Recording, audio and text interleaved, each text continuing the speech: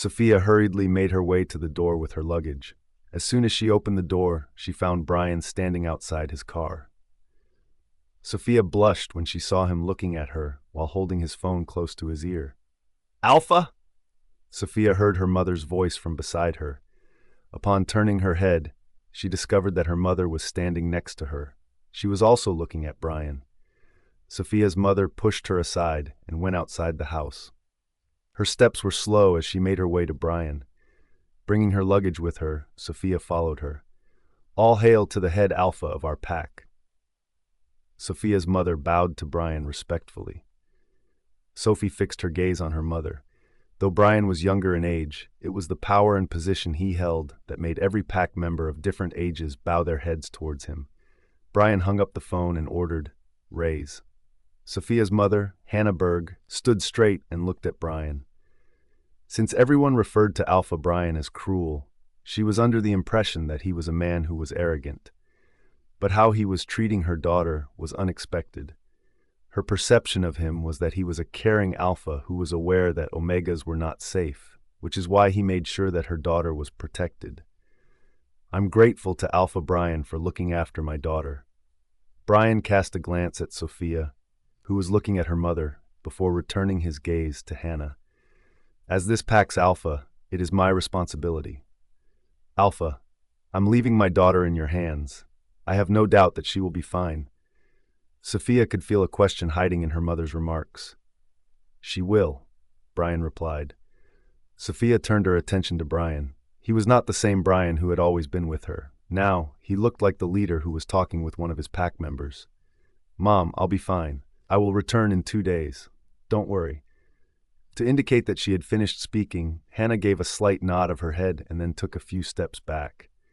Sophia walked to the back door, which was next to Bryan as he was standing near it. "Let's go, Alpha." She got inside the car.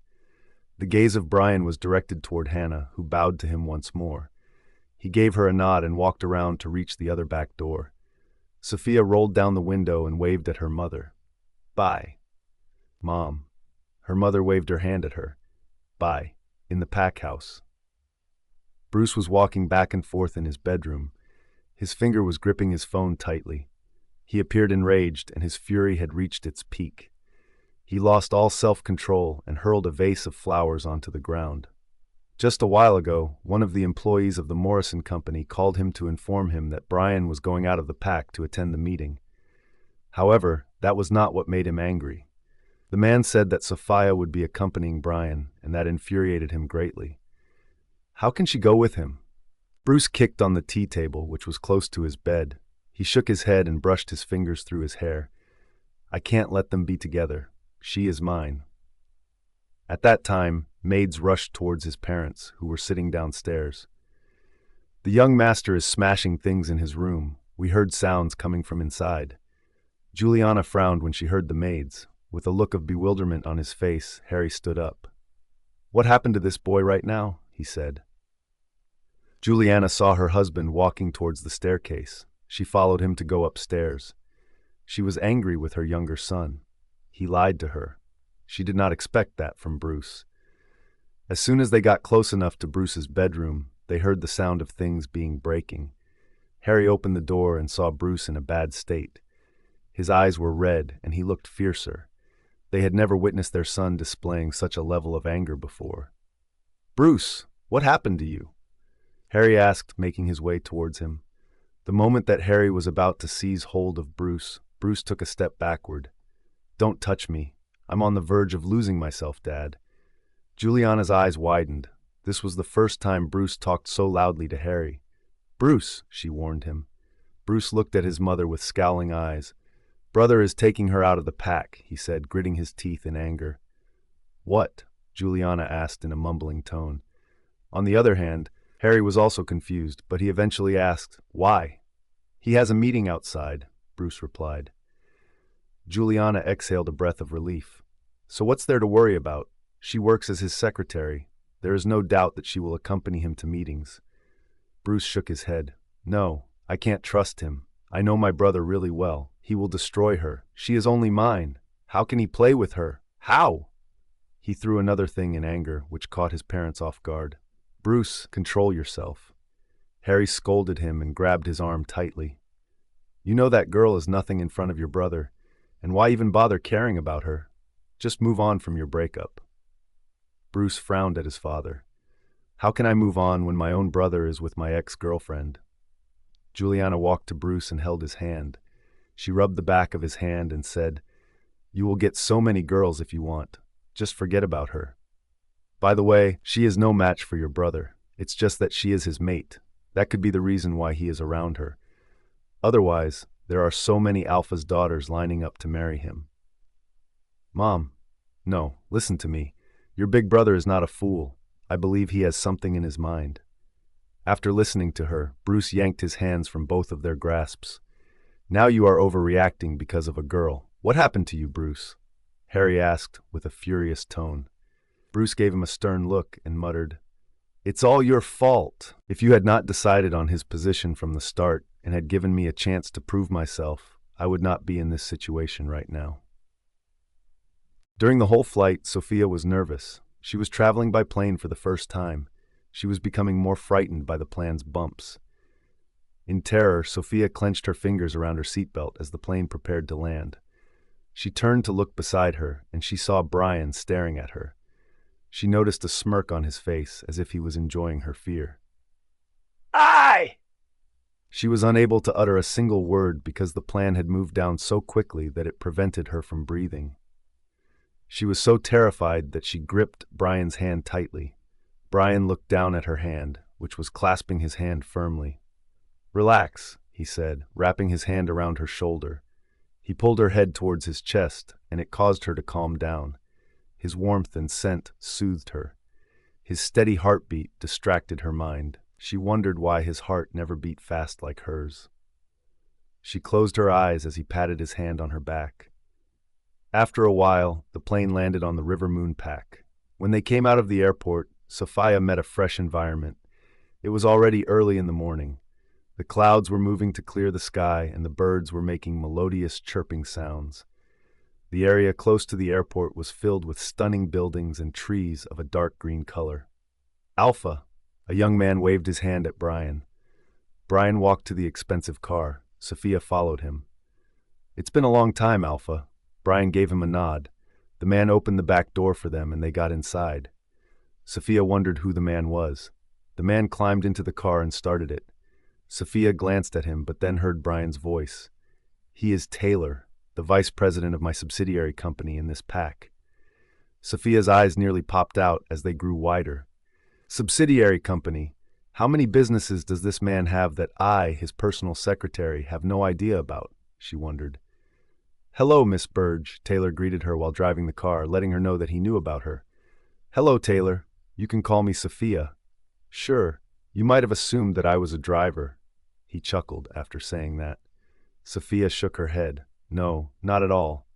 He looked in the rearview mirror to see her and said, I wanted to receive Alpha myself. That's why I am driving today. Oh, okay.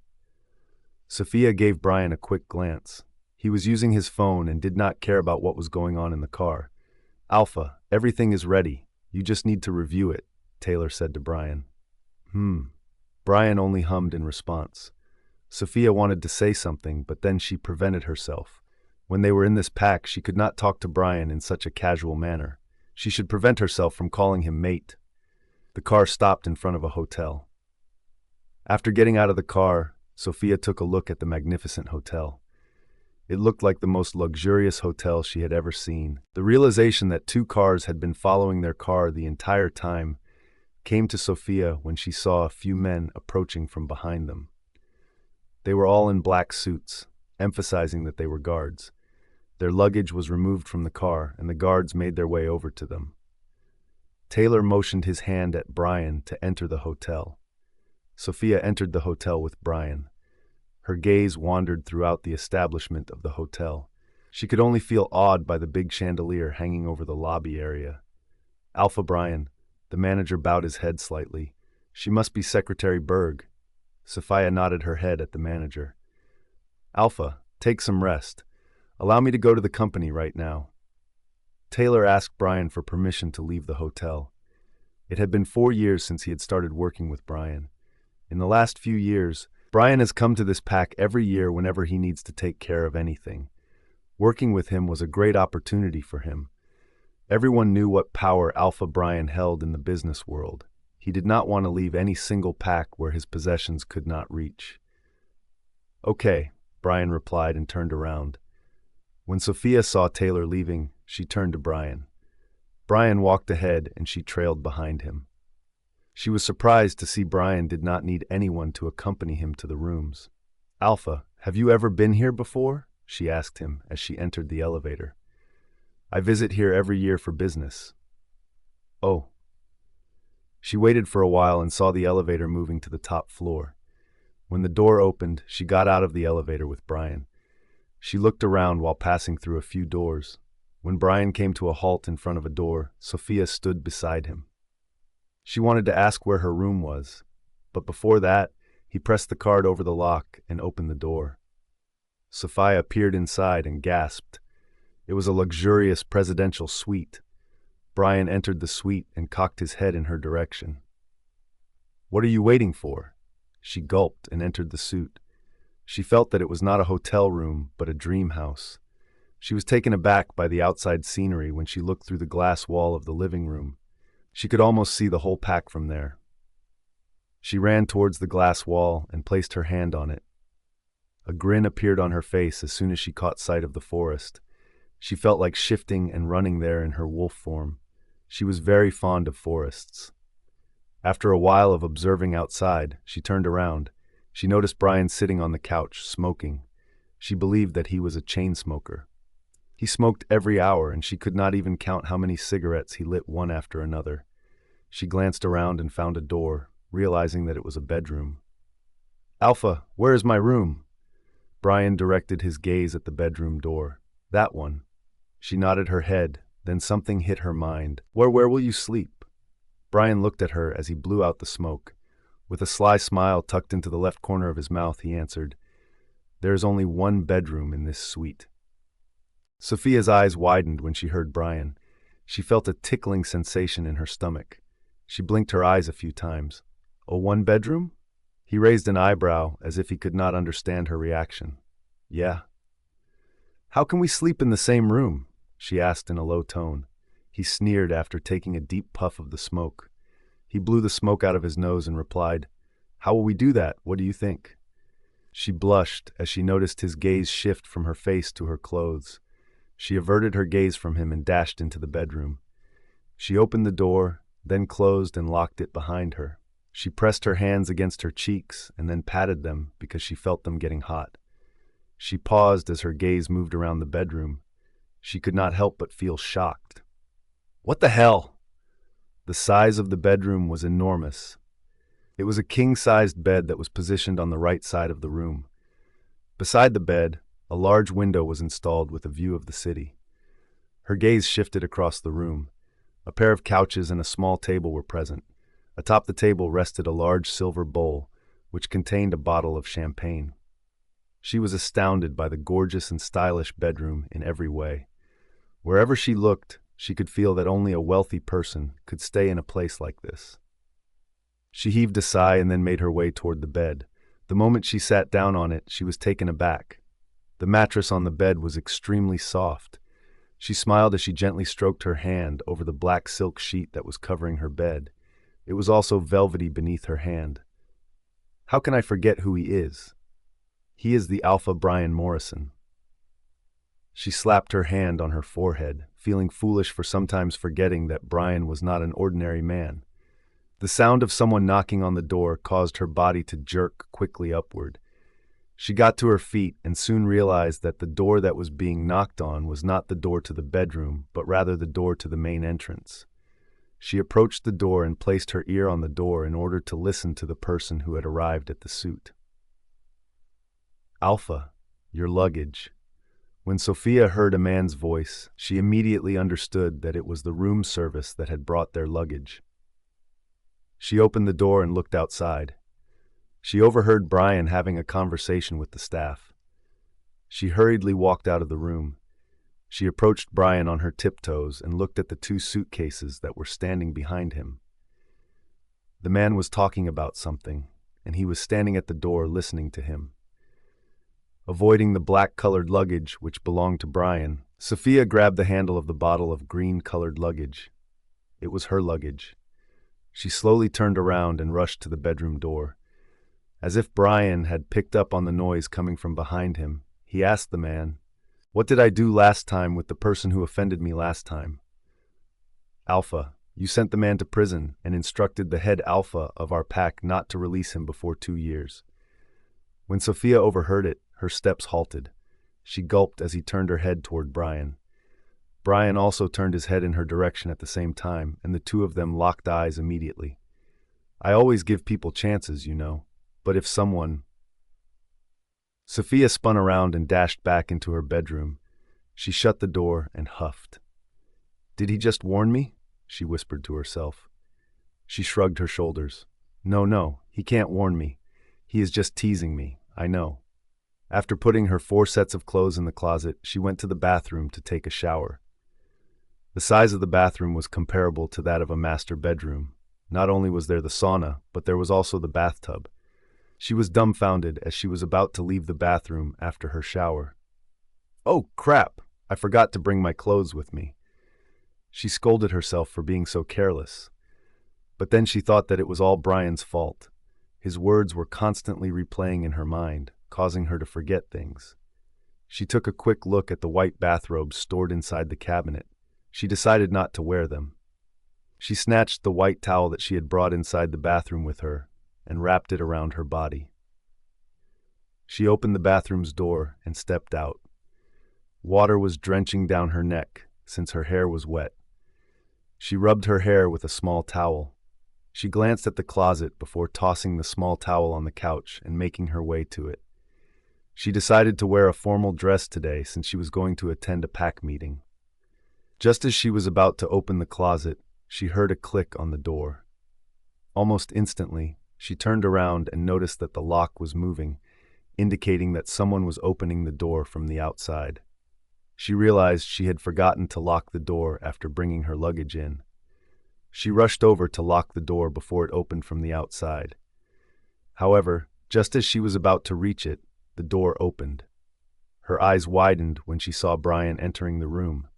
Her heart skipped a beat when she felt the towel loosen. She immediately grabbed the towel tightly, close to her chest, to keep it wrapped around her body. Bryan's eyes moved from her shocked face to her body. She was able to observe a shift in his eyes. As the dark eyes focused their intense gaze on her body, they began to become cloudy. Under his gaze, she wanted to hide every inch of her body with the towel. "Hey, Alpha!" His gaze returned to her face. His mysterious eyes met her delicate orbs once again. "Not bad, baby girl. It's only been an hour since we arrived here, and you are already seducing me." Sophia parted her lips in shock. Almost instantly, she shook her head in decline. She did not intend to seduce him. It was just that she was an idiot and forgot to lock the door. Bryan studied her changing expressions. However, he was unable to keep his gaze fixed on her face for any longer. He lowered his eyes. His attention was drawn to the water droplets falling from her wet hair onto her bare neck. She clenched her fist on the towel near her chest, preventing him from looking into her cleavage. The towel hugged her perfectly slender and curvy body. His gaze shifted slightly and settled on her exposed thighs. Her legs looked stunning without any clothing. The desire to see her naked arose within him. He tightened his fists as his wolf growled inside him, telling him to claim his mate right now. He shut his wolf inside so that it could not take over. "I swear, I did not intend to seduce you." Her innocent tone made him draw his gaze back to her face. Her lips were trembling when she spoke with such a soft tone. He only wanted to hear his name moaned from that mouth. He wanted to leave his mark on every part of her body, including her soul. "See, can you please go outside? I am going to dress." Through her tone, he was able to sense her nervousness. A smirk appeared on his face as he came to the realization that the girl was unaware of what was going on in his head. Little did she know. Meanwhile, Sophia was taking deep breaths as she noticed his eyes scanning her body. The sight of him approaching her caused her to take a step back in response to his actions. "Alpha, what are yo?" He reached out his hand and grabbed her hand. She gasped when he drew her closer to him. Her body crashed into his. She bit her lower lip when she felt the closeness between them. He leaned down to meet her level. His nose touched her hair as if he were sniffing the smell of her hair. Her heart began pounding rapidly. He stroked her bare arms with his hands. His touch throbbed her wolf inside. "Mate," she mumbled as she closed her eyes. His fingers slowly moved across her skin, igniting her entire body. Bryan lowered his head, leaned into her ear, and then whispered, "You know I have an important meeting to attend, right? Why are you testing my patience?" She shook her head and opened her eyes. She wanted to hug him and told him that she was doing nothing. But if she tried to hug him, the towel would fall off her body, which she did not want. "I am not doing anything," she replied with a shaken tone. She put her other hand on his shoulder and rested it there. His hands paused when he felt how nervous she was. She was feeling embarrassed by showing up like this in front of him. His hand moved slowly to her back, resting around her waist. She thought he would do something to her. But to her surprise, he whispered in her ear again, "Relax. I was just teasing you. There is no need to be nervous like this." His deep tone could not relax her. It only increases the pace of her heartbeat. But after a few seconds, she realized what he had just said. Bryan moved his head. Her wet hair brushed against her face when he did that. He looked at her face and said, "Get ready and come out. I'm waiting for you outside." After saying that, he stood tall and backed away. She saw him turn around and exit the room. She stared at the door for a while. She flushed red and covered her face in embarrassment. "Ah! How can I be this stupid? He was only teasing me." She quickly pulled out a dress from the closet and put it on. Later, she did not take much time to get ready. When she opened the door, she found Bryan dressed in a new suit. How did he take a shower and change his clothes? Did he lie to me about the suite only having one bedroom? Her eyes fell on another door in the living room. She noticed that the living room had an attached bathroom. "Ready?" she heard Bryan. She looked at him and gave him a nod. "Yeah." He took a brief look at her clothes before nodding back. She lowered her head and looked at her clothes. She was dressed in a coat skirt with a V-cut that clung to her hips and reached all the way down to her knees. On top of that, she wore a blue suit jacket and a white shirt underneath. "You looked more like a CEO than a secretary," he muttered as he made his way to the door. His remarks shocked her. Should she change her dress? She then pushed the thought out of her mind because she did not have enough time to go inside the room and return after changing her clothes. Both of them left the hotel and got into a new car. Sophia assumed Bryan had rented the car, but she soon realized he had purchased it recently. The driver said he changed the car. He had another car before this one. Sophia felt that rich men had their own world where they could buy expensive things and change them according to their wishes at any time.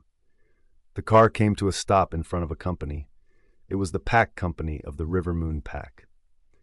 The beta of the pack welcomed them as soon as they entered the company. He led them into the conference room, where they met the CEO and Alpha of the River Moon Pack. "Alpha Bryan, it's a pleasure to see you in my pack." Alpha Elias spoke up the moment Bryan entered the room. He shook his hands with Bryan and then moved his gaze to Sophia. "Hello, Alpha Elias. This is Sophia Berg," Sophia said, shaking her hand with him. Alpha Elias was a young man in his early 30s. He smiled as he nodded his head at Sophia. Sophia looked at the other men who were standing to greet Bryan. Alpha Elias introduced her to his secretary, a young and attractive woman. They greeted each other. After the greetings, Alpha Elias took his seat in the head chair. Bryan sat in the other head chair. Sophia stood next to her Alpha, holding a tab in her hand, just like Elias's secretary. "Sit," Bryan said, turning to face Sophia. Sophia was stunned. It was the first time he had ever permitted her to take a seat in the meeting. "Where would I sit?" she asked, glancing at the empty seats, which were a little further away from Bryan. Bryan shifted his attention to the man, who was also an Alpha, and was seated on the right side of his chair. He then pointed the man in the direction of the seats that were empty. "Go sit there. My secretary will sit close to me." Everyone in the conference hall was shocked. They turned their attention to Sophia. Meanwhile, Sophia felt awkward under their gaze. However, she could not deny that she was also surprised. She did not expect Bryan to ask another alpha to leave his seat for her. That alpha rose from his seat and walked toward the empty seat. Sophia could see that he felt a little embarrassed. Bryan looked at Sophia, directed her to the seat on his right side, and said, "Sit." She hurried over to her seat, not wanting to attract any more attention. As she sat down on the chair, Bryan told Alpha Elias to continue the meeting. Sophia looked at Alpha Elias's secretary, who was looking at her with a puzzled expression. Elias did not tell her to sit down. Sophia averted her gaze from her and paid attention to the meeting. Sophia could not keep track of how long the meeting went on. The meeting went well since Bryan agreed with Alpha Elias and they signed the deal. When they left the conference hall, she realized it was noon. Stepping out of the lobby area, she followed Bryan behind. Her steps halted when her stomach growled inside, making her feel starving. She grabbed her stomach, realizing she was hungry. Bryan turned his head toward her. "What happened?" She gave him a smile before shaking her head. "Nothing." His eyes shifted to her body, and he saw her covering her stomach. "Don't worry, we are returning to the hotel. We will have our lunch there." Her eyes lightened up. She felt relieved that she would no longer be hungry. "Okay." They arrived at the hotel and went to their suite. As soon as Bryan opened the door to enter, Sophia quickly took off her high heels and dashed to the couches. She sat down and leaned her back against the couch, then closed her eyes. "The meeting is over. Such a relief," she mumbled to herself. Bryan was watching her every move. He took a look at her high heels, which were on the floor, before making his way over to the couches. He sat down next to her.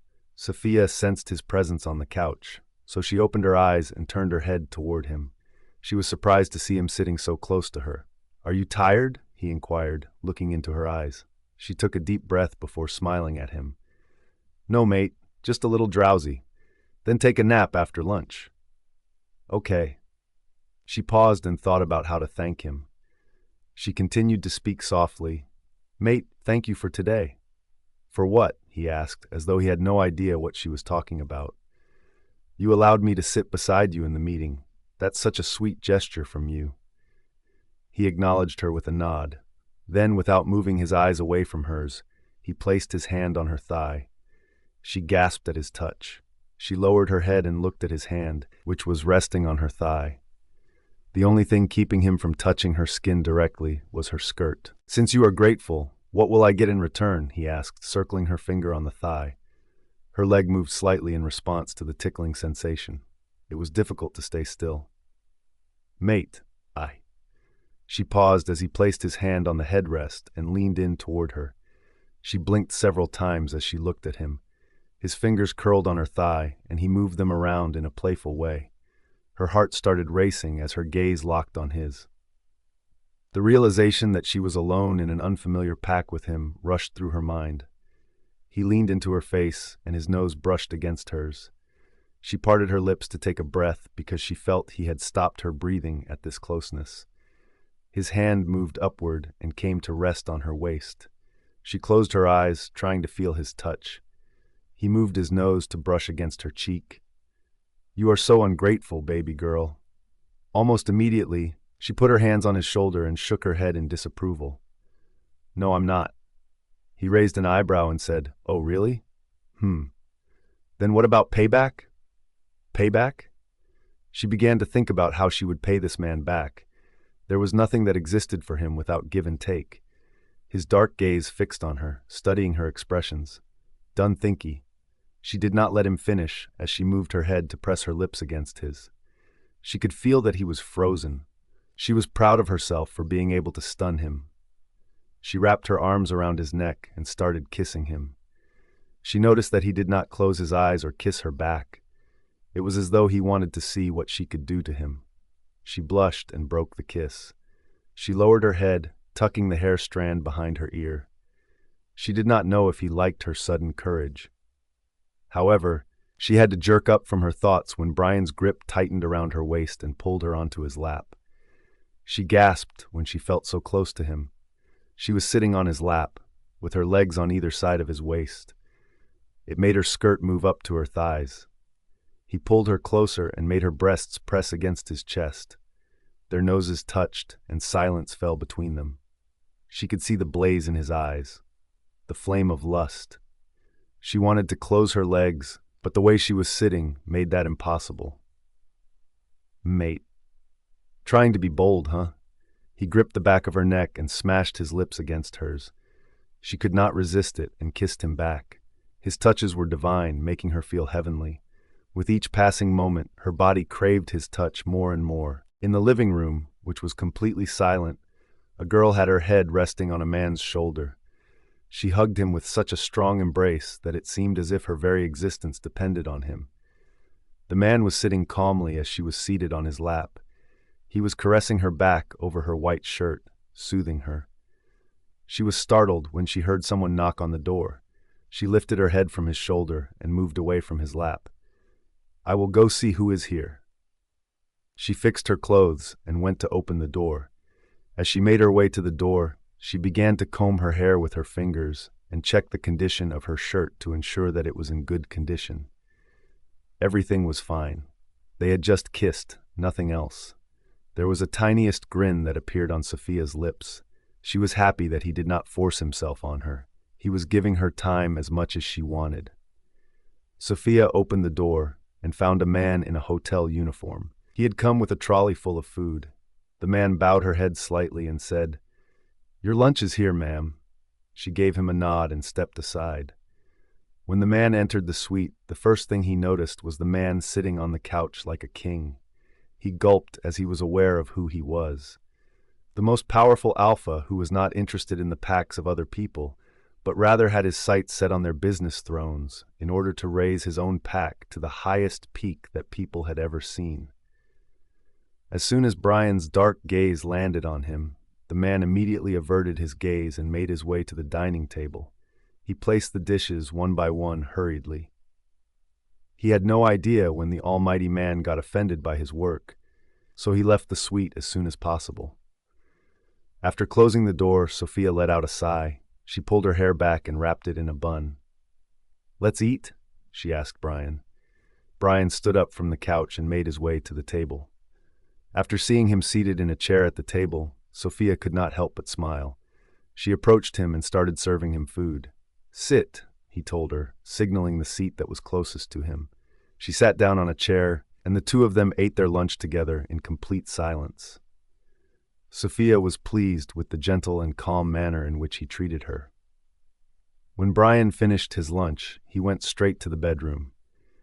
Even though he instructed her to leave the dishes on the table for room service, Sophia went ahead and washed them anyway. Everything that a house ought to have was present in the suite. It had a kitchen, too. She could cook anything she wanted there. So she just went there with dishes to feel like home. The thought that she was going to be staying there with Bryan caused her to flush. She was about to sit down on the couch when she noticed Bryan emerging from the bedroom wearing a brand new suit. He had just finished taking a shower, as evidenced by the fact that his hair was damp. She walked over to him while maintaining her upright posture. While gently holding his hand, she inquired, "Mate, are you going somewhere?" He looked at her. His eyes caressed on her face, observing her innocent expressions. "I'm going to my company."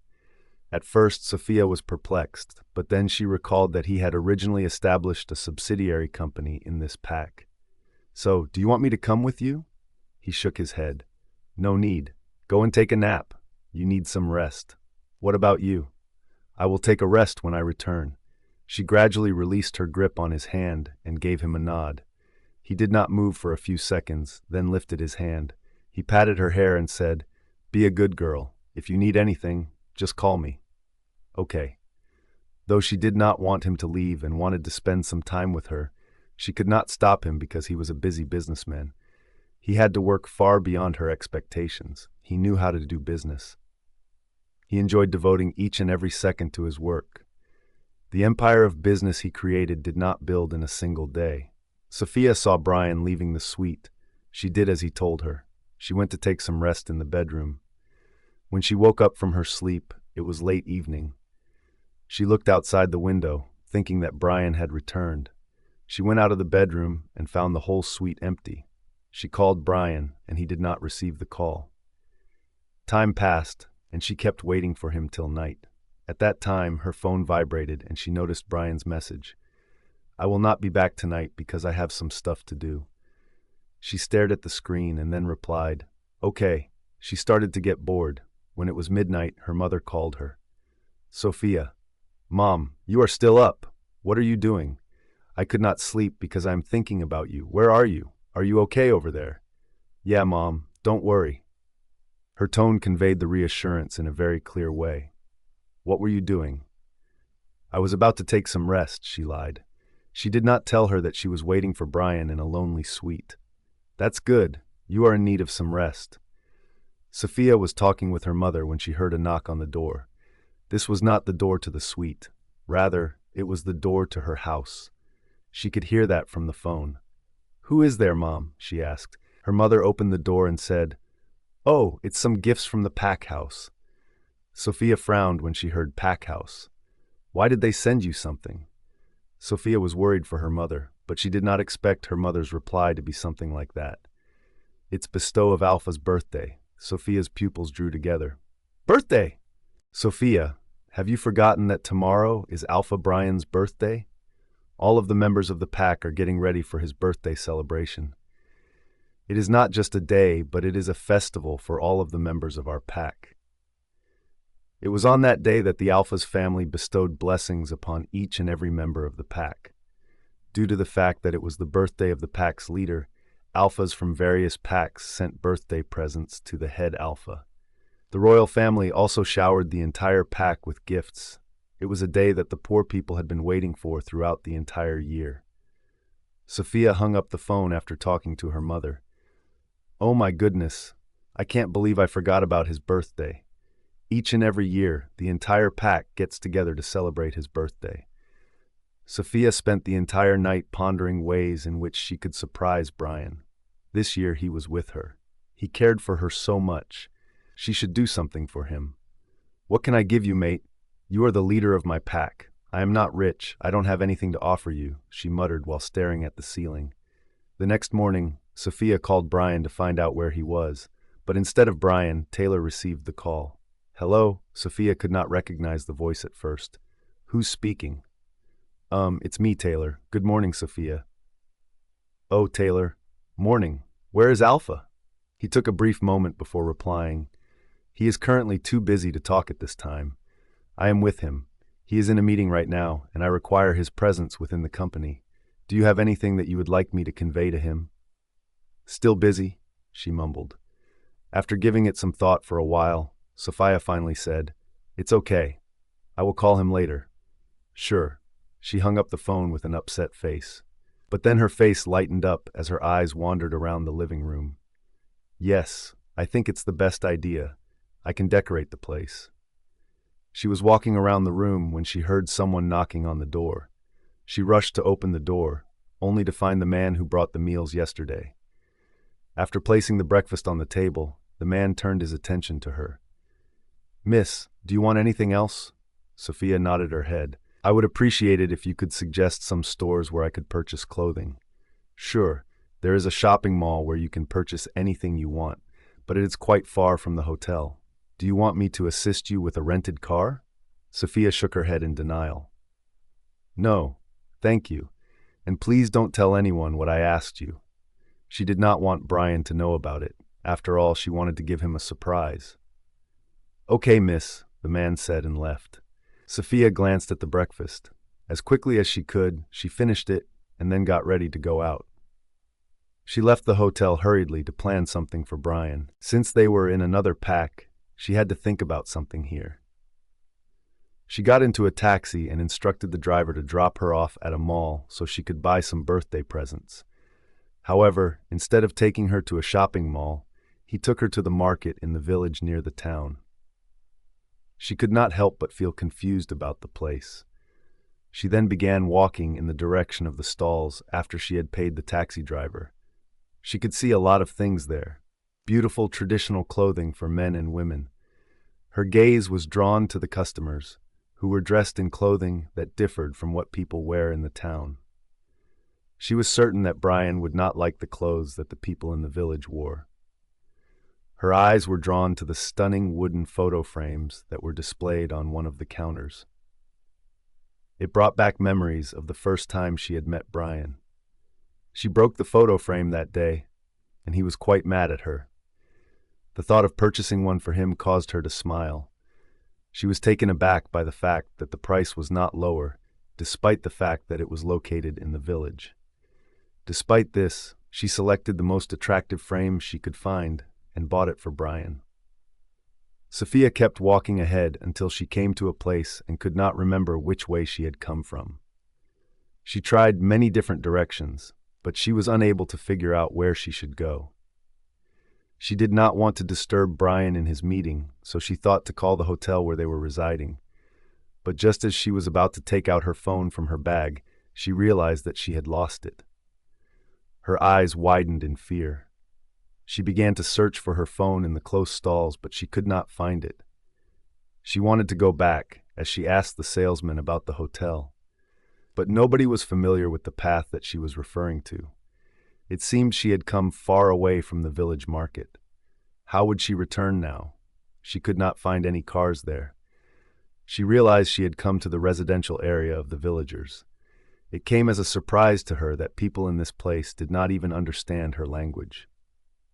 Losing her every way to return, she walked like a helpless girl while looking at the ground. She was very scared of this unknown place.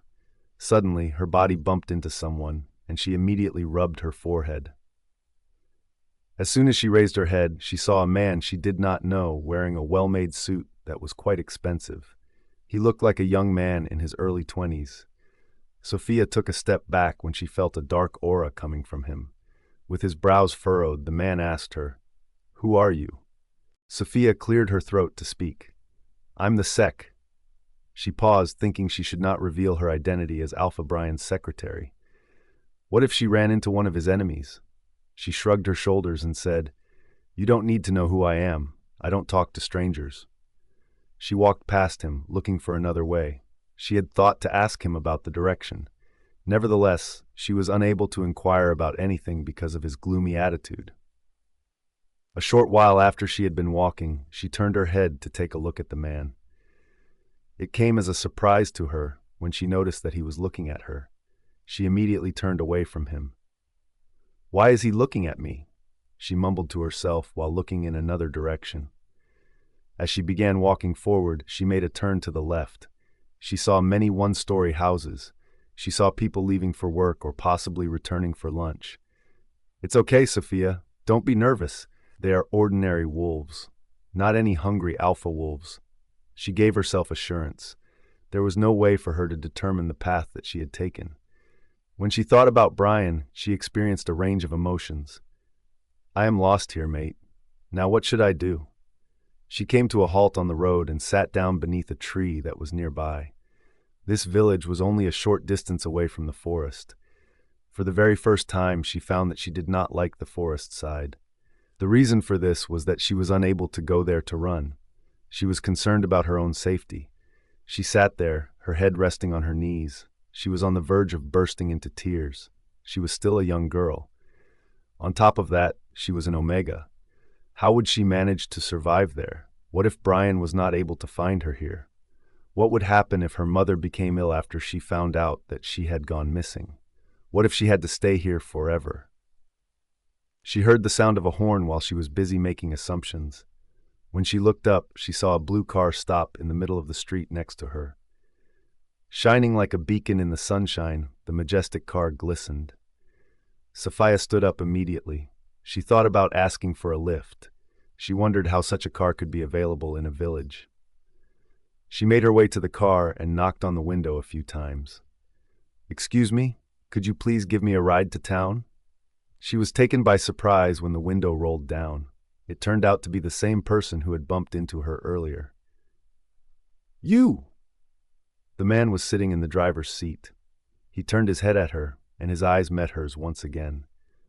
Every worry in the world seemed to melt away from his expressionless eyes. If someone were to look into his eyes with great attention, they might notice something strange in them. They were not clam, but not cloudy either.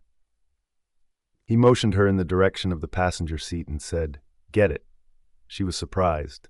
Did he really mean he would help her? As he put on his sunglasses, he spoke to her again. "Don't waste my time." As quickly as she could, Sophia made her way to the opposite door and climbed into the passenger seat. "Thank you so much," she said with a low tone. He did not respond, as if he had not heard her. He started the car and turned it around the opposite way. Keeping her eyes fixed on the road, Sophia maintained her silence. Seeing the expressions of shock on the faces of the villagers, she was left bewildered by the situation. They bowed their heads with shaken bodies when the car drove past them. Slowly, Sophia turned her head in the direction of the man. Is he someone powerful? What was the reason that the villagers were bowing down to him? She pondered. "Stop staring at me like that. I have already booked a woman for tonight." His statement astounded her. "Excuse me?" Did he think that she was a prostitute? The man turned his head toward her to glance at her. She looked at his face and realized that he was quite handsome, but she felt that no one could match Bryan's handsomeness. Turning her gaze away from the man, she uttered, "You are misinterpreting me. I am not a girl who—" "Then why were you following me?"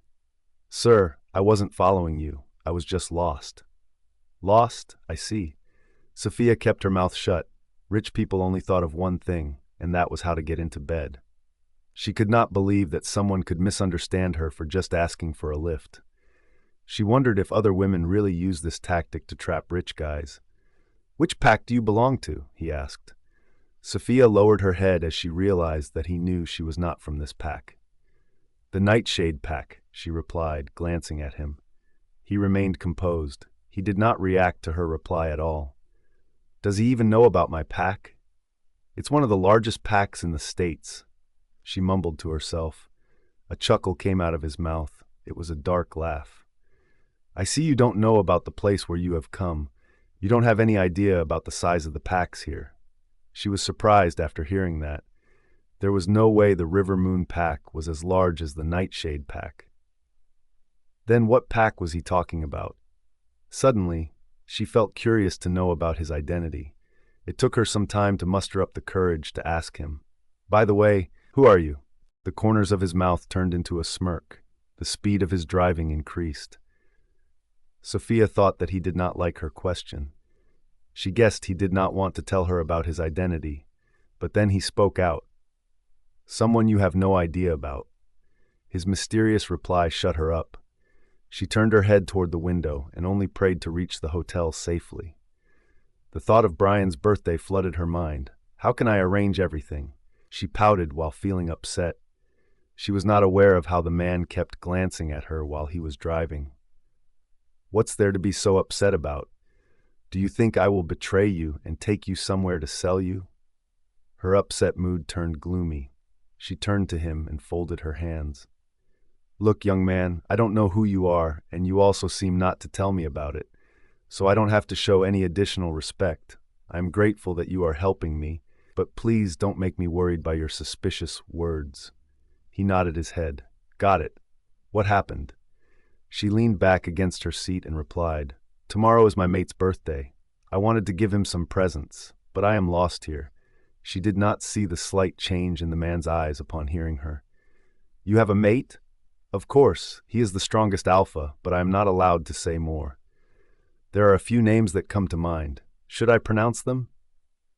Sophia sneered and thought, "A few names? He's the only one." She sighed and shook her head. "I lost my phone in the village market. I don't know how to contact him. Could you give me your phone for a minute? I want to call him." He was silent. She did not know if his silence meant no. She noticed him pulling out his phone from his pocket. It was his watch that caught her attention. It was insanely expensive. It reminded her that she had seen that brand's watch in Bryan's hand before. There were only a few pieces available in the entire world. If this man could afford so many expensive things, wouldn't it indicate that he was someone powerful? She thought he would give her the phone to let her call Bryan, but instead he dialed a number and said, "A girl will give you some details. Find the phone as soon as possible." He then handed the phone to Sophia. Sophia could not be more surprised. She held the phone close to her ear. The person on the other end of the phone spoke to her very professionally. He asked for her phone number first so that he could track her phone. Then he asked for all the details of her phone, including the color and model number. After talking with the man, Sophia felt relieved. He assured her that her phone would be back to her soon. Thanks. She gave the man his phone back. He took off his glasses and replied, The car drove for a long time. There was complete silence throughout the entire ride. When the car came close to a shopping mall, Sophia spoke out, Stop. The man parked the car on the side of the road. I want to get down here. His eyes briefly shifted to the shopping center, and then he turned his attention to her. Why? I'm going to buy some things for my mate, she replied with a smile. He stared at her for a while. Under his gaze, she experienced a sense of unease. After all, he was a stranger to her, a stranger who helped her make her way back to the town. She unfastened her seatbelt and got out of the car. She lowered herself to the window and said, Thank you once again. I can go back to the hotel from here. I want to surprise my mate, so I have to buy a few things for him. Sophia turned to the shopping mall and headed for the entrance. It was already evening, and she did not want to be late for tonight. From the window of the car, the man's eyes were fixed on her until she disappeared inside the mall. As a gift for Bryan, Sophia purchased a white shirt. She thought about buying a watch, but the man who helped her came to mind. The realization dawned on her that Bryan wore only branded clothing. She could afford a branded shirt, but to get the branded watch Bryan usually wore, she would have to sell her house. She bought accessories that she could use to decorate the suite. She found scented candles and bought so many of them. She did not forget to buy a birthday cake. She had her meal there because she was starving from not eating lunch today.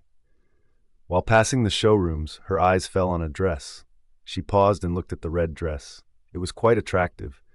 It was a revealing dress that exposed the neck, arms, and one leg. She blushed, imagining Bryan's reaction if she wore it tonight. She took a deep breath and decided to buy the dress. It was Bryan's birthday.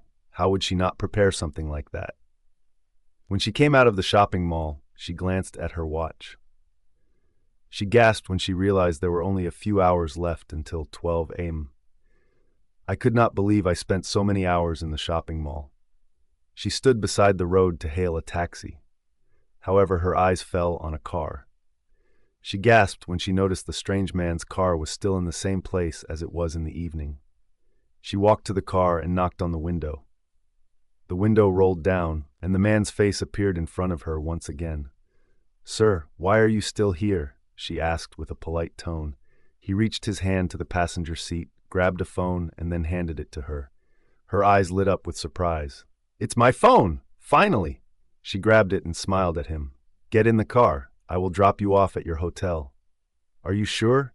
she asked, looking at the road. It was night, and she was afraid of her safety, too. She did not want to trust any taxi driver again. "Yeah," the man replied. She nodded and opened the back door. After she had finished placing all of the bags in the back seat, she shut the door. She then climbed into the passenger seat. The man started the car. She told him about the hotel where she was staying. In half an hour, they reached the hotel. She felt relieved that she had come back safely. It was all because of the kind man sitting next to her. She opened the door to get out of the car. She closed the front door and then went to the back seat to retrieve all her bags.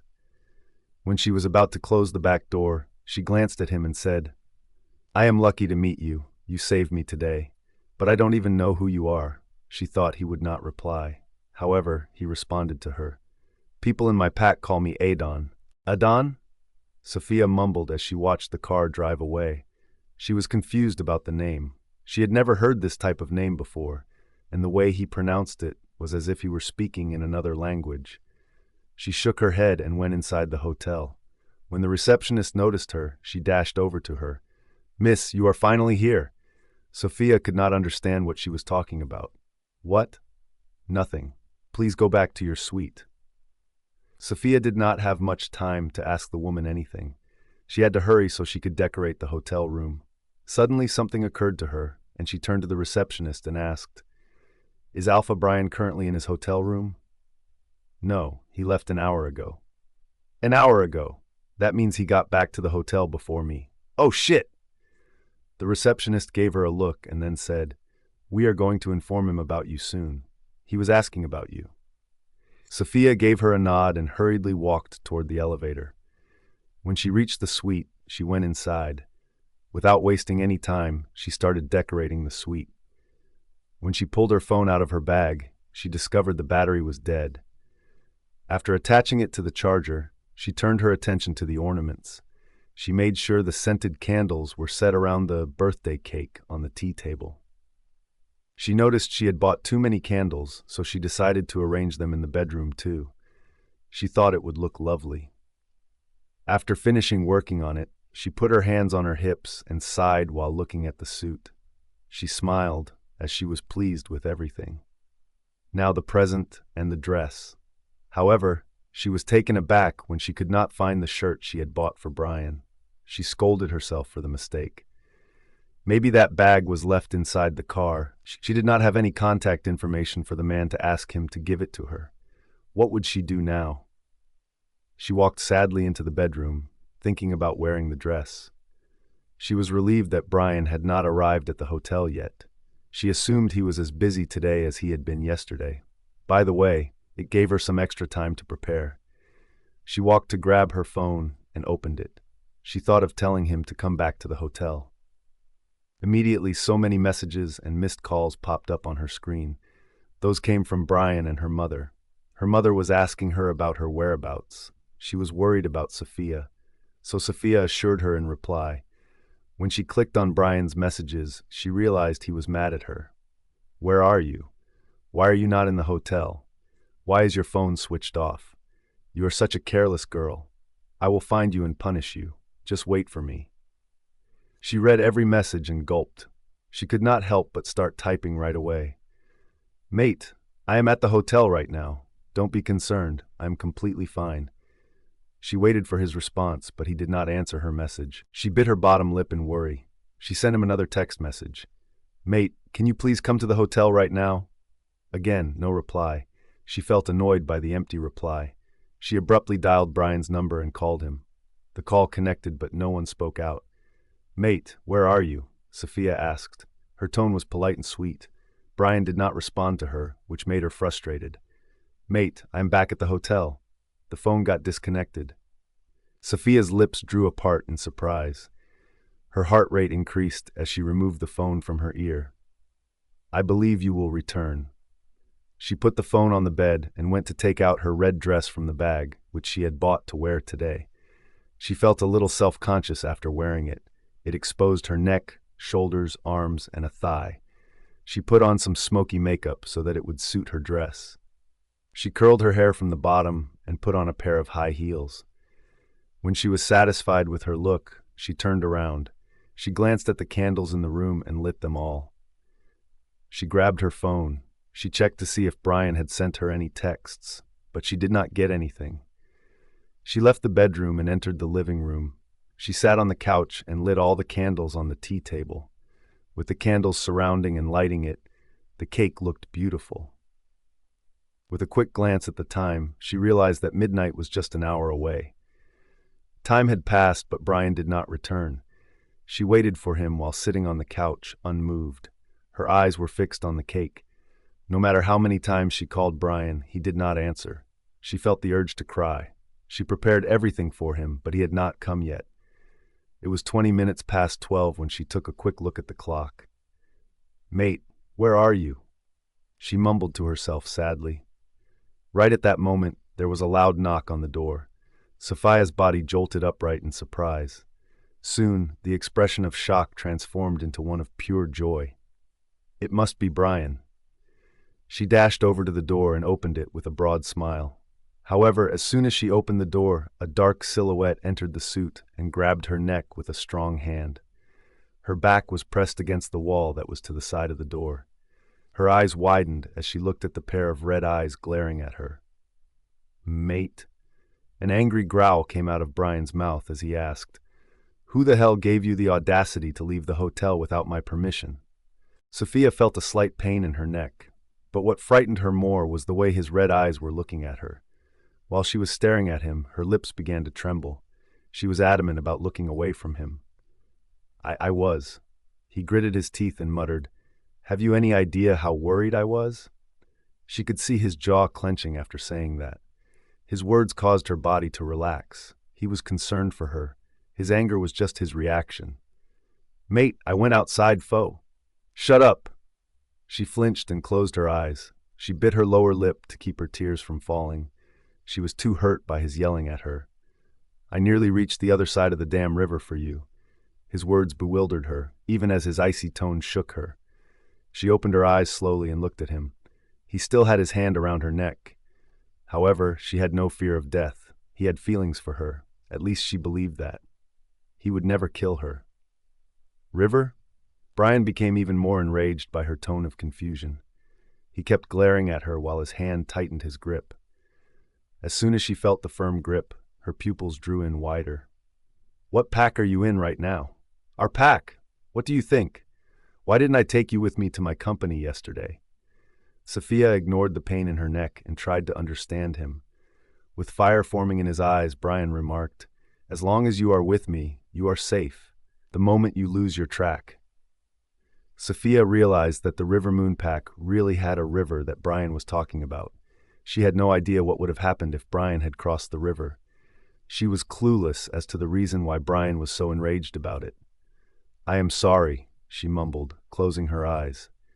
Tears rolled down her closed eyes. She knew she made him worried, but he was hurting her. She did not expect that from him. "Why are you crying?" he asked, feeling more furious as his eyes fell on her tears. "You are hurting me." He glanced at his hand that was wrapping around her neck.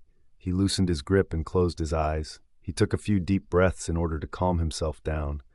When he opened his eyes, they were back to black. "Open your eyes."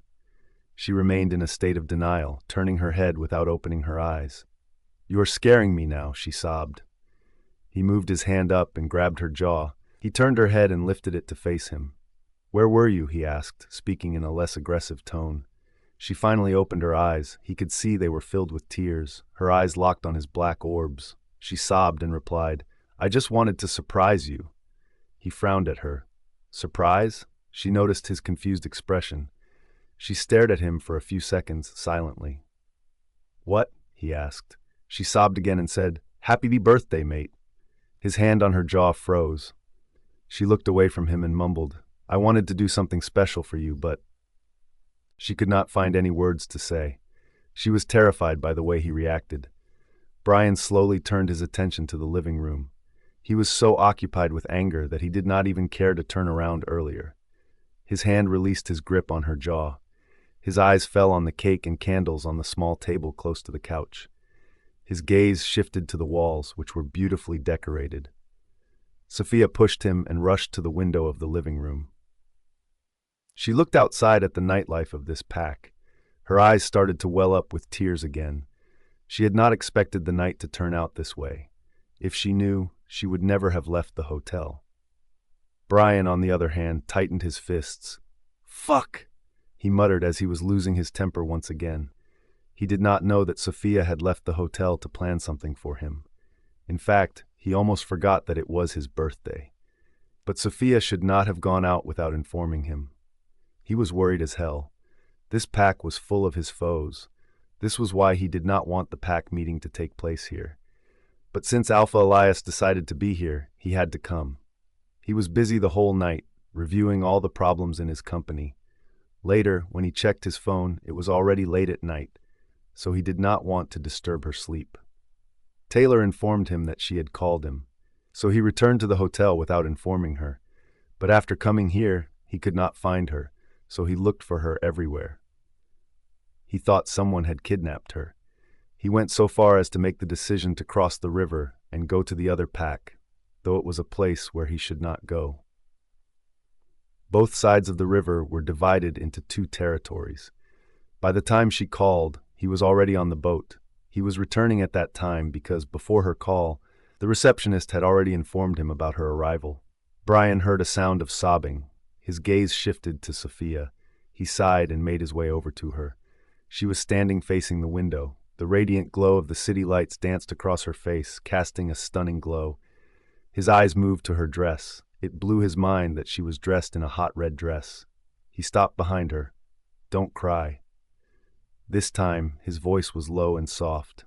Nevertheless, she did not give him any kind of response. He wrapped his arms around her waist and pulled her close to him. Sophia let out a gasp as her back made contact with his firm chest. She turned around to face him and shook her head. "I don't want to talk to you." His dark eyes, which were fixed on her, slowly moved to her lips, but then they shifted to her neck. A look of rage appeared in his eyes. His fingerprints left slightly faded red marks there. She followed his gaze.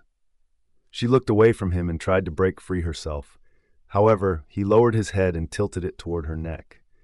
She was shocked when he kissed her neck and said, "I'm sorry, baby girl." She closed her eyes as though the mere kiss of his lips had melted her entire being. Slowly, all of the pain that had been in her heart began to wane. He pulled her closer to him and brushed his lips on the marks. With his head turned away from her neck, Bryan turned his attention to her. "I shouldn't have reacted like that." She opened her eyes and her gaze met his. The mysterious eyes stared into hers. She had no idea why they always appeared to be either calm or angry. There were only two emotions reflected inside them. Why was it that she was unable to see what she desired to see in them? She lowered her head and gave him a slight nod. After straightening his posture, he exhaled deeply. He patted her head and said, "It's late. You should go to sleep now. We will have to return our pack tomorrow." Sophia lifted her head to look at him. It was then that he turned around and started walking. She hurried over to him and took his hand in hers. "Mate," he paused, turning his head toward her. With tears in her eyes, she looked at him. "It's your birthday," she mumbled in a lower tone. He turned around and took her hand. "I don't cut cakes on my birthday." She was stunned. Why did he say that? What people did not like to cut cakes on their birthdays? She remembered how Bruce always celebrated his birthday in the pack house, but she had never heard of any birthday party in the pack house for the head alpha, but only the celebration around the pack members. "Why?" she asked. He shook his head. "It's kind of childish. I am not used to it." She stared at him. Why did his parents not get him used to celebrating these occasions? He did not know how worthy this day was. It was his birthday. That was the day he was born. Sophia felt that in front of her was a stubborn child who did not want to enjoy his life. It made her feel sorry for him. It looks like no one taught him how to live his life other than by working, she thought to herself. She reached out and grabbed his arm, and then she began to move toward the couches. "I've worked on it for the whole day. Please cut the cake for me. You don't have to celebrate. I will celebrate for you." She stopped in front of the table. There was a grin that appeared on her lips. "I was wondering if you liked the cake. I spent 2 hours in the shop waiting for this cake." Bryan's eyes slowly moved to the cake. It was a cake made with dark chocolate, but the eye-catching side of the cake was the golden crown on top. It was glimmering, demonstrating its glory. "A crown?" he asked. She smiled while looking at the cake. "Yeah." She sat him down on the couch and sat next to him. "You are the head alpha, the leader of the pack. But for me, you are my king." Even though Sophia's voice was low, he was able to hear her very clearly. He turned his head toward her. She lowered her head and began to fiddle with her fingers. "Mate, you apologized, and I accepted your apology. Now, please don't be moody and celebrate your birthday. I prepared all of this just for you." "Okay." Just that simple, okay, spread happiness in her mind. She gave him a broad grin and held the plastic knife in her hand. She handed him the knife and said, "Wait, let me light the main candle." She took the thin candle that was placed beside the cake and lit it. After putting the candle in the center of the cake, she spoke. "First, close your eyes and make a few wishes, then blow it." Bryan stared at the candles for a while.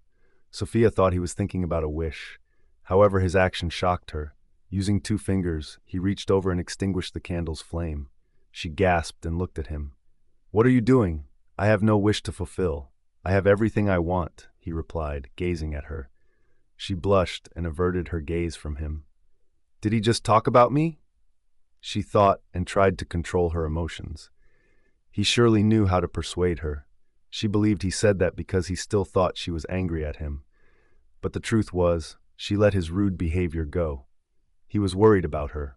That was why he reacted like that. She was happy that, at least, he admitted his concern for her. Bryan cut the cake while she was clapping for him. She was the one who took a piece and fed it to him. "Now it's my turn," she said, signaling him to the cake. He took a piece and moved the cake toward her lips. She ate the piece and closed her eyes. It's really tasty." The corner of her mouth caught Bryan's attention. "Wipe the corner of your lips." She listened to him and frowned in confusion. She wiped the other side and asked, "Is it okay?" He answered by giving a small shake of his head. "Mate, can you wipe it for me?" she said, glancing at the tissue box near the candles. "Sure," Bryan replied with a smirk. The smirk on his face left her bewildered, but she was taken aback when he moved closer to her. "What?" She moved back until her back pressed down on the couch. "I was just asking you to wipe it with." He leaned down on her face and interrupted her. "You asked to wipe. Now that's my call. How will I wipe it?" Saying this, he tilted his head and used his tongue to wipe the corner of her lips. Her eyes widened, and her cheeks became flushed. Her lips parted as his hand caressed her bare leg, which was exposed due to the cut of the dress. He moved his head to her ear and licked her earlobe before whispering, "I see. You prepared yourself for me." Sophia blushed and turned her head on the other side. It gave Bryan a view of the soft skin on her neck. With a slight movement of his head, he began to kiss her neck. She was completely blown away by his kisses. He leaned his body against her, and she felt half of his weight on her. She immediately wrapped her hands around her neck. Her fingers brushed through his soft hair. She closed her eyes to feel his touch on her skin. The hand that he was using to gently stroke her leg moved upward until it reached her breast, where it remained stopped. Ah! She was feeling things at the moment that she could not believe. They were lying on the couch, which made her feel so close to him. The way he was kissing her neck and touching her breasts turned her on. She let out a gasp as soon as her eyes met his. Soon after, the desire began to spread throughout their bodies. His eyes moved from her face to her body, and he mumbled something under his breath. "You look so fucking hot!" Taking it as a compliment, she bit her lower lip in an effort to reduce the redness that was beginning to appear on her cheeks. He placed his hands on her lips, then removed her bottom lip to prevent her from biting it. "Tonight you broke my patience with you." "No, I was just trying to look." Without waiting for her to finish, he pressed his lips against hers and smashed them together. He moved his lips on hers in a way that was both slow and desperate, as if he slowly wanted to eat them entirely. His tongue rubbed on her lower lip. Bryan took off his suit jacket and threw it on the floor. It did not take time for her to understand what was on his mind. She was a virgin. She had never done that with anyone before. She was afraid. She felt an unknown fear inside her. Before she wore this dress, she did not give it any thought. She thought they would spend some loving time together, not thinking about having sex. When Bryan's hand started to move on the back chain of her dress, he kept his gaze fixed on her. Immediately, she tried to stop him by pressing on his chest. A frown appeared on his face as he cast a glance at her hand before turning his attention back to her. "I have never done that with anyone before," she said. His hand froze as his brows rose in surprise. As she looked into his eyes, she noticed a change. She recalled how he had accused her of attempting to seduce him in the past. Did he think that she had done that many times with others? He blinked his eyes and moved away from her. He sat up and turned his gaze away from her. She stared at him while lying on the couch. She could not understand his look. Why could she not read him? While she slowly sat up, she took his arm in hers.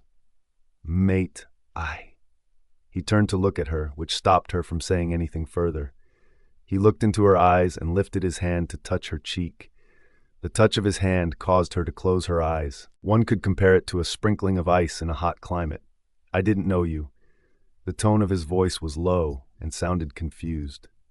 She opened her eyes and looked directly into his eyes. She held his hand, which was touching her cheek, and said after breaking eye contact, "I never got close to anyone other than Bruce. And she paused for a breath before continuing, I have never let him touch me like this. He was able to comprehend what she meant by her words. He looked away from her. It was hard for him to believe that his brother had never slept with his girlfriend.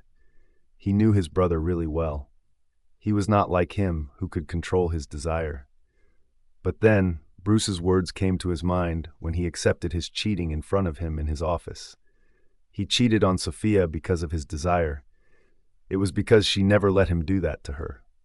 Sophia kissed his hand when she saw him lost in his thoughts. As Bryan turned his head toward her, he removed his hand from her cheek and moved it away from her. He got up from the couch. Sophia's hand was still holding his wrist. She looked up at him with surprise. She could not help but think, did I say something that made him angry? He tilted his head to look at her for some time, then shook his head and said, The celebration is over. You can change your dress and go to bed to sleep. I'm going to take a shower. Don't worry, I won't disturb your sleep. Sophia knew what he meant by taking a shower. When he started moving, she noticed her hand loosen. He left the living room, leaving her alone. She stared at the birthday cake. The wind that was blowing in through the window was blowing out the candles. She started to miss Bryan's touch. She was frightened when he was about to undress her, but now she felt that she should have let him do that. She stood up and grabbed the cake. She walked toward the kitchen, thinking about everything that had happened just a few minutes ago. She was afraid that Bryan would change after getting her body, but the way he let her go after learning that she was a virgin and had never done that to anyone, she now fully believed that he loved her. If someone else had been in his place, he would have done everything with her already. But he gave her time. He respected her decision. He was turned on many times, but he controlled himself in front of her and never went to another woman to release his desire. After placing the cake in the freezer, she turned around and leaned against it. She took a deep breath and thought, Today is his birthday. I should trust him and give him the only thing I have as a present. It's time for me to let my guard down and give myself to him. As Sophia made her way to the bedroom, she was filled with apprehension. The moment she entered the room, she noticed Bryan smoking while standing close to the window. Mate. Slowly, Sophia shut the door behind her, her gaze remaining fixed on Bryan's back as she did so. As Bryan turned around, Sophia's eyes fell on his shirt. The first 3 buttons were opened on his shirt. His chest was visible in her eyes. It seemed like he was feeling heated for some reason. That was why he unbuttoned his shirt. You can sleep without any worries. I was just going to take a shower. His voice was calm. He took the last puff of the cigarette and then threw it on the floor. Sophia's eyes were focused on his every action. The way his lips moved when he talked, the way his eyes closed when he inhaled the smoke deeply, everything was mesmerizing to her. Bryan turned in the direction of the bathroom and started to walk. When he was halfway there, Sophia rushed toward him and hugged him from behind. Bryan's steps halted when he felt her touch. Mate. What happened? He asked. His voice was raspy, not calm anymore. She gulped as she felt the warmth of his body. She broke the hug. He turned around to face her. She looked at him and bit her bottom lip in nervousness. He lifted his hand and placed it on her cheek. Why are you testing my patience? Do you even know what I can do if you keep coming in front of me like this? His deep voice rang in her ears. When she finally understood what he meant, her cheeks turned a shocking shade of red. Mate, She paused as she tried to find words to explain to him. You what? She closed her eyes and took a deep breath, then replied, I am ready. He frowned at her. What do you mean? She raised her hands and cupped his cheeks with her soft palms. I am ready to give myself to you. Bryan's eyes paused on her face when he heard her. She could not be more nervous. His eyes stared into hers without replying to her. Matt. She was interrupted when she found her back pressed against the wall next to them. In the blink of an eye, Bryan's lips locked onto hers, causing her to let out a gasp. She could not resist the urge to kiss him in return. The temperature of the room seemed to have changed from cold to heated. Bryan kissed her hungrily, as if he had been keeping himself under control all along.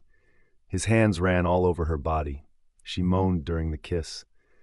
When he let go of her lips, He looked at her. His eyes glowed with lust as he shifted his gaze to her dress. "Are you sure about it?" he asked, running his thumb over her lips. Her lips trembled against his thumb. "Yes."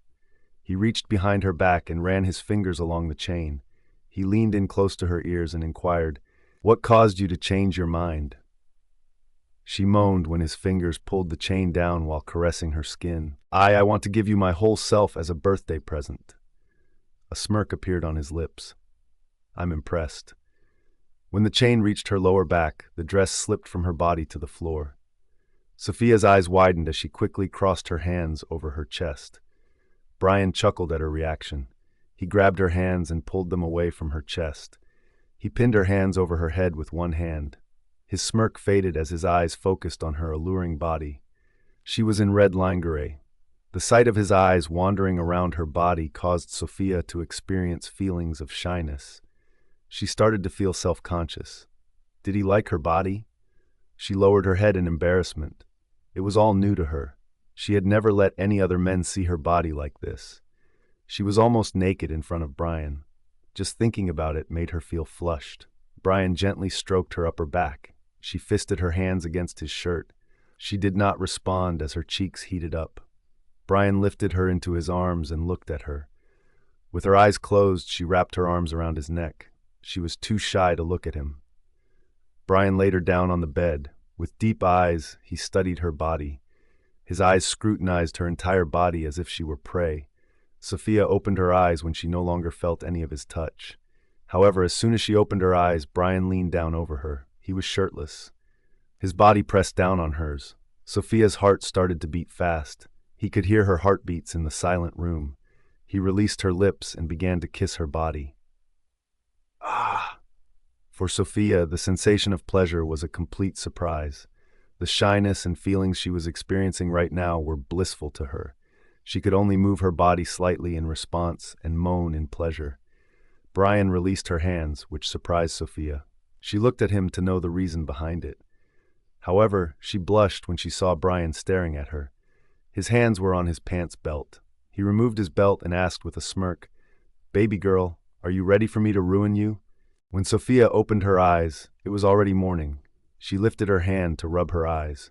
As she turned her head to the side, her gaze fell on the man sitting beside her, leaning against the headboard of the bed. He was smoking. His bare chest was visible to her. His lower body was covered with a quilt. All of the memories from last night flooded her mind. Sophia could not help but stare at the man, who looked like a Greek god. His handsome features captured her attention. His mysterious eyes were fixed on the blank wall at the end of the room. They were cloudy, indicating he was thinking about something.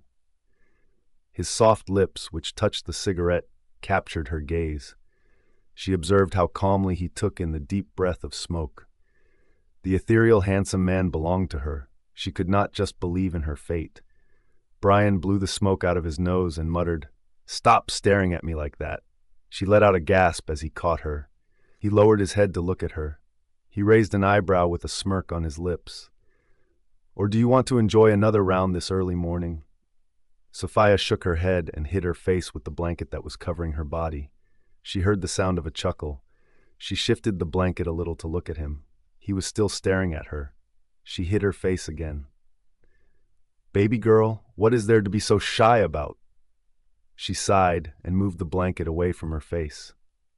Without looking at him, she responded in a mumble tone, "I am not used to it." He touched her hair and ran his finger through it. She closed her eyes as she felt blissful.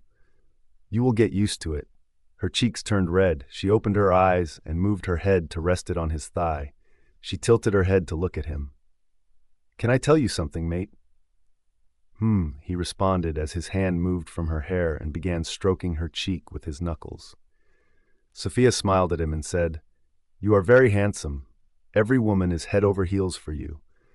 But the moon goddess selected you for me. I can say that no man can match your beautiful features." His hand paused on her head as he shifted his gaze away from her face and back to the wall. "Beauty doesn't matter in this world. Only power does. If you have power, you own everything. If you don't have it, you are nothing." Sophia felt strangely moved by his words.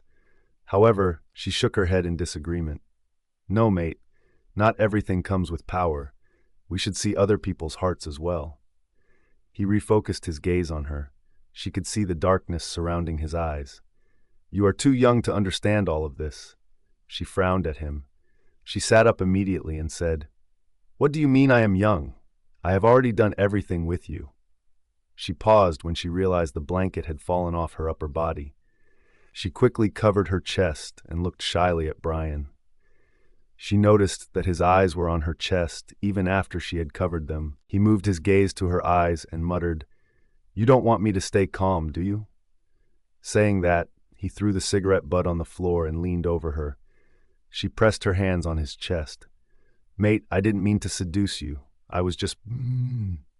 He did not let her complete her sentence and kissed her. It took him no time at all to yank the blanket off of her body. Sophia was surprised to see so many hickeys in her body. She blushed when he looked at the marks on her body. When Bryan did not let her go, she was a moaning mess with her eyes closed as he made love to her again. It was late afternoon when Sophia got ready to head to the airport. They were leaving the River Moon Pact tonight. When she came here, everything was different. Now she was closer to Bryan than before. While she was combing her hair and looking at her phone, she caught a glimpse of the medicine packet that was sitting on the nightstand. As soon as Bryan decided to leave the hotel room, he instructed a woman to bring the pill to the room. She immediately took the pill without giving it any thought. She was aware of these pills. Bryan wanted her to take that so that she would not get pregnant. For once, she thought about the future, how happy their lives would be once they had children. She patted her red cheeks and concentrated on the time. Her phone rang and she found it under the bed. The bed was messed up by how they had used it. When the staff arrived to clean the room, it is possible that they failed to notice that her phone was lying on the floor while they were cleaning. Sophia noticed that Bryan had sent her a message. He said he was outside the hotel, waiting for her. Sophia checked out of the hotel and saw Bryan sitting in a car. Their luggage was already set up in the trunk of the car. As she got closer to the car, the driver emerged from the vehicle and opened the back door for her. She sat beside Bryan, and the driver started the car, heading in the direction of the airport. Bryan turned his head and asked, How are you right now? Sophia bit her lower lip while turning her head to the other side. I'm fine. He was asking about the pain in her lower body. She was limping after they had done that again in the morning. Within an hour, they arrived at the airport terminal. While Sophia was busy holding Bryan's hand while walking ahead, another person entered the airport. His eyes landed on them, and his gaze paused on her. He ignored the man, who was walking next to her, as he stared at Sophia until she faded from his sight. The corner of his lips tugged in a curve as he muttered, Sophia Bureg. She took out her phone from the bag and began to chat with Nolan, telling him she was on the way. When they arrived at their university, they hurried to their class. After the exam, they met at the cafe. Nolan was also with them. As Sophia sat on the chair, her eyes fell on the couple who looked lovey-dovey. Nolan and Sarah were a really romantic couple. Sophia could see how they were playing hands under the table. What is your plan, Sophia? Nolan asked. What plan?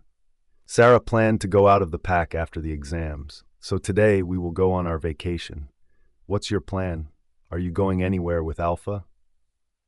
Nolan was also aware of the fact that Sophia was developing a close relationship with Bryan. It made him happy to see that she was able to find happiness in her life. Sophia rested her chin on her hand and thought about it. She had not decided to go on a vacation. Her mate was not any ordinary person but the head alpha of the pack. She could not just expect him to go anywhere with her. She remembered how, last time, she went out of the pack with Bryan. For her, it was more of a vacation than anything else. I had already gone out of the pack a few months ago. Now all I need to do is focus on my work. Sarah let out a sigh of disappointment. How can you be so unromantic, babe? Do something with him and enjoy your vacation here, even if you are not going anywhere outside the pack. Sophia's cheeks heated when she thought about it. She turned her head to Nolan, who also looked surprised by Sarah's words. Tell your girlfriend to shut her mouth. Oh my God! It's so embarrassing. Sarah winked at Sophia. Nolan chuckled as he shook his head. You were the one who told me to take care of your beloved friend when I found her to be my mate. Now I have already spoiled her. I can do nothing now. He raised his hands as if he had surrendered himself. After hearing Nolan, Sarah's eyes became brighter and more excited. She stood up and stretched out her arms to embrace Sophia. You talked to him for me. What a surprise! I had no idea. How sweet of you. Sophia smiled while patting her arms. During the time that they were ordering their meals, they discussed the destination that Sarah had chosen to go to with Nolan. Sophia felt good that Sarah was living a happy life with Nolan. Both of her friends were her genuine companions and treasures in her life. When they decided to leave, they walked to the entrance while talking with each other. By the way, River Moon Pack is not that bad, right? What if we stop by there for a day? Sarah asked for a suggestion from Sophia about her vacation. After giving it some thought, Sophia gave a slight nod of her head. Everything is good there, but make sure to bring a tour guide. People in the village don't speak our language. They spoke in different languages. Sarah's steps halted as she asked, Wait, how do you know about the village people? Sophia had not told her about her losing track in that pack. She had almost forgotten about it since something big happened to her later, which was when she and Bryan became one. I forgot to tell you, I was lost there. What? Sarah asked with a shocked tone. Nolan was also surprised. Then how did you get back? Suddenly, everything about that day flowed through Sophia's mind as she recalled the man who helped her. Someone helped me. Who? Sarah asked with a perplexed tone. I don't know him, but he said his pack members call him Adon. He was pronouncing it differently, as if he were speaking in a different language. Sarah tapped her finger on her chin and said it with curiosity. Adon? Strange name. Sophia's eyes fell on Nolan, who looked bewildered. She asked, Do you know anything about it, Nolan? He immediately shook his head and replied, Nothing much. I heard this name somewhere. Where? Sarah asked. I can't remember where, but that's a French name. It has a powerful meaning. What does it mean? Sophia asked with a frown. Then Nolan replied, It means Lord. Lord? Sophia was shocked. Sarah immediately took out her phone from her bag and searched for the name. What the hell? Nolan is right. But what is the reason that people would refer to a man as their lord? Sarah asked while thinking about it. Sophia tried to recall everything about that day. Indeed, she found that man to be powerful, but he maintained a very calm demeanor around her. I think he did not want to tell me his name. That's why he joked with me. It's possible. With a slight nod of his head, Nolan stated. The expression on Sarah's face changed as she said, Should we search to see if any of the pack's members call anyone their lord? Nolan held her hand and shook his head. We should not waste our time with some stranger. He then turned his attention to Sophia and said, As for you, I believe you should also forget about it. What would we do to talk about a stranger? Sophia felt that he was right. Yeah, I thanked him for the help anyway. All three of them nodded their heads and went out of their universities. I will drop you off at your house, Sarah told Sophia. Just when Sophia was about to nod at Sarah, Bruce appeared in front of them. The moment they became aware of him, they came to a complete stop. Bruce looked at Sophia and asked, Sophia, can we talk? Sophia averted her gaze from him. There is nothing to talk about, Bruce. Sophia, please, you haven't spoken with me for the past few months. I never tried to approach you as well. I just want to talk to you now. Nothing else, I promise. Sophia heaved a sigh and nodded her head in agreement with him. Okay. She then turned her attention to Sarah and Nolan and said, You two can go. I will take a bus. Are you sure? Nolan asked, glancing at Bruce. Do you think she is not safe with me? Bruce asked while glaring at him.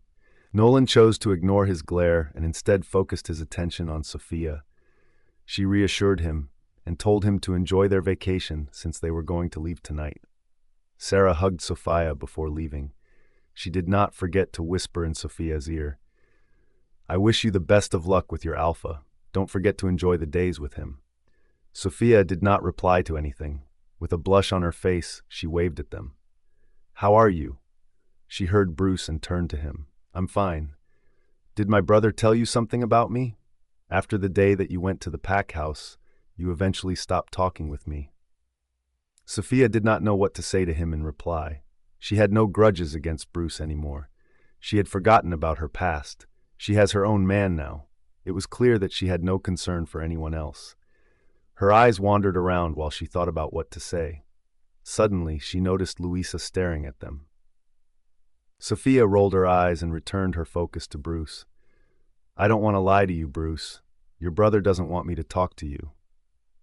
Bruce tightened his fists. "I knew it. That was why I told you not to tell him about the study project.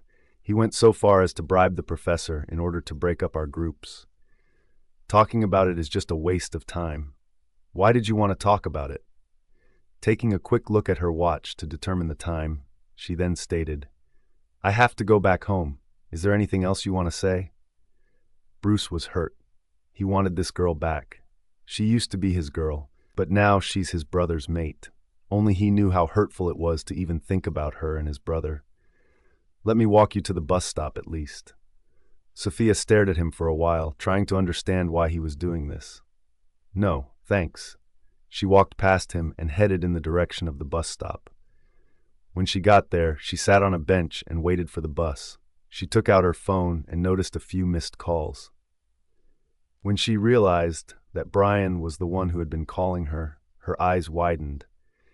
She immediately dialed his number and put the phone close to her ear. She thought he would get mad at her for not receiving his calls. The moment the call connected, Bryan's deep voice echoed in her ear. "Where are you?" I am at the bus stop. Sorry I couldn't receive your phone. It was in silent mode. How was your exam?" Upon hearing his question, a feeling of warmth spread throughout her heart. He called her to inquire about her exams. He knew she was worried about it. Like a good boyfriend, he asked her about her daily life. She blushed when she thought of him as her boyfriend. She bit her bottom lip.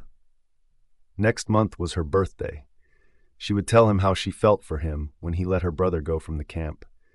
She knew the answer from his side would be positive. There would be no way this man would reject her heart. "Good. What are you doing? Are you missing me, Alpha Bryan?" She bit her nails while talking to him. There was a broad smile on her face, and her cheeks were red too. Bryan was quiet for a few seconds. She took deep breaths as she waited for his reply. "Yes, I do." She giggled and said, "That's good. From tomorrow on, you will not miss me.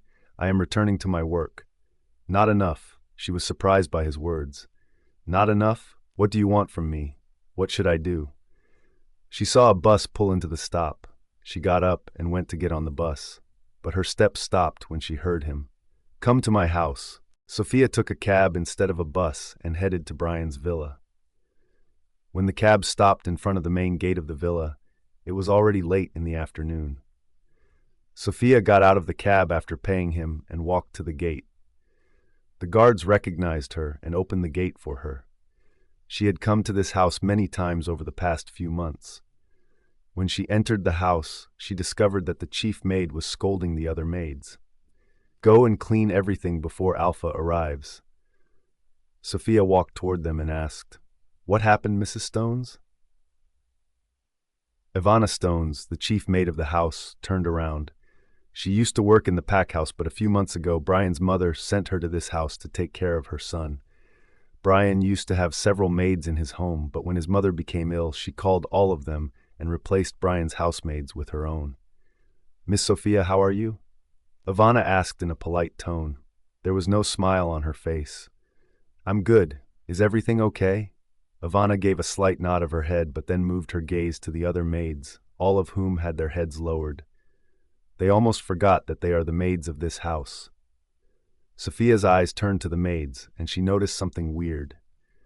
Their uniforms were too short. The fit of their dresses was very tight. Rather than looking like hard-working maids, they looked like seductive girls. "What's wrong with your dresses?" Sophia asked with a frown.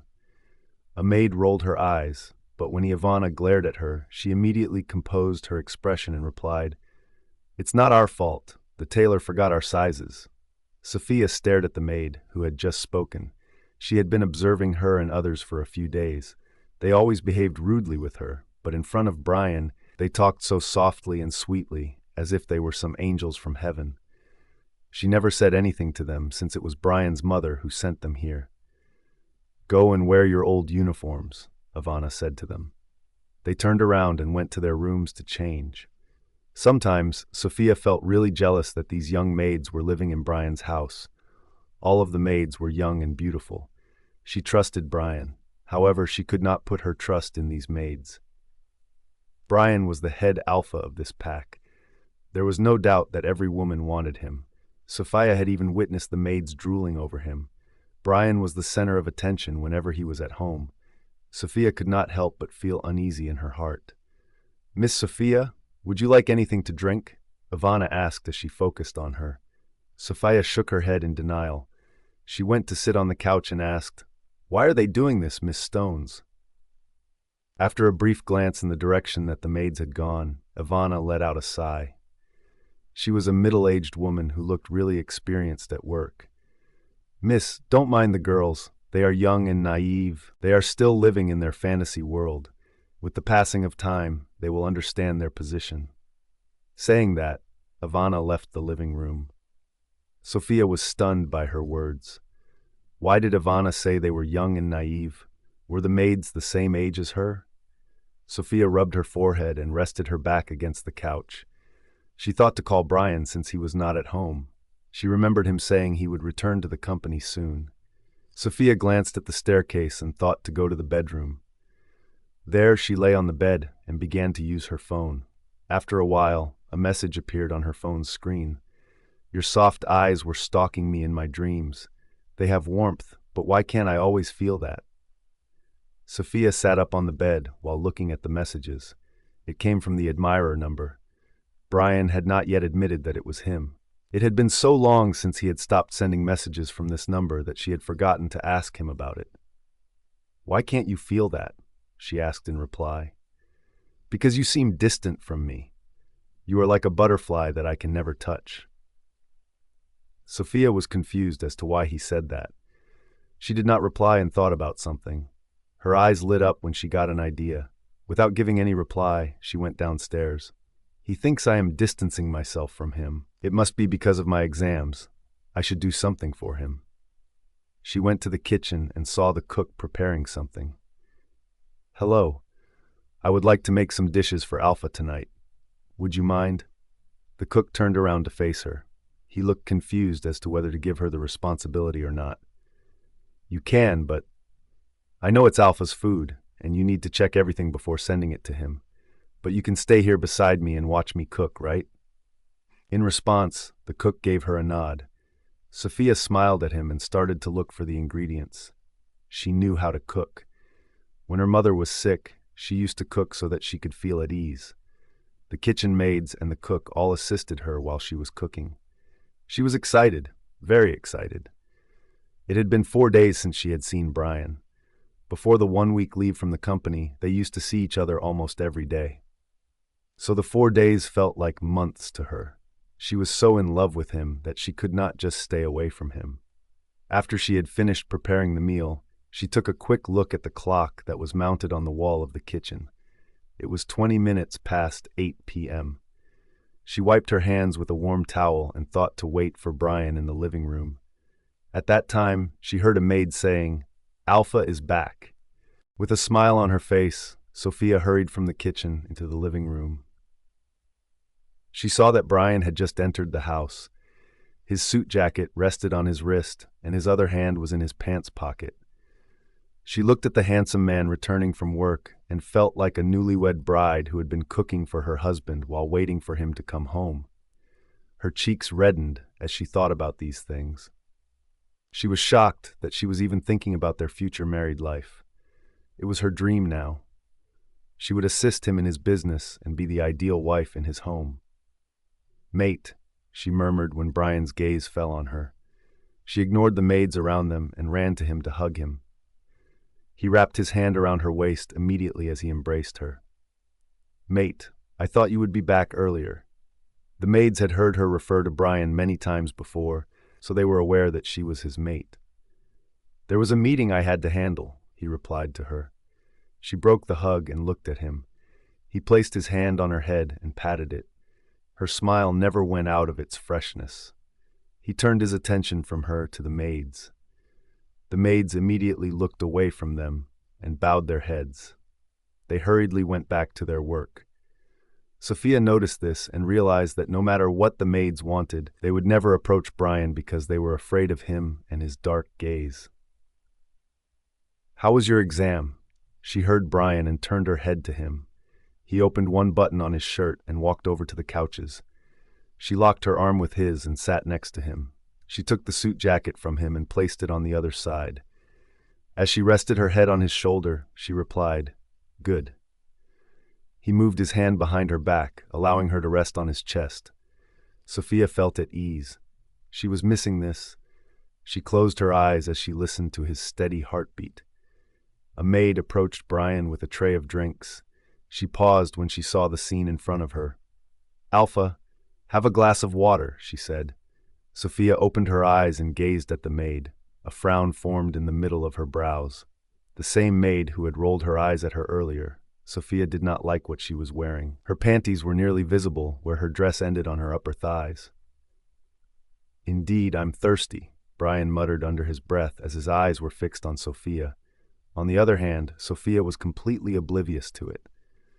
After listening to Bryan's words, the maid came up to them. She moved the tray closer to Bryan by bending down in front of him. The sight of the maid's breasts being exposed while she was bending in front of Bryan caused Sophia to tighten her fists into a ball. Sophia moved her head away from his chest and turned to Bryan. Bryan looked at her face, which was filled with anger. Sophia moved away from him and stood up, which caused him to be stunned. He was confused by her actions. "I see you are very thirsty. Then drink a glass of water as she asked you to." "I am leaving," Sophia said to him in a sarcastic tone, indicating that she was leaving his house. Just as she was about to take a step, Bryan grabbed her wrist and pulled her back to the couch. He turned his head toward the maid and asked, "Don't you like her?" With a shocked expression, the maid parted her lips. "Alpha, how can I?" "I didn't ask you," Bryan interrupted her, turning her head to Sophia. "Don't you like this maid?" Sophia did not respond and instead turned her head to the opposite side of the room. Her answer was clear to Bryan. "You are fired," Bryan said to the maid. Sophia's eyes widened in shock. She immediately looked at Bryan, who looked very calm. The maid could not believe her ears and began to cry. "Please don't fire me. I was just doing my job." Sophia did not know what to say. Bryan had just fired a maid just because she did not like her. Sophia glanced at the maid, who was crying on her knees. She was on the verge of feeling slightly emotional for her until her eyes found themselves drawn back to her cleavage once more. Even after Ivana scolded her, this maid continued to choose to wear such a short dress. She should not show her sympathy. She surely wanted to seduce her mate. "Ivana," Bryan called out. Ivana came to the living room. Her attention immediately turned to the young maid. "Throw her out of my house." Ivana was shocked, but then she cleared her throat and bowed to him. "But Alpha, your mother chose her as one of your maids." "I don't care." Ivana glanced at Sophia, who was silent. Considering that it was Alpha's order, Ivana was powerless to do anything about it. Instead, she merely informed Alpha's mother about it. After pulling the young maid to her feet and forcing her to stand up, Ivana dragged her in the direction of the maid's room. She assured them that the maid would disappear from the house as quickly as she could. "Are you happy now?" Sophia heard Bryan. She shrugged her shoulders. Without looking at him, she replied, "I was not the one who told you to fire her." He lifted her chin and made her look at him. He leaned close to her face, which caused her heart to skip a beat. He leaned in close to her ear and tilted his head to the side. She closed her eyes and inhaled his scent deeply. Her eyes opened when she heard him again. "Don't be so insecure about your position. I didn't even look at that maid. She had no power to grab my attention." Sophia pressed her hand against his chest, lightly pushing him. She looked at him and said, "Now go change your clothes and freshen up. I am feeling hungry." He gave her a sly smile. "Hungry for what?" She turned her head away from him. "Mate, I'm starving. I want to have dinner now. Go, go." She stood up and gave him a quick look. With a sigh, he got up. "As you wish, baby girl." He turned around and made his way to the staircase. She stared at his broad shoulders until he went to his bedroom upstairs. Sophia's lips curled up into a smile. She felt fortunate to have Bryan in her life. He was the best man in the world. He knew what she liked, he knew what she wanted, and he knew what could make her happy. He was the perfect mate for her. Sophia went to the kitchen and told the maids to set up the table. She kept an eye on the maids while they were setting the table. She could not trust anyone here. They were all after her mate. When she saw that the table was filled with food, she grinned while looking at it. "Why are you so happy today? Is it because of your last exam?" She heard Bryan's voice coming from a distance. She turned around to see him approaching the table. He was in casual clothes, which grabbed her heart tightly. She walked over to the table's head chair and pulled it out for Bryan. "Please sit." Bryan was stunned by it, but he made his way to the chair and sat down. Sophia sat on the right side of the table, close to his seat. She took Bryan's plate and served him food. She placed it close to him and said, "Eat." Then, with her chin resting on her hands, she fixed her gaze on Bryan. Bryan frowned at her. "Why are you not eating? Didn't you say you were hungry? You should have eaten first." She just shook her head. "No, I want to watch you eat." Bryan put a spoonful of food into his mouth with a puzzled expression. His brows arched slightly. Sophia began to feel nervous. She gulped when she noticed a change in his expression. After removing the empty spoon from his mouth, he chewed the food. "How is it?" she asked in a mumbling tone. It's good, a different taste," he replied calmly. Her eyes lightened up in happiness. He chuckled at her reaction and asked, "Why are you so pleased?" "Nothing," she answered, shaking her head. She did not tell him that she was the one who cooked it for him. She started eating quietly. He liked it, and that was enough for her. The sounds of cutlery could be heard in the silent dining room. When Sophia and Bryan got up from their seats after dinner, the maids came to clean the table. Sophia glanced at the watch and thought, "I should leave now. Though I sent Mom a message before coming here, I should not return home too late." Bryan sat on the couch in the living room, studying her thoughtful look. "What happened?"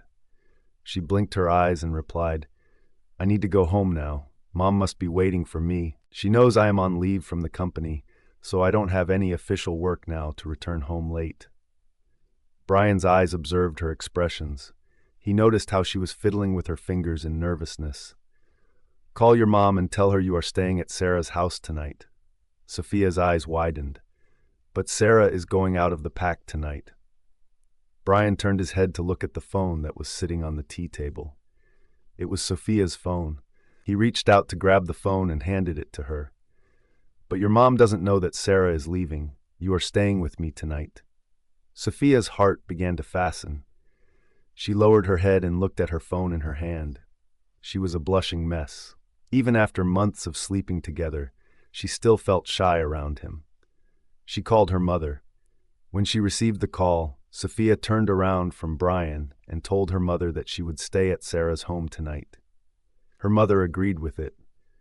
Most of the time, Sophia made this excuse to stay with Bryan. When her mother hung up the call, Sophia was about to turn around. But before that, a pair of strong arms wrapped around her body and lifted her. She looked at Bryan, who was holding her in his arms. "I haven't touched you for a week. It is very hard for me to control myself right now." His deep voice and seductive words caused a sensation in her lower abdomen. She rested her head on his chest and let him take her to his bedroom. The whole night, her loud moans could be heard from the bedroom.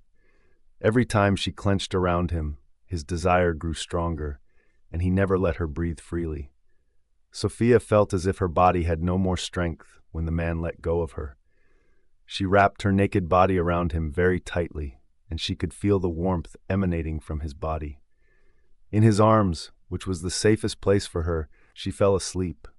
Early in the morning, Sophia was jolted awake by a loud knock that woke her up from her sleep. She opened her eyes and felt startled by the knocks on the door. She turned her head and noticed Bryan had also awoken just now. "Alpha, Madame Juliana is here.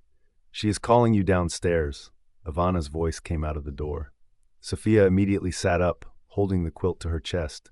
"What is Mom doing here this morning?" he murmured in a raspy voice. As if he had no concern about it, he sat up leisurely and turned to look at Sophia. "Go and take a shower. I'm going downstairs to see what happened." Sophia nodded her head in response, but she flinched when she heard Juliana's loud voice coming from downstairs. "Bryan, come down right now." Bryan rolled his eyes when he heard his mother's loud voice. Sophie gulped and went to take a quick shower. When the water dripped on her, she remembered the day she went to the pack house. That day, she noticed Juliana's strange behavior toward her. It was as if she did not like Sophia at all. Even after Bruce admitted his fault, her eyes remained cold on her. Sophia closed her eyes when she felt the pressure of the water on her face. She had no idea why Juliana had come here. Did she come here to meet her son? It was possible. After taking a shower, Sophia wrapped the towel around her body and stepped out of the bathroom. When she entered the bedroom, she found a new dress on the bed. She realized that Bryan might have told Ivana to bring a dress for her here. He was the owner of the brand.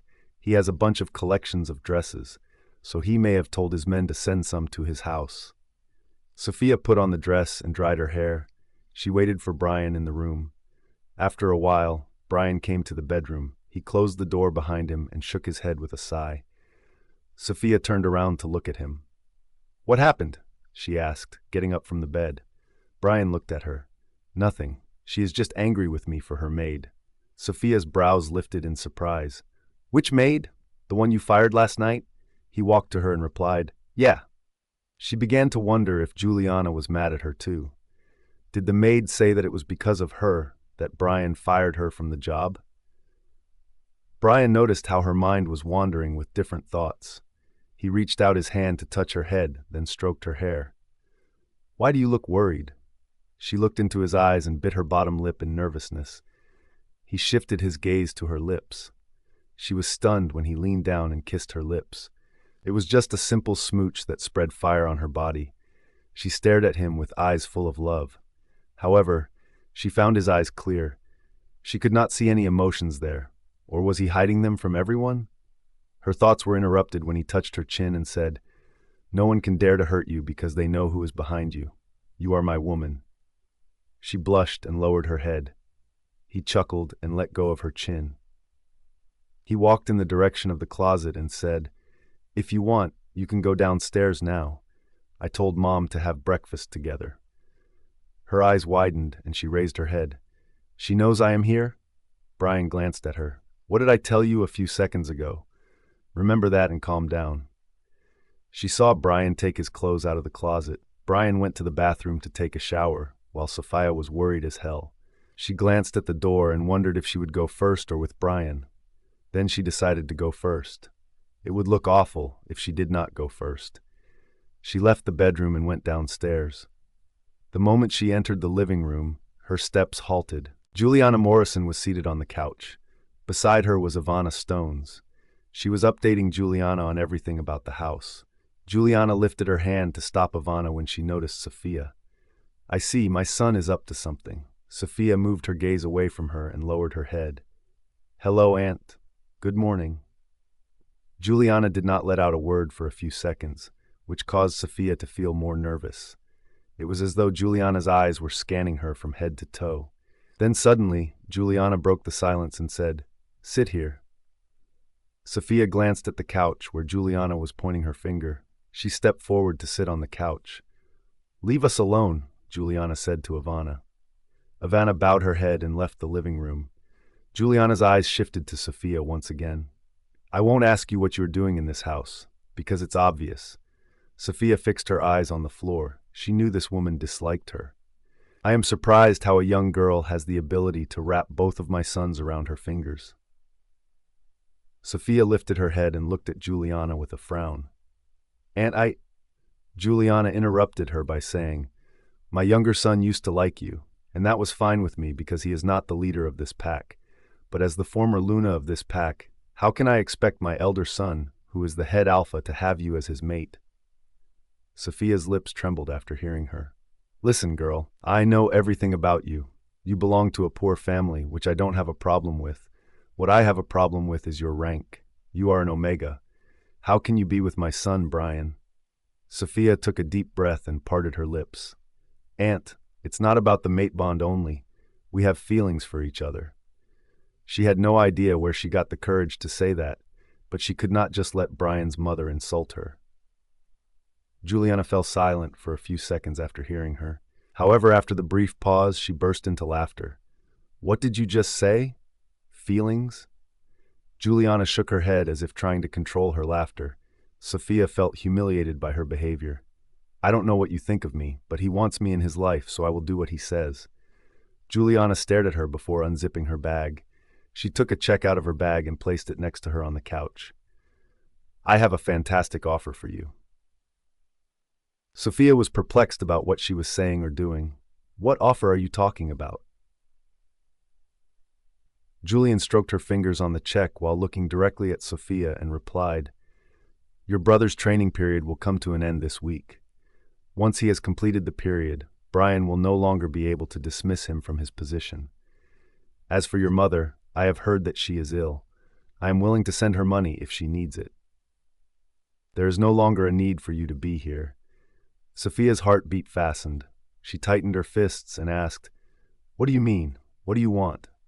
Juliana leaned her back against the couch gracefully and replied, Here is a check for $1 million.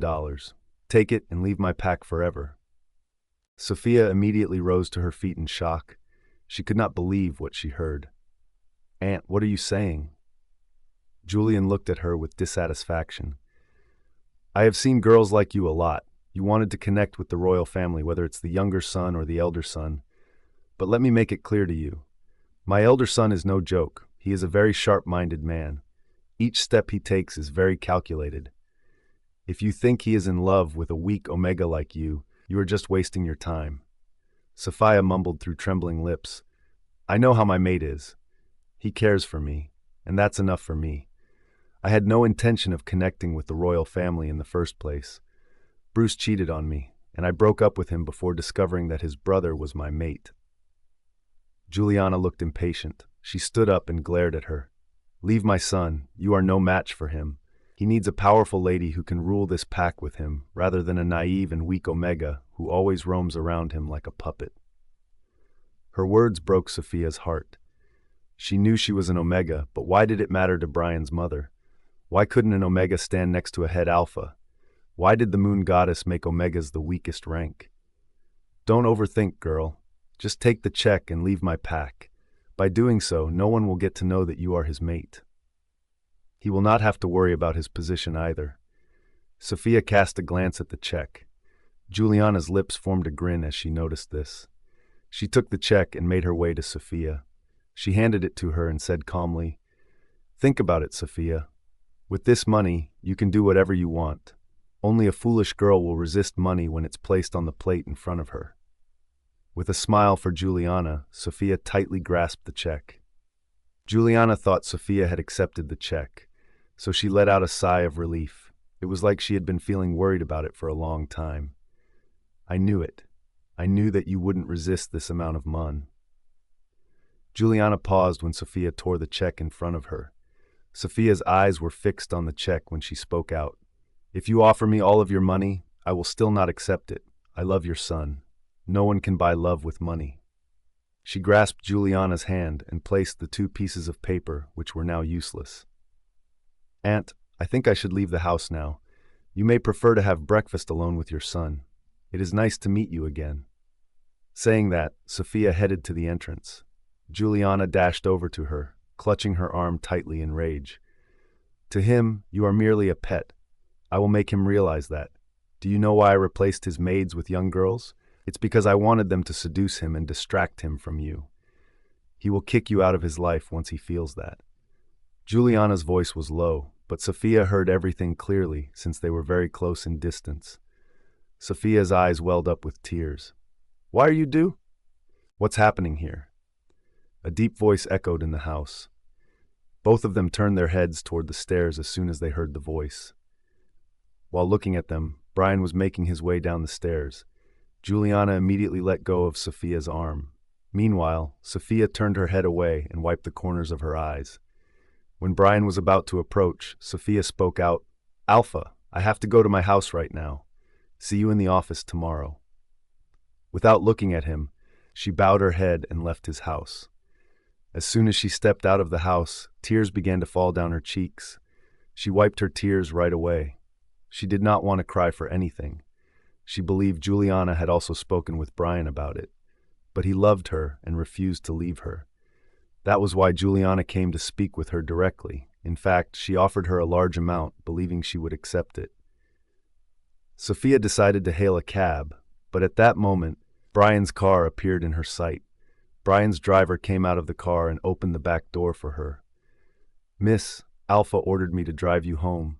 A small smile formed on her lips. That man really cared for her. It was not her imagination, but reality.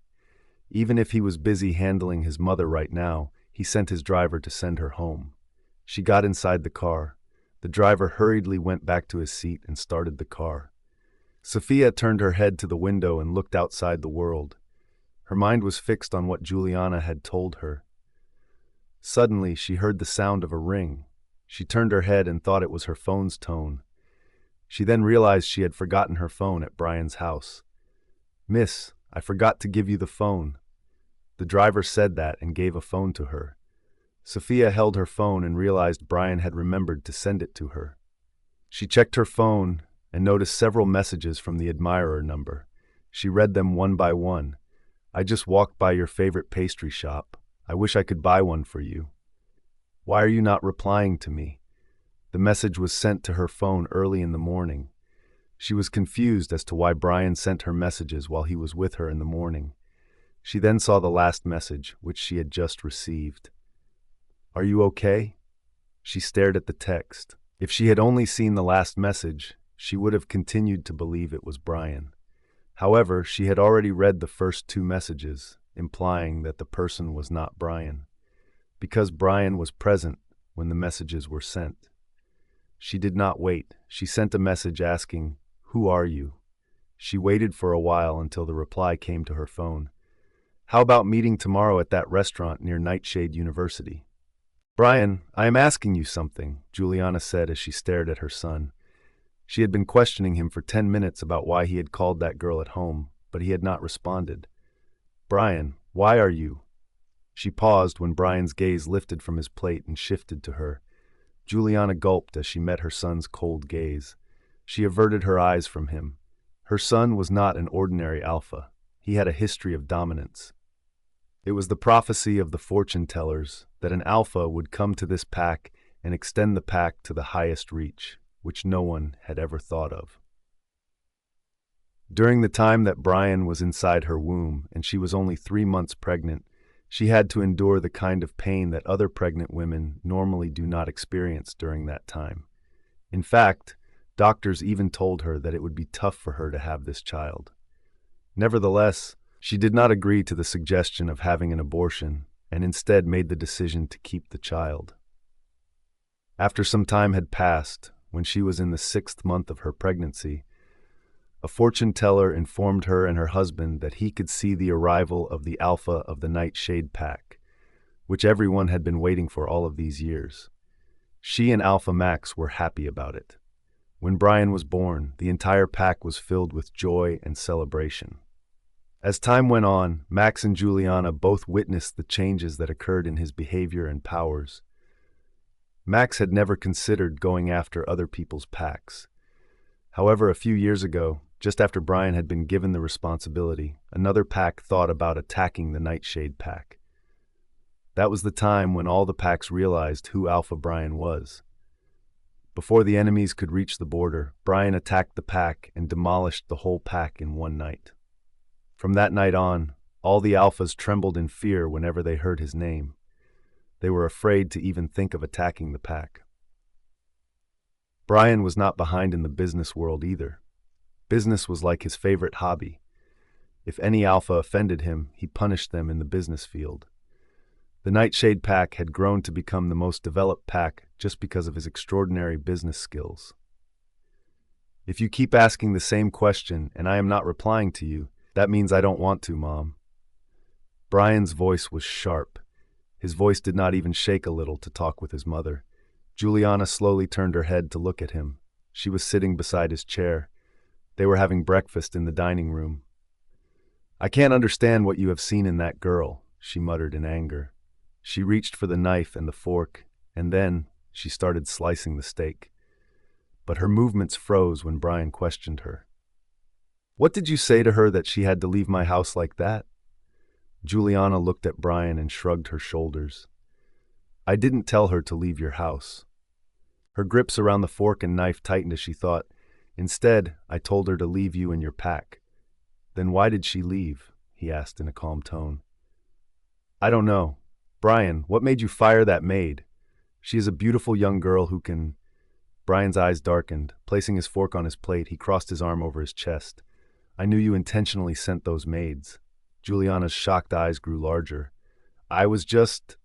Mom, just because you are sick, you can't make me do whatever you want.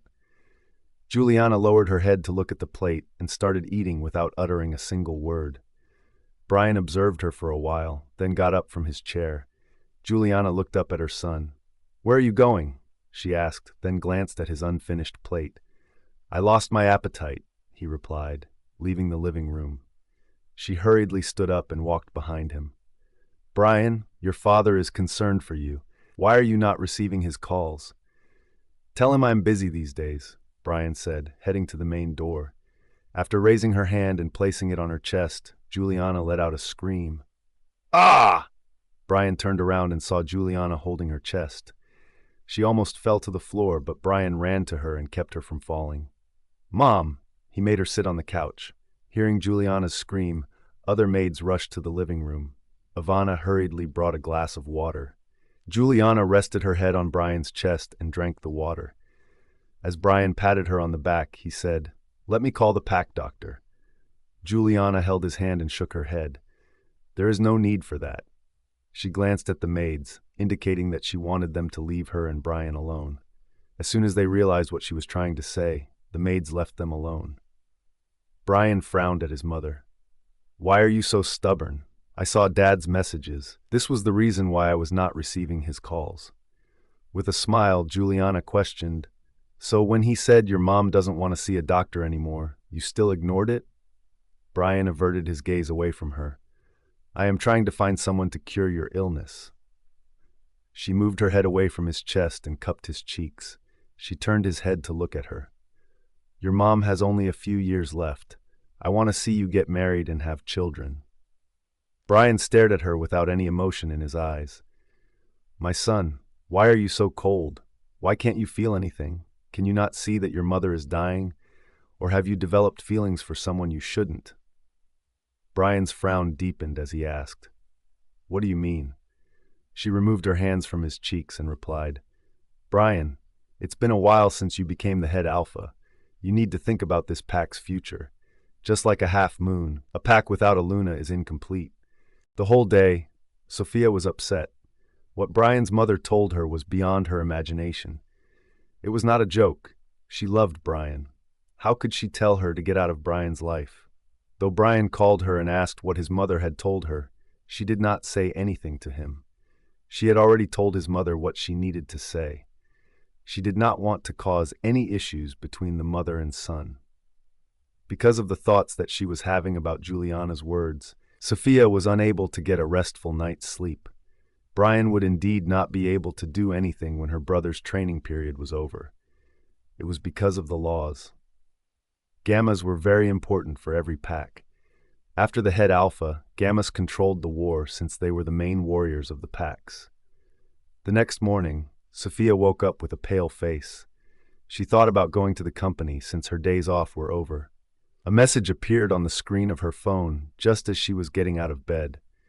As soon as she reached for her phone, she noticed the message that had been sent from the admirer number. I will be at the restaurant in half an hour. Her brows lifted as she read the message. She almost forgot about this person. She rubbed her forehead and felt that her days were not going that well. She did not reply and got ready as soon as possible. She had to meet this person who knew many things about her. In fact, he was aware of her favorite pastry shop. She wondered if he was stalking her. She left the house after apologizing to her mother for not being able to join her for breakfast. She took a cab to the restaurant where she was supposed to meet the person.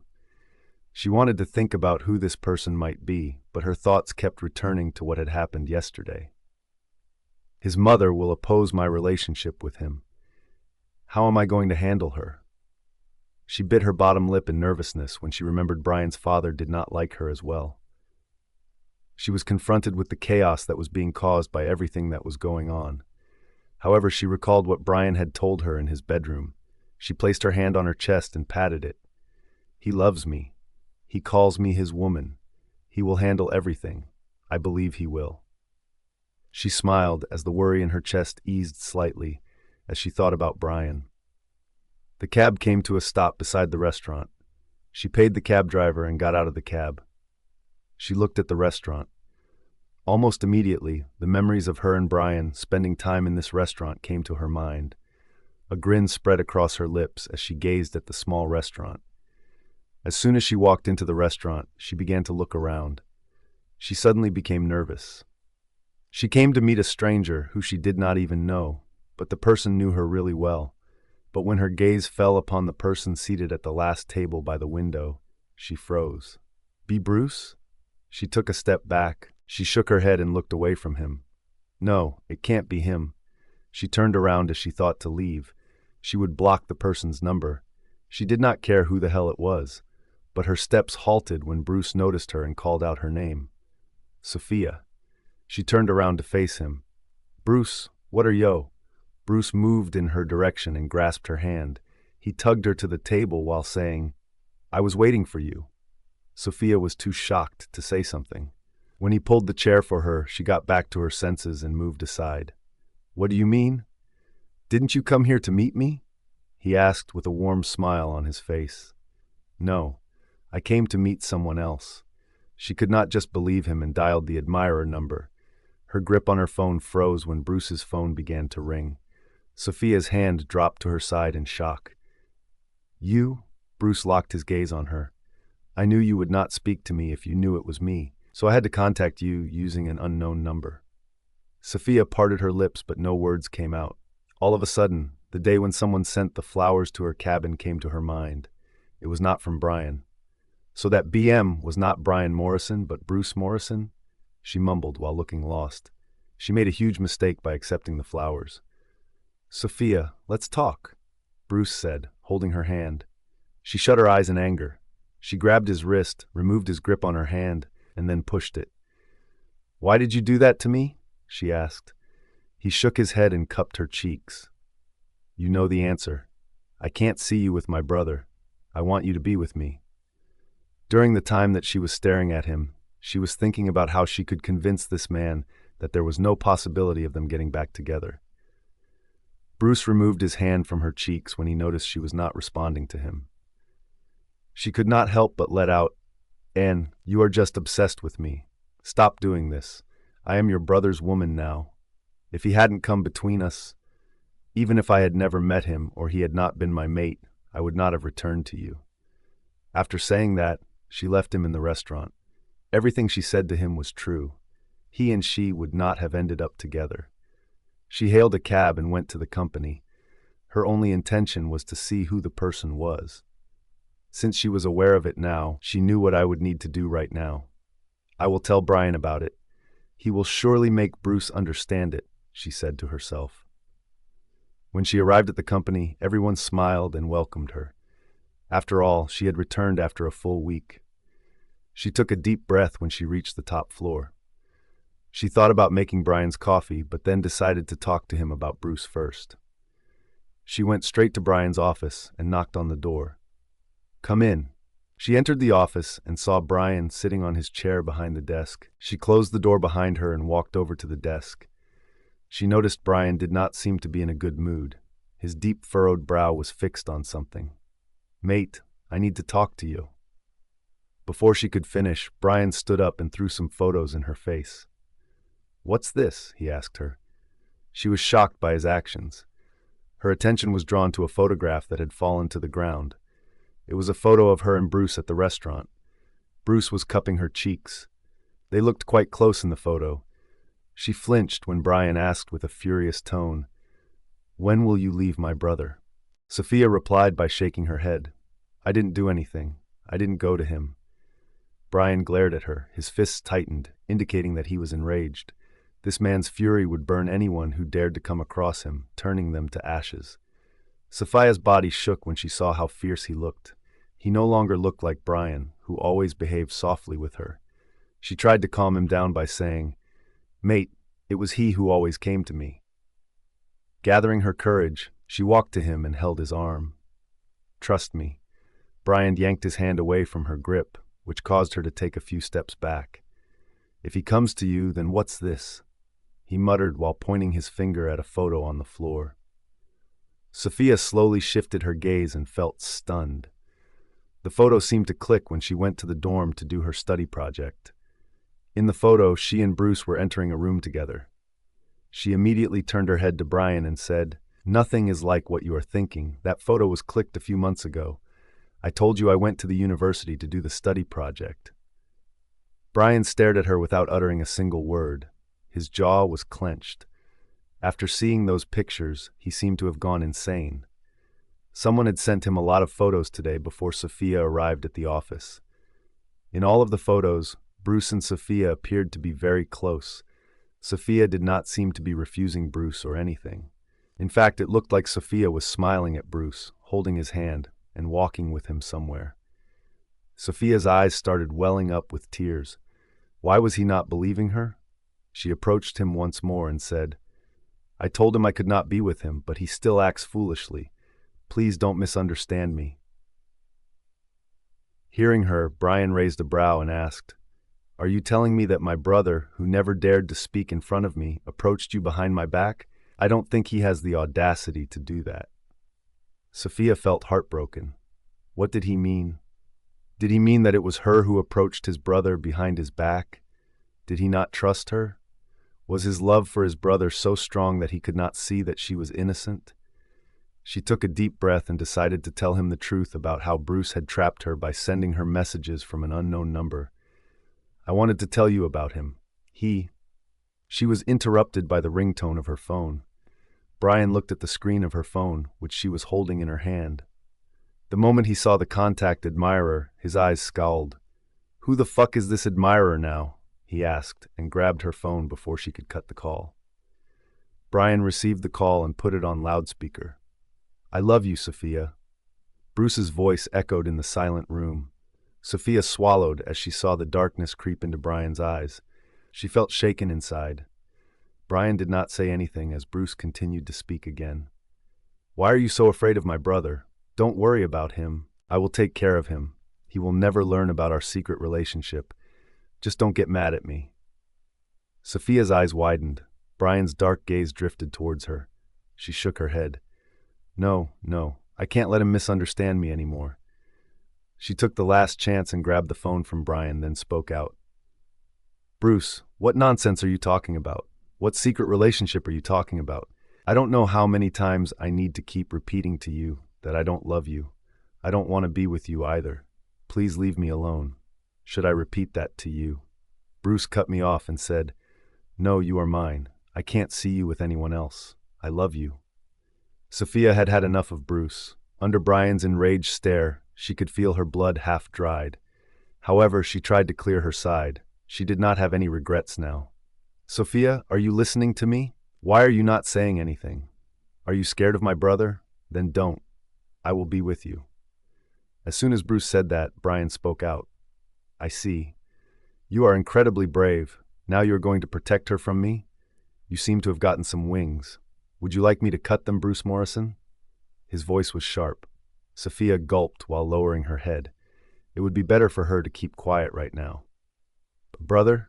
Bruce's shaken voice reached Sophia's ears. She sighed as she felt that Bruce had really crossed his line. All these times, she tried to forget her past so that the two brothers would never fight against each other. Now, she did not know what Bryan would do, but she knew he really loved his younger brother. As she contemplated the fact that Bryan had placed his trust in his brother rather than in her, she felt a pang of pain in her chest. Though those photos showed something else, he should have listened to her side before trusting them. She wondered who sent those photos to Bryan. "Brother, I was just..." Bryan cut the call and handed the phone to Sophia. She was silently staring at the floor, expecting him to say something to her. Instead of speaking to her, Bryan grabbed his phone from the desk and called someone. Sophia glanced at him with teary eyes. It was clear to her that he was becoming more agitated. As if the call had connected, he spoke to the person on the other end of the phone. Block every card that Bruce has. Take his car back and sell it in the market. Stop giving him the benefits of being Alpha's family member. Okay, Alpha, the other person replied. Bryan took a brief moment, looking like he was thinking about something, then said, If my father dares to help him behind my back, tell him to contact me. Bryan cut the call and tossed the phone on the desk loudly. The loud sound of the phone caused Sophia to flinch when she heard it. While slowly raising her head, she turned her gaze toward Bryan. She saw him sitting on his chair. He reached for the packet of cigarettes and removed one from it. He put the cigarette between his lips and grabbed the lighter to light it. Sophia moved closer to him and grabbed his wrist to stop. Don't smoke too much, she said in a soft tone. Bryan looked at the hand that stopped him and then turned his head to look at Sophia. When his cold gaze met hers, her hand trembled around the grip. Didn't he hear his brother? Why was he still angry with her? When she let go of his hand, he lit the cigarette and began to smoke. Sophia stared at him. His eyes were fixed on the blank wall, as if he were thinking about something. Mate! She tried to break the silence between them. Bryan exhaled the smoke and said, You came back to the company after a week. Go back to your work. She was stunned by his tone. He was talking like she was an ordinary employee of his company, not his mate. She paused and bit her bottom lip, thinking about why he was doing this to her. Miss Burge, didn't you hear me? Her brows lifted in surprise. She immediately turned away from him and replied, Yes, Alpha. She hurried to the door and left the cabin. When she came out, she rushed to her cabin. She closed the door and leaned her back against it. Tears rolled down her cheeks as she felt hurt by Bryan's behavior. She sobbed while walking to her chair. She sat behind the desk and put her head down on it. She was an emotional girl. Her heart was very sensitive. She felt pain whenever Bryan distanced himself from her. Why didn't you believe me when I told you I had no fault? Why are you hurting me like this? She mumbled while patting her chest. She had no courage to ask those questions to him. Was he angry that she went to meet Bruce today? After a while, she sat up and wiped her eyes. She came to a realization. He should get mad at me. I deserve this. I should not have gone to meet Bruce in the first place. He loves me and doesn't want to see me with his brother. She took a few deep breaths and made an effort to feel more at ease. With that, she started to work. She checked Bryan's schedule. Today, he had a clear schedule. He did not have any meetings, but he would have to be busy for the next 2 days. There would be 2 PAC meetings.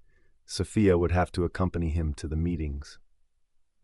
Sophia got up and left her cabin in order to prepare a cup of coffee for Bryan. As she approached the coffee machine, she observed Celine standing there. Hello, Miss Selena. Hey, Sophia, how are you? How were your exams? Sophia talked to her about her exams. When she was about to make coffee for Bryan, Selena stopped her. No need to make coffee for Alpha. Why? Sophia asked in confusion. He left the company a few minutes ago. Sophia's brows lifted in shock. Where? How do I know? But I am his secretary. I don't know where he is. It's okay, you can take a break or contact Alpha if he needs you. You are right. Sophia went back to her cabin and dialed Bryan's number. Bryan did not answer her calls, which caused her to feel anxious about the situation. Why are you punishing me like this, mate? Can't you see how much I love you? Your every action is hurting me. Sophia felt helpless. She sat back on her chair and tried to focus on the projects that Bryan had just taken over. However, her mind kept wandering to where Bryan would be. Did he go to the pack house? He surely went to the pack house like before. His mom is sick, she thought. Suddenly, something hit her mind. Did his mother say something wrong to him about her? She could do that. Sophia did not trust that woman.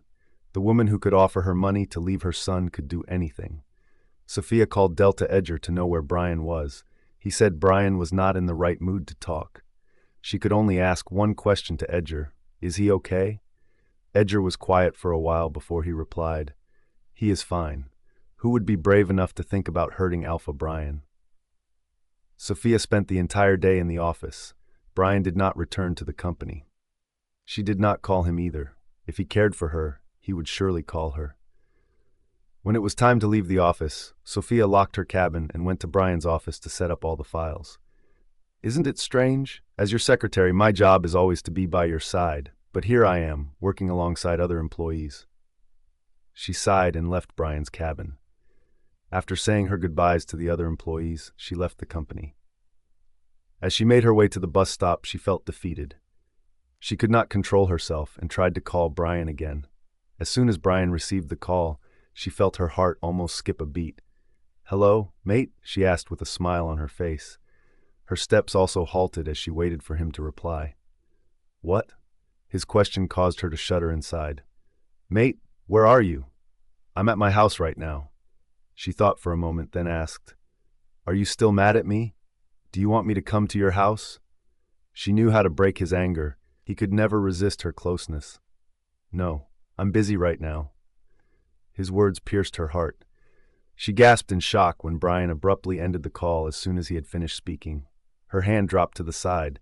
She had no idea how things had changed so suddenly. Her legs began to move as her gaze remained fixed on the phone screen. Her mind was not processing anything. Suddenly, she bumped into someone. She took a step back and slowly raised her head to look at the person. Her expression changed instantly when she saw the familiar face. "You?" she mumbled with a surprised look. The person raised a brow while looking at her. "I could call this a coincidence if it weren't you.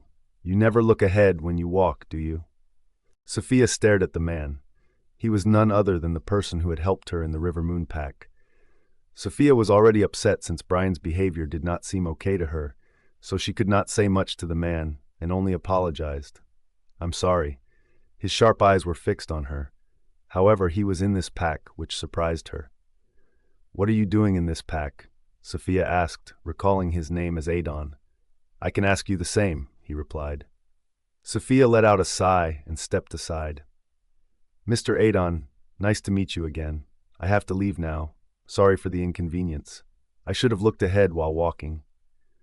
She had no interest in knowing what he was doing here. All she wanted was to go home and cry. Bryan had just ignored her, like she was nothing to him. Why? She wanted to put her self-respect aside and go to his house to see what the matter was. In the last few months together with him, he had never behaved so coldly with her. As she walked past the man, he spoke out, "I am not your Adon, by the way." Her steps halted when she heard him. It brought to her mind what Nolan had said to her. Adon meant Lord. She turned around and looked at his back. He remained in his place and had not yet turned to face her. "Who are you?" It was the third time she had asked him the question. There was an air of mystery surrounding this man. He appeared to be Bryan's age. Though his aura was different from Bryan's, he had some power radiating from him. The man turned around and grinned at her. She raised her brows when her eyes fell on his clothing. He was wearing casual clothes today. She remembered that when she met him in the River Moon pack, he was in an expensive suit. She noticed an expensive watch in his hand, too. In that case, why did this man appear so average now? "Stop scanning my body like that. Or do you want to see it without clothes?" he asked with a smirk. Sophia immediately turned her gaze away from him. How could she forget how shameless his mouth was? "What are you doing here? You are not from this pack," she said, crossing her hand across her chest. He approached her and stopped in front of her. "So you are from this pack. I see. You didn't even welcome your savior. How ungrateful you are." Sophia's folded hands loosened. He was right. He had helped her that day. If he hadn't helped her return to the town that day, she would have lost forever. "Welcome to the Crystal Blood Pack," Sophia said with a small smile. Suddenly, he leaned down and whispered in her ear, "I haven't booked any women here. Want to join me tonight?"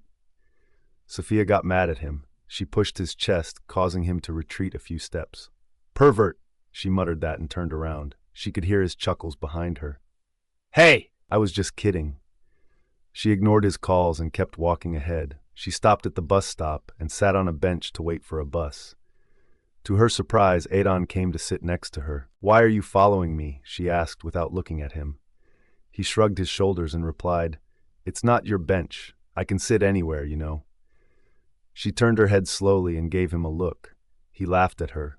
I was trying to be cool. Why so mad, little girl? His last sentence came out with a heavy voice, which shocked her. This man had a dual personality.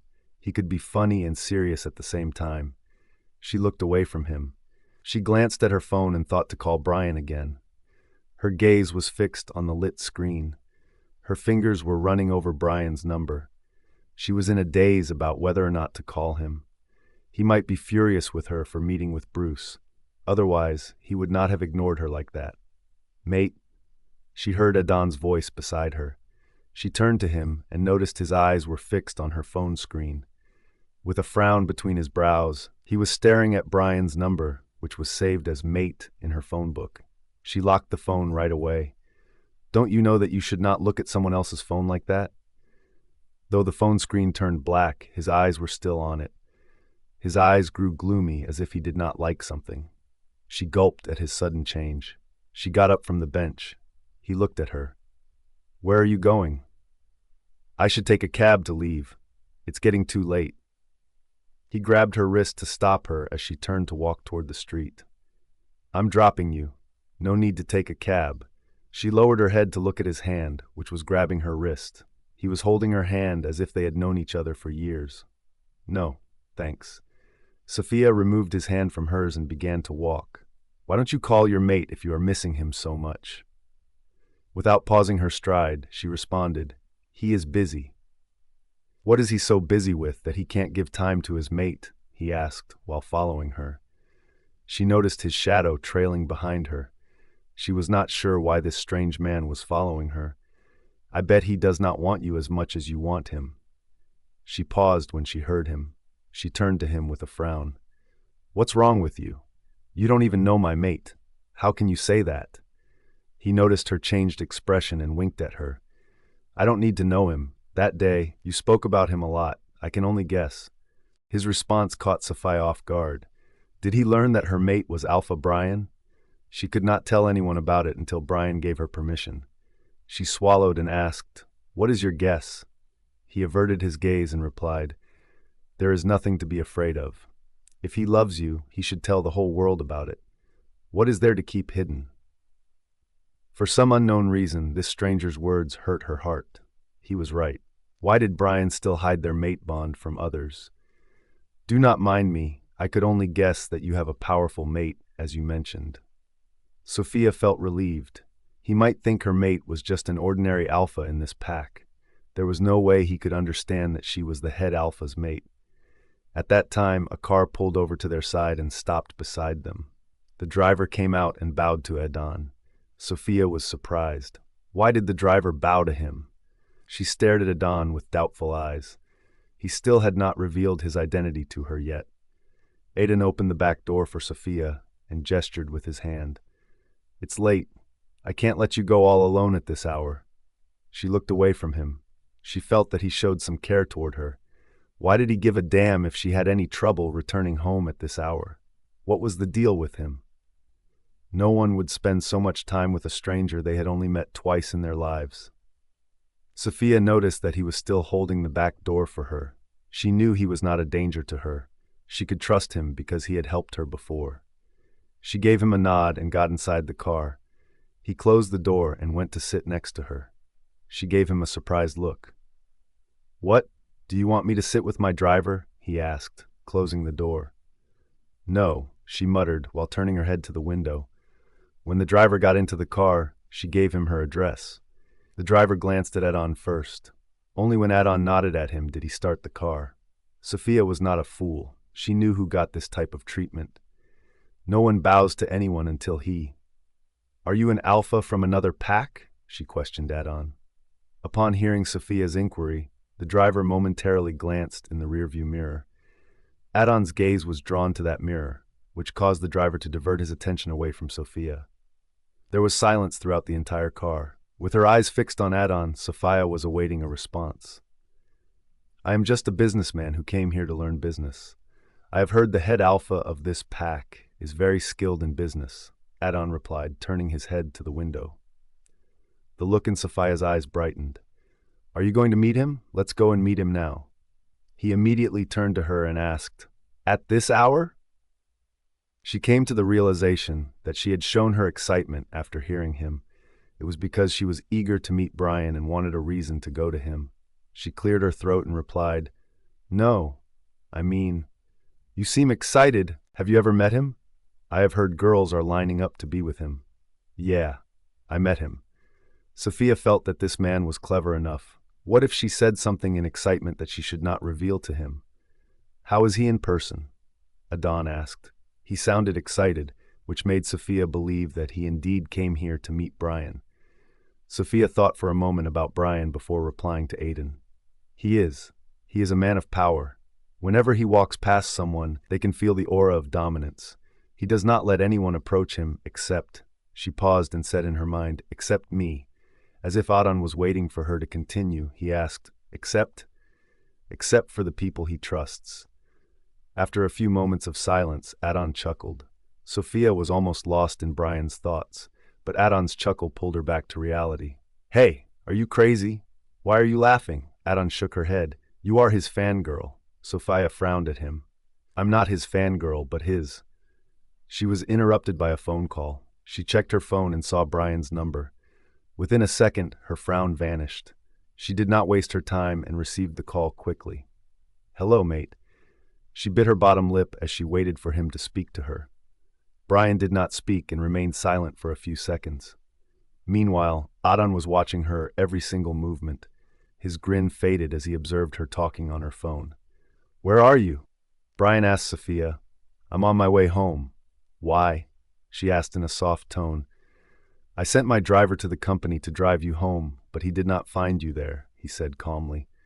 Her heart raced as she heard the depth of his voice. Grinning broadly, she closed her eyes. She exhaled deeply, thinking that everything was okay between them. She knew this man cared for her. Even though he was furious with her, he made sure to send his driver to pick her up for her safety. When she opened her eyes, they were filled with tears. It escaped her mind that there was another person inside the car with her. She was unaware of how the man sitting next to her looked at her with his scanning eyes. "Mate, please don't get mad at me. I will never talk to Bruce again. I promise." Bryan took a brief second, and she assumed that he was smoking. She could imagine him smoking while talking to her. He was a chain smoker. She wished she could stop him from smoking too much. His humming soothed her heart. She wiped the corners of her eyes. Before she could say anything else, Bryan spoke again. "I'm releasing your brother tomorrow." "Really?" She could not stop herself and nearly jumped onto the seat. She was happy that she could celebrate her birthday with Abraham. "Thank you so much, mate. Make sure you get home safely." Yeah. Bryan then ended the call. Sophia let out a deep breath. She was no longer upset. Her mood had shifted with just one call. She was engrossed in her own world when she heard Adon's voice beside her. "Who is Bruce?" Sophia turned to him and said, "You overheard my conversation?" Adon shifted his gaze away from her, looking ahead. "Of course I did. We are in a car, sitting next to each other, and you are talking with another man whose voice was loud enough to reach my ears." His words felt strange to Sophia. She let out a sigh as her eyes fell on his side profile. She could not shake the fact that this man was good-looking. She wondered which pack he belonged to. It was hard to accept that he had come to learn about business, even after he gave her an explanation.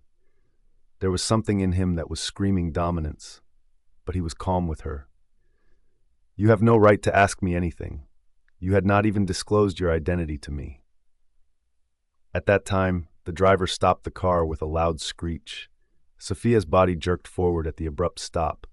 Just as her head was about to hit the back of the front seat, a hand came between them. Her forehead pressed against Adon's hand. Her eyes widened with shock. She had no idea what had just happened. She slowly turned her head toward Adon. "Are you okay?" he asked, leaning close to her. She shifted away from him and sat up straight. "I am fine, thank you." Adon looked at the driver and glared at him. "What happened?" "Accept my apology. I was just—" "Shut up and focus on the road, not what is going on behind your back." Sophia was almost startled by Adon's loud, sharp voice. She noticed that he was no longer the calm person who was patiently speaking with her. His eyes were digging into the driver. His jaw was clenched and his gaze was deadly. She gulped at his anger. "It's okay. Don't shout at him." As if her voice had done some magic on him, he shut his eyes and exhaled. With serene eyes, he gazed at her. "Sorry, if you have to." "No, it's all right. I can go by myself from here. My house is close by," she said, attempting to open the door. But the driver had already started the car again. Sophia felt defeated and calmly waited to arrive at her house. She began to wonder why the driver had abruptly stopped the car a while ago. What did she say that made him press the brake? Adon stayed silent as well. There was silence on the drive. It occurred to Sophia that Adon was helping her for the second time. "Thank you." "For what?" "We met twice, and you helped both times. We can meet again if you want to." She frowned at him. His eyes were fixed outside the car. She did not know what his intentions were in saying that, but she could not meet him again unless it was for business. She was happy with Bryan and did not want any other problems in her life. Out of nowhere, she mumbled, "You know I have a mate." He turned to her and asked, "So?" She looked away from him and replied, "My mate doesn't like it when I talk to another man." "I see," he muttered, observing her face. Sophia told the driver to stop the car when it arrived close to her house. "Adon, thanks a lot." She opened the chain of her bag and took out her visiting card. She gave the card to him and said, "You can contact me if you need any help in the future. I will try my best." After taking the card, Adon gave it a close inspection. Something caught his eye and he frowned. "Personal secretary of Bryan Morrison?" She cleared her throat and said in a polite tone, "Yeah, since you came here to meet Alpha Bryan, you can call me for the meeting. I will do my best to schedule an appointment for you, even though the next 2 days will be hectic." Hearing her, he raised a brow. "Appointment to meet him? Of course. What did you think? He is a very busy person. Meeting him is no easy task. It is necessary for other alphas to schedule a meeting with him at least 1 month in advance." "Nice," he replied, and he nodded at her. She smiled and turned to open the door, but paused when he said, "Don't you want to know my identity?" She did not turn to him, but waited for him to continue. She felt that meeting this man was lucky for her. Whenever he met her, she and Bryan grew closer. Last time, it was Bryan's birthday, and everything settled between them. And today, Bryan was upset with her, but then he himself called her to talk again. Adon did not say anything, as if waiting for her response. "Yes, I want to know. But I know you are not willing to tell me.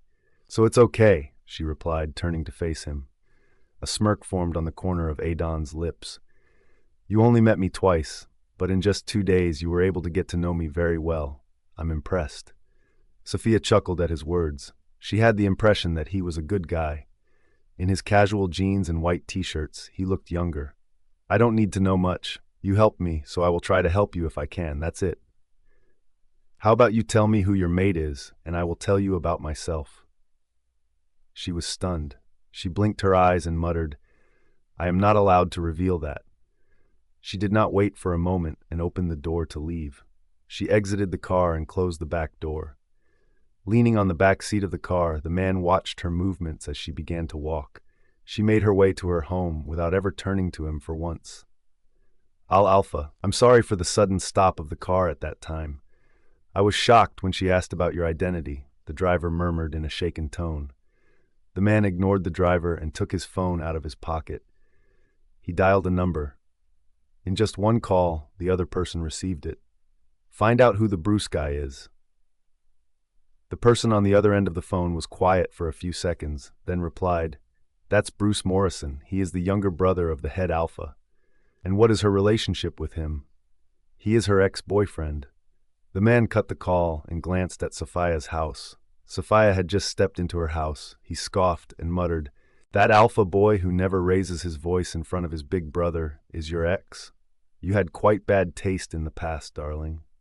As soon as Sophia entered her house, she found her mother standing at the window, looking outside.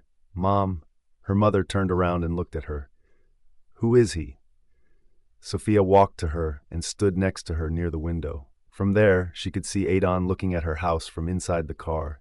She was able to get a good look at his face because the window of the car was lowered.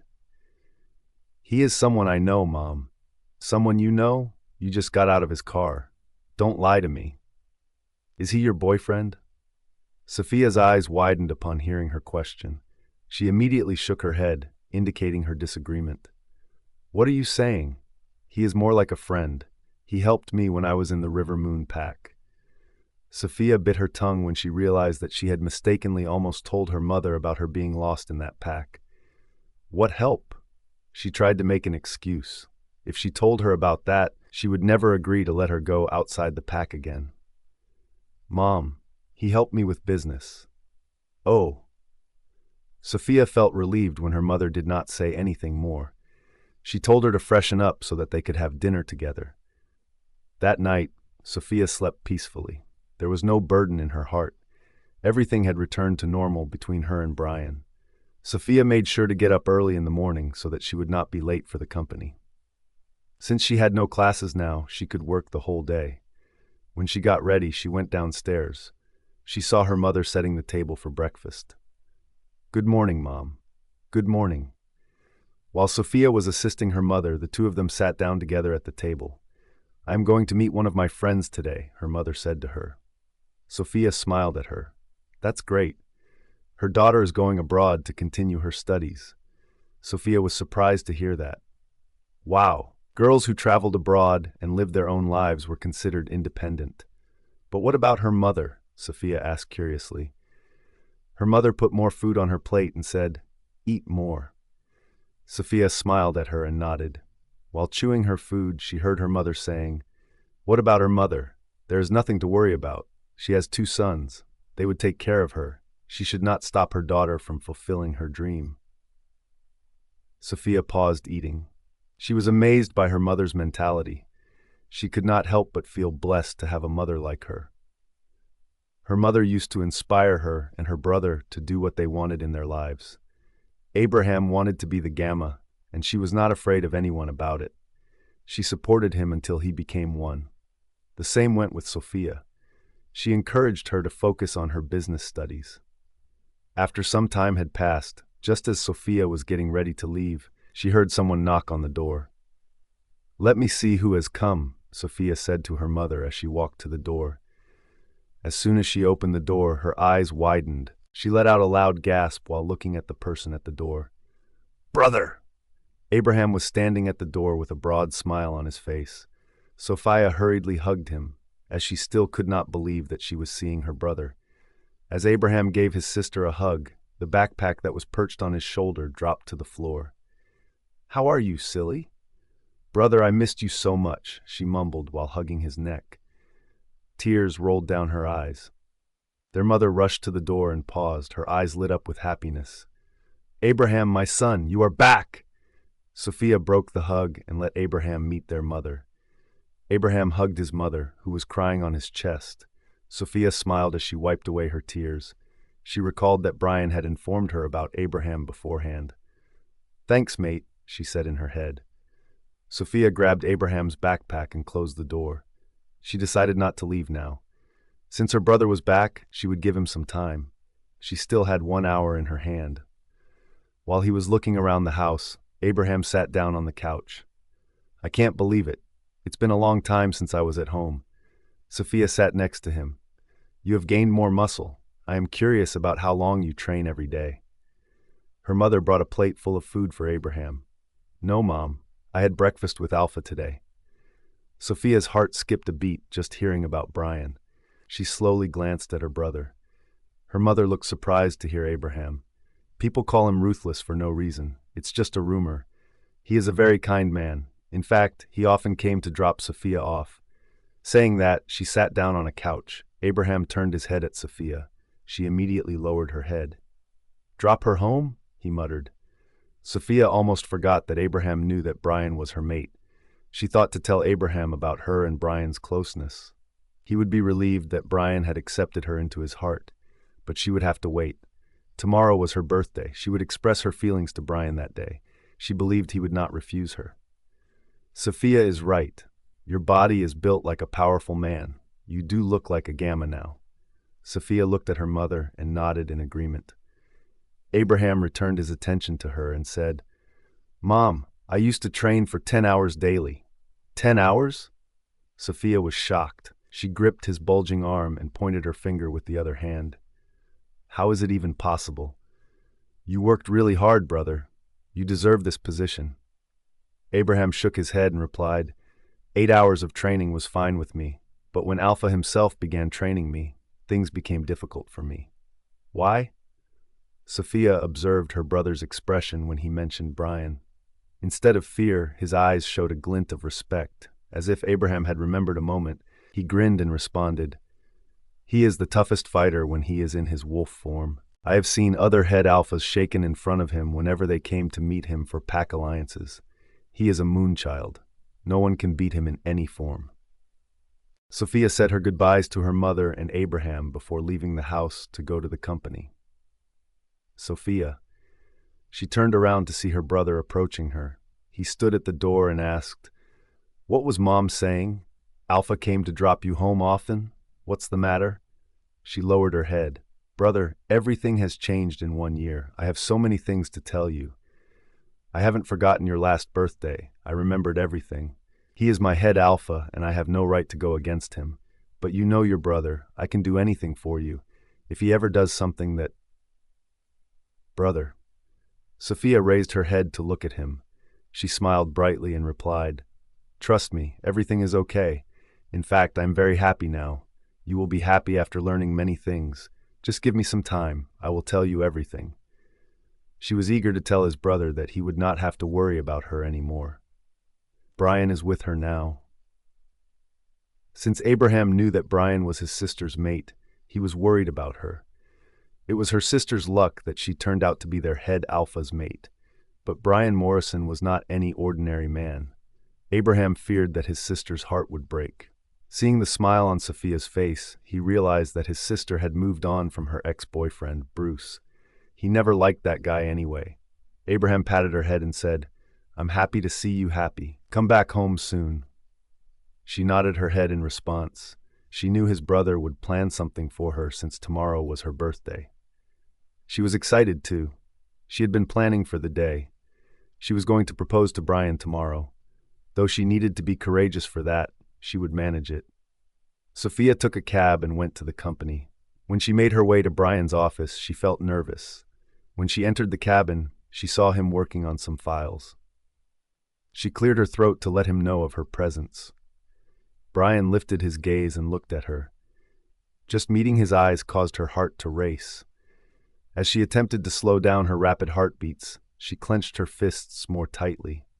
She lost herself in his eyes, which reminded her of how they always wandered around her whenever they were close. She gulped and looked away when he did not break eye contact for a while. Good morning, she mumbled. Morning, he replied, gazing back at the file. With a deliberate pace, she made her way to the desk. When she came to stop next to his chair, she asked, Are you still angry with me? He shook his head without looking at her. No, she smiled as she got the answer. Yes, I knew you couldn't stay mad at me for long. After saying that, she leaned down and was just about to hug him when the door flung open. Immediately, she retreated a few steps and turned her attention to the door. Beta, Robert rushed inside, ignoring everything around him, and walked over to the desk. I have been calling you since early this morning. Why are you not receiving it? Robert asked while huffing. Sophia was shocked. What had happened that made Beta Robert come to the company? He rarely came to the company unless there were important pack meetings with whom Bryan wanted to do business. She recalled that Beta Robert did not accompany Bryan to the River Moon pack, despite the fact that it was an important meeting. I am busy right now, Bryan replied, ignoring Robert completely. Sophia could not help but shake her head. She realized Bryan was still in a bad mood. He was not only ignoring her, but his own Beta as well. What had happened to him suddenly? It did not seem that he was mad at her. Then what was wrong? Alpha Vic. Beta Robert paused when Bryan looked at him. Robert turned his head and realized that Sophia was also inside the room. Hello, Beta Robert. When Sophia greeted her, he gave a small nod. It looks like someone is bothering my Beta a lot. Can you go make me a cup of coffee? Bryan said this to Sophia after he shifted his gaze away from Robert. Robert raised a brow. I am feeling bothered, and you want her to make a coffee for you? Bryan leaned his back against his chair and replied, "Yeah, because she is my secretary, not yours." Sophia felt that the atmosphere was heated, and from Bryan's words, she understood that he wanted to have private words with Beta Robert. So she bowed her head and left the cabin to make a cup of coffee. Meanwhile, in the cabin, Beta Robert shook his head while muttering, "I can't believe it. Shut up and don't waste my time. I have meetings today." Bryan returned to his work like an alcoholic man. However, if anyone looked at him carefully, they could say that something was messing with his head. "Alpha Lucas called me 5 times to talk to you. And Alpha Victor, these 2 men are killing me. Why are you not receiving his calls? Last time, Edgar had to come to you for that. Now it's me. When will you decide something?" Bryan's eyes went dark as soon as he heard Robert. Robert tapped his fingers against the desk and said, "Yesterday was devastating. I spoke to Lucas. If what he is saying is true, then there will be no one to stop you from getting it, not even." Robert paused and let out a laugh. A smirk reached the corner of Bryan's lips as he understood what Robert was talking about. He lit a cigarette and took a deep breath of the smoke. "So what is your decision?" Robert asked with a careful tone, fearing that he would get mad at him. Bryan exhaled the smoke and replied, "What is there to decide about? I have planned everything from the beginning." "What? You're going to confess to Alpha? Oh my God!" Sarah's cheerful voice came out of the phone. Sophia grinned upon realizing how content her friend was. Yeah. Sophia said this while tapping on the keyboard. She gave Bryan his coffee a long time ago. She also made sure that Beta Robert had a cup of coffee. He was the beta of the pack. How could she disrespect him like that? She was now discussing her plan with Sarah while seated in the chair behind the desk. "I have no doubt he will accept your feelings. The way his mother offered you money, I bet she would brainwash him. Thus, it would be best if you came clean about your relationship with him right away." By listening to her, Sophia was only thinking about how Juliana was acting toward her while they were at Bryan's house. She told Sarah everything. Sarah was the only person to whom she could express her pain and happiness. "Sophia, you definitely need to take a firm hold of your position. There is so much competition around you." With a sigh, Sophia answered, "He is the only thing that matters to me. I know he loves me. I just want him to accept my heart, just like he accepted the mate bond." She talked to Sarah for a while. She asked her about her vacation. Sarah said they were having fun. Just as Sophia took a quick glance at the clock, she became aware that it was already time for the pack meeting. As soon as she finished hanging up the phone, she immediately dialed the number of the receptionist. She inquired as to whether or not any other alphas had arrived yet. "What? They are already here." Quickly rising to her feet, Sophia made her way to the meeting room in order to check on everything. On the way, she ran into Troy. "Hey!" "Hello, Troy. You look in a hurry." "Yeah, I came to check first, then I will go to inform Alpha," she replied, peeking inside the meeting room. "I reviewed everything. Don't worry. You can go ahead and call Alpha. This is an important meeting." "Thanks, Troy." She headed to Bryan's cabin. She knocked on the door and waited outside until he spoke out. "Come in." As she opened the door, she noticed Bryan staring out the window. His hands were tucked into his pockets. "It's time for the meeting. Other alphas were waiting for you in the meeting room." Bryan turned around. Sophia gulped when his gaze fell directly on her. He walked toward her. She lowered her head when he approached her. He came to a stop in front of her. She blinked her eyes, looking at the floor. "Has your brother returned home?" he asked calmly. She looked up at him with brighter eyes. "Yeah. Thanks a lot." His eyes observed her bright face and asked, "For what?" She bit her bottom lip and looked away from him. She took a slow step forward, gathering the courage to hug him. She buried her face against his chest and put her hands around his waist. As his cologne reached her nostrils, she inhaled deeply. She closed her eyes and grinned. She felt all of her nervousness go away. Her wolf felt at ease, and so did her heart. "Thank you for coming into my life. I know there are times when I do things that make you angry, but please don't get mad at me. You know what you mean to me and my life." Bryan remained silent for a while. It seemed to her that he would not give her a hug in return. However, Just as she was about to walk away, his powerful arms came down and landed on her waist, preventing her from breaking the embrace. She moved her head to look at him. The intensity of his gaze, which was directed directly into her eyes, caused her to blush out of shyness. He brought his hand up to her face and gently touched her chin. At a slow pace, his thumb rubbed under her chin. When she averted her gaze from him, he lifted her chin. He leaned down his head to her face. The tip of his nose touched hers. Her heart started to beat faster. She swallowed her breath as the closeness was making her desperate. Bryan stared at her face. She shut her eyes. He chuckled at her shyness. He tilted his head to the side and planted a kiss on the corner of her lips. He did not move, and neither did she. Sophia felt the moment freeze the clock and the entire world around her. Bryan moved away from her face and stood up straight. Always remember one thing. I never allow anyone to be my weakness. Sophia opened her eyes when she heard him. He patted her head and unwrapped his hands from her body. He turned around and headed to the door. Sophia stared at his back while thinking, what did he mean? When Bryan left the cabin, she shook her head and hurriedly left the cabin to follow him. She touched the corner of her lips and said in her head, weakness? Am I his weakness? But he said he never allow. Bryan entered the meeting room. All the alphas got up to give him a courteous greeting. Bryan nodded to them before settling into the head chair. The meeting started. Sophia began reporting everything to Bryan whenever he inquired about the project. Most of the alphas came from nearby packs. While Sophia was occupied with the meeting, her phone rang unexpectedly. Her eyes widened as she realized her phone had interrupted the meeting. She immediately glanced at the screen and noticed an unknown number. She lowered the volume. She turned her attention to Bryan, who was sitting close to her. She expected Bryan to be angry, but he did not look angry at all. He glanced at her phone before shifting his gaze to hers. I don't know who's calling. It must be Mom. She mentioned she was going to her friend's house, Sophia said in a lower tone. Other men in the room chuckled at Sophia. They felt that Sophia was really young to be the assistant of the pack's head alpha.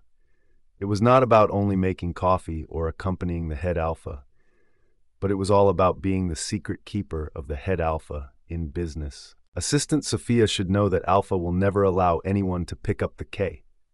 Take it. Bryan interrupted the brand management director and told Sophia to accept the call. Everyone shut their mouths and stared at Bryan in shock. Sophia smiled at Bryan and excused everyone, then rushed outside so that others could continue the meeting. That's my man, she muttered with a broad smile, thinking about Bryan's permission. She noticed the missed call and was about to call the number, but the caller called her once again. She quickly picked up the call. Before she could speak, the person on the other end of the phone spoke up. You told me to contact you, but now you are ignoring my phone calls. Sophia was surprised when she heard the familiar voice. Adon, why didn't you receive my call? He asked, sounding angry. I was in the meeting. Why are you calling me? Sophia asked, glancing at the door of the meeting room. Meet me in the evening. What? I need your help. Do you need to schedule an appointment? Let me see what I can do, Fo. No, I don't need any appointments. I need your help with a project. Will you help me or not? Sophia thought for a moment. What project would he talk about with her? Listen, I am just a secretary. I can't persuade Alpha to give you any deals. I know. Just meet me. You said you would help me, so I am asking. She reflected on how he had helped her twice, so she agreed to assist him. Okay, I will see you in the evening. I will send the address to you. Okay, I need to go back to the meeting. Bye. Sophia quickly entered the meeting room after hanging up the phone call. When she walked into the room, everyone turned their heads at her. She cleared her throat and gave everyone an awkward smile. She took a seat in her chair and gave Bryan a quick look. He looked at her, but did not say anything. He then turned away and looked at the man standing next to the projector. Sophia listened intently to the discussion. So what are your thoughts, Alpha Bryan?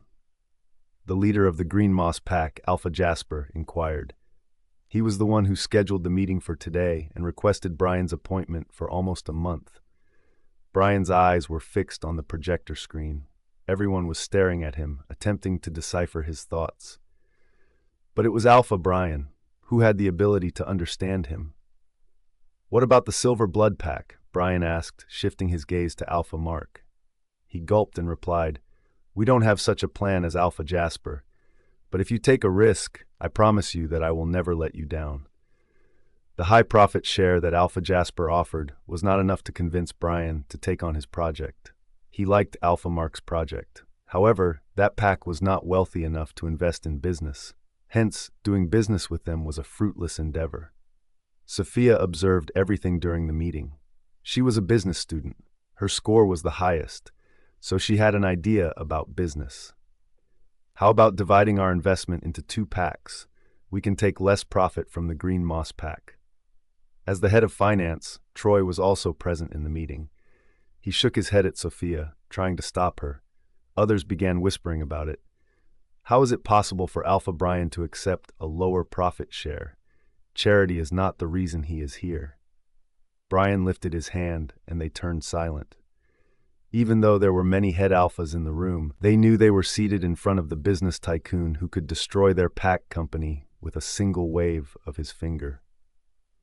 Bryan turned his head at Sophia and asked, "Do you want me to invest in both packs?" She was stunned by his question. "Alpha, it's not my wish, but a simple suggestion." She stood up and continued after glancing at others. "Everyone is aware that no one is ever going to be in the same place. Maybe in the future, the Silver Blood Pack will be among the top 5 packs. We can assist them in moving up the business ladder. I believe we can negotiate a contract in which they must increase our profit share if they become successful." Everyone's gaze was fixed on Sophia. They had no idea Sophia had such a great strategy. She mentioned help, which referred to a high profit share. Through this contact, they could control the Silver Blood Pack's business by themselves. Sophia glanced at Bryan, who stared at her indifferently. "Sorry if I say something wrong," she mumbled, and she sat down in her chair. Sophia felt she spoke more than she should. She lowered her head and gazed at the table. "She makes a valid point. I will divide the investment between 2 packs." Bryan's deep voice reached Sophia's ears. She slowly lifted her gaze to look at him. "But Alpha, it's clearly a loss pro." Bryan glared at Troy to shut his mouth. Troy instantly lowered his gaze. "It's fixed and final. The meeting is over." Bryan stood up and looked at everyone. "I arranged your meals at my company's restaurant. Don't forget to have your lunch before you leave."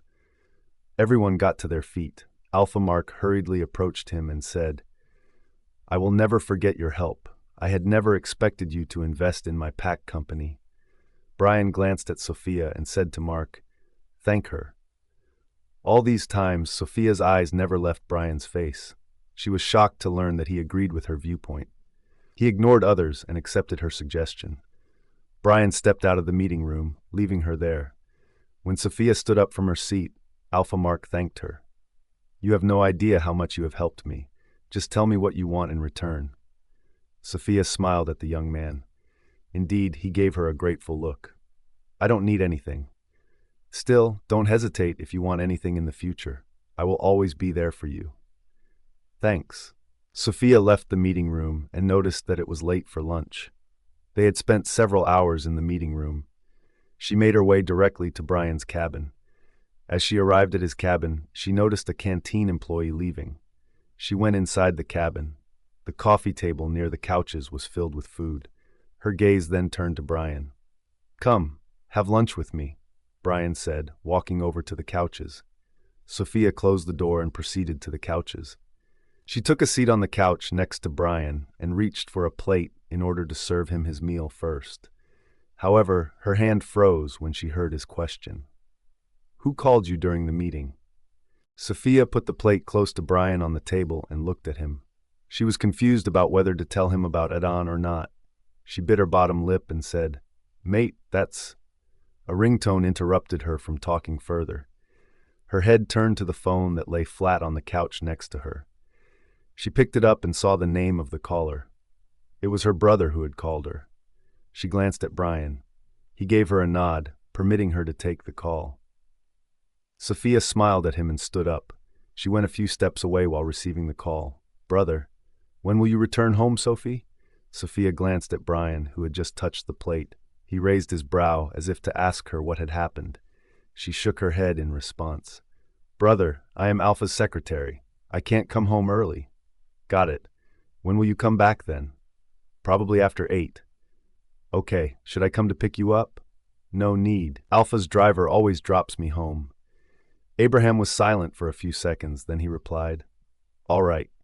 He ended the call. Sophia looked at the phone, then turned around to look in Bryan's direction. He was enjoying his meal quietly. The sound of cutlery reached her ears. She wanted to stand there and continue watching this handsome man eat. Come here, he said, meeting her gaze. She immediately walked toward him to sit next to him, as if he had bound her with some spell. Eat. She nodded at him and started eating after placing food on a plate. She cast a glance at Bryan's folded sleeves. His veiny hands were clearly visible. She shook her head and tried to focus on her meal. You did well in the meeting, he muttered. She looked at him with a brighter gaze. Thank you, Meat. You have potential in business.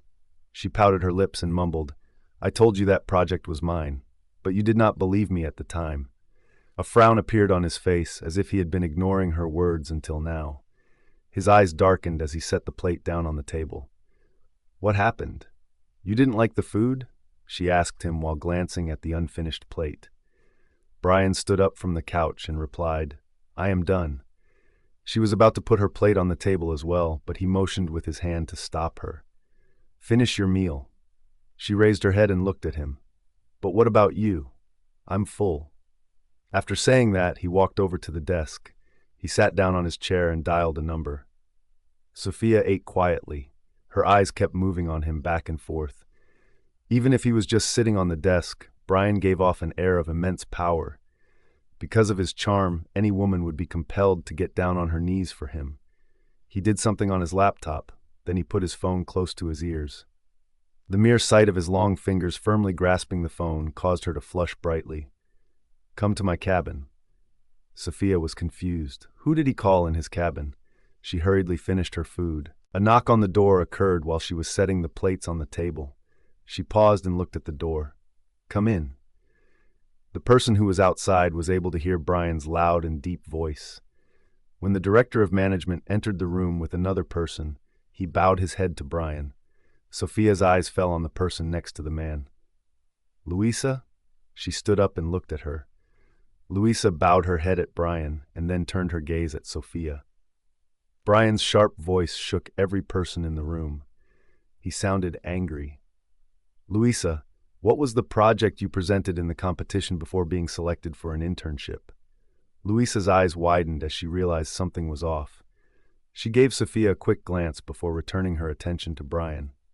Alpha, it was about the construction business.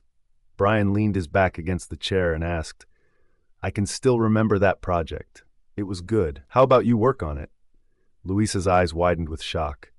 Of course, Alpha. She could not believe she was getting such an opportunity. It would be one of the biggest projects for the company. Bryan liked the project, but he had never considered turning it into a business. I would love to do that, Louisa said, trying to sound confident. The director of management lowered his head. He had no idea if Alpha really wanted to give Louisa the chance. Let's talk about the project then, Bryan said to Louisa. His face was clearly demonstrating that he had a great interest in it. Sophia stood up from the couch and walked toward the desk. She stood next to Bryan, thinking about what was going on in his head. Miss Berg. Bryan turned his chair to face Sophia.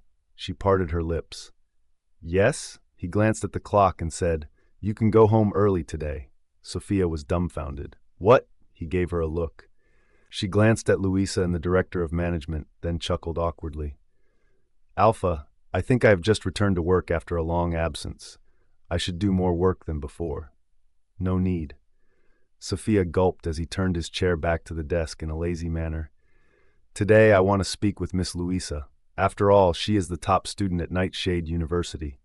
When Louisa heard Bryan say that, she tucked her hair behind her ears. She was blushing. Sophia tightened her fists in fury. Why is she blushing? Why does Mate even want to talk to her? She thought angrily. Miss Berg, you... I know, I'm going. Sophia hurriedly walked to the couch and grabbed her phone. She turned to Bryan and said, Alpha, I'm leaving. Your brother is at your house now. You should give him some time. She was surprised that he let her leave earlier so she could spend time with her family. Her heart began to melt. She wanted to run toward him and hug him. However, she was unable to do so due to the presence of others in the room. Bye, Alpha. She left the cabin with a smile on her face. When she walked out of the company, she thought about going back home. Since there was not a cab near the company, she strolled for some time. But after a while, a car came to a stop beside her. The window of the driver's seat rolled down, and a familiar face appeared in front of her. Adon, how did you know that I am free now? With a look of surprise, Sophia questioned. He tilted his head in the direction of the passenger seat. Get in the car. Sophia thought about her word to help him. She proceeded to the opposite door and entered the car. Adon started the car without wasting any time. Sophia turned her head toward the man sitting beside her. She remembered that she almost told Bryan about him but got interrupted by her brother. Then Bryan let the matter go and paid attention to something else. It's okay. It's not like I'm cheating or something. He doesn't react to anyone except his brother, so there's nothing to worry about. She tried to relax on the seat while she thought. How was your meeting? Adon asked. What? She asked. I'm asking about your meeting. You told me you were in the meeting room at that time. Oh, yeah, the meeting was good. Alpha appreciated me later. He tapped his finger on the steering wheel while listening to her. As he should. She frowned as she asked, How are you so confident about my skills? I mean, you even asked for my help. As though she were asking a forbidden question, he fell silent. With her head turned toward the window, Sophia muttered, I am not even sure if you belong to his rival pack or not. How can I help you with some projects? I lied to you that time. She immediately turned to him. What? I lied about your help. I do need your help, but not in business. Then, Sophia asked, thinking that he had something else to ask for. He smirked as he glanced at her worried face. Relax. You will get a heart attack. Why did you call me? I was feeling bored in this pack, so I thought you could accompany me roaming around. You what? She shook her head, as she could not believe it. You lied to me about help? But why? Didn't you say you were here to meet Alpha? As he tightened his grip on the wheel, his eyes darkened. She was confused by his sudden change. Are you crazy? What is wrong with you? She inquired when she noticed how fast he was driving. Some call me sinner, and some. A smug grin tugged at the corners of his mouth. Some call me Adon. Sophia stared at him with a perplexed face. She had no idea why this mysterious man always talked in such a way. His every word went ahead of her head. Sophia let out a sigh and fell silent. She was curious about where he would lead her. There was no way she could talk to him calmly about how he was driving crazily. After a while, he spoke up. Have you ever felt heartbroken? Sophia's eyes were fixed outside the car. How? He cheated on me. Your mate? No, my ex. Who is he? Sophia turned to him. Now you are asking too many questions, gentlemen. He scoffed at her. You used gentleman sarcastically? You don't even know how gentle I am in bed. Her jaw clenched in anger. Stop the car. Why? I said stop the car right now. He stopped the car abruptly and looked at her. She tried to open the seatbelt. However, his hand stopped her wrist from doing so. She immediately moved her head, only to find him closer to her. She gulped at the closeness. What are you doing? She stuttered. What's so hurried to leave? He asked, observing the sudden fear in her face. What happened to you, Adon? She asked, trying to move her hand away. He released her hand and she let out a sigh. Don't be so scared. I'm not kidnapping you. I wasted my whole time on you that day. Won't you just accompany me in your pack for half a day? Sophia gulped as she gave it some thought. Adon did not seem like a dangerous man in her eyes. However, his identity seemed a little mysterious. Okay, she agreed. She did not even know why she agreed. She was free for the day, and it was afternoon. She thought about going back home in a few hours. Adon started the car. How about you tell me about your favorite restaurant's location? Restaurant? At this hour? I have just had my meal. Then let's go to a park. If you want me to be your tour guide for today, let's go to the Pack Gallery. He frowned at her. Pack Gallery? Yeah, every single tourist who visits this pack goes there. The history of packs is available for viewing there. In fact, whenever someone wins a pack or becomes the alpha of a pack, their name is listed along with details. I see. Let's go there then.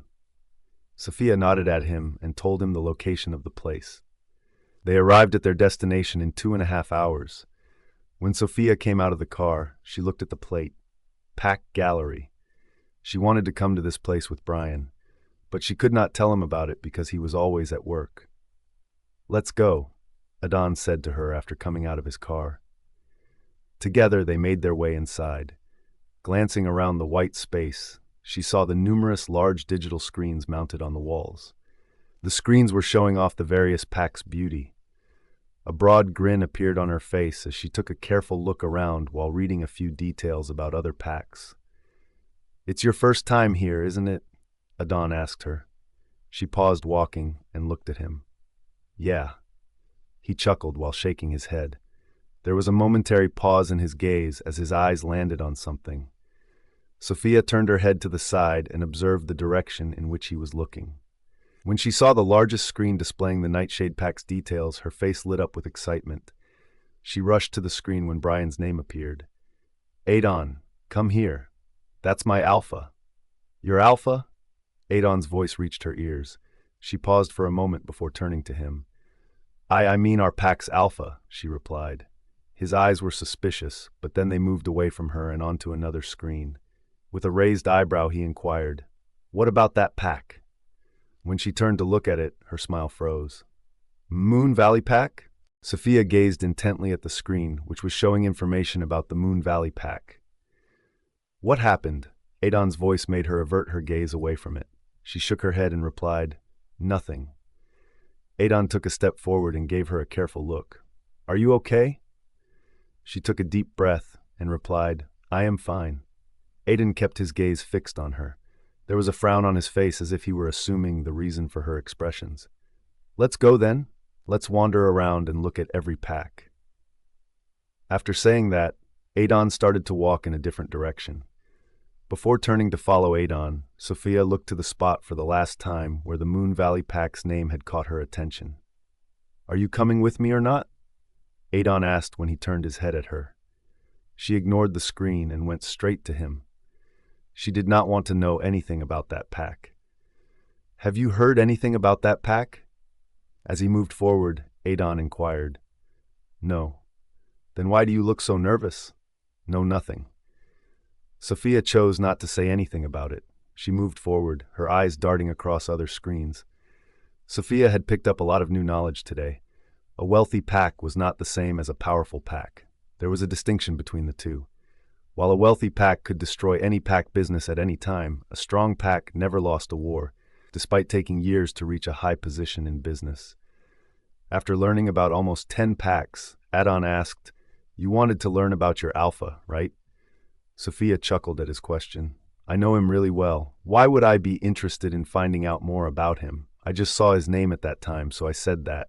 That's it. Her response was full of smiles and happiness. She was a happy soul who was in love. Anyone could say that simply by looking at her. Got it. They made their way in the direction of the detailed information regarding the Nightshade Pack. They raised their eyes as soon as they came to a stop in front of the largest screen. At the sight of Bryan's name appearing on the screen in such a stunning manner, Sophia's lips parted. Bryan Morrison, she mumbled under her breath. Bryan Morrison. As soon as she heard Adon, she turned to him. She noticed his eyes were fixed on Bryan's name, as if he were looking at Bryan directly. She glanced at the screen and saw the display. Everything on the screen started to appear one by one. Sophia was shocked when she saw the details of the Nightshade Pack. The Nightshade Pack is a very old pack that was established many centuries ago. At that time, the members of the pack were living in poverty and had a difficult time living their lives to the fullest. I cannot believe that our pack was once in such a dismal state. Sophia thought, then continued to read a little loudly. The people of the Nightshade Pack started to obey the alphas of other packs, who provided them with financial assistance as a form of charity. On the other hand, there was a prophecy that went around the pack, and it stated that one day an alpha would come to shine their destiny. This prophecy was passed down from generation to generation. Years later, that Alpha appeared as the elder son of Alpha Harry Morrison. Sophia paused because she was shocked. Adon was silently listening to her while staring at the screen. Sophia could not stop herself from starting to read again. Alpha Bryan was born to be a powerful alpha. He has the power and strength to claim any possessions. When he was promoted to the position of head alpha, he made the pack the wealthiest pack in its history. Sophia blushed as she felt proud of her mate. She bit her bottom lip. The fact that this pack had been waiting for him for years amazed her. He was the hope and the salvation of all the pack members. "Go on," An said, cutting her off in her thoughts. She began to read once again. But Alpha Bryan is a ruthless alpha. His brutal punishment is not unknown to anyone. He once killed hundreds of wolves alone and demolished a pack all alone in a few hours. He had bloodied his hand many times, too. With a frown, Sophia diverted her attention away from the screen. "I don't want to read more. He is not this ruthless. He always thinks about his people. Why do they write such lies?" Adon slowly turned his head toward her. "Do you think everything is a lie?" "No, not everything. Only the ruthless thing is a lie." "Okay, then how is he?" "He is a very nice man who loves his people. He cares about them but doesn't want them to know about it." Adon stared at her without saying anything. Sophia realized that she was talking too much. Whenever it was about Bryan, she could not just control herself. Adon turned around and began to walk. "Hey, where are you going?" Sophia asked, glancing at the watch. Her eyes widened when she realized it was past 8 p.m. "Oh my God, I have to reach home. How did time pass so quickly?" "Last one," Adon muttered as he approached a screen. Sophia followed him, only to discover that he had stopped in front of the Moon Valley pack screen. She gulped as her gaze shifted to the name. She did not know anything about that pack. But that pack was connected to Bryan. The pack belonged to his ex-fiancée, Mila. She lowered her head, indicating that she had no interest in learning about it.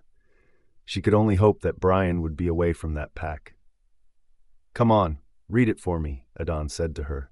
She tightened her fists and looked at the screen before starting to read as the slides progressed. The Moon Valley pack represents wisdom and wealth. Once upon a time, every alpha in this pack led a regal life.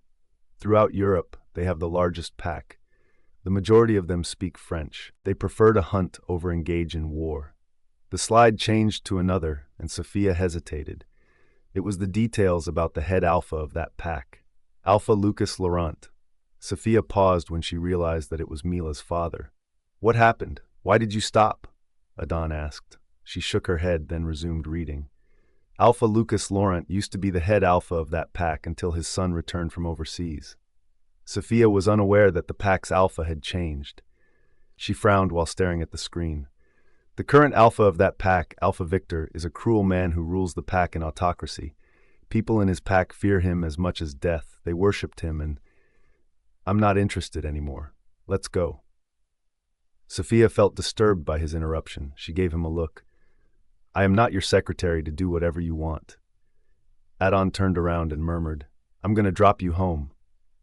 "You did not even let me finish," Sophia said, following him out of the pack gallery. He made his way to his car and uttered, "Why are you so interested in learning about that alpha?" Sophia replied after a pause, "I didn't know that pack had an heir too. That pack has a history with our pack." He opened the passenger door for her and asked, "What kind of history? That broken engagement?" She gave him a surprised look. "You know about it?" He chuckled and gestured his hand toward the seat. She got into the car. After closing the door, he proceeded to the driver's seat of the car. "Do you know anything about that pack's current state?" she asked him curiously. He started the car. After remaining silent for some time, he began to turn the car around and head in the direction of Sophia's residence. Sophia assumed that he did not know anything else, which was why he was not responding to her. However, after a while, he replied, "There is no change in the condition of that pack. An ordinary engagement couldn't shake its position."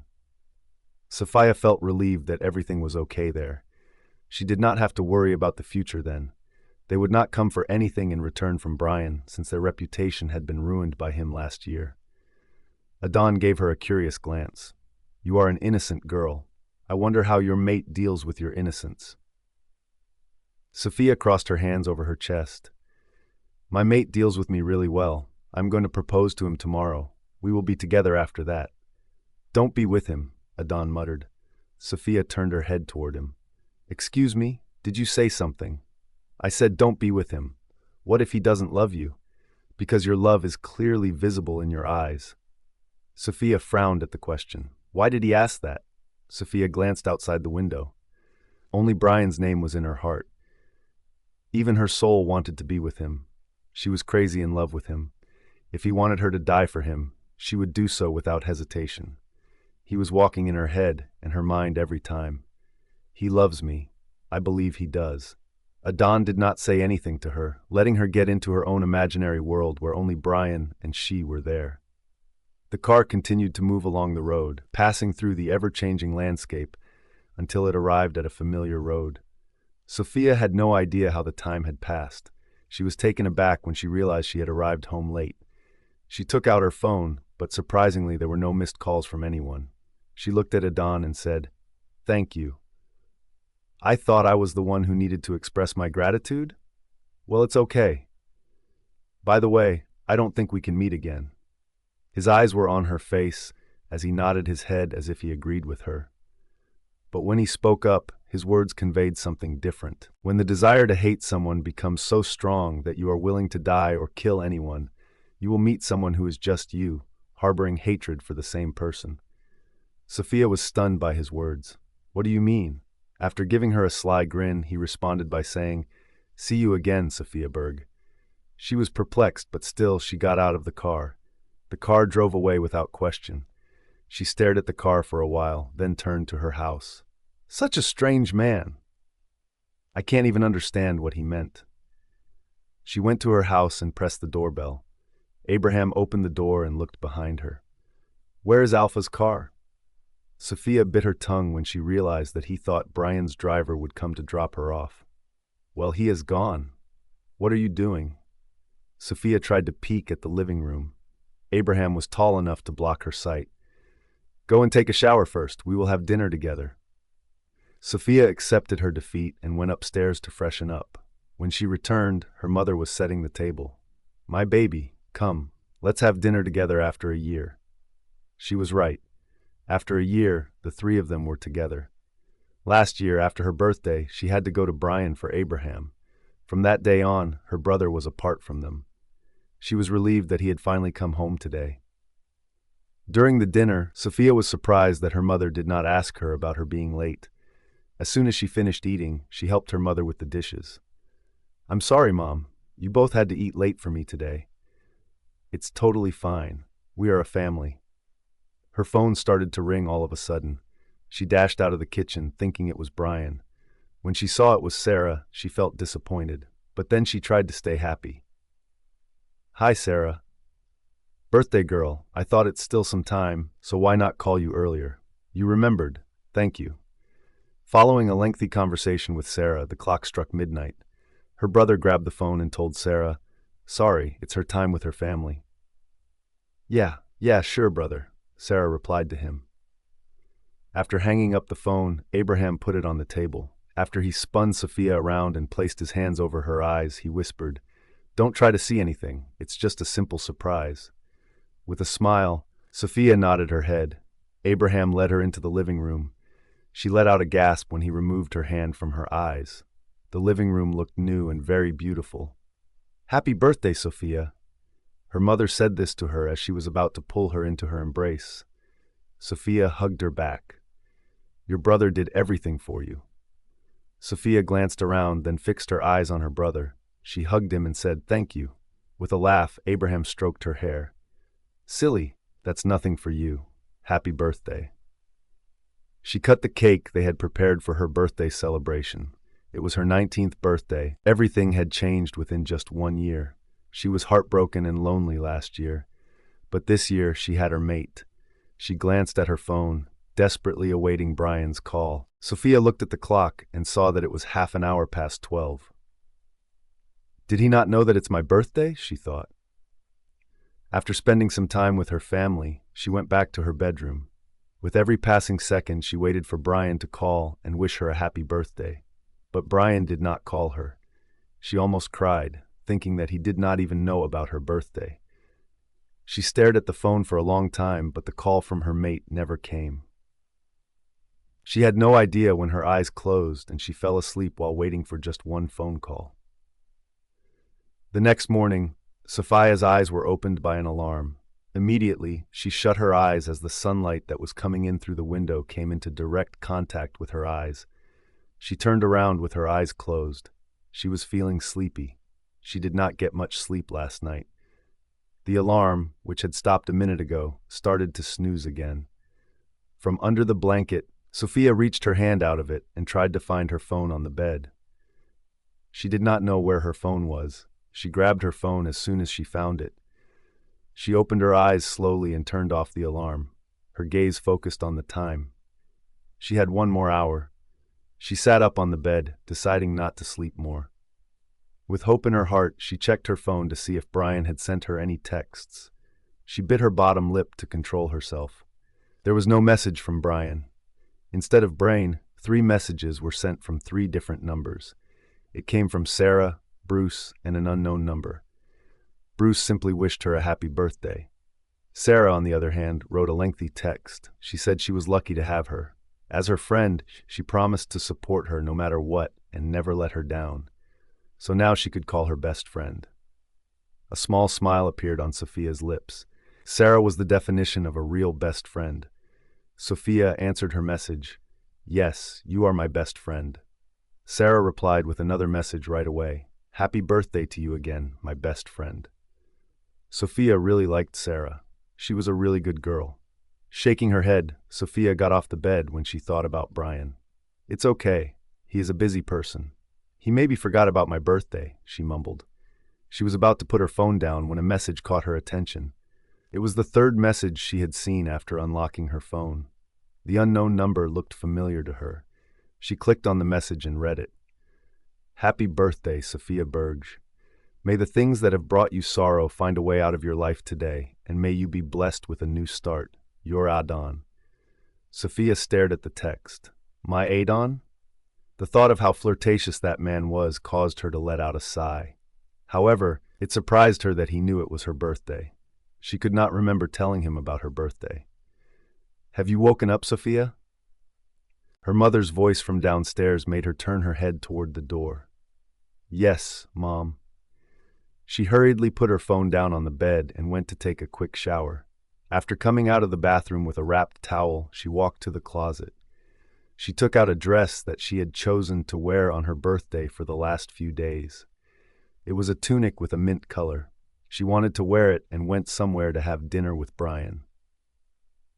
The dress was simple, but the material of the fabric was expensive.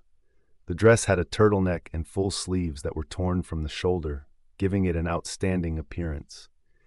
She checked her appearance in the mirror as she put on the dress. She styled her hair in a high ponytail and applied a little makeup to go with the dress. She grabbed a pair of black high heels and put them on. After giving herself the last check, she left her room. When she went downstairs, she saw her mother and Abraham talking about something. They paused when they noticed me. Abraham walked up to me and said, "Happy birthday and good morning." He gave me a hug and a kiss on the head. If my sister looks this beautiful, how can I let her go outside the house without protection? Sophia laughed at his words. "You have forgotten where I work. It's the Morrison Group." There was no need for safety. Her mate was always with her. Abraham kept quiet as if he did not want to talk about it. Sophia patted his shoulder and asked, "Where is my envelope?" She stretched out her hand and closed her eyes. When an envelope was placed on her palm, she opened her eyes. "It's from me. Your brother will give you something else," her mother said. Sophia embraced her. "Thank you, Mom." Though she did not need the money inside the envelope, she took it as a memory. The envelopes from the previous year were still in the nightstand's drawer. Sophia left her home after eating breakfast with her family. She took a cab and went to the company. All the way to the company, she told herself to stay happy since it was her birthday. He doesn't like birthdays. He didn't want to celebrate his birthday. How can I expect him to wish me for it? It's all right. As long as he is with me, I am happy. The cab stopped near the Morrison group, interrupting her thoughts. She paid the driver and she got out of the cab. With a deep breath, she took a look at the enormous building that stood tall. While wearing a grin on her face, she mumbled, "Today I will tell you about the feelings that are going through my heart." She was not afraid of anything. There was no reason for her to conceal the fact that she loved him. It was not a crime. As soon as she entered the company, she noticed that the atmosphere was tense and intense. Instead of paying attention to anyone else, she went straight to the elevator. When she reached the top floor, she came out of the elevator and thought of making her way to Bryan's cabin directly. She realized every employee was glancing at her. She did not know the reason. "Miss Sophia, where are you going?" An employee asked when Sophia was close to Bryan's cabin. "I'm going to Alpha's cabin. Miss Sophie." As Sophia walked past the employee, she was unable to pay attention to what he had to say. She made her way to the door and reached out to grab the doorknob. She was so eager to see her man that she did not waste her time knocking. She opened the door quickly and stepped inside. But as soon as her gaze moved inside the room, her entire body froze. A woman was hugging Bryan. Sophia slowly let go of the doorknob as she was in a state of shock. The door shut behind her. As if she had heard the sound, the woman broke the hug and turned around. Sophia was completely taken aback when she realized who the woman was. "Mila Laurent!" A stab of pain shot through Sophia's heart. Sophia's eyes flickered with tears because she could not understand what was going on. Her head nearly spun as she took a step back. Her eyes met Bryan's gaze. He remained motionless, standing next to his desk. He remained calm, as if he had not let another woman hug him a while ago. His eyes were serene as he quietly looked at her. "What is happening?" Sophia spoke in a low voice. A frown appeared on Mila's face. She looked at Sophia with a pair of angry eyes. Turning to face Bryan, she inquired, "Bryan, what is this girl doing here?" Sophia was stunned by Mila's demanding tone. It dawned on her that she had never spoken to Bryan in that manner. With her eyes fixed on Bryan, Sophia awaited his response. Bryan turned from Sophia to focus on Mila. "She is my personal secretary." After saying that, Bryan walked over to his chair and sat down on it. Sophia's fists tightened. She could not take her eyes away from Bryan. Mila's loud voice caused Sophia to flinch. She averted her gaze away from Bryan and turned to the door to wipe her tears, which had just fallen down on her cheeks. She did not want anyone to see her crying. "Calm down, Sophia. That was nothing. Nothing is what you are thinking," Sophia told herself to console herself. "Bryan, how can you make her your secretary? She is merely a young student and does not yet possess a degree. You are the Alpha Bryan Morrison.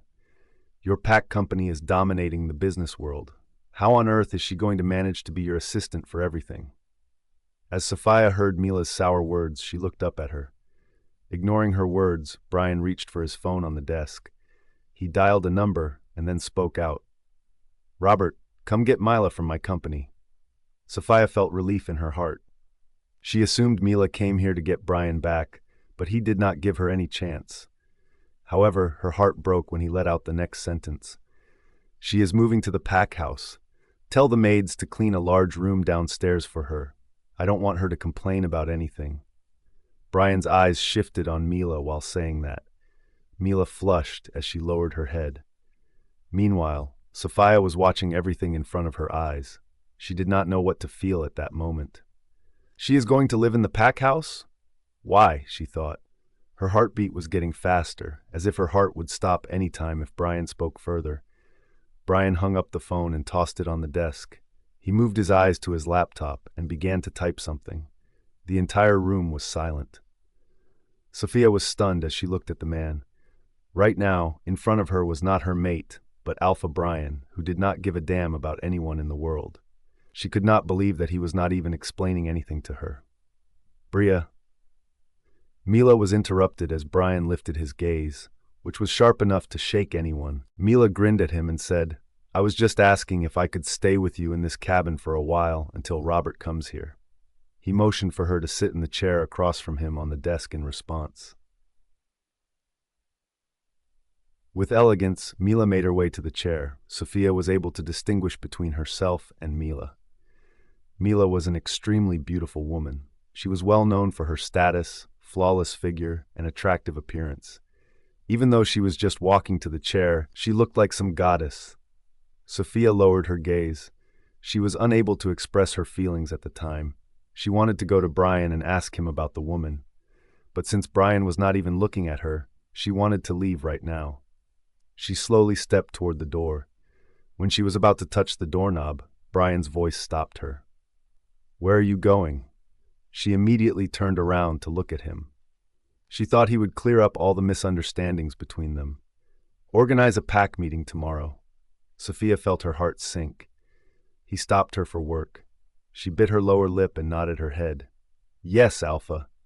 She tried to convey her hurtful feelings to him through her eyes, but he was indifferent. "Inform all the Alphas in my packs about the meeting. Don't forget about the Moon Valley pack." Sophia looked away from Bryan. Her heart was piercing inside. She could not concentrate on what he had just said. "Bryan, why the Moon Valley pack?" Mila's terrified voice could be heard. Sophia took a moment to look at Mila. Why did she look so terrified? Didn't she come from the Moon Valley pack? "It's important," Bryan replied. Mila shook her head several times. No, you don't have to. Dad is enough. If she informs anyone in my pack, the head Alpha himself will come here to attend the pack meeting." "So?" Bryan asked, raising an eyebrow. Mila's eyes widened as she mumbled, "V. Victor." Bryan's eyes darkened as soon as Mila let the name out of her mouth. Seeing his fierce face, Mila could not continue. Sophia noticed everything, but she was not in the right mind to understand anything. "You are in my den right now. What will he do to you?" Bryan asked Mila in a deep voice. Sophia thought back to what she had discovered about Alpha Victor yesterday in the pack gallery. But Mila was acting in a way that baffled her. Wasn't she Alpha Victor's sister? What was there to be afraid of? Mila stood up and leaned over the desk. She reached out for Bryan's hand and placed her hand over it. "I believe you, Bryan." The sight of Mila's palm rubbing against Bryan's hand caused Sophia's lips to tremble uncontrollably. She could not remain silent and spoke out in a loud voice. "We need to talk, mate." "Mate? How dare you call him mate?" Mila spoke out in the same loud tone that Sophia had used. Bryan looked at Sophia, warning her not to create any drama there, but she could not stop herself anymore. She could hide her closeness with him from others, but not from the woman who was hugging Bryan a while ago. "I want to talk to you alone," Sophia said, ignoring Mila completely. She had nothing to do with that woman. Mila turned her head at Bryan and said, "See, just because you made her your personal secretary, she is thinking of herself as a queen now." Mila was startled when Bryan moved his hand away from hers. With a look of disbelief, she slowly stood up straight. "Bryan." Bryan looked at her calmly and said, "You should go to the pack house now. Robert is on the way. Go to the lobby and wait for him there." Mila did not move as her eyes were fixed on Bryan. She tightened her fists in anger when she noticed Bryan had not changed his mind. "If you want that, then okay. Come to the pack house early today. It's been a long time. I have so many things to talk about." Mila turned around and her gaze fell on Sophia again. With a fierce glare in her eyes, she stormed out of the cabin. She angrily shut the door loudly behind her before leaving the cabin. Bryan turned his gaze from the door and shifted to Sophia. Meanwhile, Sophia did not move from her place. She was only staring at the man sitting behind the desk. Why was he so cold? What had she done to him? Bryan stood up from his chair. Sophia assumed he would approach her, but she was wrong. Rather than coming towards her, he moved over to the couch. He took a seat on the sofa, lit a cigarette, and exhaled smoke. His eyes returned to her gaze, and he let out, "Speak." She felt a pang in her heart from his distance. He did not even approach her like other times. Was it because of the sudden arrival of his ex-fiancée? Sophia slowly took steps towards him until she reached the couch where he was sitting. "Mate," she mumbled. Bryan fixed his gaze on her as he said, "You should not address me like that in front of her." "Why? Why can't I call you that in front of her?" she asked right away. Bryan did not reply to anything as he stared at her. Looking into his face, she tried to read whether he was angry. She was still thinking about him, not about herself. She suddenly became self-conscious. She lowered her head, considering what would happen if Mila had taken him away from her. The mere thought of Bryan leaving her shook her heart. She stepped forward and knelt down in front of him. Before he could say anything, she leaned toward him and rested her head on his thigh. She closed her eyes to control her tears and mumbled, "If I do something again to make you angry, then you can punish me, mate. But please don't let the woman get close to you again." Bryan looked at her head. He raised his left hand and put it to her head. While smoking, he lightly stroked her hair. He did not reply or respond to her request. Sophia felt a tear roll down her eyes. She wiped it before it could come into contact with Bryan's pants. Her other hand rested on his other thigh, caressing it with her thumb as she closed her eyes. Even just his light touch on her hair made her feel at ease. She had forgotten all the things that she had witnessed after entering the cabin. The reason was that she did not want to lose this man. She was her mate and the second chance of her life. After what Bruce had done to her, she would never be able to take it if his brother also did the same to her. She wanted to hold this man in her life by hook or by crook. After a while, she opened her eyes as Bryan's voice reached her ears. "Stop thinking about anything else. Just concentrate on your work and studies." She lifted her head to look at him. "What about us? Is everything okay between us?" He frowned when she asked that. He leaned down to look at her closely. His eyes caressed her face. Her upset eyes caught his attention. He moved his hand and placed it on her cheek. She leaned near his hand, closing her eyes. But then she stood up right away and sat on his lap. He abruptly moved the hand that was holding the cigarette away from her. It almost burned her. However, when she wrapped her hands around his neck and rested her hand on his shoulder, he remained silent. Sophia hugged his neck tightly and mumbled, "If you break me, I swear no one will repair me this time." His hands wrapped around her waist. He nuzzled his nose against her neck and muttered, "Nothing will change between us. No one can deny that you are my mate." She balled her fists on his shirt when she felt the touch of his nose. He knew her soft spot, and he was doing that purposefully. She tilted her head. Her lips came inches close to his. She moved her hands and cupped his cheeks. She shut her eyes when her lips touched his. Tears rolled down her cheeks as she began to kiss him. He kissed her back as his hands tightened around her waist. Sophia kissed him desperately. She did not want to lose him. She would do everything to keep him in her life. When she felt breathless, she broke the kiss and pressed her forehead against his. She huffed as her eyes slowly opened. Bryan's predatory eyes were staring at her soft orbs. Sophia could not wait any longer. She could not wait for a better moment, a better place, or a better way to express her feelings to him. With a smile on her face, she finally confessed to him, "I love you, mate." Bryan's hands froze around her waist, which Sophia did not notice. She looked at him carefully. Her smile still had not faded from her face. "Mate?" she let out in a lower tone. Bryan unwrapped his hand from her waist and stood up from the couch, which consequently prompted her to stand up as well. After seeing Bryan's reaction, she was taken aback. It was her expectation that he would kiss her again in response. "What happened?"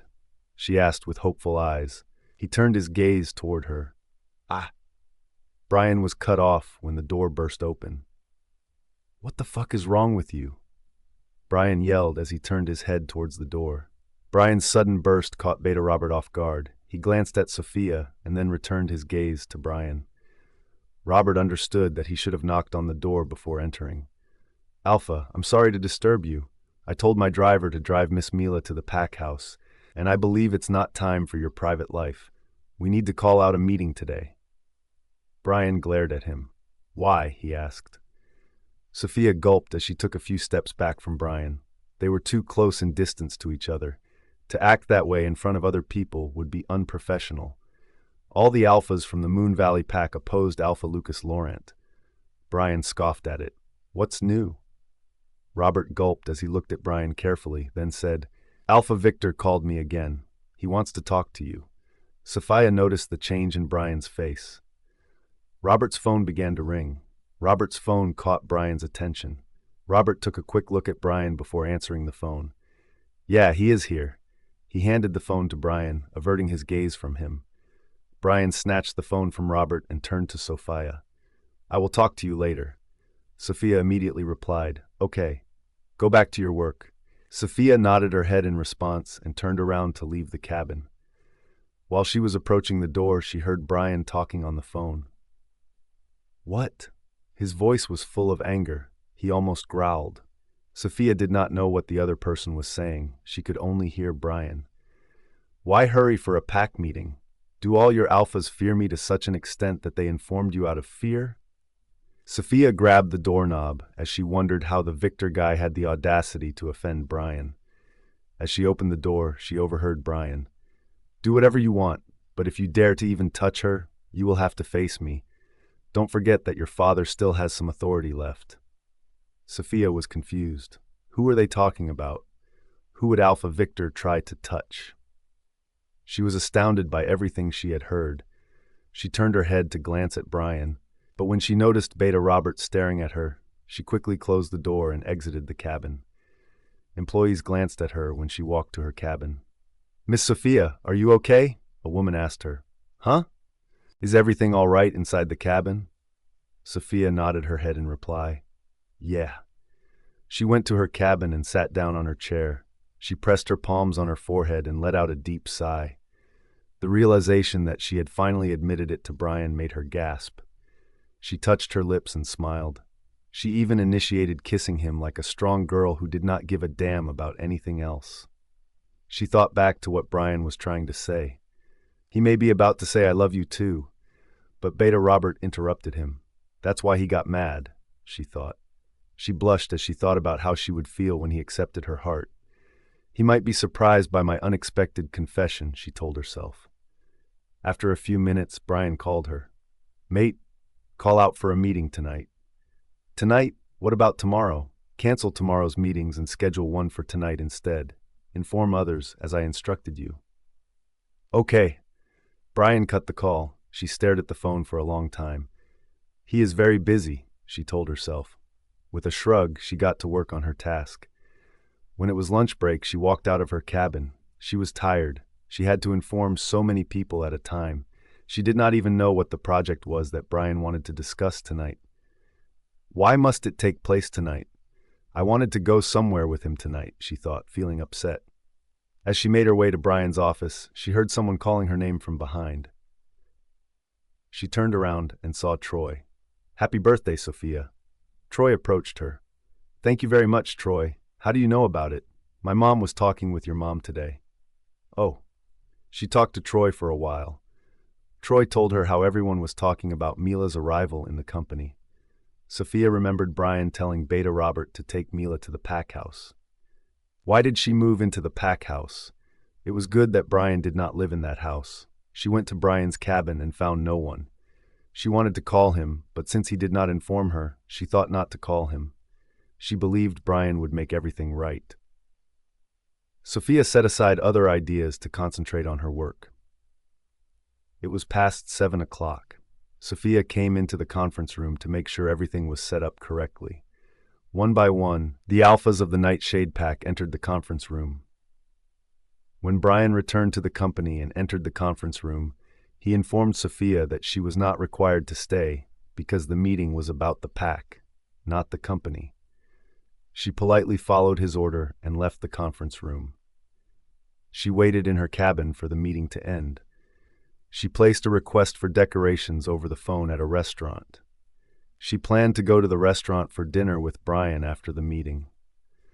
She would persuade him to go there with her. It was her birthday. She did not want to miss the day in any misunderstanding. When it was 10 minutes past 8, she got up from the chair and left her cabin.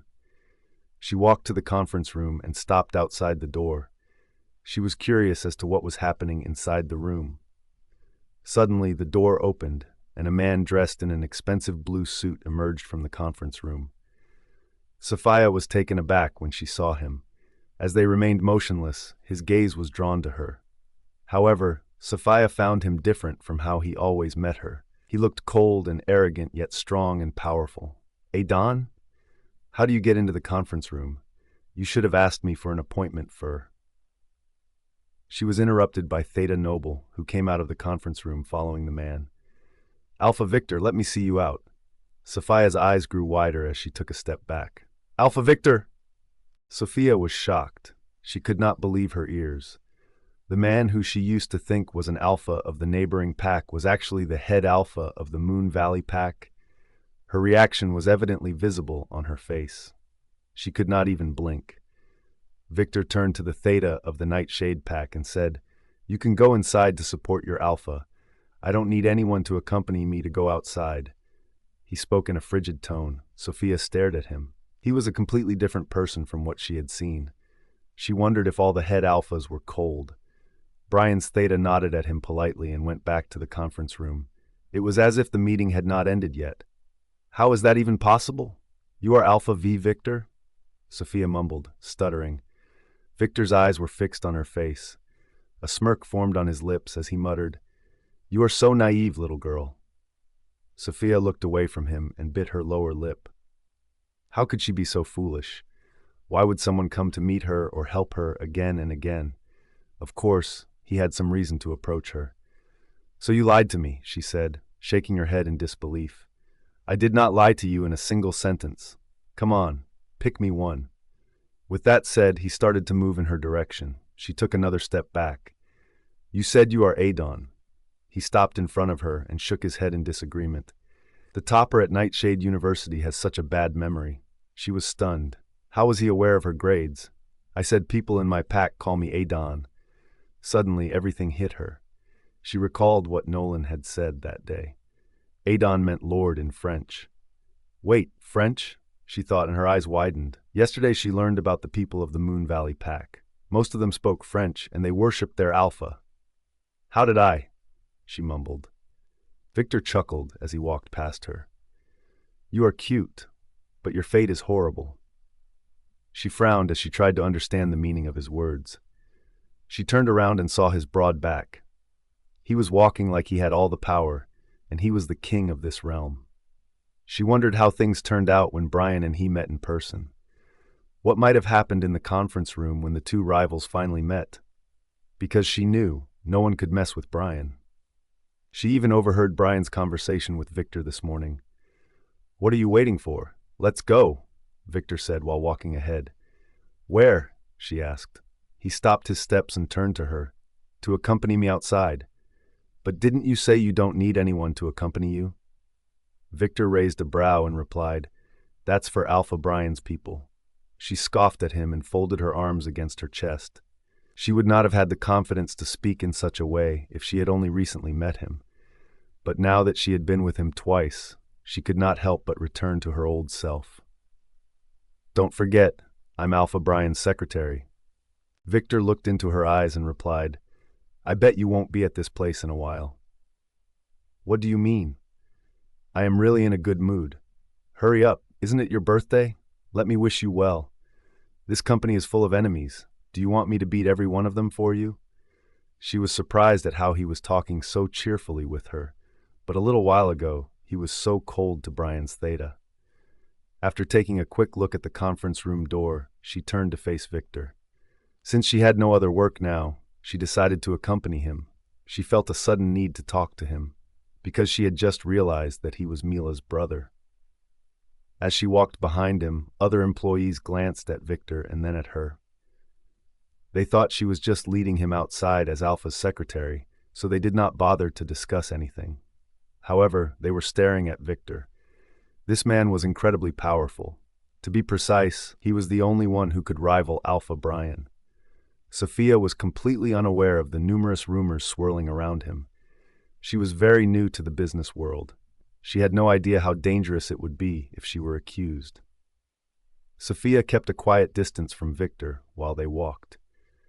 As soon as they entered the general elevator, the other employees began to take notice of Victor and began to empty the elevator in order to provide him with some space.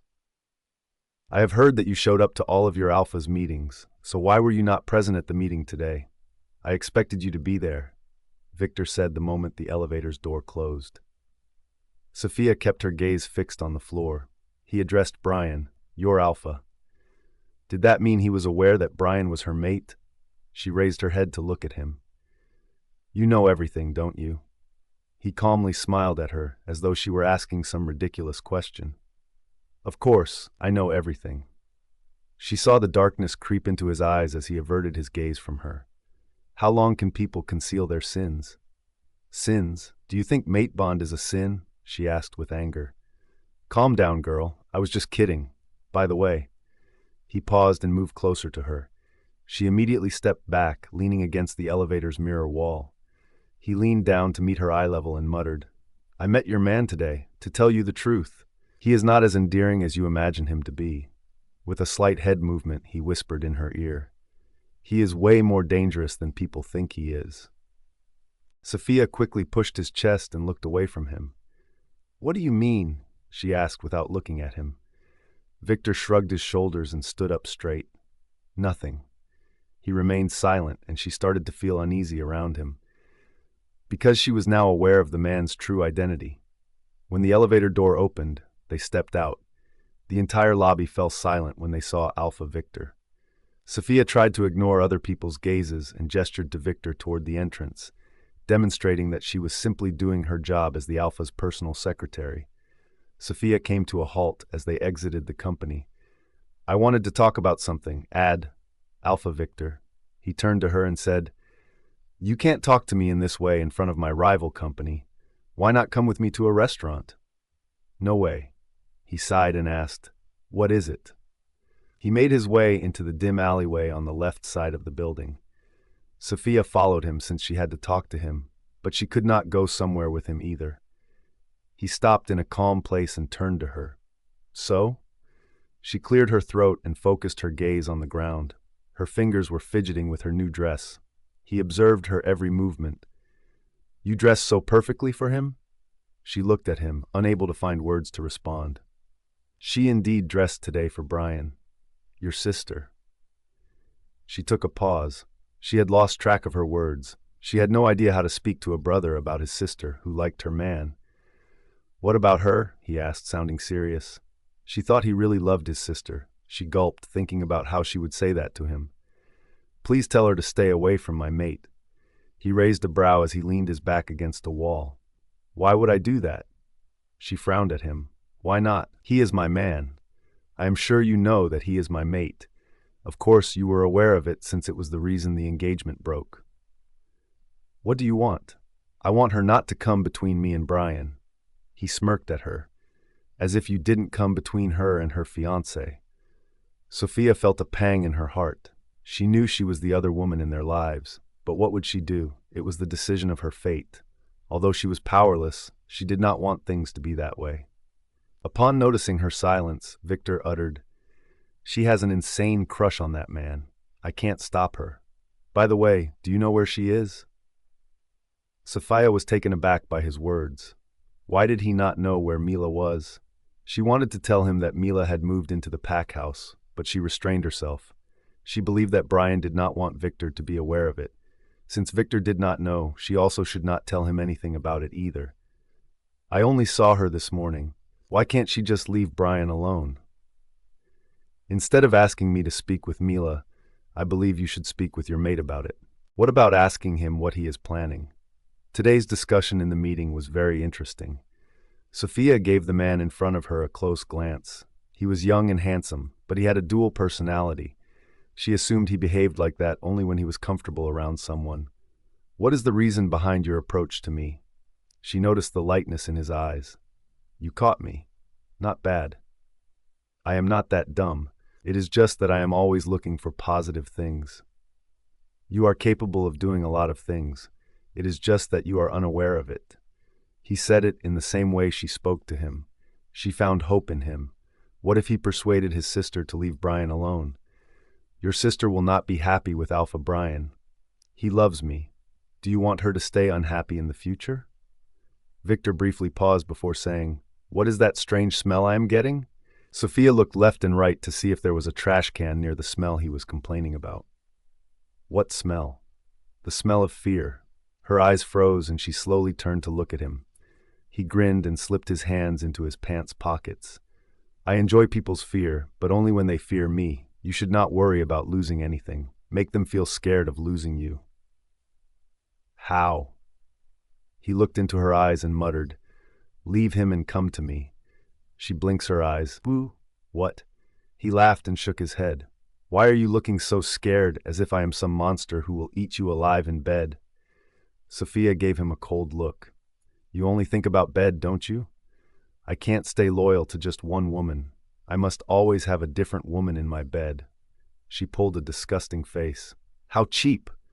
Do you know that if you were a Moon Valley Pack member, you would be killed for saying that to your alpha? His warning did not frighten Sophia. It does not matter to me because I am not a member of your pack. She turned around as she decided to return to the company. She knew that this man would not help her push his sister away from Bryan. He doesn't love you. Her footsteps came to a halt, and she turned to face him. He does. He only cares about his rank and position. Mark my words, he will crush you to a point where you can't repair yourself. Now you are talking like my ex-boyfriend. He also says such nonsense. I know my man. He can shift his mood but not his heart. I am his home, his safe place. Victor watched Sophia walk away from him. He stared at her until she faded from his sight. His eyes turned red and his face got fierce. Bryan Morrison, let's see which path you will take. In both ways, I'll be the gainer anyway. Sophia went back to the company and checked if the meeting was over. She saw many alphas coming out of the conference room. Alpha Bryan is a clever man. Ever since the beginning, he had his sights set on the Moon Valley Pack. What can we say if Alpha Victor has no problem with it? It is hard for me to believe that he went along with the deal. I wonder why he did that. Maybe he has something in his mind. Otherwise, why would he agree to give up like that? Let's just trust him. Sophia cast a glance in the direction of the men who were walking by her while they were discussing the agreement that had taken place inside the meeting room. Sophia stood outside until she saw Bryan coming out of the room. With a broad smile on her face, she walked over to him. Alpha. Bryan looked at her and gave her a nod. In case he felt fatigued, she wanted to give him a head massage. But again, they were in front of others. She could not say anything to him. She waited for them to enter Bryan's cabin together. Bryan was about to go over the desk when Sophia hugged him from behind. Mate, you didn't wish me today. Bryan turned around, causing her to release her grip. Wish? It's my birthday today. Bryan appeared to be surprised. Sophia felt a twinge in her heart. He was unaware of it. Happy birthday, Sophia, Bryan said, turning calm. There was no excitement in his eyes, which caused her to feel hurt. Despite the fact that she had not expected him to surprise her, she hoped to see him eager to wish her well. Sophia hugged his torso and asked, What were you discussing inside the meeting room? Something important to the pack. Sophia raised her head to look at him. He was silent, but his eyes were fixed on hers. Her pulse quickened as she looked into his sharp eyes. If you don't want to share, it's okay. It's not that important. Having released her grip on him, Sophia uttered, Okay. She wanted to tell him that she had met with Alpha Victor. The last thing she wanted was for him to become angry with her once more, or for there to be any confusion between them either. She observed him making his way to his desk and engaging in some activity there. After he had finished using his laptop, he approached her. I'm going to the pack house. I will drop you off at your home. Sophia parted her lips in shock, because he did not even think about doing something special to celebrate her birthday. She was very upset as she lowered her head. Why did he want to go back to the pack house? Was that because of Mila? When Bryan was headed to the door, she spoke out, I have made a reservation at a restaurant for tonight. Will you accompany me?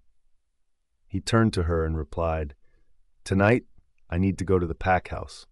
She lifted her gaze to look at him. Why? Is that because of her? Bryan's eyes darkened. No. Then? You don't like to go there often. Then why tonight? She asked with a sad tone. A sigh came out of Bryan's mouth when he noticed that she was upset. Let's go. Bryan left the cabin, leaving her behind. Sophia came dangerously close to crying because he was so eager to get away from her. Her birthday did not seem important to him.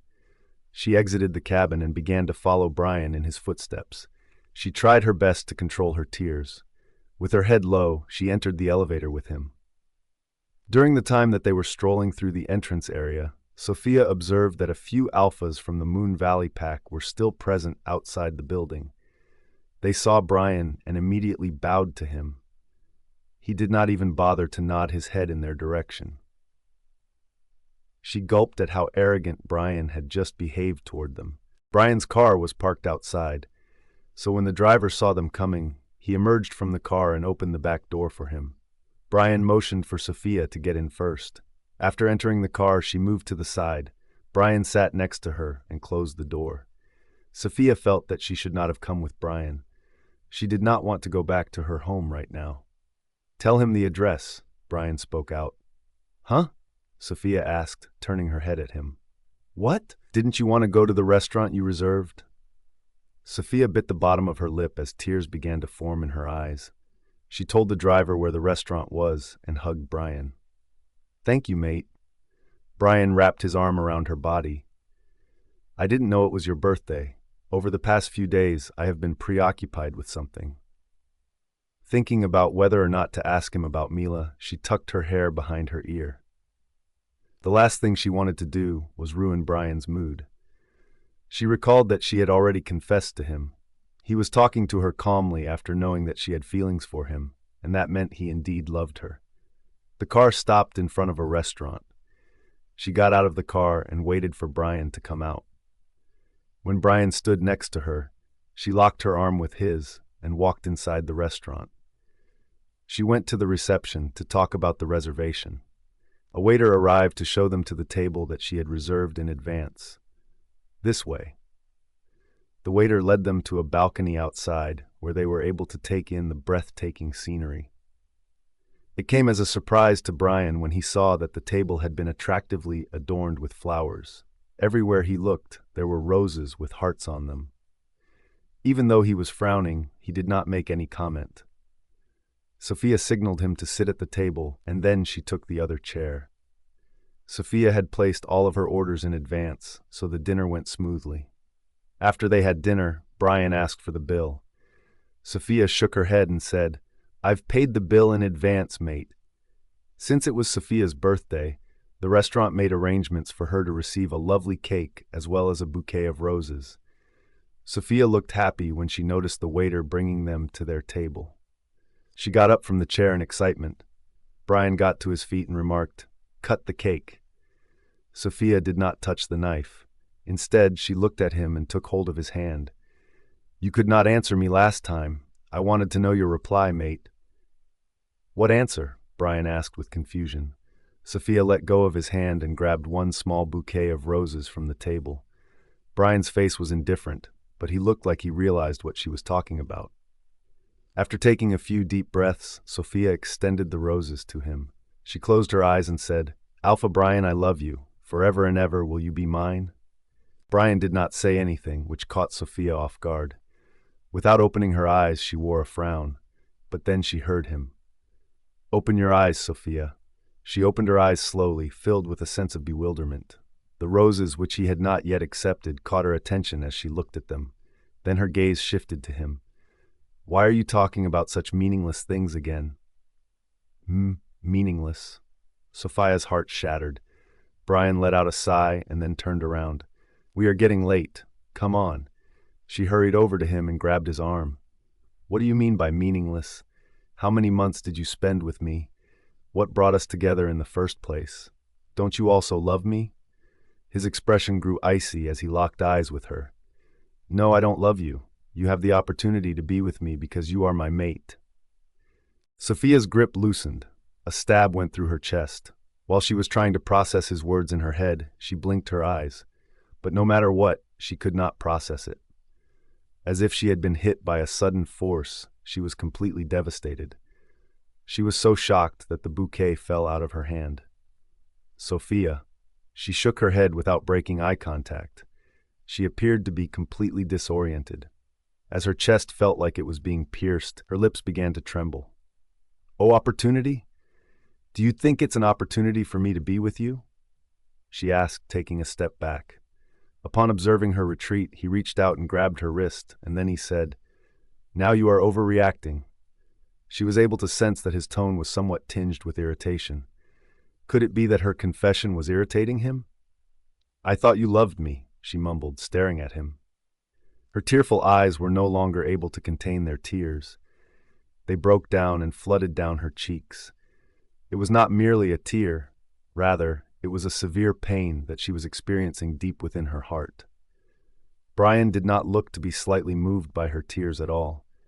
She was astounded by the sudden cruelty that this man could display before her eyes. Or was she so desperate to be with him that she ignored his negligence toward her? The fact that Bryan was staring at her with a look of indifference made the situation even more difficult for her. He had not released his grip on her wrist. He drew her closer to him and gazed into her eyes. Listen to me. She shook her head in denial while biting the bottom of her lip. I don't believe in love. There is no one who can make me feel that way either. You are still very young and have a lot to learn about the world. She stared at him. If she looked deeply into his eyes, she could see the annoyance. This was the first time that she had the ability to see through his eyes, and they were making it abundantly clear that he did not love her. So if I were not your mate? She took a moment to pause and take a deep breath before continuing with the question that she had planned to ask. You would not have. Bryan did not let her complete the sentence as he let go of her hand. Isn't it obvious? You mentioned these things a few months ago. Could I not make you understand it properly? His cold manner of speaking to her caused her to flinch. It was hard for her to accept the fact that he was the same Bryan that she had loved. Don't show me this side of yours. I can't take it, mate. Her words did not fit well with his. He sighed as if talking with her was like talking with a blank wall.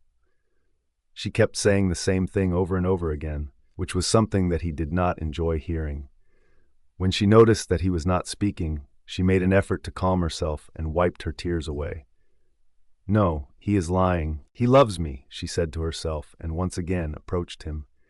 She hugged him and mumbled, Don't lie to me, mate. I know you love me. Bryan looked straight ahead, his eyes focusing on the flowers that adorned the railing.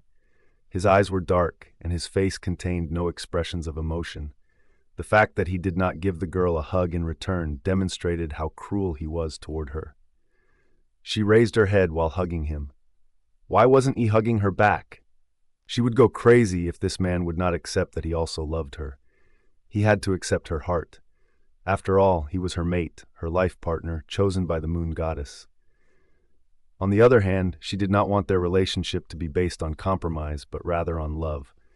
Though they were mates, she wanted to be with him because he loved her and cared for her.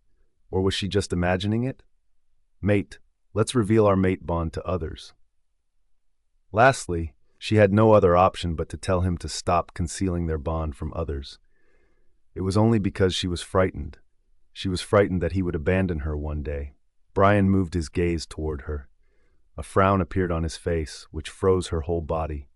She felt shivers run down her spine as she looked into his dark eyes. Her grip on his body loosened. You don't want to do that? She asked with a soft tone, almost begging him not to say no in reply. Her insides trembled at his icy stare. He was no longer the man who liked to caress her hair or treat her gently. I can't do that. She was shocked. With a puzzled expression, she stepped away from him. Why can't you do that? The majority of the time, he did not respond to her question, which led her to believe that he would not answer her this time too. However, he replied today. He replied, which shuddered her to the end. My pack is the most important thing in my life. I can't betray my pack. She was confused. Why was it considered a betrayal to accept her in front of others? What do you mean? She asked, looking for an answer. Little did she know that the deeper she wanted to learn, the more she would be hurt. After staring at her for a while, he replied to her with a deep voice that cut deep into her heart. When I became the head alpha of this pack, I fixed Mila as the Luna of my pack. She was taken aback by his response. Her whole body trembled as she almost collapsed to the floor. She would have lost control of her steps if she had not grabbed a chair behind her. However, when he paused briefly before speaking again, he totally destroyed her, leaving no chance for recovery. I didn't break the engagement that day, but only postponed it. Sophia was so shocked that she did not know what to say. What exactly did he mean when he said he postponed the engagement? Even though he was aware that he had a mate and that he could not reject her, he still intended to marry that woman? Her legs started to tremble. She felt the ground slip beneath her feet. With a taste of betrayal unlike anything anyone had ever experienced, she fixed her gaze on the man. When did he change his care, his heart, and his home? No, he did not change anything. She never existed among them. Her eyes moved away from him as they slowly lowered to the ground. You! She was unable to speak anymore. Indeed, this man was ruthless. One by one, she recalled every warning that his brother, mother, and rival gave her about him. They were so right. He did not have a heart. If he had, he would not have broken her in this way. How could you do this to me? Her tone was hushed as she mumbled. She felt hurt to even let a word out of her mouth. Her voice seemed to become stuck in her throat. Her heart was pounding in her chest. Her wolf began to howl inside, realizing that he did not love her. I thought you loved me, but you had already planned everything from the start. She felt stuck in her place. It appeared as though she would immediately fall to the ground if she took even a single step forward. Why are you reacting like this? What difference does it make to you if I marry someone else? When Bryan spoke, a fire of agony was ignited within her heart. She raised her eyes slowly to look at his face. She smiled at him regretfully. You used me knowing that there was no future for us. Bryan's eyes shot a sharp glare at her. This is what women have a problem with. When exactly did I use you? Didn't you want that too? Sophia shuddered at his harsh tone. By saying that, he proved that he thought of her as just another woman. The woman who did not have anything to do in his life except fulfill his desire. Sophia had no strength to even talk to him right now. She wanted to go somewhere and cried her heart out. How could fate play with her like this? At first his brother, and now he. How could they break her heart like that? Stop crying, Bryan said, watching her tears fall down her cheeks. As she wiped away her tears, she sobbed. I am not crying for you. I am laughing at my own fate. Bryan kept staring at her for a while. When he saw her continue to wipe her tears, he spoke out. You are too fragile to comprehend the world of royal politics. The world is full of power and authorities. If you get so weak, how are you going to survive? Sophia's hands froze on her cheeks. She looked at him. You are right. I am weak. That is what your brother told me as well. She recalled the day when she caught Bruce cheating on her. That day, she wanted to complain to Bryan about how brutal his young brother was. Little did she know, the man she wanted to complain to would be the most ruthless man she had ever met. You played with me, she mumbled, crying a mess. He frowned at her. Calm down. What are you so worried about? Sophia had no idea how she would deal with this man. She was completely clueless. He had been with her, knowing that he would never accept her, but now he was saying to her that she had nothing to worry about. She would not allow him to hurt her in the same way that his brother had. She wiped her tears again and shook her head. I can't let you marry her. I can't let you engage with her. After saying that, she stepped toward him and held his hands. Please cancel the engagement. Don't do anything with her. You are my mate. How can you do that to me? When you postponed it, I know you never considered being with me. But now look at us. We are happy together. Don't we? Just cancel the engagement and stay with me. Like a crazy girl about to lose everything, she was blabbering. She did not know when she had fallen in love with him, to the point where she was terrified of losing him. She could not live without him. He was her life, her everything, and she cherished him so much. She wished for him to remain by her side for a lifetime. Bryan grabbed her hand and removed it from his wrist. He glared at her and replied, There is no one in this world who can stop it.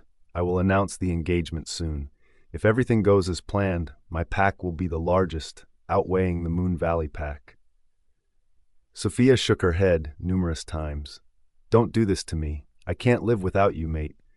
He lifted his hand and wiped her tears away with his thumb against her cheek. I will not abandon you. There is no need to worry. Everything will remain the same between us. His touch no longer felt warm to her, but rather cold. His words shook her from the inside. Why? Why is she so important to you that you can't make another woman your Luna except her? After turning around, he removed a pack of cigarettes from his pants pocket. He lit a cigarette. Smoking was the only thing that could calm his mind. He inhaled the smoke deeply but slowly before he started speaking. Her father, Alpha Lucas Laurent, made the marriage proposal a long time ago. As soon as I marry his daughter, he will give me half of his throne. Sophia was speechless. There was nothing that she could argue about. The man in front of her was only interested in gaining power. Already, he had established himself as the most powerful figure in the world of business. But that was not enough for him. He wanted more. If his pack turned out to be the largest pack after acquiring half of the Moon Valley pack, he would be the king of alphas. But what about her? She did not have the reputation or packs under her family to offer him. Her father was a simple pack fighter who lived his entire life as a pack fighter of this pack before passing away in an accident. They did not have the same level of wealth as Mila's royal family. She was not even close to being as capable as Mila in any way. She felt hurt in her heart just thinking about how she had to weigh her love today. Looking at the cruel man who rejected her heart so easily made her feel broken. You want to marry her because of her pack? What about her? Don't you think it's going to be unfair to her? And unfair with me? She said it in her mind. When Bryan turned to face her, he responded, No, not just for her pack. Not only is she a good woman, but she also possesses the ability to lead my pack and stand next to me. I have no doubt that she will be the most suitable Luna for my pack. By marrying me, she will gain respect that she will not find anywhere else. The words that he had spoken made Sophia want to laugh. He was praising another woman to her, and it was so straightforward. Every word he spoke caused her heart to become numb. She was no longer interested in listening to that. So she looked into his eyes and asked directly, Alpha Bryan, I am in love with you. For once, don't you feel like you love me? Not even after spending the nights with me? All she wanted was an honest answer. If he said yes and told her to remain in his life, she would try to make him understand her love and convince him to live as his mate. However, the harshness of reality struck her when he responded with a single word. No. The tears inside her eyes dried. All the color in her face drained. She looked into his eyes, trying to find any guilt to reply to her, but there were none. He looked like a powerful alpha, but a heartless man. Sophia, you can't expect anything more from me. There is no such thing as love in my world. Attachments to other people give me the creeps. I am a man who is only interested in winning packs and gaining power in the business world. I don't want the mate bond to come between me and my pack. Sophia took a deep breath as she looked away from him. The birthday cake that was sitting on the table caught her attention as she turned her head. She let out a chuckle as the discomfort in her chest increased. Elle, let's cut the cake to celebrate my Brock. Just as she was about to say, broken heart, a loud ringtone interrupted her. She realized that the place was so silent that even if a pin dropped, they could hear the sound. She then turned her attention to Bryan, who had pulled out his phone and was looking at the screen. He frowned as he immediately received the call, demonstrating that it was an important call to him. What happened? Bryan asked the moment he received the call. Sophia could sense his concern. She wondered what made him so worried. Where is she? She felt numb as she realized that he was talking about Mila. She was the cause of his concern. That woman was going to be his wife someday. He had always considered her his fiancée.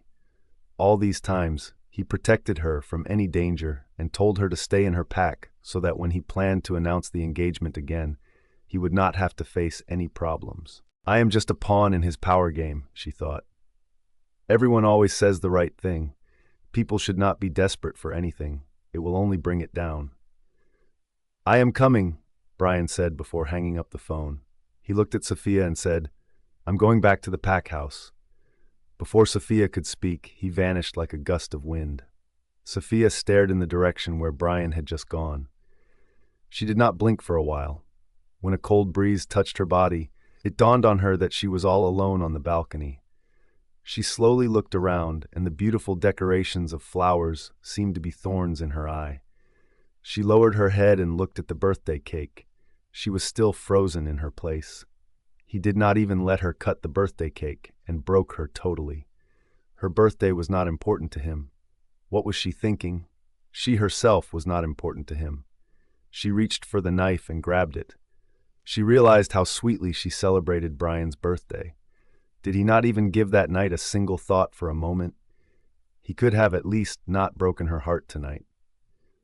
While tears were forming in her eyes once more, Sophia stabbed the knife into the middle of the cake. She pushed everything off the table onto the floor. Her broken state made her look miserable. The sound of the noises prompted a few of the waitstaff to rush toward her. They witnessed her tearing the decorations apart while she was crying. "Miss, are you okay? Miss, where is your boyfriend?" They inquired, thinking about how they would handle her in this situation. They understood what had happened. The man broke the girl's heart. "Boyfriend?" Sophia mumbled. Then she looked at the waiter, who had asked the question. The waiter gulped when he saw her in a broken state. Her eyes were wet, the mascara spreading beneath them. "You said boyfriend? He is my mate. Do you know what he said to me? He wants to marry someone else. He doesn't care if I love him." Sophia spoke out of her heart. She had no idea she was sharing her pain with complete strangers. She was not in her right mind. She would lose herself if the pain in her heart continued to spread inside. With trembling steps, she walked out of the restaurant. "Miss," she turned around and found a man. "Miss, I'm the manager of this restaurant. The man you came here with instructed me to send you home safely. We have arranged for a car for you." Sophia laughed like a mad girl. "Did he say safely? I am not safe anywhere." The manager felt sorry for Sophia. With sympathy, he uttered, "Miss, he paid us. We have to send you home with security." The manager motioned for Sophia to climb into a car, but she shook her head. She did not agree, and she began to walk in the opposite direction. Since Bryan paid him well, the manager could not help but call a guard to take Sophia back. "Bring her back. We cannot let her leave alone at this hour." The guard went to Sophia and tried to make her understand calmly. "No, I don't need your help. Not that cruel man's help. I just want to be alone." When the guard grabbed Sophia's wrist and began to drag her back to the restaurant, a car came to a halt beside her. The man in the driver's seat stepped out of the car and glared at the guard. "Leave her." Sophia turned to the man, who had just snatched her hand from the guard's grip. That was none other than Alpha Victor. The guard seemed taken aback. "Sir, I'm not harassing this girl. Her boyfriend instructed us to drive her home. We are just doing our job." Victor looked at Sophia, whose eyes were filled with tears. "I will drive her home. Don't worry about it." "Do you know her?" the guard inquired, casting a careful eye on Alpha Victor. "That's none of your business," Victor replied, glaring at him. The guard gulped and nodded his head, assuming that Victor was familiar with Sophia. When the guard headed back to the restaurant to inform the manager about it, Victor turned to face Sophia. "What happened to you?" Sophia pushed his hand away and took a step back. "You already know what might happen." She let out a chuckle as if she were laughing at herself. Victor did not let out anything for a while as he observed her situation. "He broke your heart, didn't he?" "Of course he did," she mumbled, lowering her head. "He doesn't love me. He stated that he never once felt love for me, not even for a single second. Everything between us was nothing to him." She looked like broken glass that had shattered into so many pieces that would never be able to be repaired. She proceeded to walk away from him and to start walking in a direction that was unknown to her. "Where are you going?" he asked. "I'm going to hell." With a sigh, he made his way over to her. He reached out and grabbed her wrist. "Let's go with me. I will drive you home safely. This is not the time for you to go for a walk by yourself." She turned to him and pushed him. "Who are you? Do you think my life is a novel in which you will appear out of nowhere and help me like an angel?" Victor stared at her. She had no clue what he was thinking. She did not want to know either. "Go and tell your sister that she has won. She will get the position and will become the Luna of Alpha Bryan. Congratulations to her." She laughed while crying. She looked broken. She felt like she had gone insane. There was no hope for her life. She would die any time soon. Why did Bryan turn down her love? He also killed her heart. "You are just a pawn in politics, the royal politics." Hearing Alpha Victor, she looked at him. What? He played with you. He never felt anything for you because he is a very strong-headed person. He knows when and what to do.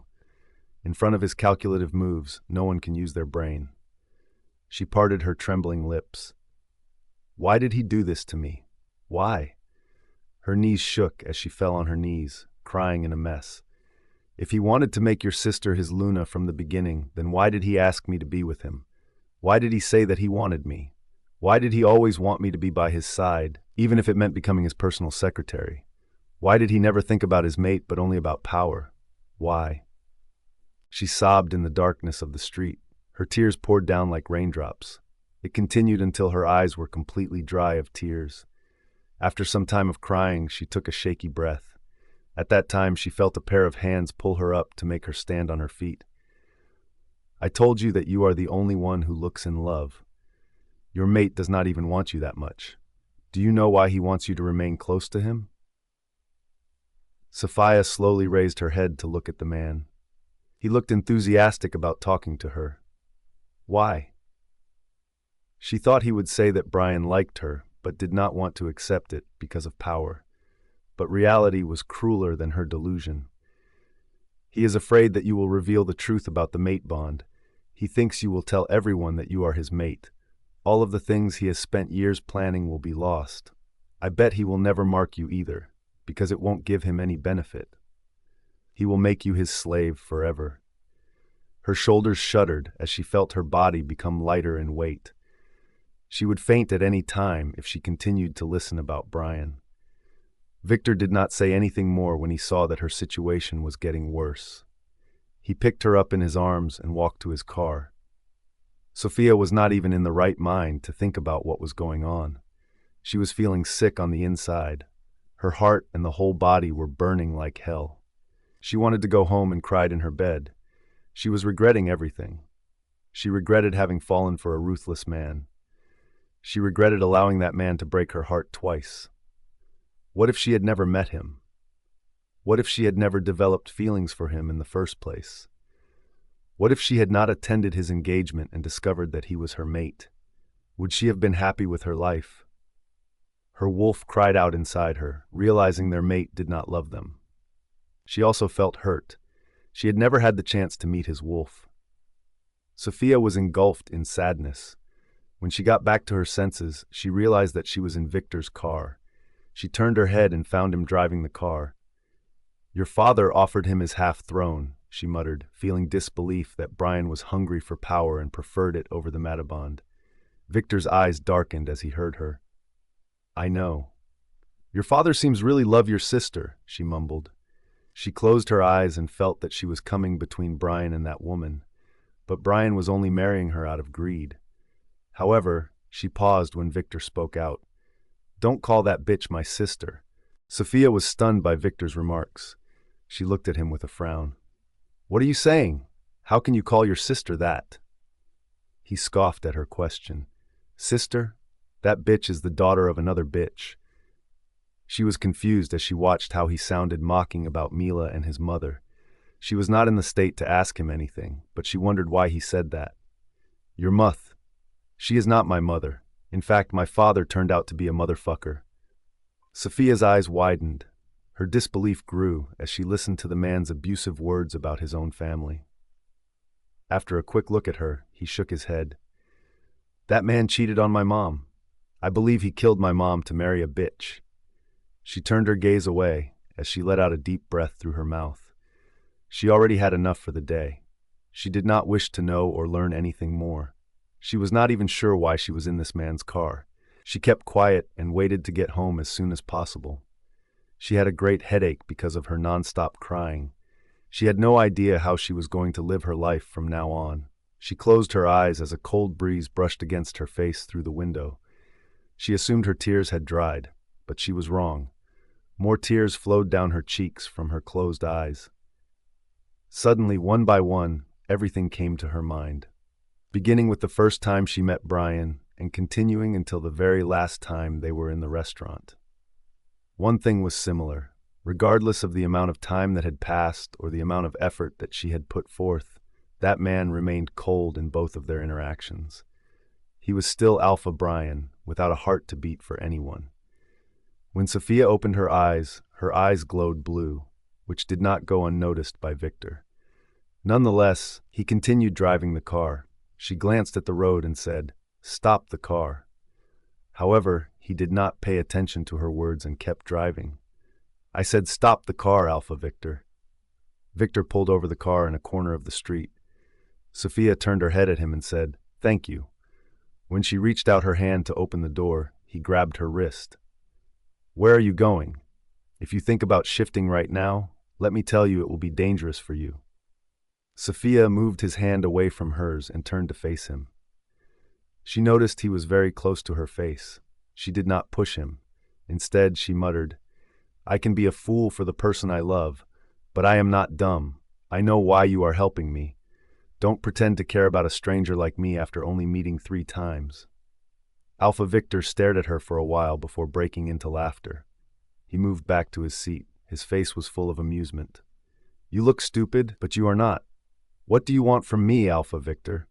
His laughter faded as he looked at her with a serious expression. "I want you to accompany me."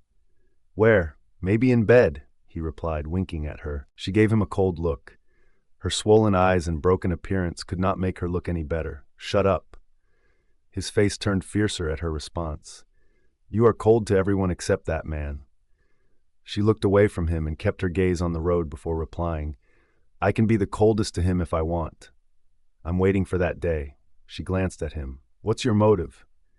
He leaned close to her and muttered, "Let's destroy that man together." Her brows rose in surprise, unable to maintain the cold expression on her face. "Destroy him? You still have feelings for him? How? He has just broken your heart." Her eyes moved slightly. "It's he who betrayed me. Otherwise, I don't have a single thought of betraying him. I was always loyal to him. No matter what, I always tried to solve every single misunderstanding so that his love for me never ceased. Little did I know there was nothing in his heart for me." Victor noticed a blaze arousing her eyes when she was talking about Bryan. He caught sight of something fascinating. It was the demise of Bryan Morrison. This girl was no ordinary girl. The moon goddess indeed chose a perfect girl for that man. But he was a fool who was running after power instead of keeping his mate to himself. Sophia opened the door and got out of the car. Victor immediately stepped out of the car and asked, "Where are you going?" "I want to run for a while," she said, heading towards the forest beside the road. She paused as he spoke from behind her. "My father wants to give half of the throne to that man because he doesn't want me to rule it." She looked ahead but listened to him without turning to him. "Do you want to take over that part?" she asked him. He raised an eyebrow but shook his head, even though she was not looking at him. "I wanted it before, but after I met you I changed my mind." She slowly turned around to face him. He approached her and handed her a handkerchief. "Wipe underneath your eyes." She sneered as she looked at it. "Who cares what others will think if they see me in this condition? The person for whom I always dressed never saw me more than an object of desire. Leave him." She gave him a bitter smile. "Of course I will leave him. The man who doesn't love me should not be my mate. But that doesn't mean I would come to you to destroy him. I am not the woman who will shake hands with his enemy. I will start a new life without him. I am no longer in need of anyone. So just leave me alone." With a calm look, he stepped back and said, "You are dreaming that he will let you go. He will play with you all the way through. He will cage you forever. Only one man can rescue you from him." He took a pause and then muttered, "And you already know who he is." Sophia went into the forest after Victor had left. The cold wind was blowing, and it was moving the branches of the trees. She walked for a while, thinking about her life. She had no tears in her eyes, but her eyes were empty, as if she were lost in this strange world. She felt that this cruel world was not for her. She was a happy girl who liked to see everyone happy. How could fate want the opposite of her? The sky was overcast with clouds. The clouds shifted away from the moon. The moon found its full light and illuminated the whole forest. Sophia's eyes turned ocean blue. She looked to her right and left and sniffed the air to see if someone was close to her. When it was clear that there was no one, she shifted into her wolf form. The moonlight lit the white fur of her body. The ocean blue eyes were enough to kill any alpha, making them want to have her. Every moment of her and Bryan's intimacy rushed to her mind when she started to run. Her mind kept replaying Bryan's words. He was sacrificing the mate bond because of the desire to gain some other pack. More than that, what hurt her was the way he told her that he had never loved her. Not for once. She came to a stop in front of a lake and sat down there. In the water of the lake, there was a reflection of a white wolf with eyes the color of the ocean shining through. It had been a very long time since she had shifted. Why did you make me so weak, she thought while looking at the moon. Everyone thinks I am fragile, but at the same time, they like to break me into pieces. Her heart froze for that man. She wanted to get rid of the pain in her heart. However, she could not remove the man overnight. She realized that all these months, she had been madly in love with Bryan. It was a blind love where she could not see when he was hiding another woman in his life. I have lost all of my self-respect in front of you. Otherwise, I am not this shameless to beg a man to stay in my life. She recalled how she broke up with Bruce. He said sorry countless times to her. However, she never allowed herself to forgive him in her heart. That is how strong she was. After learning that the head alpha, the elder brother of her ex-boyfriend, was her mate, she told the man to reject her on the first day. She was that strong. Her mate wanted her to sacrifice herself to save her brother's position. She did not think about herself and gave up herself for her brother. She was that strong. How could you think I am weak? Are you saying that I am weak simply because I have shown you my care and love, treated you gently, and blushed around you in love? She shook her head. She was not weak. She only trusted that man without question. How could you use me for your sexual desire? When your chosen Luna is back, you kicked me to the corner so easily. You didn't feel any sympathy for me. The fact that she had always ignored Bryan's cold behavior toward her made her feel like a foolish girl. She let out a heartfelt howl while gazing at the moon. Her howls were resonating throughout the forest, indicating that a wolf was in distress and suffering from a broken heart. Sophia could not just forget how he talked to her tonight in the restaurant. How could he ruin her special day? He left her because of that woman. Her howls changed into growls as time went on. Her ocean blue eyes turned colder. Bryan mistook her. She was a very sharp-minded girl. In love, she liked to give her all, but when she was done, she never turned back to the man again. Because of Bryan, she lost her pride, her self-respect, her innocence, and her happiness. How would she repair herself now? She recalled how she used to dream about going for a run with him. Everything was just her delusion. He had never dreamed of anything with her. It was always only her. It was always one-sided from her side. Regarding her, it was fine. In love, it was not necessary to have the same goal. If he wanted to marry another woman, she would not stop him. If he was happy with his pack, she should let him be. She would not stop him anymore. As time went on, the sky became lighter. Soon, the sun began to rise. Sophia was still looking at the lake. She was there the whole night. She stood up and jumped into the water in her wolf form. After shaking her body, she emerged from the water of the lake. She went back to the path where she had shifted. She shifted back, put on her clothes, and grabbed her bag. While she was getting back on the road, she checked her phone. There were 30 missed calls from her brother Abraham and 5 missed calls from Bryan. She ignored Bryan's number and directly called her brother back. "Where the hell are you?" The angry voice of her brother came out of the phone, but she did not flinch at it like other times. "Brother." Her voice did not seem okay to Abraham as he asked, "Where are you? Why didn't you come back home last night?" She walked out of the forest with her hair dripping water onto the ground beside her feet. "Sophia? Are you okay? Where are you? Just tell me. I talked to Alpha last night. He said you were not with him. Mom and I were very worried about you." When she heard Bryan's name, her eyes moved slightly. She blinked her eyes after a while, then replied in a calm tone, "Everything is over, brother." Abraham was walking back and forth in the living room. He was waiting for his sister. He could not sleep the whole night out of worry. A while ago, Sophia called him and told him that she was coming back home. He could not help but tell his mother that Sophia was totally fine and that she was with her friends last night. After hearing that, his mother let out a breath of relief. He told her that Sophia would take time to return, so she should go to sleep first since she also could not sleep last night.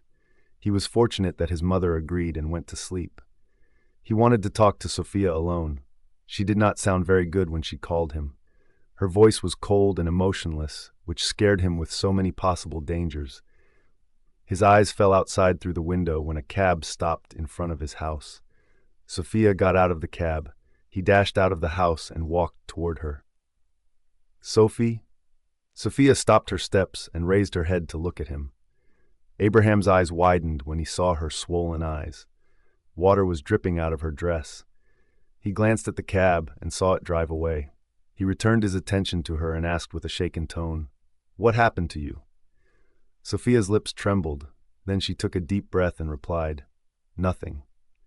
She was about to walk past him, but Abraham grabbed her wrist and pulled her back to her place. "Tell me what happened. Did someone?" "No, I was in the forest last night." She interrupted him and replied. She knew he had thought someone had tried to do something bad to her, but that was not the truth. She explained it to her brother so that he did not have to worry about it. Abraham sighed with relief. He cupped her cheeks and asked, "You said everything was over. What did you mean by that?" She shook her head in response. "Nothing. You wanted to tell me something yesterday. What did you want to share? I'm all ears." Sophia looked away from her brother. The dried eyes began to fill with tears. She blinks her eyes to push them away. However, a few tears fell down on her cheeks. "Why are you crying?" he asked with confusion. He wanted to know why she even went to the forest at night. It was not safe for her. "I tried, brother." Her words were confusing to him. "What are you talking about?" She hugged him and cried, "Brother, I tried to move on and start a new life, but—" She could not say anything more. Her brother's hands froze around her. "Who broke your heart this time?" he asked her in anger. She broke the hug and wiped her tears. She realized that if she told him everything, his brother would quit his job on his own. She could not tell him what had happened between her and Bryan, so she chose to tell him half the truth. She lowered her head and replied, "I wanted to start a new life with the man my fate chose for me, but he doesn't want me, brother." His brother was stunned. He observed her broken look and muttered, "How can you expect anything from him? His Luna was fixed a long time ago." Sophia was taken aback. "You knew about it?" He wiped her tears that rolled down her cheeks again. "Of course, I knew about it. I am his Gamma." Her heart shattered once again. "It looks like everyone knew about it except me," she mumbled. Abraham dragged her inside the house and closed the door. "When I heard you joined the Morrison group, I was angry at you. I was actually worried that Alpha would hurt you. I knew that he didn't break the engagement because it was already fixed. I was mad at first at him because he is your mate, and that he was thinking about making another woman his Luna. But then I realized that it would be better if you stayed away from him. He is a good alpha for our pack, but not a good man for you. You are too good for him." Abraham put his hand on her head and said, "I thought you loved Bruce, so this type of thought never crossed my mind." Sophia felt embarrassed in front of her brother. He was right. Anyone would think that. She was with Bruce in the past. Then, how could she fall for his elder brother? "It's because he is my mate," she mumbled. Abraham shook his head. "The life between the royal life and ordinary life is way more different, Sophia. Don't even think about that path. Their relationships totally depend on deals. They don't have hearts but only powers." Sophia laughed in her head. How she wished she could understand that before giving her heart to that cruel man. Abraham did not know how Bryan played with her all these months. He only knew his sister fell for her mate. He thought she could get rid of it just like she moved on from Bruce. "Where is Mom?" she asked, changing the topic. "She is sleeping in her room. She didn't want to. I had to convince her." "Okay, I'm going to my room. You should also take some rest." Abraham nodded at her. Sophia walked to the staircase, but she paused as something hit her mind. She immediately turned around and asked, "You knew that if he married someone else, he would have to reject me. If he did, I could end up dead. Then how did you stay so calm all these months? He looked at her calmly and said, On the first day of my training in the camp, Alpha came to talk to me about this matter. She raised her brows. What did he say? He smiled at her and replied, He said there is a way to break the mate bond. Only he knows about it. He also assured me that you would not be hurt by it. He knows a way to break the bond? Sophia mumbled while looking at her brother. Abraham gave a slight nod of his head. The fact that his sister had to go through yet another heartbreak made him feel upset. However, in his opinion, she should keep her distance from Alpha Bryan. There was not a single sign of emotion that he had ever seen in Bryan's eyes. He did not even care about his own parents. Then how would he take care of his little sweet sister?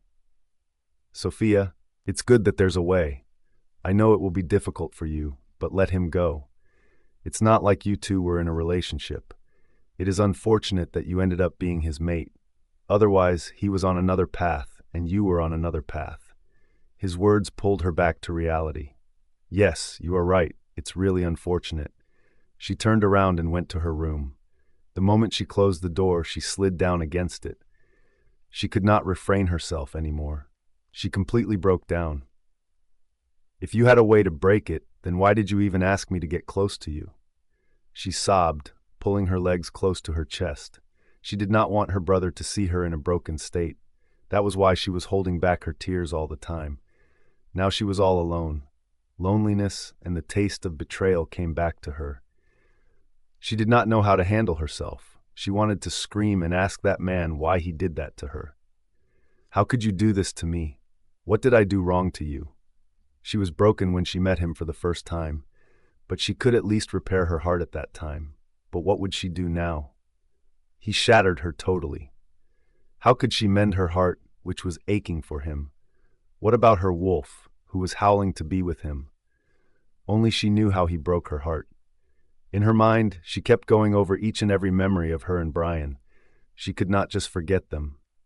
His closeness, his taking care of her, everything was not his love. He was only thinking of her as his toy. Whenever he got angry at her for even talking to another man, it was not that he was jealous because he loved her. It was because she was his toy, and he wanted to be the only one who could play with it. She leaned her back against the door. Her head was burning as well as her eyes. When she felt there were no tears left, she stood up. She almost fell to the floor, and her legs became heavy. She made her way to her bed, using a wall as support. She lay down on the bed and closed her eyes. She wanted to forget everything. Please make me forget everything. Please make this a nightmare. I hope that when I wake up, everything will be back to normal.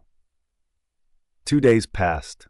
Sophia was in bed. She has had a high fever for the last 2 days. Her mother and brother are looking after her. When she woke up, her mother was sitting beside her. Sophia, how are you feeling right now? She blinked a couple of times to clear her vision. Her head was throbbing. She hissed as she tried to sit up. Her mother helped her sit up. Sophia looked at her mother and said, I'm fine, Mom. Her mother reached for her forehead to check her temperature. You still have a fever. Sophia closed her eyes as she leaned against the pillow behind her. I'll be fine. Don't worry. Her mother prepared porridge for her and fed her. She smiled at her mother lightly. You are the best mother in this world. It's because my children are the best. She chuckled but coughed. She glanced around and asked, Where's my brother, Mom? Your brother is in the pack house. Alpha called him today and asked him to come back to work. After the royal announcement, every official has gotten very busy. Sophia frowned as she asked, Royal announcement? Her mother wiped her mouth with a warm towel and replied, You were sick. That was why you didn't know about it. Alpha has announced that he will get engaged this weekend. Sophia's eyes widened. Everything returned to her like a shot of bullet. She immediately held her forehead with her hands. What happened, Sophia? Her mother kept calling her, but she could not listen to her. She was lost in pain. That man did not even take his time before announcing it. Sophia could not see anything in front of her. Everything was falling apart right in front of her eyes. The pain he caused in her heart was like poison, crushing her entire body. Did he ask brother about me? She asked her mother. Her mother calmed down when she saw her talking. Yes, Alpha asked Abraham why you were not going back to the company. Your brother informed him about your fever. Where is my phone, Mom? She asked, beginning to look for it. Her mother immediately stood up from the edge of the bed, opened the drawer of the nightstand, and handed her phone to her. Your brother set the phone to silent mode because you were sick and could not receive any calls. I'm okay, Mom. I will come downstairs after I take a shower. But you still have a fever. It's okay. I'm fine.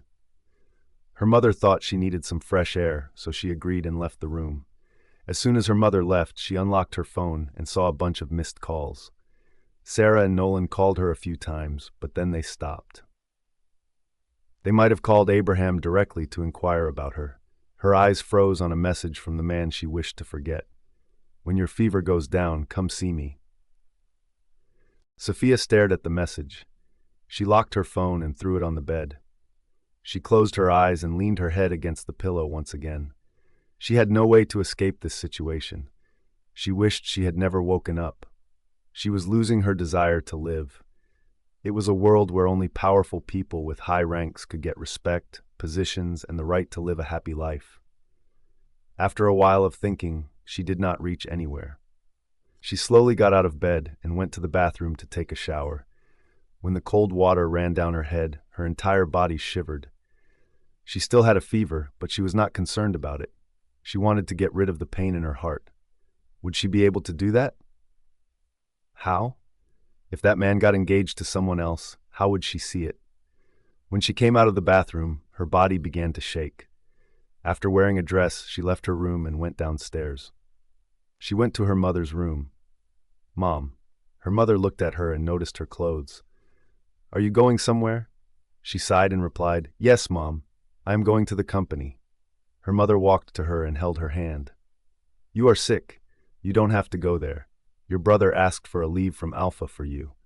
Sophia patted her mother's hand. Mom, I need to go. I had some unfinished work that I needed to finish right away. But Sophie, Mom, please, I will come back soon. Don't worry about me.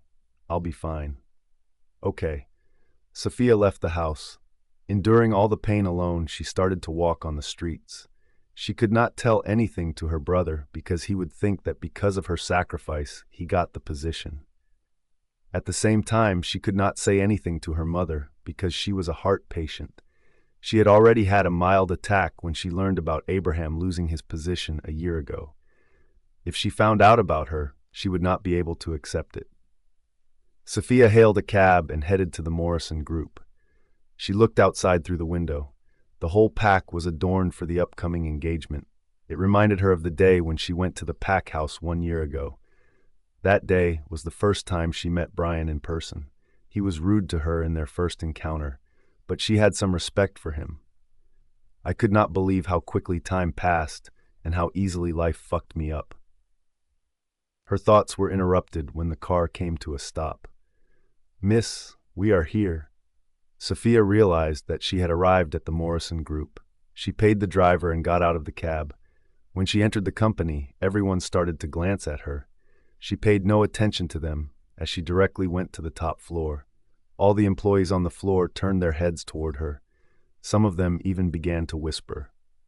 I thought Alpha liked her. But as usual, the secretaries are there only to be fucked, not to be in a relationship. Yes, you are right. She thought she could be the queen of the king. But she forgot she lost when Miss Lautant entered the company and Alpha's life again. Those words from the female employees pierced her heart. She did not look at them and made her way to the CEO's office.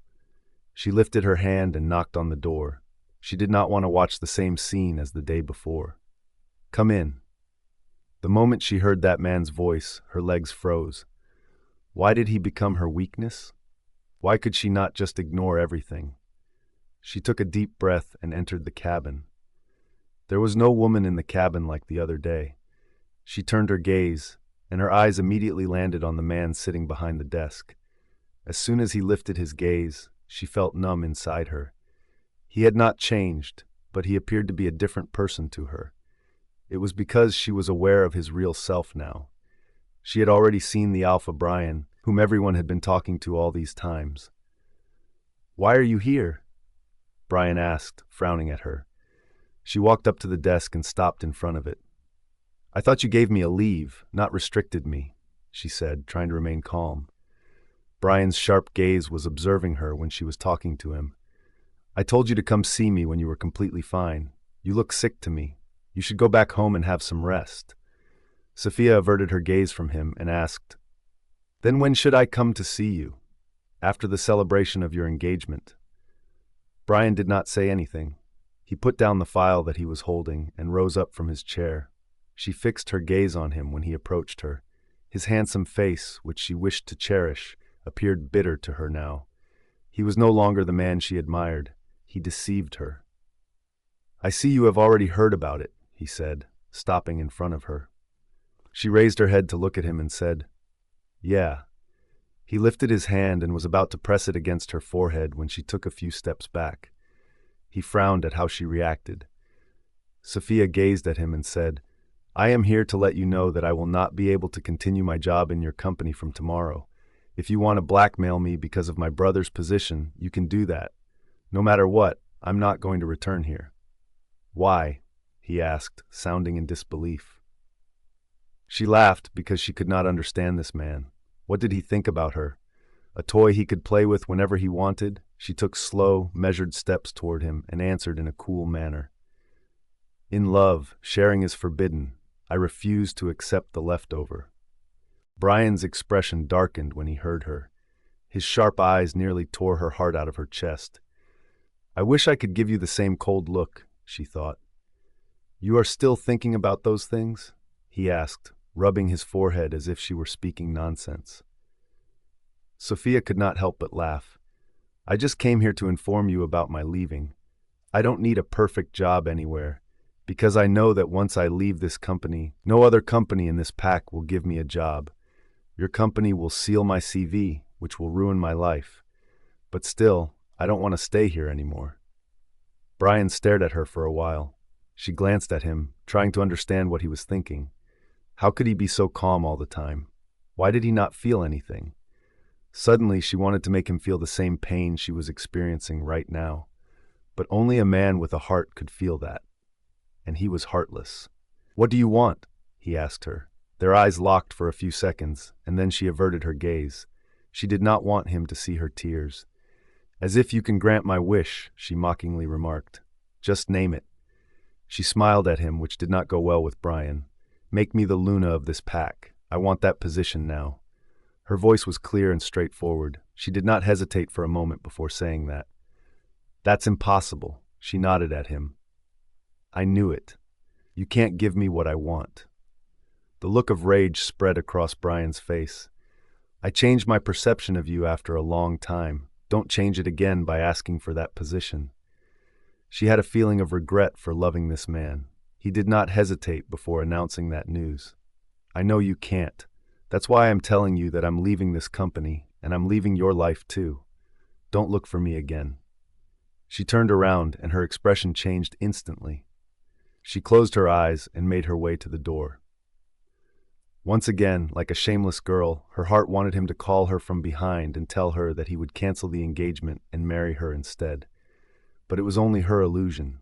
The reality was that he would never choose her over power.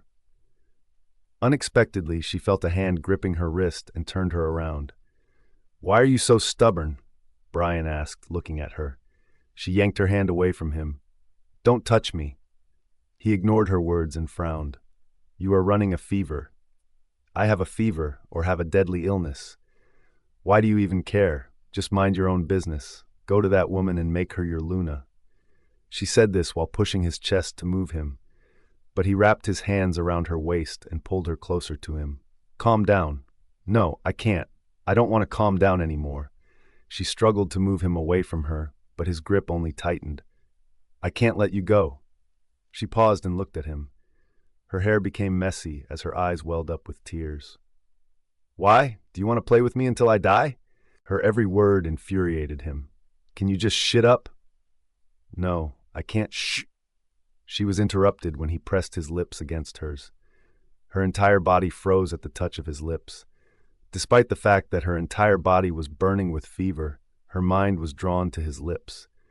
When he started moving his lips against hers, She realized what he was doing. He thought a kiss would be enough to persuade her. She tried to push him, but he pressed her against the wall behind her. He cupped her cheeks and kissed her deeply. He did not care how hot her lips felt against his. He kissed her passionately, despite her resistance. She melted at the kiss and almost forgot everything. This was what he always did to her. Like a spell, he bound her with his charms. When Bryan broke the kiss, his lips were only a few inches apart from hers. Her eyes were closed as she realized that she had once again let this man take advantage of her. "Sophia, be my mistress." As soon as he said that, she felt like the sky had fallen on her. She opened her eyes right away. Her expression was startling at first, but it soon turned cold. Bryan had never seen her with this expression. He was used to her soft demeanor. "What did you just say?" Bryan did not move his gaze, and he repeated it. "Be my mistress. You don't have to seek the position. I promise that I will give you everything you want. The child that you will give birth to in the future will be the heir to my throne." Slap! She slapped him. She did not need to gather all of her courage to do that. She had no fear that no one had ever done that to him before, and it could lead to her death. She had lost everything to this man. She somehow gathered her strength to come here to face him. But this time, he broke her all over again. By saying that, he clarified her position in his eyes and in his life. She was nothing more than a prostitute in his life. That kind of woman could never be a wife, but she could warm the men's beds. Tears rolled down her eyes, and she promised herself that it was the last time she was letting this man see her crying. Bryan held his cheek and then curled his fingers into a fist. He slowly turned his head to look at her. She noticed that his eyes had turned red. He was outraged. He was so furious that he could even kill her for what she had just done. She pushed him, and he backed away. "Mistress? A toy to satisfy your sexual desire? A way to break the mate bond? I can connect every piece of the puzzle now." She turned around and walked to the door to leave. She did not want to see this man ever again. "Where are you going?" His deep and angry voice sounded like a warning to her. She turned around and looked directly into his eyes. "One day, I will break your pride and arrogance. You will be standing with strangers, and I will be walking right by you, treating you like you don't matter to me. I will ignore you whenever you try to remind me of our past, just like how you have always neglected me. I promise you, Bryan Morrison, I will show my level of coldness to you that day." Bryan's sharp eyes were digging into her chest. She never imagined that the man she loved the most would be the one she would have to leave behind. There was no guilt in his eyes about what he had just offered her. Or did he think that he was doing a favor for her? Sophia turned around and left the cabin. Wiping her eyes, she walked on the floor, heading to the elevator to leave the company as soon as possible. "Sophia," she glanced at the woman beside her. "Miss Selina, dear, are you okay?" She smiled at her and replied, "I am fine. Are you taking a leave for today?" "No, I am leaving this company. I will never come back here again." Selina was stunned by her words. However, she glanced at other employees who were staring at Sophia from afar. Sophia noticed the general elevator's door opened as the employees were coming out of it. She went directly to the elevator. She stood inside like a statue, controlling her emotions in front of others. People's mocking glances did not make her feel good either. As she was walking out of the company, she ran into Luisa. Luisa looked really happy today. Her eyes fell on Sophia as she approached her. Sophia tried to walk past her, but Luisa stepped on her way to stop her. "You look upset, bestie. What happened to you?" Luisa asked with a mocking grin. Sophia assumed that she had already known about the engagement since everyone knew about it. Luisa tapped on her chin with her finger and mumbled, "Let me guess." Sophia looked away from her. She had no mood to deal with her right now. "I got it," Luisa said with a broad grin. "Alpha showed you your place in his life. I saw Mila Laurent when she came to the company. What a graceful woman she is. When the real queen returns, the master kicks the side chick away." Luisa's words pierced Sophia's heart. She felt that Luisa was saying the right thing. She indeed had no value in Bryan's life. She took a deep breath and replied, "Think whatever you want. I don't have time for your nonsense." After walking past Luisa, Sophia continued walking for a long time. Upon reaching a park, She came to a stop. She saw so many couples, which upset her heart. She went inside the park and spent the entire day there alone. As it was getting dark, Sophie took a cab to return home. She told the cab driver to drive the car faster. On the way, Sophia stared at the sky through the window. Why was she feeling so much pain? Why could she never find true happiness for once? She closed her eyes and bit her bottom lip. She recalled the kiss in Bryan's cabin. She felt regretful that she had almost forgotten everything. How could someone be so blind in love? She opened her eyes when his angry face kept coming in front of her closed eyes. She witnessed his red eyes. He gave her the same look he had when she first discovered him as his mate. He was everywhere with her. He was in her breath, her body, her heart, her mind, and her soul. But he did not even take time to decline everything. The sky looked amusing to her. What if she could fly anywhere and start a new life where that man could not reach her? Suddenly, her eyes fell on something. She sat up straight and looked at the driver. "Stop the car." The driver pulled over the car and turned to her. "Miss, do you want to get down here?" Sophia's gaze shifted to the building, where something caught her attention. Yeah. After paying the driver, she stepped out of the car quickly. She rushed towards the building in front of her. She saw a girl who appeared to be 14 or 15 years old leaving with a middle-aged man. The girl did not look happy. However, that man's face was filled with delight. He was pleased to have the girl with him. Sophia stopped the man as she came to a halt in front of him and asked, "Where are you taking this girl?" The man looked stunned. He frowned at her and asked, "Who are you?" I asked, "Where are you taking this young girl?" The girl looked at Sophia. Her eyes turned tearful as they wanted to convey something. When Sophia's eyes met hers, she tightened her fists. She returned her gaze to the old man, and anger rose inside her. "I adopted this girl. I am her father now," the man replied calmly. Sophia glared at him. "Her father? Don't you have any other children? Alphamone?" The man's eyes widened when he heard his name from Sophia's mouth. "How do you know my name?" Sophia snatched the girl's hand away from his grip and pulled her behind her. "I know many things about you.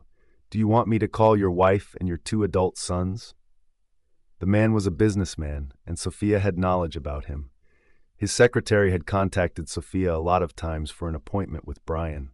However, Bryan always declined it because he had given that project to another alpha. So when Sophia saw this man giving money to someone and taking the young girl with him, she felt strange. She did not have to think twice about understanding what was going on there. "How dare you threaten me like that? Are you even aware of my power? If I want, I can teach you a lesson right now." A few women and the guards hurried to Sophia when they noticed Alphamone arguing with a girl. "Hey, what do you want here?" a woman asked. "Leave this girl's hand. Why are you making scenes here?" Sophia turned to her and asked, "Why did you sell this girl to this man?" The woman's eyes grew wider. She exchanged glances with other women. One of them stepped toward Sophia and grabbed her hand, which was holding the young girl's hand. The young girl began to cry and leaned close to Sophia, fearing that they would beat her. Sophia could sense her worry and fear. She tightened her grip, unwilling to let her go. The woman tried to yank Sophia's hand, but her grip only became firmer. "Look, girl, she is an orphan. This man is great enough that he purchased her at such a high price. He will take care of her, and in return she will only have to fulfill his desire. It's not like she has rich parents who can offer their wealth to get a husband for her." The words of that woman cut deep into Sophia's heart. All of a sudden, she was brought back to her own situation. At that moment, she became so enraged that she forgot about the age difference and raised her hand to pull the woman's hair. "How dare you sell a girl as a slave? Just because she has no rich parents, she is not allowed to live a graceful life like other women." The other women came to push Sophia, but she gripped the woman's hair so strongly that she almost tore the hair out of her scalp. A few guards that Alphamone had brought with him heard him call out, "Hold this girl." Sophia was so angry that she had lost her mind. All the things that Bryan did to her messed up her mind in such a state that she was not taking any other things into consideration. She heard the girl crying behind her, grabbing her waist tightly in fear. Some guards were pulling her away from Sophia. The situation got heated as the people who were passing by stopped and began to watch what was happening. The woman successfully pushed Sophia, and she fell to the ground. On the other hand, the guards pulled the girl away from her. "Sister," the girl cried in terror. Sophia glared at both the woman and Alpha Moen. "Leave the girl right now. I will not let you leave." Alpha Moen walked towards Sophia. He stood in front of her and kicked her leg. "Ah!" Sophia grabbed her leg after feeling a sharp pain from the kick. She bit her bottom lip to deal with the pain. "I don't know who you are, but you did something very wrong when you crossed my path. If any of the news leaks from here to the public, I will make your life hell." Alpha Moen's warning did not scare her. She was not afraid of anyone. She looked directly into Alpha Moen's eyes. "At this age, you purchased a teenage girl for yourself, although you have a wife. I will complain about you and ruin your reputation. Leave this girl if you don't want that." She intentionally said that loudly so that other people could hear it. Immediately, the guards pushed the people and told them to go where they were going. "Complain to whom? To our head Alpha? Alpha Bryan? Is it even possible for you to get through to him?" Alpha Moen asked, chuckling and thinking that Sophia was really stupid. Just hearing Bryan's name darkened Sophia's eyes. "No, to my brother." One of the women was about to step toward her to slap her, but Alpha Moen stopped her by raising his hand and nodding his head at Sophia. "What will your brother do to me? I will kill him in front of your eyes. Call him." Sophia dialed her brother's number with a shaken hand since the pain in her leg was too much for her. She was praying in her mind that Abraham would receive the call. "Hello?" As soon as Abraham received the call, Sophia spoke out. "Brother, come to the Marine Saint Orphanage on Marine Street. Some people are caging me here." Sophia was clever enough to inform her brother about the location. She did not waste any time and said what she needed her brother to know to reach her. "What?" Abraham's shocked tone came to her ears. "Hurry up, brother. I'm coming. Don't cut the cuh." Alpha Moen snatched the phone from her and spoke to Abraham. "Your sister will warm my bed tonight if you can't make it here in 10 minutes. I clenched my jaw at what that man had just said to my brother. I shifted my gaze to the women who were glaring at me. How could they do such a thing to a woman when they were women themselves? They were not ashamed. They were running an illegal business in the name of an orphanage. Thinking of all the girls who had to live in hell just to have somewhere to live hurt her deeply. Some guards pulled Sophia up and dragged her inside the orphanage. Alpha Moen and others were behind her. She noticed that the young girl was also coming behind her. She looked broken. "Rose, you will bear the consequences for it. Because of you, all of this is happening. If you went with Alpha Moen quietly, we would not have to go through this humiliation," a woman scolded the girl. Sophia discovered that the girl's name was Rose. Rose looked frightened. The guards pushed Sophia into a large hall room with 2 other people present. "Who is she?" an old man asked, sitting behind a desk. "Sir, she was causing trouble outside, so we brought her here to teach her a lesson," a woman explained. "We are truly sorry, Alpha Moen. You are our old customer. You had to face this. I can't believe it," the woman beside the man said. Sophia came to the realization that this business had been running for a long time. The old man looked like the director of this orphanage, and the middle-aged woman beside him was his assistant.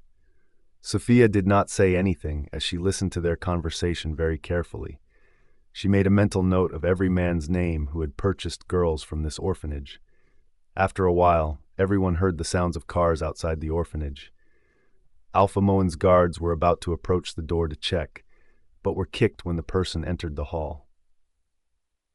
"Brother," Sophia said this as soon as she saw Abraham. She let out a deep breath of relief. "Are you this girl's brother?" Alpha Moen questioned Abraham. He kicked a few guards who tried to stop him from moving toward Sophia. "Brother, save the young girl. They are selling her to this man." Abraham's blood boiled as he saw his sister on the floor. He then looked at Rose, whom Sophia was mentioning. That girl was crying in a corner. "In the name of the orphanage, you are doing this? What will you do to me? I called my men. They will be here in no time. Your martial art won't work on them. They are trained fighters." Sophia could help but feel like laughing. Foolish man, trained fighters can't protect you from him. He is the biggest fighter in this pack, Gamma Abraham. Everyone's eyes widened. They immediately stepped back in fear. The Gamma himself had come there. We didn't know she was your sister, the old man said with a respectful tone. Abraham sneered at him. I would have killed you if I had come here alone. But since the main authority is here, I have to leave you to him. Sophia frowned when she heard Abraham. The main authority? What is he talking about, she thought. The women let out a scream when they saw some men entering the hall. Those men circled the whole hall and stood straight without moving their gazes. Then Sophia felt the scent entering the hall, which she wanted to avoid. Her eyes landed on the man who entered the hall in a gloomy mood. Almost immediately, the people of the orphanage and Alpha Moen fell on their knees when they realized who had come to the orphanage. All hail to our head Alpha. Sophia's eyes froze on Bryan. As he walked inside, his gaze moved around until it settled on her. Sophia immediately turned her head away from him. Abraham came to her and hugged her. Are you okay? Sophia nodded her head in response. She kept quiet since the other man's presence was making her feel awkward. Brother, why is he here? I called you, not him, she mumbled to her brother. Abraham rubbed her hair and replied, When I was talking to you, I was with him in the pack house. Hearing about the pack house made her feel annoyed. Mila was living in the pack house right now. This might be the reason why Bryan went to the pack house. Sophia, your fever hasn't lessened yet. Why did you come outside today?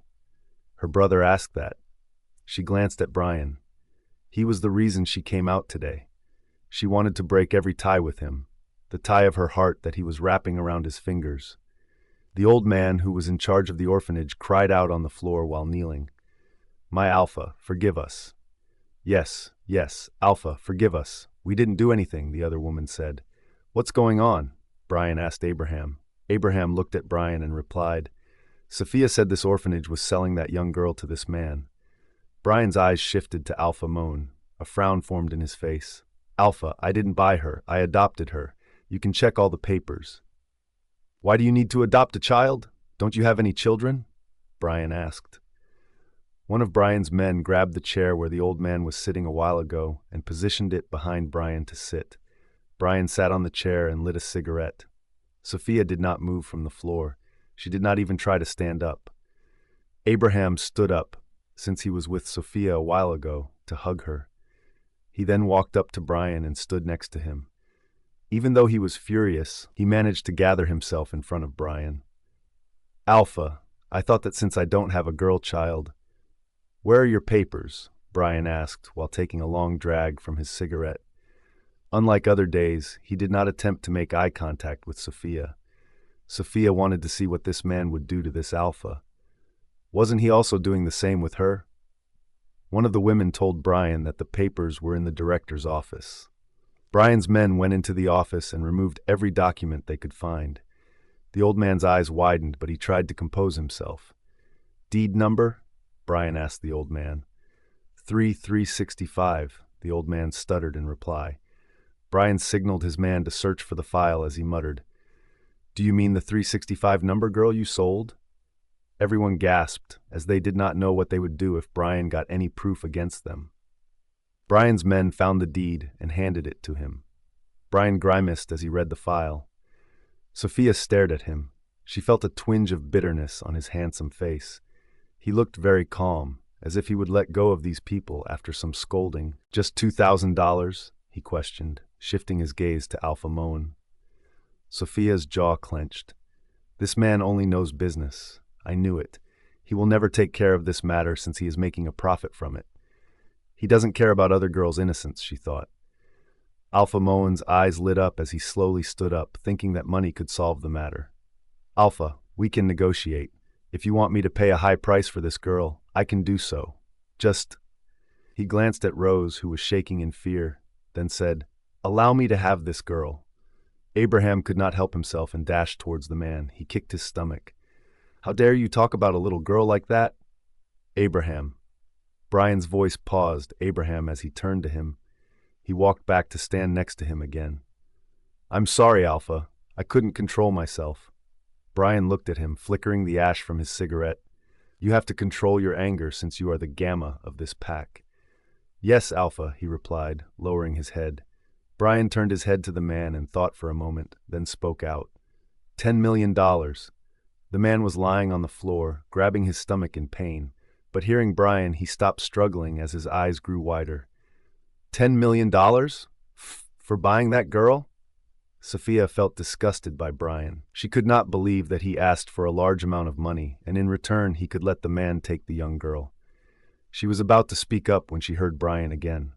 For engaging in illegal business in my pack. Alpha Moan's eyes almost popped up. He bowed his head to the floor and begged, Please forgive me. The old man and all the women began to cry. They realized there was nothing else they could do right now. My goal in donating money to this orphanage is to support it, not to make profit from it. How dare you sell girls from here? Bryan turned to his men and said, You know what you have to do with them. His men nodded their heads and began to drag the old man and the woman outside. Sophia felt relieved that Rose would not have to face hell any longer. She slowly tried to stand up, but she collapsed to the floor in pain. Her leg felt numb because of the kick. Sophia! Abraham rushed to her. Bryan's face turned fiercer as he saw how she was groaning in pain. He rose up from the chair and asked, Did anyone hurt you?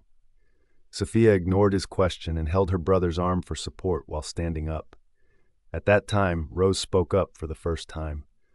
Alpha, this man kicked sister on her leg. Bryan looked at where Rose was pointing. She pointed her finger at Alpha Moan.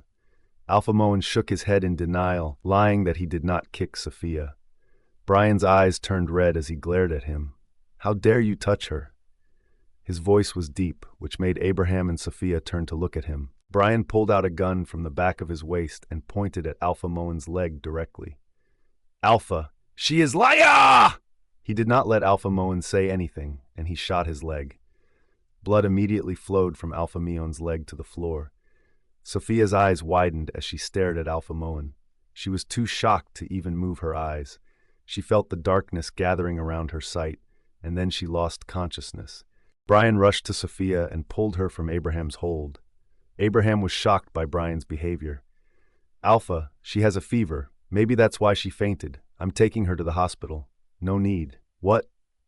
Bryan lifted her into his arms and gazed at Abraham. Take care of him. I'm taking her to the pack hospital. Abraham glanced at Sophia and said, But Alpha, my sister, don't worry about her. But don't show any mercy to that man. I don't want to see him standing on 2 feet again. Abraham slowly turned to Alpha Moan, who was groaning in pain. His eyes blazed with fire as he thought about what this man said to him about Sophia on the phone. He wanted his sister to warm his bed. Abraham walked to him and began kicking his wounded legs. Bryan walked to the entrance, but before that, he turned to his men and said, Inform Delta Edger to appoint a new director for this orphanage. Abraham glanced at Bryan's back. He remembered Bryan holding Sophia like that 1 year ago when he was going to a pack meeting. That day, he himself handed her to him, saying that he did not have time to take care of a woman. But today, he saw a different Bryan. When Sophia called him today, he was in the pack house with Bryan, discussing the engagement. Bryan was so busy that he even declined to talk with Alpha Lucas. But when he heard that Sophia was in danger, he left all of his work and came here to accompany him to save his sister. Abraham found it strange. Meanwhile, Bryan slid into the car, settling Sophia in the back seat. Bryan pulled Sophia to his chest as the driver turned on the engine. He lowered his head to look at her face carefully. He was quiet, but his eyes were fierce as he observed her face. The car stopped in front of the pack hospital. He carried her into the hospital in his arms. People in the pack hospital were unaware of his identity. However, they sensed that he was a powerful individual. The head doctor of the pack himself checked on Sophia. Her fever is quite high. She needs to rest properly. I prescribed her some medication, the doctor explained. What about her leg? Bryan asked him while looking at Sophia. As you can see, I bandaged her leg. Fortunately, no bones were broken. It will take a couple of days, but she will be fine soon. As Bryan listened to the doctor, his gaze remained fixed on Sophia the entire time. At that time, Sophia blinked her eyes. Slowly, she opened her eyes and took a look around. As soon as her eyes caught a glimpse of Bryan, she made an immediate attempt to sit up, but she hissed up in pain. "Be careful," Bryan said, helping her to sit. Sophia pushed his hand away from her and said, "Don't touch me." Gazing at Bryan and Sophia, the doctor swallowed. He was aware of Bryan's identity. He was not only the head doctor, but also the personal physician of the head alpha and his family. "He is the head alpha of our pack. You can't talk to him like that. He is the one who brought you here," the doctor said to Sophia. Sophia ignored his words and asked, "What happened to my leg? Did it break?" "No, you will get better in a few days." "Great, then please discharge me." The doctor nodded his head in response. "If you want to go back, you can, but you have to rest at home and continue to take your medication as prescribed." "Thank you, doctor. I will." When she assured the doctor bowed to Bryan and left the cabin. Bryan's eyes did not move from her all these times. "Did you just try to insult me in front of my pack doctor?" he asked, gritting his teeth. Sophia did not look at him, avoiding making any eye contact with him. She remembered how he shot Alpha Moen's leg. He used a gun as if it were a plaything. He was indeed a ruthless man. "Don't forget that I haven't punished you for what you did in my office this morning." His warning gave her a shiver in her spine. She slowly turned her head to look at him. His gloomy face turned her heart cold. It reminded her of what Victor told her a few days ago. "He will cage you forever." She shut her eyes and took a deep breath, then mumbled, "Alpha Bryan, reject me." Bryan was taken aback. He grabbed her jaw and lifted it to make her look at him. "What did you just say?" She looked into his eyes and replied, "I said reject me. You will die. Is that so? Then why did you tell my brother that you had a way to break the bond?" He averted his eyes from her. "I lied to him so that he could concentrate on his training." She scoffed at him, pushing his hand away from her jaw. "I knew it. You did not even dare to tell my brother how you played with his innocent sister. What about those nights you spent with his sister, knowing that you would never accept her as your mate?" Bryan stared at her for a while. Her eyes had a flame in them that he had never seen before. He sighed and lifted his hand. He stroked her hair and muttered, "Don't be stubborn. Be a good girl. This behavior doesn't suit you. I don't want to get mad at you either." Sophia stared at him. His touches made her feel disgusted because she was aware of his intentions. It was not out of love, but only lust. "Your brother cheated on me. I never looked back at him after that. Do you know why? Because I have self-respect." She smiled at him bitterly, then continued, "It was only you for whom I stooped down so low. Otherwise, no other man can play with me like that." Bryan's hand froze on her hair. She removed his hand from her head and pushed it lightly. "I wish I could give you the suffering I'm going through right now." Her pale face darkened as she glared at him. "I wish I could stab your heart with my own hands and tell you how I felt after you stabbed mine so many times." Bryan turned away from her and made his way to the door. "When Abraham arrives here, go home with him. I'm clearing the bills before leaving," he said. "No, you don't have to." His steps halted. He turned around and looked at her. "What's wrong with you? How long will you pretend to be like this? How long are you going to stay away from me? One day you will have to come back to me. Don't expect me to return to your dark world as your dirty secret. I will not go anywhere from here either. I will stay here and watch how cruel you can be." She reached out and grabbed the railing on the side of the bed, and then she slowly stepped down from it. Bryan chose to ignore her comments and instead made his way back to her when he noticed that she was about to fall. He wrapped his hands around her to support her. She pushed him hard, which stunned him. He was caught off guard by the way she was acting today. "I am feeling disgusted by your every touch. It's good that we met again. I want to tell you how I regret meeting you in my life. I wish I had never met you, Bryan." He froze at her words. It was the second time she called him by his name. Until today, she had never done that. She used to softly address him as mate or alpha. She had never shown him this side of hers. He used to think that she was a soft girl. "Before you regret what you are saying, stop talking. You are the one who needs me, not me who needs you," he muttered, glaring at her. She felt a shudder inside her. Need you? Why would I need you? I don't need a man who is going to join his name with someone else. I am not a gold digger who would roam around you even after learning her place in your eyes. Maybe you are the gold digger who wants to gain someone else's pack. Sophia. His voice came out as a warning. Though she trembled inside at his cold gaze and warning, she did not show it to him. I will pray that you will fall for someone and never have her in your life. That day you will realize what you are making me feel. I hate you, Bryan Morrison. I hate you. I want to see your downfall. You will lose everything one day. Bryan clenched his jaw as if it were enough for him. He nodded his head and muttered, "It will always be in your dreams. No one has the power to defeat me, and you wanted to leave, right? Then go and hide wherever you want. I won't stop you. Always remember that Alpha Bryan doesn't care about anyone. He doesn't need anyone, not even a mate. I don't need your permission to marry someone else. You are nothing to me. It was your luck that you are my mate, and I was just protecting you."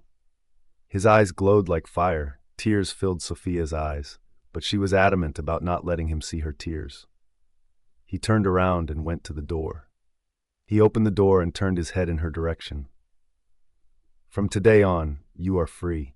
Don't dare to appear in front of my eyes. Stay away from my brother as well. If I see you around him, I will kill him first, then come to hunt you." Sophia was furious. She threw the pillow at him. However, he had already left the cabin. "I hate you. You hate that I fell for a man like you. I will break your arrogance, Bryan Morrison. I just hate you." Bryan heard everything she had said since her voice was loud enough to be audible outside. His eyes were dim, and his face looked furious. He did not know why she was behaving like that suddenly. Or perhaps she was after the position from the beginning.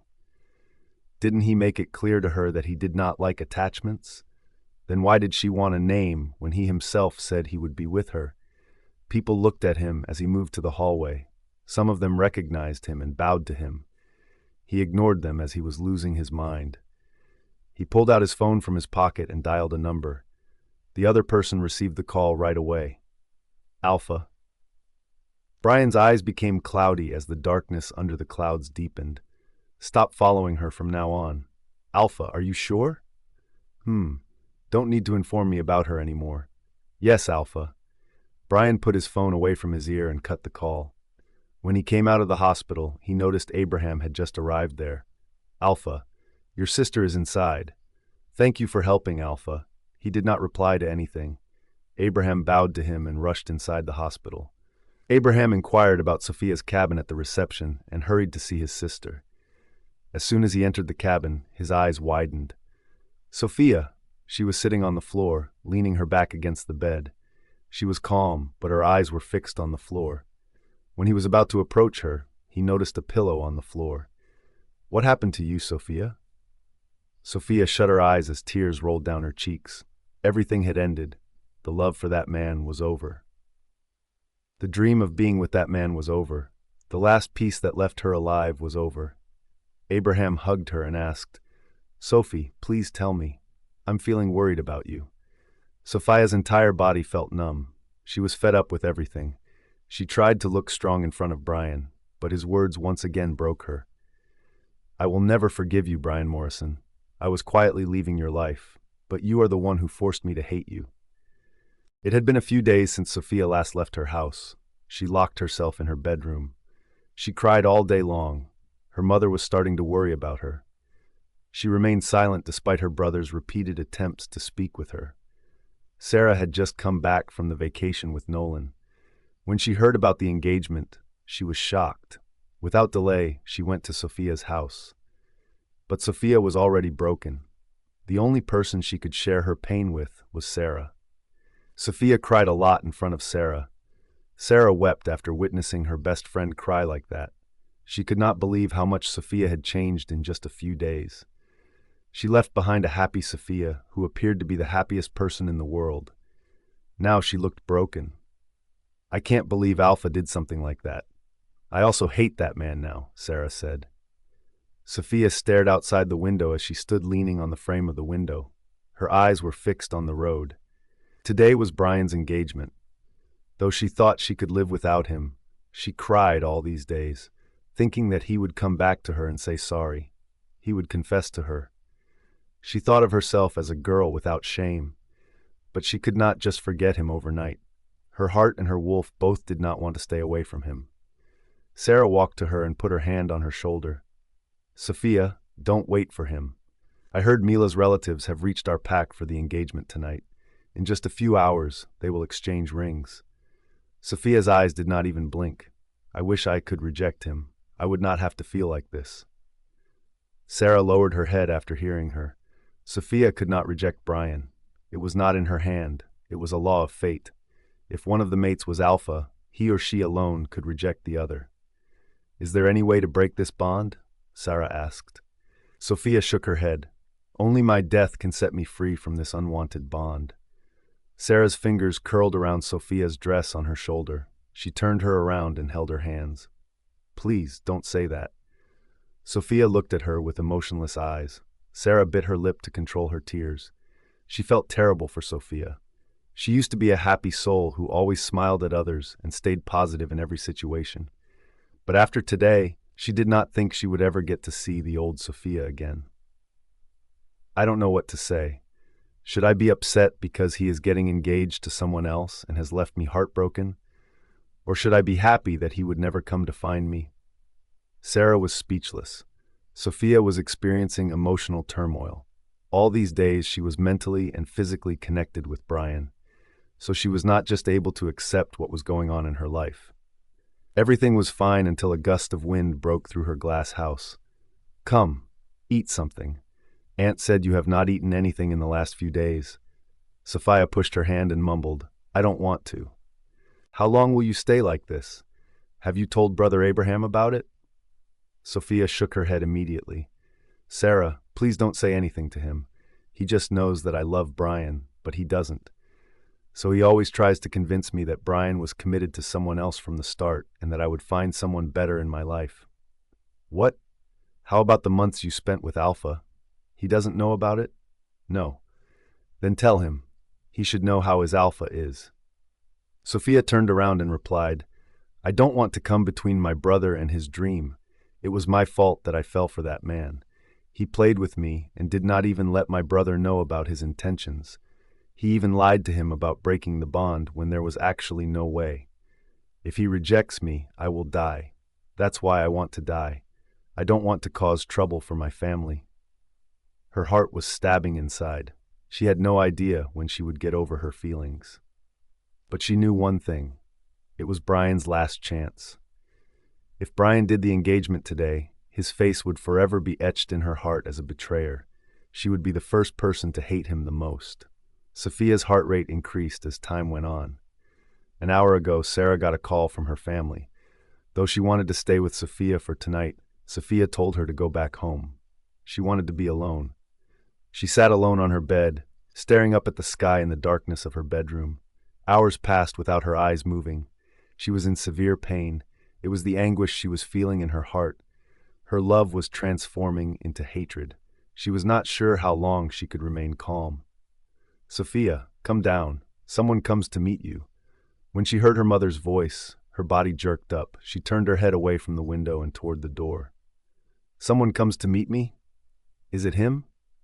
She mumbled and stood up hastily. She opened the door and dashed downstairs, nearly falling down the stairs. But on the final step, she grabbed the stair railing tightly.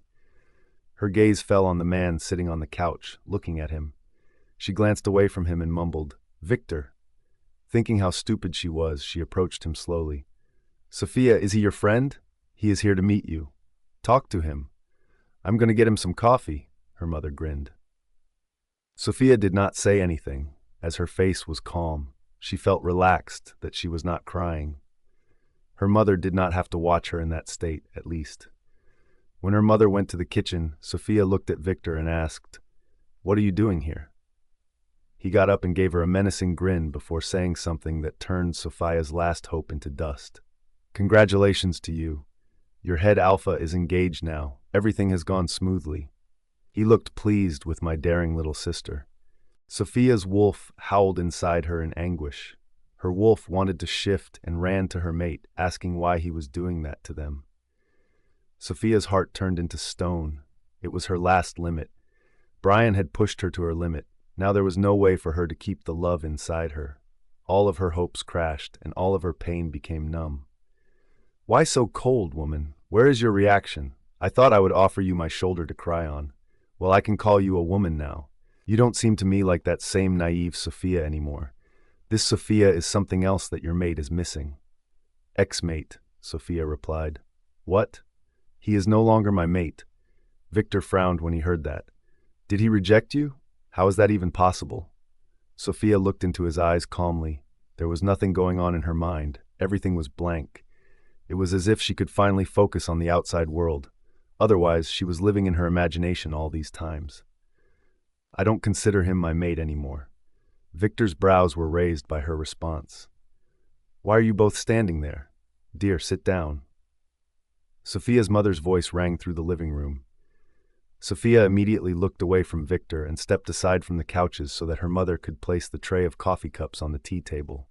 Victor sat down, looking at Sophia. Sophia's mother sat on another couch and asked, "Dear, what is your name?" "Ado, Alpha Victor." Sophia interrupted him and replied to her mother. Her mother's eyes widened as she got up from the couch immediately. "Alpha Victor? The head alpha of the Moon Valley Pack?" Her hands began to shake. It was good that she was not holding any cups, otherwise the coffee would have spilled out of the cups. Victor stared at Sophia. She folded her hands across her chest and said, "There is nothing to hide." Victor averted his gaze from her and focused on Sophia's mother. "Stop reacting like that. I'm not going to kill your daughter."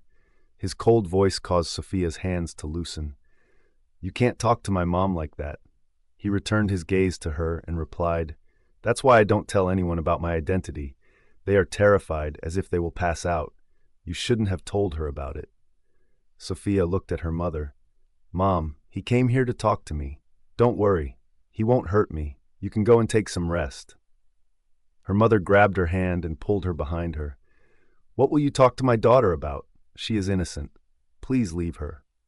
Sophia had no idea why her mother was reacting that way. Perhaps she had also heard of his autocratic kingdom.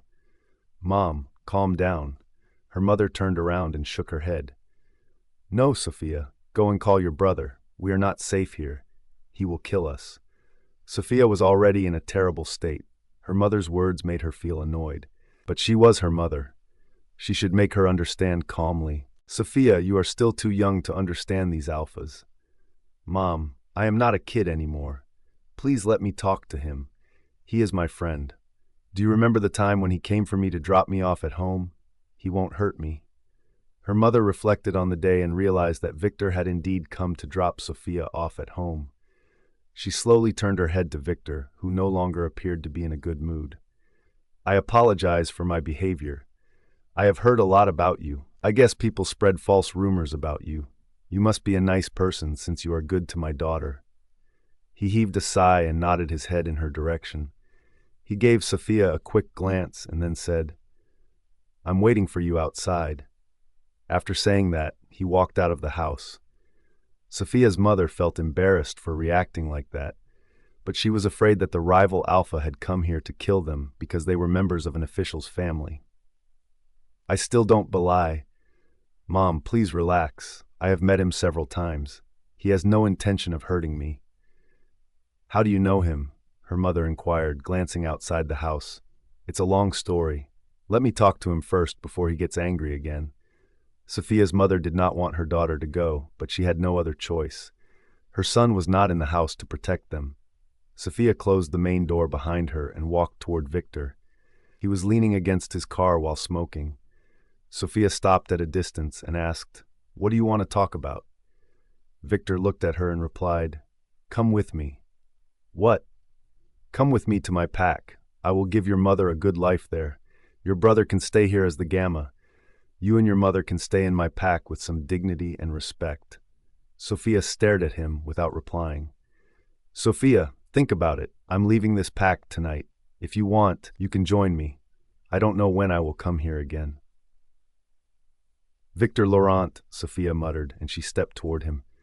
The smoke from the cigarette did not bother her nose anymore. She seemed to have gotten used to it. "I, Sophia Burge, don't want to be anyone's slave anymore." Victor's eyes froze. Sophia could see that he did not expect the answer. I know what you want.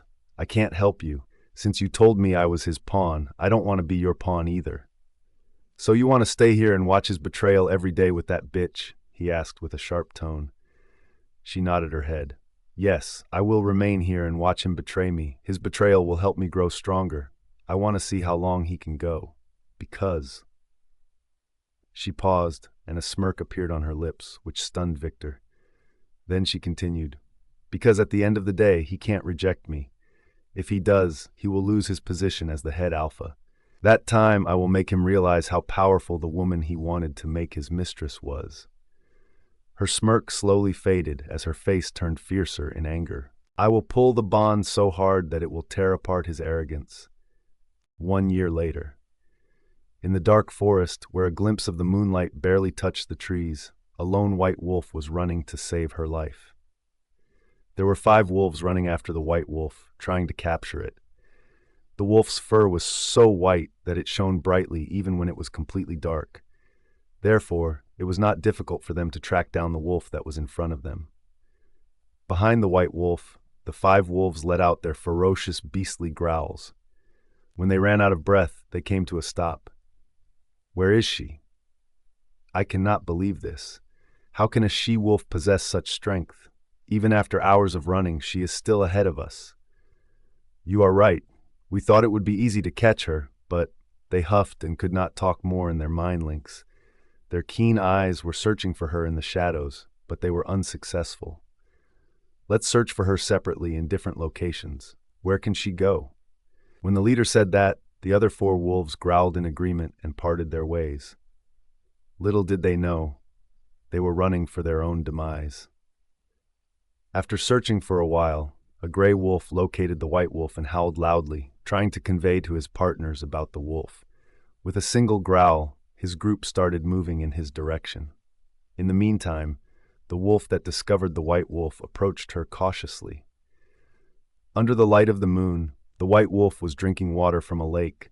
Her fur shone brighter than the lake water. The wolf lost his sanity as he stared at the wolf from afar. She was stunningly beautiful. He had never seen a wolf who looked so pure like her. The lust captured his mind as he started to run over her to catch her without his partners.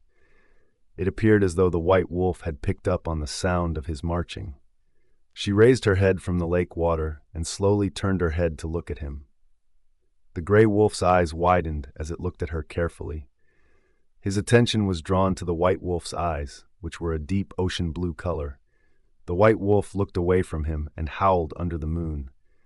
Her growl was painful yet powerful. The gray wolf stopped his feet as he stared at her. All 4 members of his group reached him and saw the scenery in front of them. It took them a very long time, but at last they found the woman they were looking for. What are you all doing? Catch her! The leader yelled at his group in the mind links. The gray wolf reacted immediately and realized that he had almost lost himself in that white wolf, as if she had spellbound him for a moment with her beauty. All 5 of the wolves were moving in the direction of the white wolf, along with the gray one. The white wolf was a female wolf. She looked calm but restless. When she saw them approaching her, she turned to them and began to walk in their direction. Her unexpected baldness appeared to astound the 5 wolves. Why was she moving toward them? Wasn't she scared that they would catch her? Why are you all here? The white wolf spoke up, connecting her mind link with theirs. Their legs froze at the thought of how she did that. They were rogues. It was impossible for just anybody to connect a mind link with them. After all, they were not bonded with any pack, nor were any pack's members. How did you?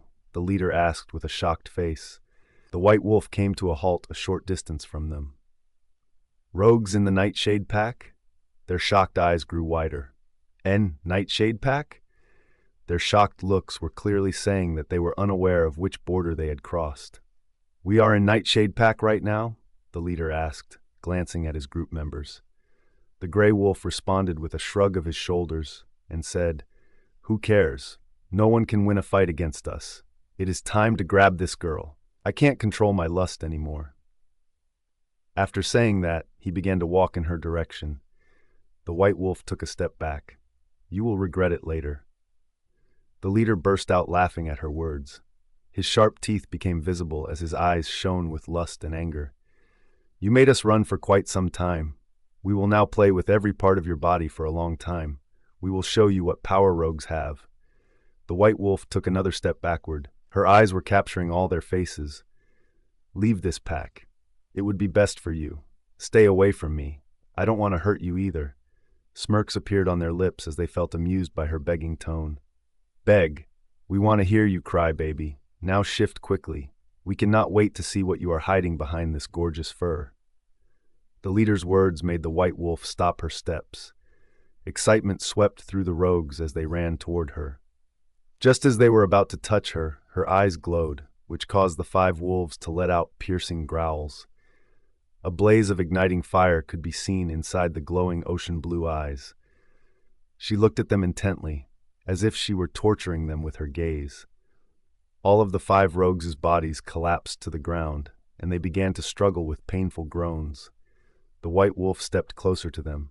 She lowered her head and sniffed the smells. "Smell like beggars." Hearing her remarks, the leader attempted to growl and claw her, but she glared at him with her scornful eyes. The leader felt like he was losing his breath. His body rolled in pain on the ground, and he felt as though he was about to pass away. "Leave us," the gray wolf said, trying to convince her in the mind links. The woman chuckled as if seeing them in that state gave her maniacal pleasure. "How can I leave the men who have wanted to play with me for a long time? Let me play with them for a while, at least." The painful growls echoed throughout the forest. After some time, when the wolves looked like passed out in pain, she turned around and walked in the opposite direction, leaving them in the dark. One of the wolves was still conscious when he noticed her leaving. He could not help but ask, "Who are you?"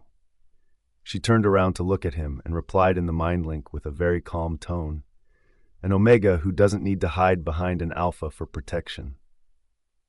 There was breaking news spreading in the Nightshade Pack very quickly. All of the news channels and media outlets were using their mediums to report the news. Students in a cafe near Nightshade University were watching the news on television. Breaking news. This is the second time this month that our border guards have captured rogues in the forest. But it was not about them, but their condition. They found them in a deadly condition. Though the border guards wanted to kill the rogues, they let us know that Alpha Bryan stopped them from killing them. Everyone turned silent as they watched the news carefully. A few of them could not understand why their Alpha had denied killing them. They were rogues, and they were not safe for the pack members. They remained focused on the news, which was still being broadcast. All the officials cooperated with us when we asked them about the current situation. They stated it's Alpha Bryan, who did not want to kill rogues but investigate who was behind these situations, because no ordinary person could win a fight with the rogues. Sarah and Nolan's eyes were fixed on the television. At that time, a girl in blue jeans and a black t-shirt entered the restaurant. Her makeup was simple, and her hair was pulled back in a high ponytail. She looked like a natural beauty who could captivate any man's eyes if she wanted. On the other hand, there was something strange about her, and that was her eyes. They were cold and serene. It was the only thing that made people hesitant to approach her.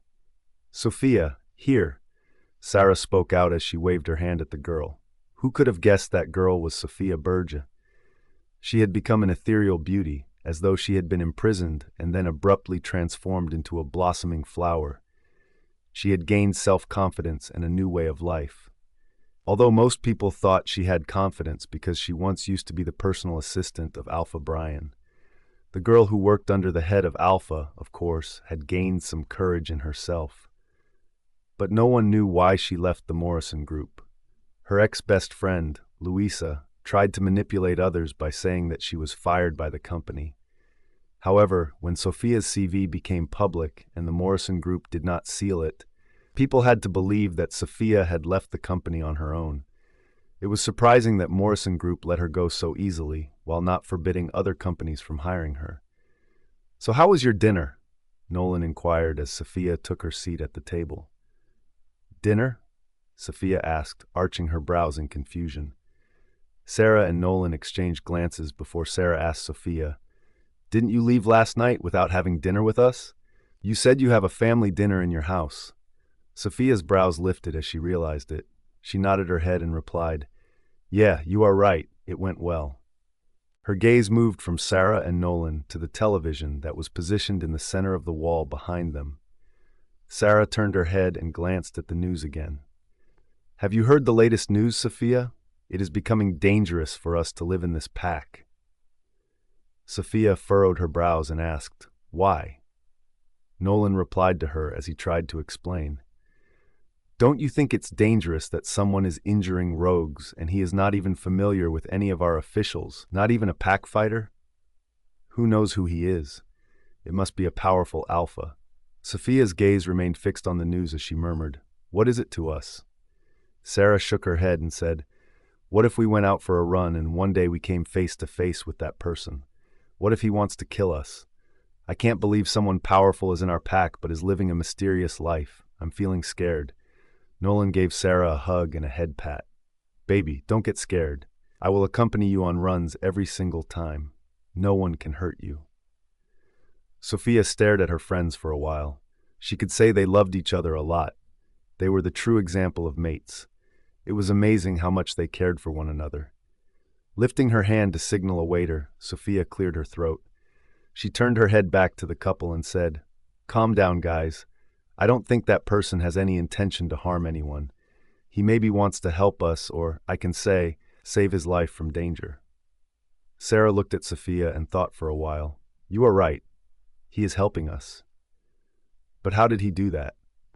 "Every time rogues got caught in the forest, people said they had no injuries to their bodies, but they became mentally unstable. Whenever someone asked them how that happened, they could only call Alpha's name." Nolan simply shook his head. "There is no way it could be Alpha Bryan, because if it had been him, he would never have been given permission to conduct an investigation. It is like he is eager to know who is the person behind all of this."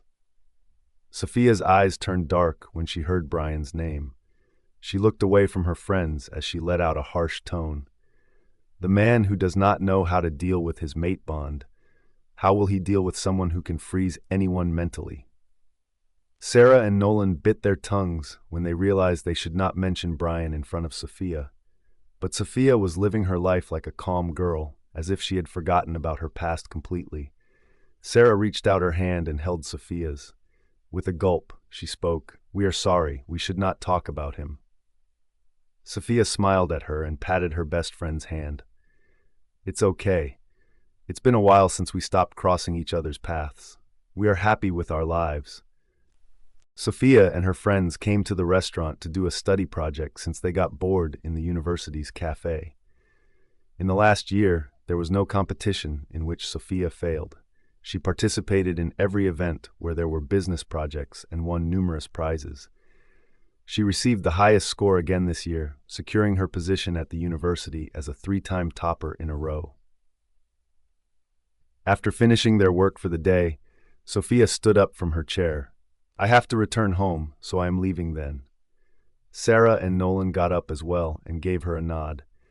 Everyone shared the bill and went out of the restaurant with the papers for the project in their hands. "By the way, Sophia, how is Aunt doing?" Opening Nolan's car's back door to place the papers inside, Sarah questioned. "He recently bought a car and sold his old bike." "Mom is fine now, but I am worried for her. Her health is not improving as it used to. The doctor advised us to take care of her medication and let her rest." "Don't worry, she will be fine," Nolan assured Sophia. Everything had changed in 1 year, but what did not change was the three people's friendship. Sophia could not forget how Sarah and Nolan took care of her when she was shattered for someone she did not deserve. She smiled at them and replied, "Okay, see you tomorrow. I have to visit the orphanage as well." They returned her smile and got into their car to leave. Sophia turned around, took out the keys, and unlocked a shiny silver car that was parked near the restaurant. It was her birthday gift from her brother. During his time at the training camp, he had earned a lot of money, which he had spent to buy an expensive car for his only sister, whom he loved the most. After making her way to her car, Sophia climbed into the driver's seat. She had her driving license. She did not need a driver because she had learned to drive smoothly. She pressed play on the radio to listen to some music while driving. However, as soon as the radio was turned on, news was broadcast on an FM channel. Her eyes glowed blue for a moment when she heard a familiar name. "So, Miss Mila Laurent, we are honored that you came to the beauty contest competition. Nobody can judge beauty more accurately than you. You will be our gorgeous Luna very soon." Sophia's eyes were fixed on the road as she decided not to change the channel and continued listening to it. "You are right, but it's not about my beauty, but about your alpha's love. He loves me a lot." Mila chuckled heartily after saying that. The interviewer asked another question when he saw Mila talking about Alpha. "How is Alpha Bryan treating you?" "This is not my question, but the question of the entire pack. He never shows emotion to others, and outside the pack, all the alphas call him a man of stone. We always take it as a compliment, but we are curious to learn more about your relationship with him." Mila paused briefly before answering the question with pride. "We have a perfect relationship, as any couple should have. He cares deeply for me. You cannot believe how much he always looks after me. Last night, I lost a necklace at a party. I was upset because it was my favorite necklace. He sent me a brand new necklace this morning before I even woke up, despite the fact that it cost twice as much as the one I lost." As the interviewer kept asking her questions, she gracefully answered all of them until one question froze her. "What about your only brother, Alpha Victor Laurent? People in the Nightshade Pack wonder why he still wants to be a rival to his sister's soon-to-be husband. How is your relationship with him? Given that he told everyone how much he loved you at your engagement celebration, he must really care for you." Sophia's dark eyes eased when she heard about the man. As she awaited Mila's response, a smirk formed on her lips. "Aye," Mila coughed as she began to clear her throat. "What happened, Miss Mila?" "Well, we can continue the interview later." Sophia turned the radio off as she scoffed. "Coward woman." She arrived at her house in half an hour and stepped inside. She walked to her mother's room and saw that she was lying on her bed. "Mom," her mother had been feeling unwell since last week. Sophia was concerned for her health. "Have you eaten your lunch yet?" Her mother sat up and responded, "Why did you cook today? I told you earlier that you did not have to cook. I could have done it." Sophia sat on the edge of the bed and hugged her mother. "Mom, you are sick. If I cannot even cook for you, what kind of daughter am I? It is my responsibility to look after you." These days, Sophia woke up early so that she could prepare breakfast and lunch for her mother. Then she left the house after putting the food in the freezer so that her mother did not need to work. Sophia got up and left her mother's room only to warm up a plate of food, then returned to the room with it. She sat on the bed and watched her mother eat. After giving her mother medicine, she told her, "You can rest. I'm going to my room." Her mother held her before she could stand up. "Sophia?" Sophia stared into her mother's teary eyes. She wiped her mother's eyes with her thumbs and asked, "Why are you crying, Mom?" Her mother hugged her and said, "I don't know how long I will live. As you haven't found your mate, I want you to choose your life partner as soon as possible. I want to see you happy with a man before I die." After hearing her mother talk about death, Sophia's heart completely froze. While she was thinking about it, her hands became more tightly wrapped around her mother. Her throat burned as she let out a cold tone. "Mom, I will not let anything happen to you. You will live a long time. You will have to live a long time." Her mother broke the hug and cupped her cheeks. "I don't know how long I will live, but I want to see 2 of my children with their beloved partners. Especially you, my dear. I can care less about Abraham because he is a Gamma, and someday he will find a woman for himself. You are an Omega, and you don't have a mate. I can't be careless about you. That's why I'm telling you to choose someone who is best for you." She never dared to tell her mother about her mate. It was pointless anyway. So when her mother realized it had been a long time for her age and she still had not found her mate, she might be a mateless Omega. Sophia stared at her mother for a while. The wetness of her mother's eyes melted her heart for a moment, which turned ice in 1 year. Okay, Mom. I will do as you wish. His mother's eyes lit up. She has been very worried about her daughter over the last few days. That was why she became ill. The doctor warned her not to put any tension in her head, but she could not help herself. After talking with her mother, Sophia went to her bedroom. She freshened up to go to the orphanage. For the past year, that orphanage had become her favorite place. She went there most of the time to spend her time with the orphans. It was the only time when her heart softened. Otherwise, she closed her heart for everyone else. She opened the closet to take out a dress for herself. However, her gaze was drawn to a black suit jacket. Suddenly, she found herself thinking about that man, whose name was enough to set ablaze the fire that burned in her heart. It was as if the entire world around her had never allowed her to forget about her past. She had his 2 jackets, which she could not return to him. She burned one but kept another as a reminder of her past. She stared at the jacket, feeling as if the scent was still lingering, as if 1 year had not been enough to remove his odor. Her fingers slowly caressed the jacket before curling tightly into a fist. The worst begging in the world is begging for love, and you had made me do that begging too. She averted her gaze from the jacket, letting it go. She took one of her dresses and pulled it out of the closet. She changed her clothes and got ready to go out. As she was putting on shoes, the door to her room flung open. She paused and turned her head to the door. Her brother, Abraham, was looking at her with rage in his eyes. She could say he was really in a bad mood. She continued what she was doing and asked, "Why are you so angry, brother?" Abraham came inside the room and asked, "You leaked the information of the Morrison group to Alpha Oliver, didn't you?" Rather than answer him, Sophia shifted her feet to check if her shoes fit her legs perfectly. Rising from the bed, she made her way to the dressing table. Reaching for her phone, she took one last look at her reflection in the mirror before turning to face her brother. "Sorry, what were you saying? I was busy getting ready." Abraham gave her an angry look. "Sophia," he said, gritting his teeth when he let out her name. She walked toward him and raised her head to look at him. "What's wrong?" she asked. "I'm your brother, so I'm requesting you. Stop doing all of this." Sophia folded her hands across her chest and asked, "What are you talking about? Why did you do that? Alpha Oliver is a strong competitor to our pack company. The last time, Alpha's old secretary cheated him and leaked the information so that Alpha Oliver could get the project." Sophia scratched her chin as if trying to recall the incident. "Oh yes. Let me tell you something, my brother. I was your Alpha's assistant secretary at the time. He fired me that time because he thought I was the one who did it." Abraham was taken by surprise. "But I heard it was a woman named Lily Jane." Sophia nodded her head. "Your Alpha is not a strong-minded man. He has a habit of quickly changing his mind and preferences. So he later tried to find out the truth and got it successfully." Abraham stared at her. Within a year, his sister had transformed into someone else.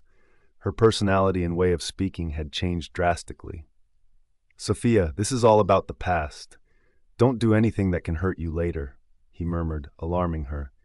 Sophia's gaze was fixed on her brother, who was very loyal to his Alpha. "Instead of warning me, why not ask your Alpha to break the mate bond?" Abraham's expression changed as he heard her sudden question. He had asked Bryan about it many months ago. He always ignored the issue whenever he tried to bring it up. Abraham had not found his mate yet, so he had no idea how the mate bond worked. However, he was also concerned about his sister. But he could not betray Alpha either. A Gamma could only give his life for his Alpha, not take his Alpha's life. When Sophia saw his reaction, she only felt bad for her brother. He was not to blame for it. She should not have asked him about it. She patted his shoulder and said, "Did he tell you I did it?" Abraham turned his gaze away from her and replied, "No, but I overheard you talking to Alpha Oliver about something. I warned you at that time too, but you neglected it." Rolling her eyes, Sophia walked by him and uttered, "Your Alpha has no proof that I did that." Abraham turned around and said, "Sophia, as you said, he got the truth last time. He will find out the truth this time too. If you turned out to be a traitor pack member, even I can't help you this time." This was not the first time Sophia had done something that harmed Bryan's business. Surprisingly, she was aware of every secret about the pack company that could lead to its downfall at any time. Sophia stopped at the door and replied coldly, "Don't worry about me, brother. Let him get busy with the investigation about some wolf hunting the rogues. Who knows, maybe one day that wolf will go to hunt him instead." Sophia left her house and went to the orphanage. When she stepped inside, a few children rushed up to her. "Sister Sophia is here," they said with cheerful voices. Sophia smiled at them before bending down to embrace them. They were kids who always liked to play with her. Rather than the teenage orphans, she was close to the kids. She felt terrible for them because they did not have parents to care for them. So whenever Sophia got a chance, she came here to spend some time with them. Sometimes she brought gifts for them to make them happy. Sophia, she let go of the children and raised her head, only to see the new director of the orphanage. She got up to her feet. When the children saw the director, they went back to their rooms. Sophia chuckled at them before returning her attention to the director. "Mr. Davidson." Peter Davidson was the new director of the orphanage. As the old director had to suffer in the long run because of his illegal activities inside the orphanage, Bryan managed to find a new, trustworthy director for this orphanage. Peter was a middle-aged man and the former Gamma of the Nightshade Pack. His one leg was injured during the war a few years ago, and the pack doctor advised him not to fight in any future wars. At that time, he had to leave his position as the Gamma. From then on, he had to live like an ordinary pack member until one day, Theta Noble called him and offered him this opportunity. "The children really like you. I am glad you came here so often to make them happy." "It's nothing, Mr. Davidson." Sophia talked to him for a while as they walked through the hallway. The orphanage was large, and there were many people living there. She had always wondered why people abandoned their children in that way. Most of the children were Omegas. "Where is Ken?" she inquired while walking. "He will be here shortly. With all the girls here, he does not want to come here very often. You are aware of his slight shyness around girls." Sophia chuckled at his words. "But he is not shy when it comes to picking a fight." Peter had a son around Sophia's age. He was a pack fighter. Sophia was friendly with him. Peter burst out laughing as soon as he heard Sophia. "You know him really well. I have never seen him talk with other girls as much as he likes to talk to you. Can I think of anything else about this bonding?" Sophia was stunned, but then a voice came from behind them. "No way. This woman will kill me if I think that way." Sophia turned around and noticed Ken approaching them. She gave him a smile and turned her head toward Peter. "We are just good friends, or you could say partners in crime," she told Peter before winking at Ken. Ken gulped when he realized what she was talking about. "Dad, we have something to talk about." "Yeah, sure, you can talk. I am heading to my office." As Peter made his way to his office, Ken whispered to Sophia, "What were you talking to him about?" Sophia furrowed her brow. "Don't worry, I didn't tell him about your witch girlfriend." Ken breathed a sigh of relief. His father was once a Gamma, so he wanted him to marry an Alpha or Gamma female. But when he met Sophia, his mind changed, and he was also happy with her. Though his father would not mind if he told him he had a girlfriend, if he found out that girl was a witch, he would refuse to accept the relationship. He was not fond of witches. "Let's go to training. I canceled my date after you texted me that you were coming here." Sophia rolled her eyes and began to walk. Yeah, you are risking your life for me." As they entered the large hall room that served as a training hall for the residents of the orphanage, Ken shut the door behind them. Sophia was the one who suggested to the director that they submit an application for this opportunity for the orphans. They at least needed basic training to protect themselves. With his fists raised, Ken yelled, "Come on, fight me!" Sophia kicked him in the knee. "Bro, let me at least change my clothes first. What's the hurry? Or do you want to go for the date later?" Ken gripped his leg in pain and muttered, "This crazy woman will make me break up with my girlfriend one day." Sophia heard him clearly as he let out a chuckle. Ken was a genuinely nice guy. She owed him for teaching her fighting skills. She went to the changing room and came out after changing into training clothes. The black sleeveless t-shirt and black cargo pants that she wore were a perfect fit for her body. Ken slowly rose to his feet as he stared at her. "I would have chased you if I did not have a girlfriend." Sophia came to a stop before him. In the blink of an eye, she executed a swift turn and delivered a powerful kick to Ken's shoulder. It caused him to take a step back. "First, catch up with my kicks, then think about that." As Ken looked at her, he grabbed her hand and attempted to punch her in the face, but she quickly dodged the blow. "You should not attempt to assault your trainer. It's the first rule of training." 1 year ago, Sophia became aware of Peter's son and approached him with the request to train her. It was clear to her that he had potential. All of his father's fighting moves were known to him. She realized that, because of her brother, this man could not become the Gamma of this pack. However, there was no doubt that her brother was the best fit for that position. She could not ask her brother to train her because he did not even have enough time to get home on time. How could she expect him to train her every day? When it was time to end the training, her phone began to ring unexpectedly. Ken quickly glanced at her bag and said, "Go and check. Maybe it's your mom." She gave him a slight nod and then hurriedly went to her bag, which she had placed on a table in the corner of the hall room. When she pulled out her phone, she looked at the contact number. Her eyes darkened as she received the call. "Alpha Oliver." "Where are you?" Alpha Oliver's hoarse voice emerged from the phone. Sophia cast a glance at Ken, who appeared serene. He nodded his head as he understood her look. He left the training room, leaving her alone. Sophia walked to the window and opened it to get fresh air. "Are you drunk, Alpha Oliver?" she asked, looking outside. "Of course. I had a lot of drinks today. It's all because of you. You were a big help in getting this project.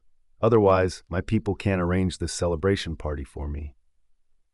Sophia's eyes moved as she caught sight of a car that was driving toward the orphanage. It was Delta Edger. He might be coming here to deliver the monthly denotation. "You are right. You do not have the ability to win any projects against the Morrison Group on your own, so you need someone to assist you every year." Alpha Oliver was drunk, so he did not mind her words, but only chuckled. "Let's meet tomorrow. I must express my heartfelt gratitude to you." "No need." Sophia was about to cut the call but paused when she heard him again. "Is it because Alpha Bryan is investigating the person who gave me information about his company?" Sophia scoffed upon hearing the name. "If I was afraid of that man, I would not have done it in the first place." "Then don't say no to me. Allow me to express my appreciation properly. You left that company 1 year ago, but you still had so much valuable information in your hands. Thank you for revealing where they manufacture their products. It helped me a lot to get a man inside eyeing the products." Sophia did not want to deceive anyone, but her hatred for Bryan was so strong that she would do anything to make him lose. "Congratulations to you. I will see you tomorrow." "That's great. Let me send you my location." Sophia shook her head as she replied, "In my location." "Sure." Sophia hung up the phone and texted him the location of a familiar restaurant. She then went outside after changing her clothes. When she went to meet Peter, she saw Delta Edger. He was sitting in a chair at the desk. "Sophia, are you leaving?" Peter asked. Delta Edger turned his head, and his gaze met Sophia's. She looked away from him without any greetings. Except for Bryan's Gamma, who was her own brother, she had been avoiding all of Bryan's officials. "No, I was wondering if I could take the girls out one day." "Which girls?" Peter asked. "The seniors." She was talking about the girls who had turned 18. The orphanage referred to them as its seniors because, after a year, they would either find a mate or leave the orphanage to live their lives independently. "You can't take them out. It's risky," Delta Edger opposed as he spoke out. Sophia glanced at him and replied, "I won't be alone. Ken will be with me. By the way, they are orphans, not caged birds who can't go outside of this cage." Delta Edger turned silent. He directed his attention to Peter. "Do you agree with this?" Peter shrugged his shoulders. "I believe my son will handle everything. I will send the guards with them as well." Edger said nothing as he nodded and stood up. "I'm leaving then, Gamma Peter." Even though he had become the former Gamma, they remembered to respect him for his former position. Sophia ignored Edgar when he walked past her. There was a time when she had a good friendship with Edgar, but after what his alpha did to her, she stopped talking with him. Sophia turned to leave to meet the children. She spent her time with them for a long time. In the evening, she decided to go back home. She went back to her house and prepared dinner for her family, although she was aware that Abraham would not return home from work so soon. The next day, after attending her classes at the university, Sophia went to meet with Alpha Oliver. She drove to the restaurant where she told Oliver to come. As soon as she arrived at the restaurant, she parked the car outside and went inside. The familiar surroundings drew her attention. While she was walking, her gaze found itself drawn to the side that led people to the balcony area. She laughed in her heart as she reflected on how foolish she was to plan so many things there. "What a waste of time," she muttered under her breath as she noticed a couple walking there. She shifted her focus away from there and looked around for Alpha Oliver. Oliver raised his hand and waved at her. She located him and walked toward the table he was sitting at.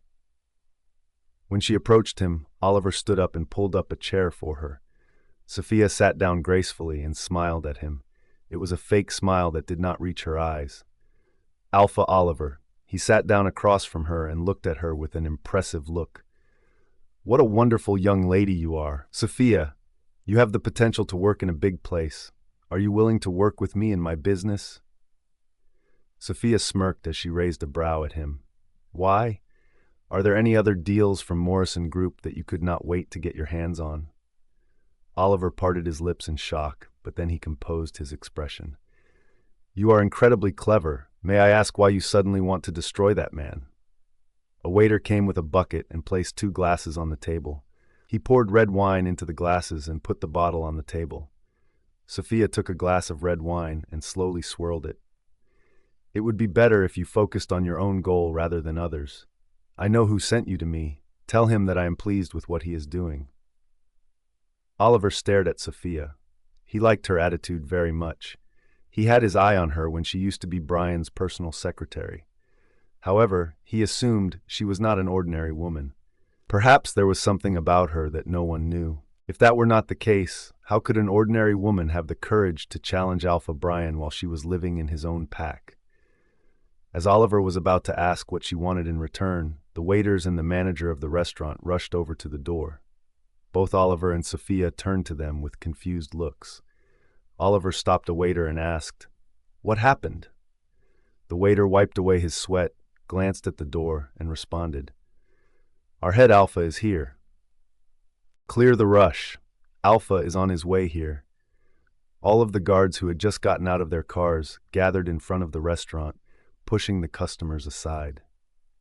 The restaurant manager and waiters dashed over to the door, their gazes drawn to the black cars. More than 5 cars stood outside the restaurant. The manager was concerned about the unexpected arrival of the head Alpha. He immediately pulled out his phone and tried to call the restaurant's owner. He was frightened if they had any serious issues in the restaurant for which the head Alpha was here. But his hands froze when the guards rushed to the car in the middle and opened the back door. A man in a black, expensive suit stepped out of the car. It was like an air of darkness appeared outside the restaurant. The aura he had was something no one could take calmly. His piercing eyes, which would have killed anyone if he had glanced at them, were hidden behind his black sunglasses. All of his officials walked behind him as he started walking toward the main door of the restaurant. "Sir, I believe I have seen him before," a waiter whispered to the manager. The manager furrowed his brow, but then his eyes widened in surprise. "He was the man who paid us a lot of money to send a crazy girl home a year ago. He is our head Alpha!" The manager mumbled under his breath, unable to believe his eyes. He could not believe he had already met the head Alpha and was completely unaware of it. "Alpha," he bowed to Bryan properly, both out of fear and respect. There was no way he could calm his trembling knees in front of him. He possessed such power that he could make anyone submit in front of him at any time. "Raise." Hearing his deep voice, the manager's heart shook with terror. Bryan walked past the manager as he did not bother to say anything to him. "I am the manager of this restaurant." Is there anything I can help you with? We are honored to welcome you all to this restaurant, the manager said to Bryan's official. Beta Robert stepped forward and replied, We don't have time for your introduction. The manager looked stunned. Delta Edger was about to enter the restaurant with others, but he turned his head and said this to the manager. You can do your business. We are here for some other reason. We have information that an imposter is here with another Pax Alpha. Inside the restaurant, every guest was shocked when they heard Alpha Bryan was coming here. Some young women took out their phones to capture him on their cameras, but the guards who entered first told them to put down their phones and continue what they were doing. They warned them not to disturb their Alpha if they wanted to stay alive. Just hearing Alpha Bryan's name was enough to shake anyone in fear, so everyone took the warning very seriously and did not dare to move their necks. Alpha Oliver's eyes fell on the man who was coming toward the table. He shifted his gaze at Sophia and alarmed her for the third time. If you want, you can run. I don't want you to die in his hands. You are a member of his pack, and I cannot save you from him. Sophia stared at the red liquor as she swirled the glass slowly without replying. He will catch you red-handed. What are you going to do after that? She smirked as she turned her attention from the wine to him. Let him catch me. As Alpha Oliver was about to oppose it once again, the man in the black suit stopped near the table and stood behind Sophia. Alpha Oliver composed himself and stood up after shrugging his shoulders. Alpha Bryan, what a pleasant surprise. Bryan never once looked at him. From the moment he entered the restaurant, his eyes were fixed on the woman seated at the table. The woman did not react, nor did she turn to see who had arrived. She seemed to be unaffected by her surroundings. When all of his officials came to stand beside them, Gamma Abraham looked at Sophia and let out, Sophia? His tone was surprising yet fearful, which did not go unnoticed by the almighty man standing tall near the table. After taking a sip of her drink, Sophia got to her feet. Just as she turned around to look at her brother, she found Bryan standing right in front of her. Sophia's heart clenched inside when she looked at the handsome man. His black sunglasses concealed the way his piercing eyes looked at her. She tightened her fists to calm herself. I have been trying to calm my traitor heart so that I can control it in front of you when we meet again. I will never let you see my broken state again, she said in her mind, trying to calm her heart. She was surprised. The man had not changed a little bit. His indifferent look never left his face. Sophia, why are you here? Abraham asked with disbelief. He had hoped Sophia was not the culprit after she stated yesterday that Bryan did not have any proof against her. He had assumed his sister was at the university, taking classes there. Little did he know that today would be the worst day of his life. Sophia glanced at her brother. Why can't I be here, brother? She asked in an innocent tone. Raising his hand, Bryan removed his sunglasses. Sophia nearly took a step back as his sharp eyes met hers. He slowly shifted his gaze to Alpha Oliver, who was staring at him quietly. He noticed there was nothing on the table except 2 glasses of wine. It gave the impression that the two were simply having a great time together. When Bryan's gaze returned to Sophia, he asked her in a calm tone, Miss Burge, may I ask what you are doing here with Alpha Oliver? Sophia scoffed at Bryan and replied, No, you can't ask, Alpha Bryan. Bryan's eyes grew darker as he stared at her. Except for Abraham, all the officials looked at Bryan, perplexed as to why he was not taking any action against her. Abraham rushed up to Sophia and grabbed her arm, doing his best to seize the last opportunity. Sophia, you can't talk to Alpha like that. And what are you doing here? You should be at your university at this time. Sophia moved her eyes from the dark orbs and looked at her brother. She removed his hand from her arm and replied, Brother, please. I am not a kid who needs to keep you and Mom updated wherever I go. Beta Robert approached her and said, We suspect you assisted Alpha Oliver in winning the project. What are you saying? Alpha Oliver asked, pretending that he had no idea about it. With her arms crossed over her chest, Sophia said to Robert, Show me proof.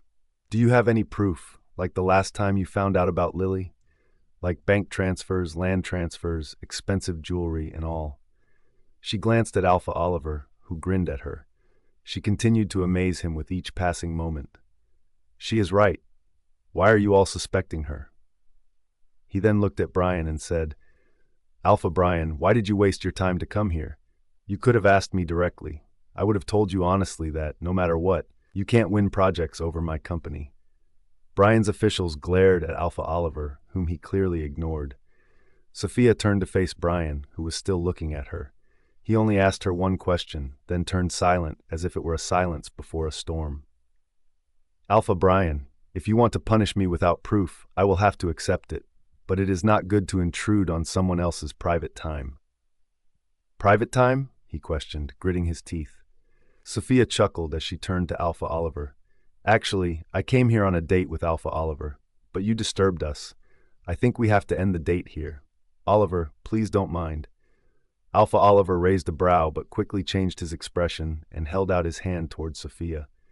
No, my lady, we can go on a second date anytime you want.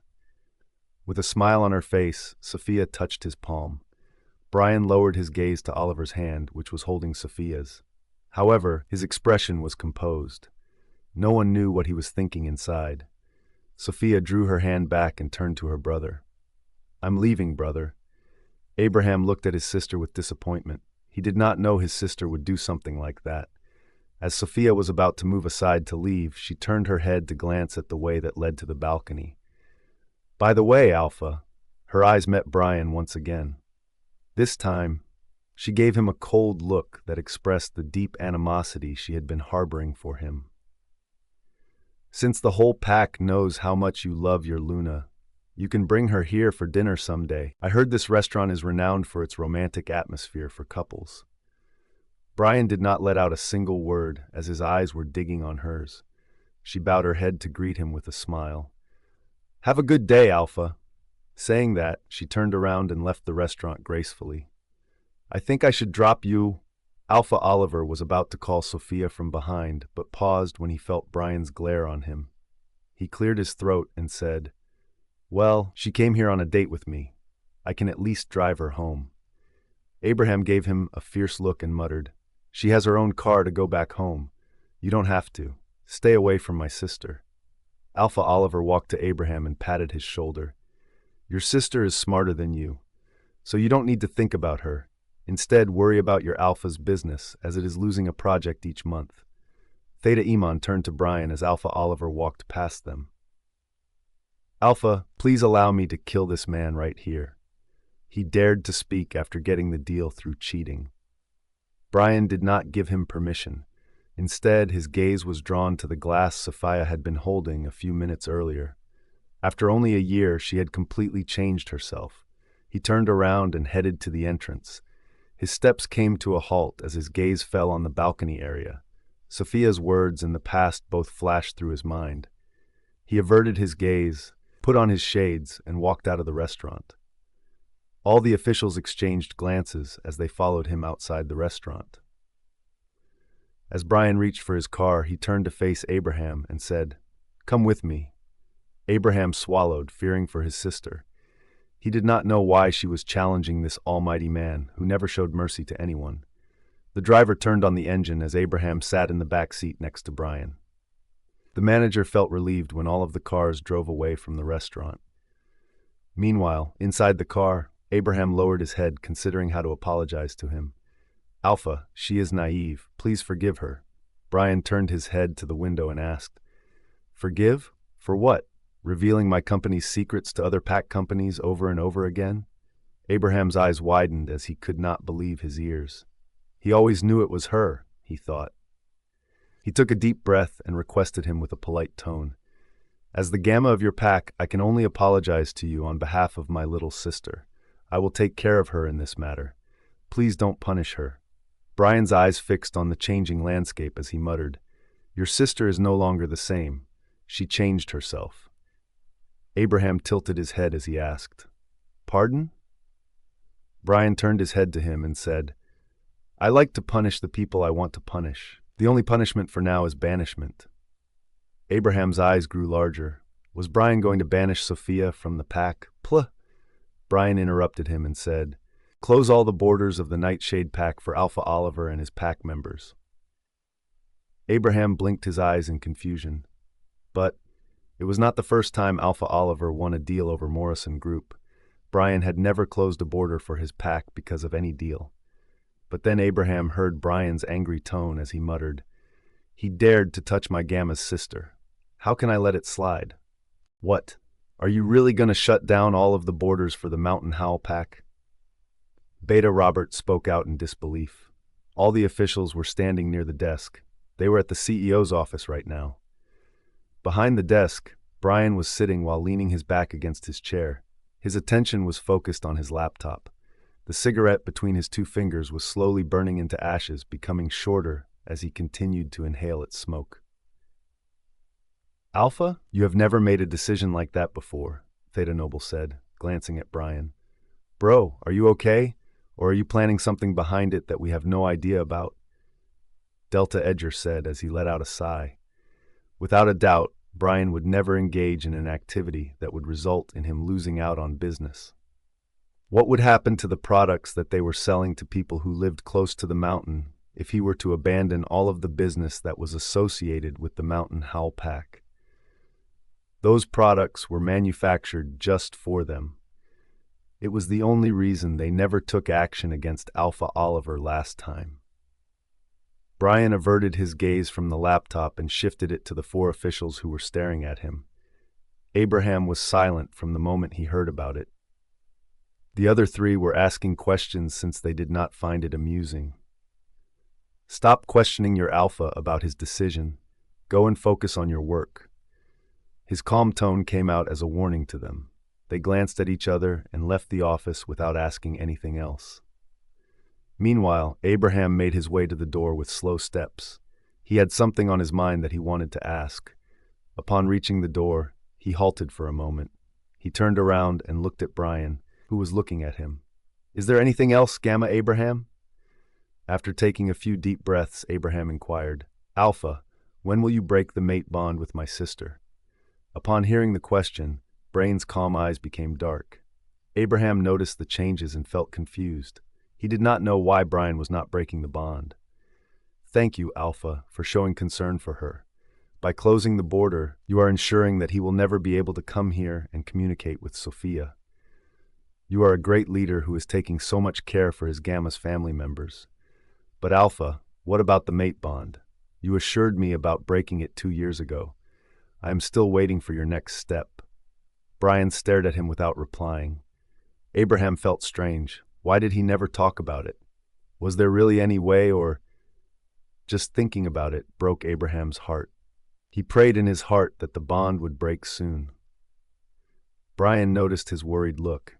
As if he could read his mind, he replied with a deep voice, "The Nightshade Pack will host a pack party a week later. I will talk about the mate bond after the party." Abraham's eyes lit up as if he had found new hope. He immediately bowed to him and said, "Thanks a lot, Alpha. I hope she will be fine and continue to be blessed in her life, and I promise I will talk to her about whatever she is doing right now." When Abraham stood straight, Bryan motioned him to the door with his 2 fingers, which were holding the cigarette. "Go back to the pack house to continue your work." "Okay, Alpha, I'm leaving." As soon as Abraham left the cabin, Bryan's brows furrowed. He turned the chair to the window and looked outside from it. His eyes were on the sky as he took a deep puff of smoke. This was the only thing that occupied his thoughts throughout the entire year. "Metbond," he muttered under his breath as smoke blew out of his nose. His mind kept going back to the moment when he saw Sophia in the restaurant. He met her after a year. She did change a lot. She appeared mature and acted coldly. The way her eyes shone with hatred toward him made him feel strange in his heart. However, he was Alpha Bryan. No woman could change her mind. He did not need anyone to survive his life. He had enough for himself and his whole pack. In the evening, Bryan was having a conversation with a young man. He was Levi Marcel, his personal secretary. After Sophia left her job, he made the decision not to hire any other female employee to fill the position of his personal secretary. It all started with that position. He called that woman 1.5 years ago with the intention of humiliating her, but in the end, he ended up making her his assistant secretary. He wondered what had happened to him that he trusted her so much and made her his personal secretary. Since she was with him all day long, she had seen and learned every secret of the company. He used to work in front of her and never felt the need to hide anything from her. He never thought one day she would use his trust against him like that. "Alpha, there is no meeting for today, but after an hour, you have to attend a dinner with Miss Mila," Levi said to him. Bryan gave him a nod. At that moment, someone knocked on the door. Beta Robert pushed open the door and took a quick look inside. "May I come in, Alpha?" Bryan said to Robert and told Levi to leave. Robert closed the door when Levi left. He walked to the desk while examining Bryan's mood. He took a chair and settled himself. "Is your mood okay now?" Bryan frowned at him. "What happened with my mood?" Robert raised his brow and answered, "I did not say anything the entire day because her brother was with us. But how can you let her go so easily?" Bryan looked at him, giving him a look that indicated he did not want to talk about it. "Bro, if she continues to do this pack company will become a laughingstock among other packs. What about the loss? It can harm our pack too." Bryan glared at him and asked, "Who is bearing all of the losses, the pack company or me?" Robert shrugged his shoulders and replied with an awkward grin. "That woman will make you lose all of the money you have earned over the years. I know no one is affected by the loss except you. For her, you are taking on all the losses. But what is the reason? Can you explain it?" Bryan tossed the files he was holding and got up from his chair. "In 1 hour, I have a dinner to attend." Robert also stood up and tried to stop his path as he asked, "Bryan, is it just because she is your mate, or is there something else?" Sophia was in her house. After leaving the restaurant, she came back to her house directly. Though she did not show any emotion in front of Bryan, she cried after coming back home. Every ache that she wished she could forget was brought back to her by the sight of that man's face. However, she was happy that she did not let him see her tears. She would never let him see that. In the late evening, trying to soothe her mind with a cup of hot chocolate, she scrolled through her social media timeline. A call came into her phone at that moment. She received the call as soon as she noticed the contact number. "Mr. Davidson?" "Sophia, where are you?"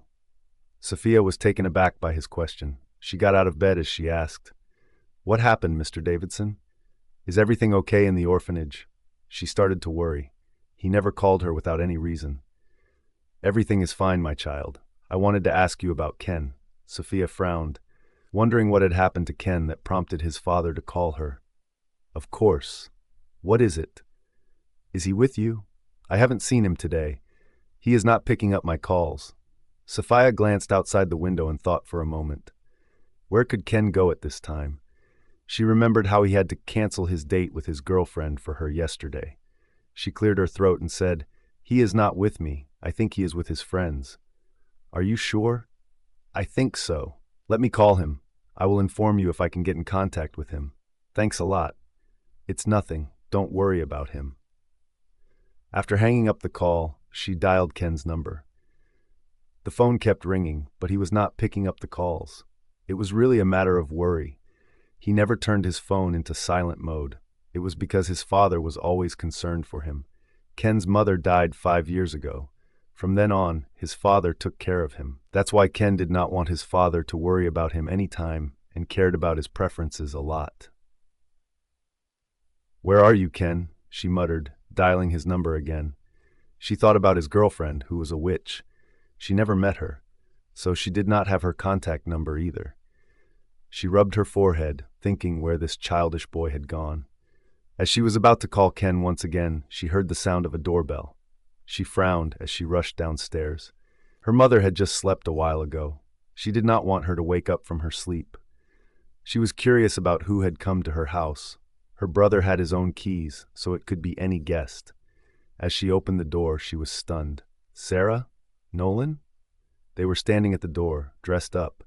Sophia parted her lips as she stepped back to let them come into her house. "What a surprise! What were you doing?" Sarah asked, glancing at the room, which was Sophia's mother's room. "I was doing nothing. Come sit," Sophia said to them. Nolan shook his head as he replied, "We came here to take you with us." "Where?" Sophia asked with confusion. Sarah walked toward Sophia's mother's room and peeked inside since the doors were half opened. Is Aunt sleeping? I wanted to meet her to ask about her health. Yeah, she is sleeping. I told her to have her dinner and gave her medicine earlier today, Sophia replied, turning to Sarah.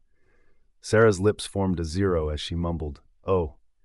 She walked back to Sophia and said, "Okay, no problem. We can meet with her another time. By the way, we came here to pick you up. It's Nolan's sister's birthday." Sophia shook her head. "No, I can't go. I have something to do." She was worried for Ken. She wanted to go out to search for him. "Sophia, you can't say no to me. 1 week ago, you said you would accompany us. You even promised my sister." Hearing Nolan, Sophia recalled that a week ago, his sister called her personally to invite her since she was Nolan's close friend.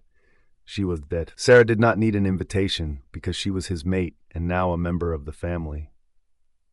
"I know, but why didn't you two remind me today at the university?" Sophia asked, scratching her head. Sarah smirked at her. "I knew you would refuse to go, so we planned to come here directly to take you with us." Sophia could not refuse them because she had promised Nolan's sister to attend her birthday party. "Is it in any club?" Sophia asked, making her way to the stairs. "No, I also expected a club party. But then she changed the plan at the last minute and told us it would just be a dinner party in a 5-star hotel," Sarah explained. Together, they headed to Sophia's room, and Nolan settled down on the living room couch to use his phone. Sarah helped Sophia choose a dress for the dinner. Sophia wore the dress and applied light makeup quickly because it was just a dinner, not a clubbing party. As she got ready, she turned to Sarah, who was lying on the bed. "Let's go," Sophia said, putting on gray high heels that matched her dress. "I swear boys will be head over heels for you today. Look at your beauty," Sarah said, waving a flying kiss. "I'm worried about something. We should leave quickly. After dinner, I have to hurry off to another place." Sarah got out of bed and asked what had happened. Sophia told her about Ken as they were making their way downstairs. "He is an adult man. What's there to worry about?" "I bet he is busy sleeping with his girlfriend," Sarah said, winking at her. Sophia thought for a moment, then realized Sarah's words calmed her a little. "You are right," she mumbled. Sarah chuckled as she hit her arm lightly. "I was just kidding." "No, that man can do that. He is such a careless man. I will beat him today if he receives my call. He made his father worried."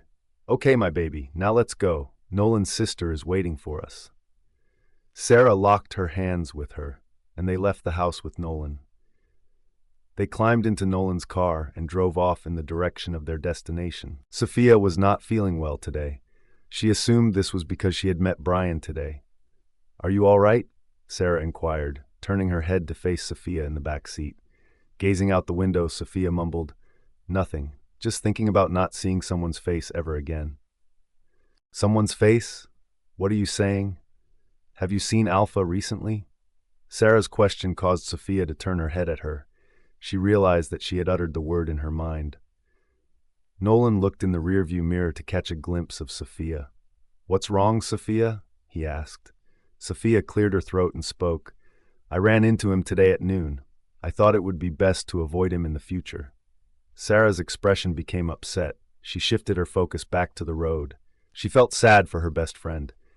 Everyone wanted Sophia to stay happy in her life. In fact, Sophia's mother once asked Sarah if she had anyone in her life. Sarah assured her that Sophia would get someone who loved her very much. "I am totally fine. Relax, guys," Sophia said, looking at her two friends' faces. She was aware that her friends were sad for her. It was because they cared about her. Sarah and Nolan glanced at each other, then sighed. They did not want to see that Sophia, who was shattered after Bryan's engagement. After all, she took time to get back to a normal life like others. Sophia's gaze went back to the window. Her friends did not know that she was helping other packs win over Bryan's business.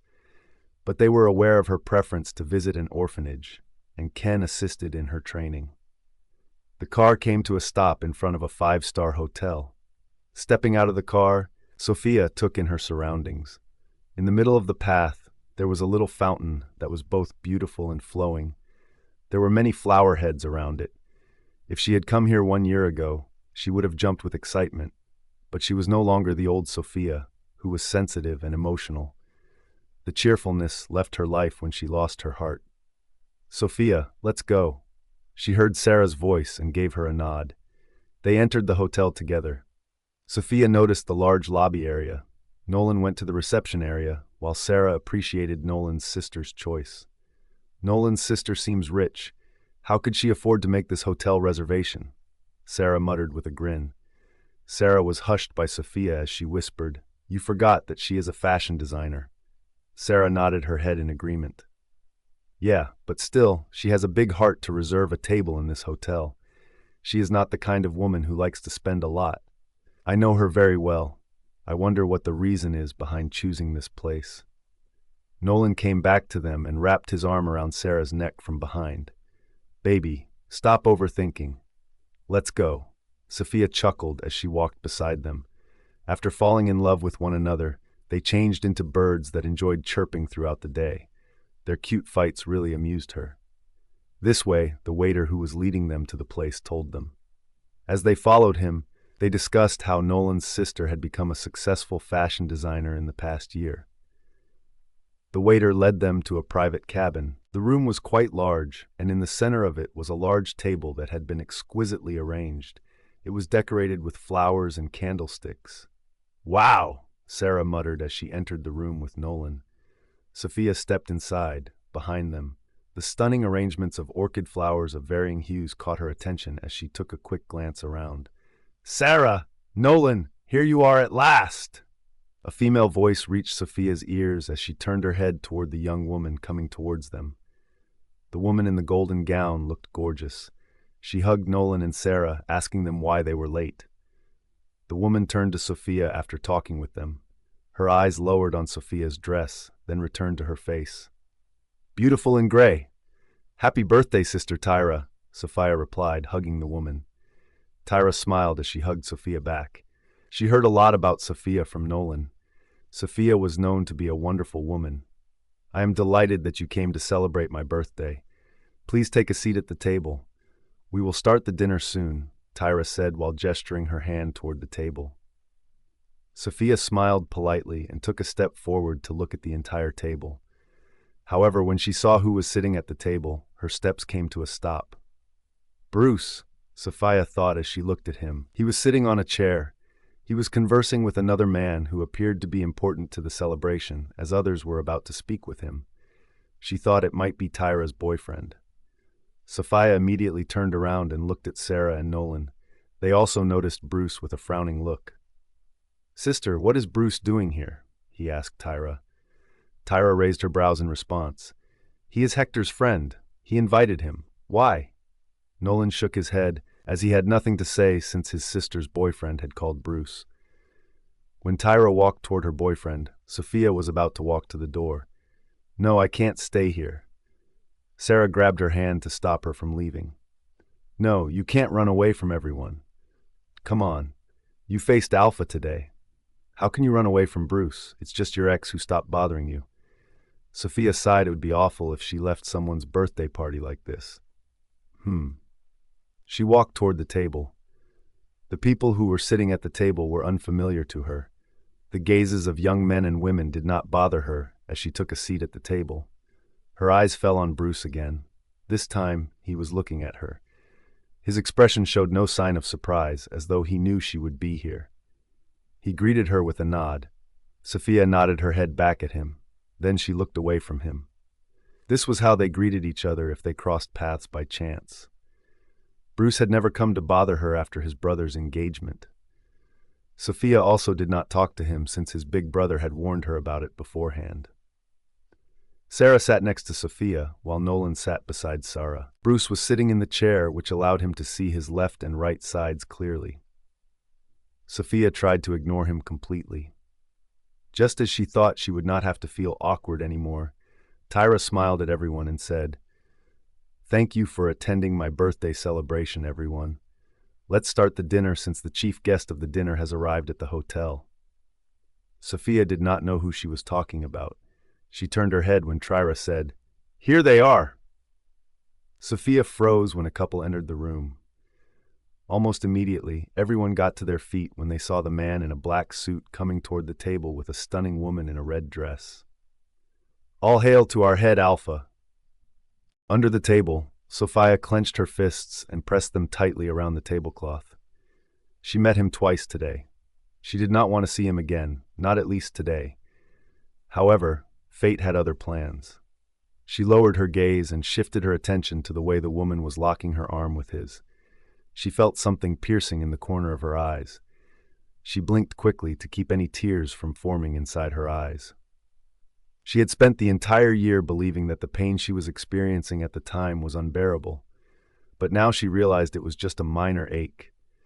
She had never seen them together in front of her eyes before, so she didn't know what the real pain was until tonight. Bryan's eyes gazed around as they stopped on Sophia, his brow furrowed slightly. His expression caught everyone's attention as they turned to look at Sophia. They were taken aback as to why she did not stand up and bow to him. Sarah glanced at her and elbowed her before muttering, "Sophia, bow down." Sophia realized that she was not alone in the room. Everyone around her was bowing to the man with respect. She lowered her head and stood up. Then she bowed to Bryan and mumbled, "All hail to the head alpha of our pack." Tyra chuckled awkwardly. She must be stunned by the sight of you two. No one expected the head alpha to be here. Bryan looked away from Sophia and said, "Raise." Everyone stood up straight, letting out the breath they had held since Bryan entered the room. "I can't believe Alpha Bryan is here. It's Tyra's birthday, but she gave us a present today. You are right, I have never thought to meet him and his fiancée in person." Whispers rang out across the table as everyone began to gossip about the situation. Sophia sat down like others, but her mood was not the same as theirs. Sarah and Nolan gave her a quick glance. Nolan came close to Sarah so that he could look at Sophia, then said, "I didn't know about it, I swear." Sophia nodded her head without looking at anyone. "It's okay." Sarah held her hand under the table and mumbled, "Babe, are you okay?" Sophia became heartbroken as she came to the realization that the situation had reverted back to the previous times when Bryan had the ability to break her heart. However, she could not be the same Sophia again. She had changed. She did not care about that man anymore. She hated him. She shut her eyes and took a deep breath, only to shove the pain away from her heart. When she opened her eyes, they became cold. With a grin on her lips, she turned to Sarah and answered in a low tone, "I'm fine. It's funny that all of my exes are here." Sarah smiled at her when she noticed Sophia had returned to normal after her painful expression. Sophia shook her head and whispered, "Oh, sorry. I can't even call the man my ex. He never counted that as a relationship, so." When she looked back, her gaze was drawn to the couple who had taken seats in front of her. Mila was the one who chose the seats. Sophia wondered if she had chosen those chairs purposefully. Mila looked gorgeous as always. Her beauty blossomed more in 1 year, as if she had gotten everything she desired. "Tyra, happy birthday, darling," Mila said to Tyra after settling down in the seat next to Bryan. Tyra nodded her head and looked around at everyone at the table. "Guys, I consider myself extremely fortunate to have Mila Laurent as a client. I have been designing her clothes for 6 months, and she never complains about them. She is a very kind and down-to-earth woman. She is so sweet that she came here to attend my birthday celebration with our head alpha." Sophia ignored Tyra's lengthy speech and looked at Bryan, who was staring at the table, as if he did not want to move his gaze. Sophia scoffed, thinking that he was pretending to be a good man in front of Mila. After sitting down, Tyra started to introduce everyone to Bryan and Mila. It was observed by everyone that Bruce did not communicate with his brother. The two brothers looked indifferent to each other. They assumed something had happened between them. "And she is Sophia, Nolan's free. She is Bruce's ex-girlfriend. Yeah, we know her. Really well," Mila said, interrupting Tyra. The atmosphere turned awkward as everyone glanced at Bruce, then turned to Sophia. Sophia rolled her eyes as she understood what Mila was trying to do. She had come here only to humiliate her in front of others.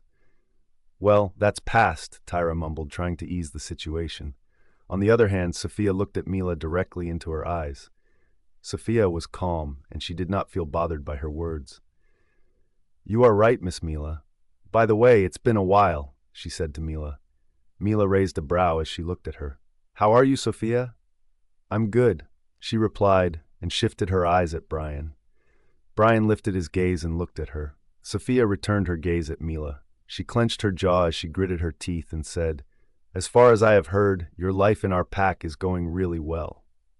Mila chuckled at her words. She wrapped her arms around Bryan's arm and then leaned her head against his shoulder. "Of course. It's all because of my man. He looks after me and doesn't want me to leave the pack." Sophia looked at how close they were, but she did not let her emotions come to her face, because Bryan was looking at her. Sophia moved her gaze and looked into Bryan's eyes. They were staring at each other without letting out anything. One looked indifferent, and the other looked cold. Sophia stared at the brutal man. Fate played with her really well. The man who used to be hers was now shamelessly protecting another woman in his arms. Sophia averted her gaze from Bryan when Mila spoke again. "I expected you to come to our engagement as his Gamma sister. Why didn't you come to celebrate our happiness, Sophia?" Mila's mocking tone irritated Sophia, so she smiled at Mila and replied, "Because I thought something would happen that happened last time. By the way, does anyone know why Alpha had to postpone his engagement the first time?" Mila's eyes widened as she heard Sophia's question. She glanced around the table and saw people start to glance at them with a curious look. They also wanted to know why Bryan did not get engaged 2 years ago. Mila balled her fists in anger. She came here to show Sophia her place. However, she did not expect that the girl, who had always roamed around Bryan with an innocent face, would speak against him and respond to her. She turned her head toward Bryan, who was staring at Sophia. He behaved as if he did not care what Sophia had just asked. Does he have any idea what will happen if this woman tells others the reason behind that? Why is he so calm? Mila thought in her head. She cleared her throat as she tried to think of an excuse to shut others' mouths about this matter. She returned her gaze to Sophia, who was mockingly smiling back at her. Mila wished she could snatch that smile off that face. "I'm curious as to how this woman managed to smile so boldly in front of Bryan. Does she ever get a glimpse of the Alpha Bryan that everyone raves about? Or did Bryan always speak calmly to her and never show his true self?" Mila calmed herself and replied to Sophia with a smile. "It was because of my brother. He was not present at that time, so your Alpha had to postpone the engagement." Hearing her reply, Sophia was stunned. Her brows lifted as she realized how clever Mila was. She did not wonder why Bryan chose her as his Luna. She knew how to play with others' minds. Sophia glanced at Bryan. Even though he was calm, his eyes continued to be fixed on her. She blinked her eyes in an attempt to divert her attention. She did not want to stare at those mysterious eyes. She believed they would take her back to the old days, where she would only lose before him. Sophia could not believe how shameless Bryan was. He did not have any fear of revealing the truth. It was as if he did not care what others thought about the mate bond. "I see. Your brother must be a very important person then," Sophia muttered, lowering her head. A young woman at the table spoke out when she heard Sophia. "What are you saying, girl? Her brother is Alpha Victor. He is the Lord of the Moon Valley Pack." After the woman had finished speaking, she did a quick glance over at Bryan and then took a deep breath. It almost escaped her mind that she was speaking of his rival in front of him. Mila saw Bryan's changing expressions, so she tried to ease him by rubbing his arm. With a quick look at her hand, Sophia exhaled deeply. Why was seeing all these things becoming more difficult for her? She lifted her gaze and saw Bryan glaring at the woman.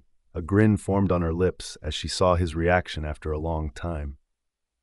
It was very difficult to see any reaction on his face, as he preferred to remain indifferent so that no one could read him. Sophia placed her elbow on the table and rested her chin against her palm. "You are right. I don't know much about him, but—" Sophia turned to look at Mila from the young woman and continued, "I would love to hear about him if Miss Mila told something about her brother. I once read in the pack gallery that he—" Sophia. Bruce's voice interrupted her. She turned her head at Bruce, realizing that he was also here. "What?" she asked. Everyone looked at him, but his eyes were on Sophia. He shook his head, seemingly signaling that it was best not to discuss it. Sophia frowned, not knowing why he was stopping her. But as she turned her head, she realized why Bruce had stopped her. Bryan was staring at her with a pair of dark eyes. The look in his eyes was a warning to her to keep her mouth shut. Sophia could not disguise how good she felt on the inside. She liked how she was bothering this man. If mate bond does not bother you, then why not talk about the man you dislike the most? She thought and chuckled. I think my ex didn't like me talking about another man. Everyone laughed at her words. Sophia turned to Bruce and said, Babe, we are no longer together. Why are you jealous? It's not like your favorite sister-in-law's brother will come here to meet me. Bruce turned his gaze away from Sophia. He glanced at Bryan. It was true that he did not like how Bryan was staring at her, but when he saw that his brother was getting angry, he felt worried for Sophia.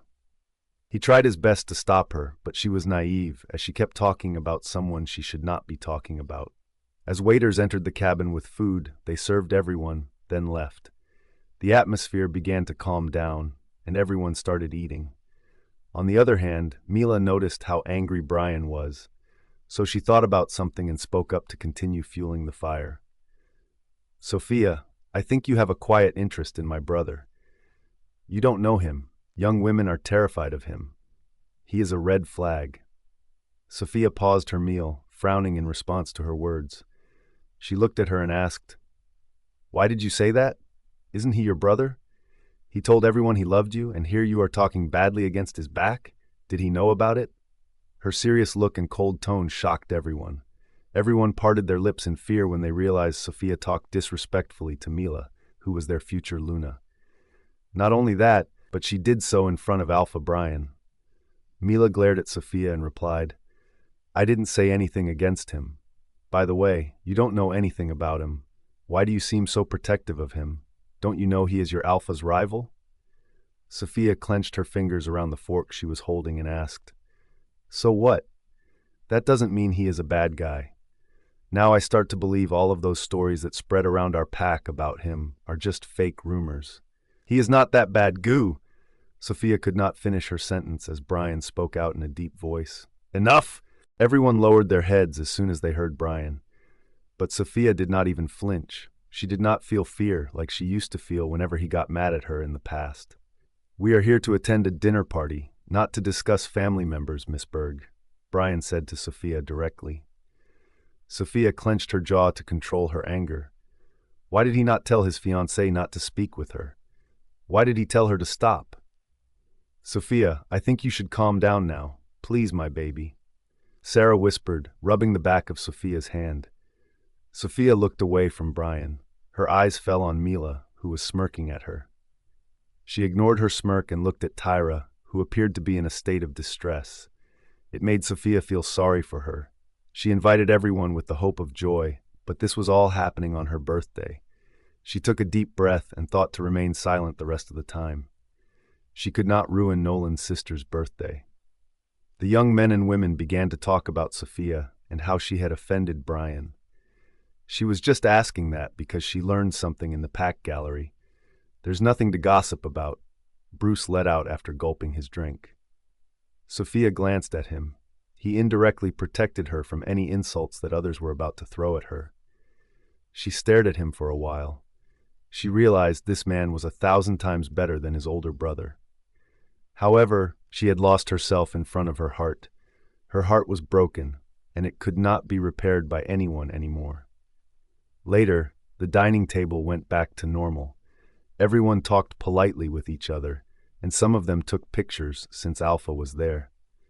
Sophia came to the realization that she did not have time to select a birthday present for Nolan's sister. Even though it was a party that did not allow gifts, she decided to give her some presents tomorrow. Tyra looked very happy. She claimed it was the best birthday of her life. Her boyfriend, Hector, kept trying to talk to Bryan, which Bryan evidently ignored. Everyone had a wish to get in touch with the head alpha. They had the desire to get a high-level job in the pack business. All the time, Sophia tried her best to avoid looking at the couple in front of her. Alpha, I have heard there will be a pack party next week. Can we get the invitations? Hector asked in a polite tone. Bryan swirled the glass of red wine while staring at it. He replied to Hector without looking at him. You are Bruce's friend, so you will get the invitations for sure. His answer astounded the other men and women at the table. His response was clear. Except for Hector and Tyra, no one else would receive the invitations, so they should not expect anything else from him. I wish I could get a chance to attend a pack party. Last time, it was fun, Sarah said with a laugh. Sophia recalled what party Sarah was talking about. It was a business party that Bryan had thrown after he had been successful in winning a deal. It was the night when she told him about her feelings for the first time, and he made fun of it. Every moment of that night flooded her mind.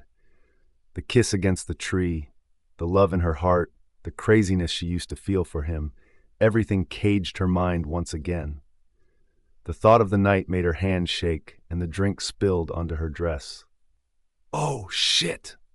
Muttering under her breath, Sarah picked up a tissue and gave it to Sophia. Sophia immediately started wiping the red liquor from her gray dress. At that time, her phone began to ring. She looked down at her phone, which was resting on the table next to her. With one hand still damp from the drink, she was wiping the red stains off her dress with the other. "Do not worry, I am helping you," Sarah said, grabbing the phone. Sarah saw the name of the contact number. "Ken?" Sarah glanced at Bryan. She thought about something and received the call. She put the phone on a loudspeaker with a grin. "Sophia?" Ken's voice reached other people's ears as they turned silent and focused their attention on Sophia. Sophia was looking at her dress but paused when she heard Ken's voice. She quickly grabbed the phone and switched it to receiver mode. She placed it on her ear and asked, "Where were you? Do you know how worried I was? What about your dad? He was so concerned that he called me to inquire about you." Her concern did not sit well with the two men seated at the table. Bruce frowned as he looked at Sophia. On the other hand, Bryan stared at her without any emotion showing on his face. "Sophia, I am so sorry. I was with my girlfriend." Sophia scoffed when she heard that. "I knew it." She paused when she noticed others were looking at her. She gave them an awkward smile, then muttered on the phone in a low voice. "You are such a careless man. Now call your dad and tell him that you are fine." "Where are you?" "I came to attend a dinner party. Should I come to pick you up?" "Why?" "I thought if you got mad at me." "No need. I will beat you tomorrow for that." "Come on, I'm your trainer. You can't warn me all the time." "Okay, bye, silly boy." Sophia cut the call with a chuckle. The smile on her face did not go unnoticed by Bryan. "Is it your boyfriend, Sophia?" Tyra asked with a grin. Sophia glanced at Bryan, then returned her gaze to Tyra. "No, but a very good friend." Sarah nudged Sophia and said it in a loud tone. "You mean a very special friend, huh?" Sophia's eyes grew larger as she turned to Sarah. She did not know why Sarah had said that. She was aware of Ken and her friendship. Sarah winked at her as if something were brewing in her mind.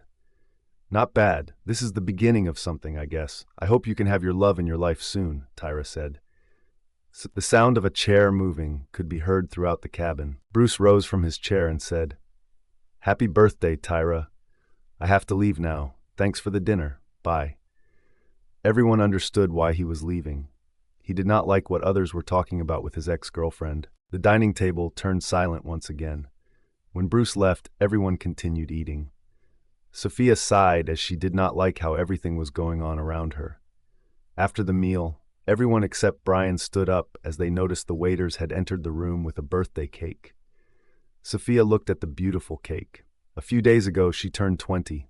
Her mother and brother also arranged this type of cake for her to celebrate her birthday at home. Suddenly, it took her back to her last 2 years' birthdays. She wished not to remember those days. "Sophia." Sarah's voice took her back to reality. She blinked her eyes and saw Tyra cutting the cake.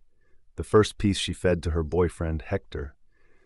When Sophia thought back to the night when she had to cut the cake by herself in the restaurant a year ago, she took a deep breath. The cruel man in front of her did not even wait for her to cut the cake. Everyone clapped with a joyful face when Tyra cut her birthday cake. Meanwhile, Bryan did not stand up, as he was still sitting in his chair.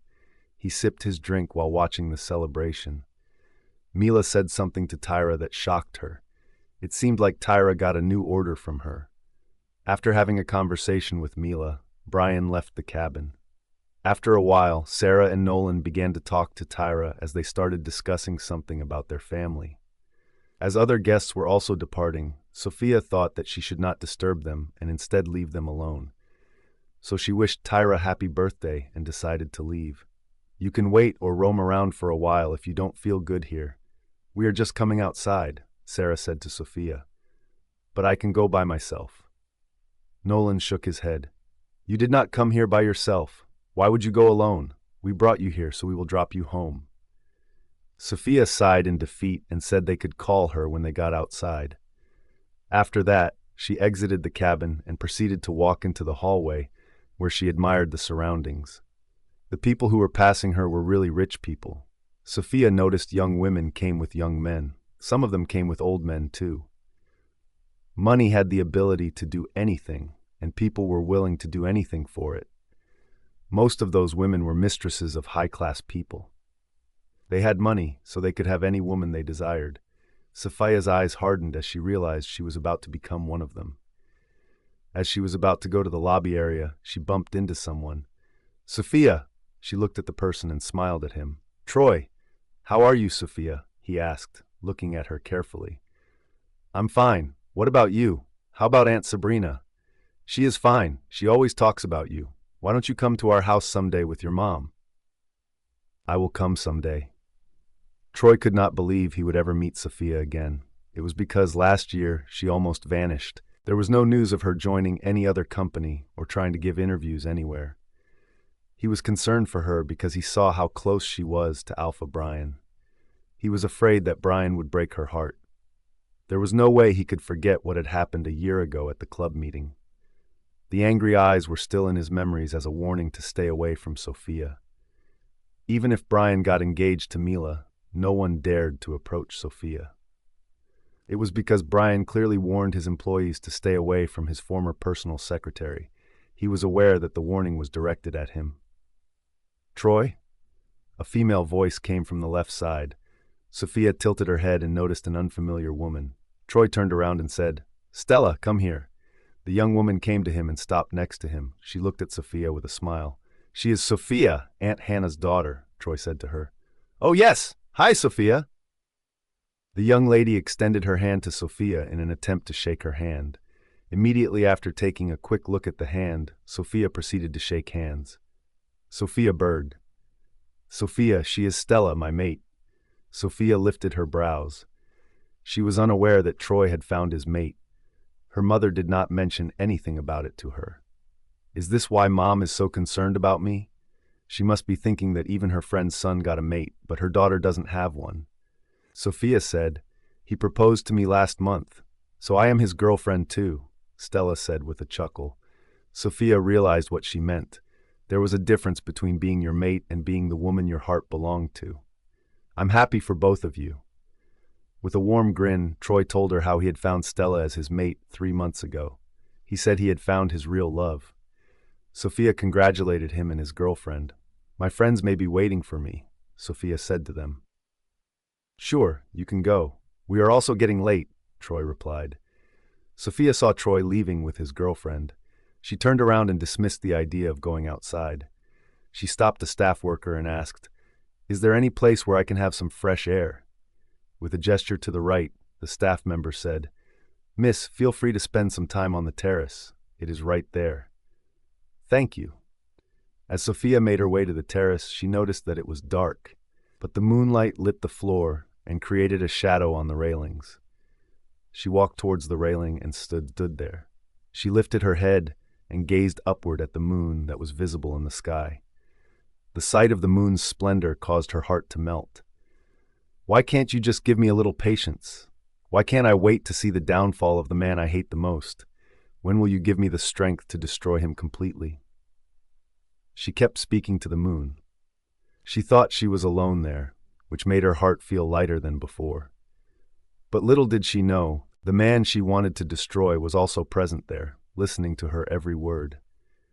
His dark eyes glowed red in the darkness as he leaned his back against the wall, staring at her. Bryan was intently focusing his gaze on Sophia. He came here to talk on his phone with his Delta, but then he thought about smoking. He was about to smoke when he heard heels tapping the floor, which caused him to stop. At that time, he saw Sophia entering the terrace. Because it was dark and he was not very close to the gate, she did not notice him. He observed her making her way to the railing. He had a clear view of her from where he was standing. He heard what she was saying to the moon. He was aware of who she was talking about. There was no doubt that man was him. Surprisingly, he did not feel any rage inside because of it. His eyes moved on her face when she closed her eyes to feel the moonlight over her. Her body outline glowed in the moonlight as if she were a princess from some fantasy world. For a while, his crimson eyes fixed their gaze on her. The moment her phone started to ring, those eyes made a slight movement and then returned back to black. "Hello, Sarah?" "No problem. I am currently on the terrace. You guys can take your time." No, don't worry." "Yeah, sure." He overheard her talking on the phone with Sarah. He assumed she would leave with Sarah and Nolan. His brows arched when this phone call reminded him of the phone call at the private cabin.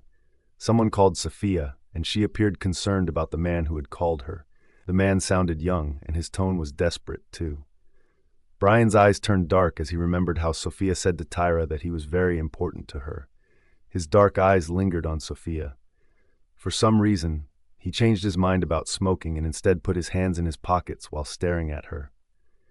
Meanwhile, Sophia felt refreshed by the wind blowing there. It touched her whole body, giving her a relaxed feeling from inside. Her mind was filled with Stella's words. Thinking back to the time when she believed her mate loved her too and would make her his girlfriend, made her want to laugh at herself. The hatred in her heart rose as she looked at the moon and muttered, "When will I finally be at peace? Just give me one chance to destroy him." She was in her own world when she talked to the moon. Throughout the whole year, only the moon was her best companion, which gave her the inner strength to pass any danger. She was lost in her thoughts, but the sound of a deep, chilling voice coming from behind her caused her entire body to freeze. Never. She slowly turned around and saw a dark silhouette coming towards her. She grasped the railing behind her when the moonlight then fell on him, and his face became clear to her. His scent was enough to make her enraged. She gripped the railing tightly and glared at him. "What are you doing here?" Bryan stood in front of her. The coldness in her eyes made him feel uneasy inside, but he shoved the feeling away and looked at her calmly. "You will never get what you are trying to achieve." Sophia locked her gaze on Bryan. She could not believe she was meeting this man again on the same day. "I thought he had left the hotel. What is he doing here?" she wondered. But she did not care about it. She released her firm grip on the railing and folded her hands against her chest. She proudly looked into his eyes as she asked, "Why do you think so, Alpha Bryan?" His face kept reminding her of her past, but she was adamant about breaking down in front of him. This man was her most bitter enemy, the villain of her life. As if he could hear her thoughts, he replied, "To destroy someone means to label that person as an enemy. But let me tell you something, Sophia Berg." After pausing for a moment, he lowered himself to her eye level. The sudden action that he took caused her eyes to move. She attempted to take a step back in order to maintain her distance from him, which resulted in her back leaning against the railing. "You are not qualified to be my enemy." His eyes were digging into hers. She also did not break eye contact, showing that she did not feel any fear. His words made her furious. How could he say she was not qualified? Did he come here to scare her because he was losing projects every month because of her? Sophia was amazed that she had managed to shake this man's arrogance a little.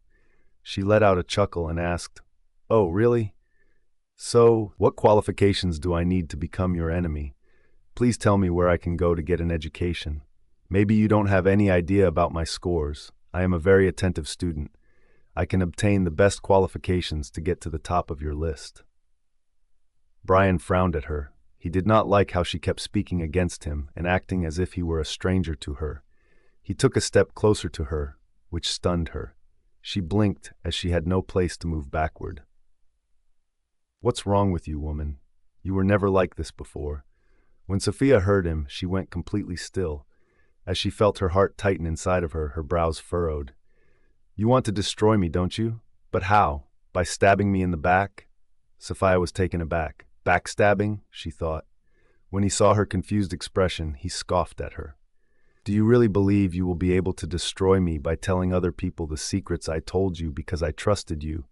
Even if you keep taking projects from my company for the rest of your life, Bryan Morrison will still have enough money to support his company and his pack. Sophia tightened her fists. She was stubborn enough not to shift her gaze away from him. Her eyes were cold as they pierced him. She muttered under breath, "I hate you, Bryan Morrison." Seeing the rage in her eyes, he stood straight and took a few steps back from her. You asked about the qualification, right? You need to hate me to the point where your hand will never shake before stabbing my chest. He then turned around and walked ahead to the gate. As she continued to look at his back, Sophia's eyes began to well up with tears of dread and anger. As soon as he stopped at the door, she immediately wiped her eyes, refusing to show him her tears. He turned his head to the side, but did not turn around to face her. He then muttered something which shook her inside. You can never hate me that much, so stop deceiving yourself and wasting your time on those cheap things that don't suit you at all. Sophia stared at the gate for a while after Bryan left the terrace. Her eyes blinked when she realized how lonely she was. As the fresh tears rolled down her cheeks, the tear marks that had previously dried out on her cheeks became wet once more. The corners of her mouth trembled, and she started laughing. She turned around to look at the moon. Did you see his arrogance? You made him this arrogant. Why did you give him such power that no one can shake him for once? Why? She wiped her tears away as she recalled every word that he had said to her before he left her here. She scoffed at his words. Backstabbing? I am backstabbing you by revealing your business information to others. Then what are you doing? Were you not also backstabbing me by playing with me and hiding your intention to marry another woman? And what about now? Keeping the mate bond a secret from others in order to marry the daughter of your rival and increase your power. Lucas Laurent used to be Harry Morrison's biggest rival, but suddenly he wanted to end the rivalry and wanted Bryan to marry his daughter. People assumed he thought he would never get another powerful man like Alpha Bryan for his daughter. Both of the packs believed he made a very wise decision. With her head resting on the railing, Sophia thought about her life. Sophia. When she heard Sarah's voice, she stood straight, wiped her face, and turned around. She saw Sarah and Nolan entering the terrace. She walked to them and said, "Yes? Let's go?" Nolan asked. "Sure." Sarah glanced at her face when they came out of the terrace and headed to the lobby area. "What happened?" Sarah asked. "Nothing," Sophia simply replied to her. When they came out of the hotel, Sophia's steps halted. Something caught her attention. She saw Bryan's driver opening the back door of his car. Bryan stood beside Mila as she climbed into the car. They looked like a perfect couple. People around them were admiring them with awe in their eyes. Sophia let out a deep breath and turned her gaze away from them. As soon as she felt a pang in her chest, she closed her eyes, realizing she had not let go of her feelings for that man, but the pain lingered inside her, and she could not bear the thought of him with another woman. "Don't look at them," Sarah said, holding Sophia's hand. She dragged Sophia toward Nolan's car and opened the back door for her. 3 of them got inside Nolan's car and left the hotel. The whole ride turned silent after Sarah and Nolan both said sorry to Sophia for what had happened in the hotel. They told her that they had no idea Bruce and Bryan were coming tonight. Sophia told them she was okay. She then leaned back on the seat and closed her eyes. She wanted to reach home as soon as possible. She was worn out, and her desire to ruin Bryan was no longer as strong in her heart. Nolan and Sarah dropped Sophia off at home. She went inside the house and checked on her mother. She was soundly sleeping. Sophia went upstairs to her room. As soon as she opened the door, she saw her brother sitting on the bed. She gulped as she noticed his mood was not so fine. She slowly closed the door behind her and muttered, "Brother?" Abraham raised his head, his dark gaze meeting hers. He realized his sister did not feel good because of his angry face, so he tried to calm himself. "Sophia, come here," he said softly, patting the bed beside him. She slowly stepped toward the bed and sat next to him. "You are my only sister. You know how much I love you, don't you?" Hearing his question, Sophia turned her head and looked at her brother. Brother, why are you saying this? I'm your brother. You are aware that I will never want something bad for you. She lowered her head and nodded her head in response. He lifted his hand and caressed her hair. Please stop what you are doing, Sophia. It will only hurt you later. You are not a little girl anymore. You are a dignified woman. You should not do something that will harm your reputation. What you are doing right now is just expressing your anger. You are running after a man who doesn't want to be yours. There is another woman in his life whom he has wanted to marry for a very long time. She had his hands clenched around the bedsheet when she heard him. Her eyes turned blurry in tears, but she tried her best not to let them out of her eyes. You are right, she uttered. Abraham felt bad for his sister. He hugged her and patted her back. Please don't be upset. I didn't mean to hurt you. But it's true. Chasing the head alpha is not a great idea. It seems that he is constantly giving you opportunities to stop betraying him. He possesses the ability to kill each and every one of us in the blink of an eye. I don't want you to get hurt. The fact that he is kind to us is a stroke of good fortune, and he is watching out for us. He had to give up projects worth millions. What will you do if he catches you and demands a return? Sophia shuddered inside. Her brother was right. Though she never left any evidence, what if he caught her? Would he force or blackmail her to become his mistress? Or what if he came after her brother? She shook her head at that thought. Abraham thought she agreed with him. He stroked her hair and said, I talked to Alpha. He said he would not take any action against you. Sophia hugged her brother back. She needed that hug. She was feeling too lonely and felt heartbroken again. Her brother was like her mental support. She was about to say that she would do her best to avoid Bryan for the sake of the family. However, she froze when she heard her brother's next words. Alpha said he would talk about the mate bond after the upcoming party. Perhaps now he has a chance to break it. Sophia immediately broke the hug and looked at Abraham with a frown. Brother, are you serious? He nodded his head. Yes. Sophia got up from the bed and sneered at the thought. Brother, he is making a fool of you. What? She turned to him and replied with a cold tone. There is no way to break the mate bond for the head alpha. If he rejects me, either I will die or he will lose his position. Maybe he is planning to send me another pack after zipping my mouth forever so that I can never speak up about this to anyone. Abraham's calm face turned dark. He stood up and asked, Do you think your brother will ever let him do that to you? Can't you see why I'm so calm? It's because he is away from you. Sophia stared at him, not knowing the meaning of his words. Brother, you never say that it would be good if he accepted the Matabon. No, Sophia's eyes were widened by his loud tone. Brother. Abraham approached her and looked at her with a fierce face. You have no idea about that man. He is my head alpha, and I have to respect him as my leader. But as your brother, I would never wish for him to wed my sister. But why? It appeared as though Abraham was contemplating something as he turned around and looked out the window instead. After a brief pause, he mumbled, I am sorry, Sophia, but this world is not for you. You are the flower who can bloom in beautiful weather, not in the rain of blood. Alpha Bryan is not just a name. He is extremely dangerous. If he can decide to marry a woman to gain power, he can sacrifice her too.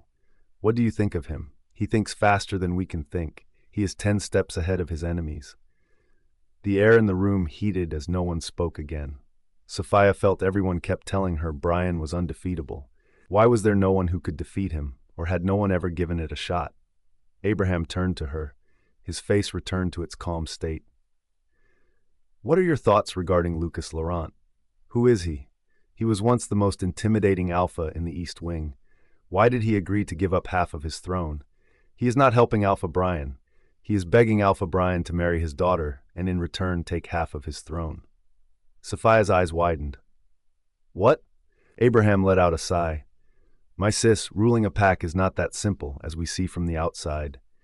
And Alpha and his officials have to give up their lives for their packs from the moment they think to serve themselves in their positions. But I don't think Alpha Bryan needs to give up his life. In fact, he will have to give up his position if he won't accept his mate. Seeing his sister's cold eyes, Abraham shook his head. Calm down. Let's see what he will say after the party. Sophia felt irritated by the party. What will happen at the party? Why is it so important? Every key member of the Moon Valley Pack will come to the pack to attend the party. They are asking Alpha why he is not moving forward from the engagement. It had been a year since Bryan got engaged to Mila.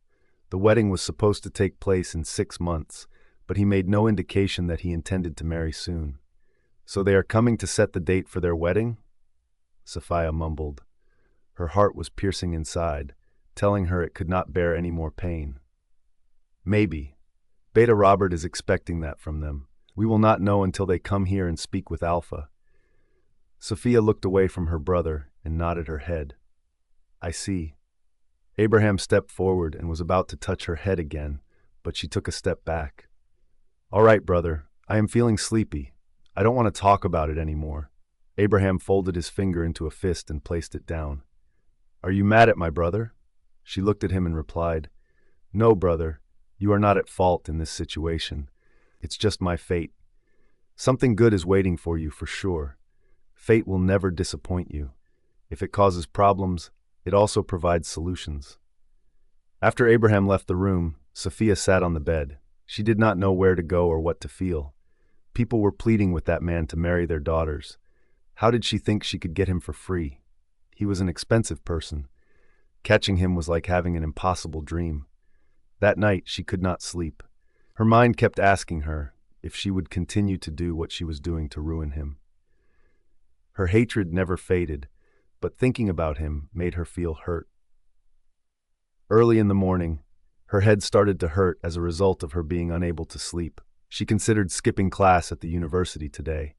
She looked like a zombie, with black circles under her eyes. She thought of making breakfast first, then returning to her room to sleep. She got up from the bed and freshened up. There was no sign of emotion evident on her face. She went downstairs and discovered that her brother had already left the house. Her mother had not gotten up yet because it was too early. She unhurriedly prepared breakfast. She felt empty inside. The moment she started to set the table, she took a quick glance at the clock. It dawned on her that she had spent quite a bit of time preparing breakfast. It seemed as though she was so preoccupied with her own thoughts that she did not care about the passing time. Her mother looked at her with shocked eyes as soon as she entered the living room. What happened to your face? Did you not sleep last night? Giving her mother a hug, Sophia led her to the table and proceeded to serve her breakfast. Mom, don't forget to take your medicine for the morning. I'm going to sleep for a few hours. She feared that if she did not sleep now, her mind would explode in a second. So she went back to her room and took a nap. Her body and mind were exhausted from everything. When her eyes opened, it was dark outside.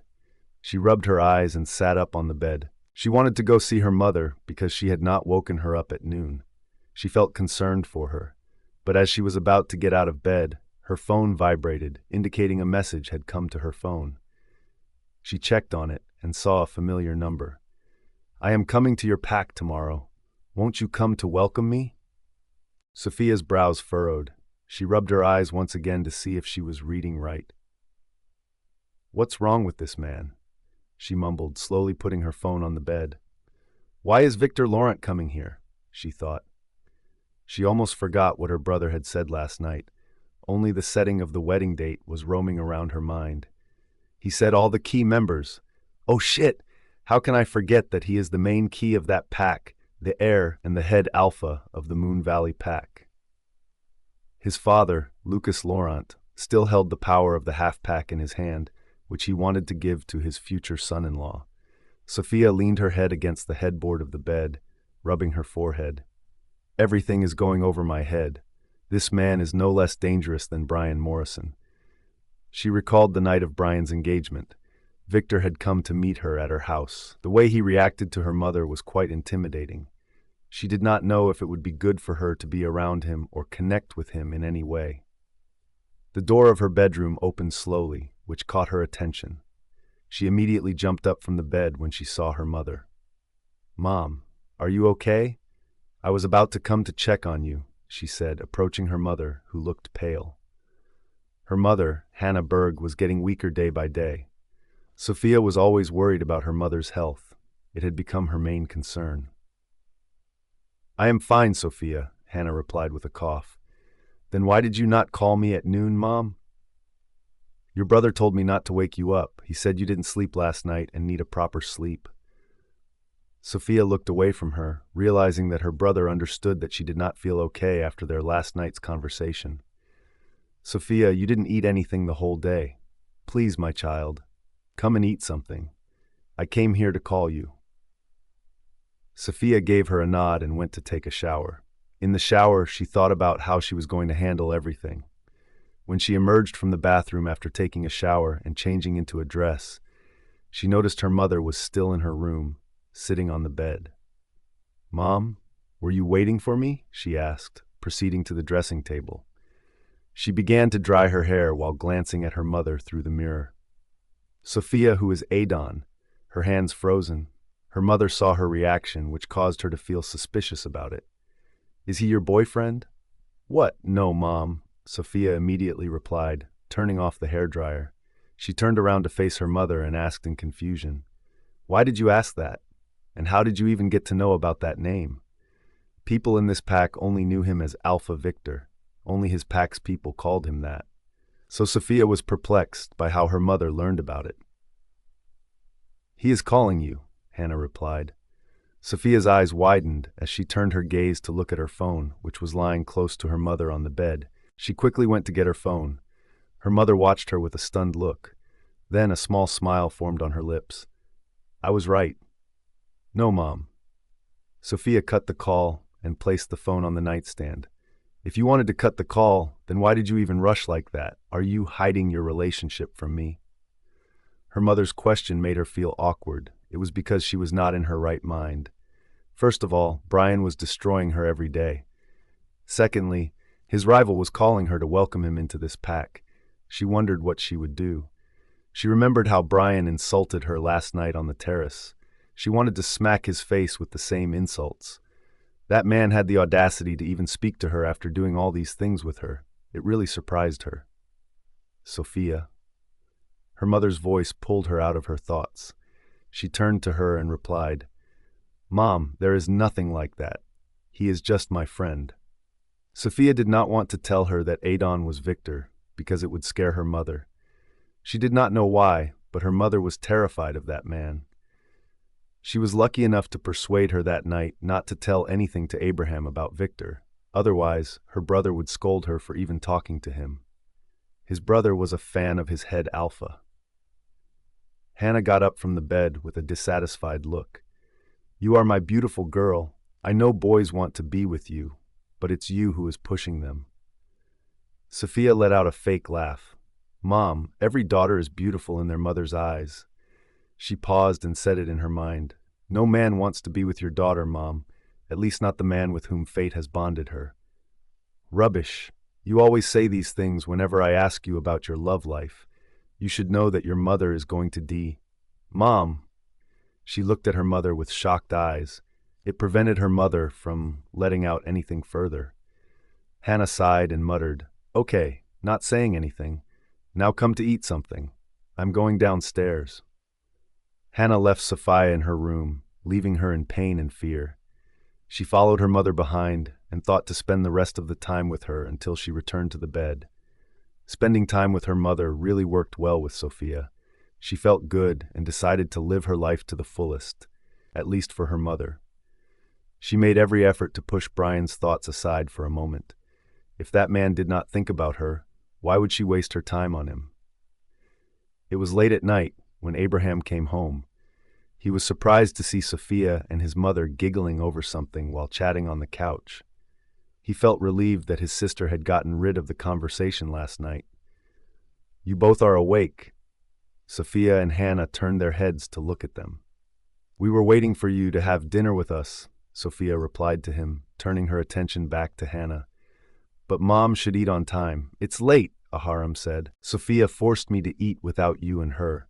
She was waiting for you, so I persuaded her to let me accompany her." Abraham looked at Sophia, who clearly ignored him. He went to freshen up before sitting on a chair at the table. Sophia and Hannah moved toward the table and took seats for themselves. "Why are you so late today?" Hannah asked her son as she watched him and Sophia began to eat. Abraham shifted his gaze at Hannah and replied, "The head alpha of the Moon Valley pack is coming tomorrow, so I was busy making some arrangements in the pack house." Sophia's hands froze. She did not move her gaze from her plate, but she paused eating after hearing Abraham. "Why is he coming into our pack again?" Hannah asked.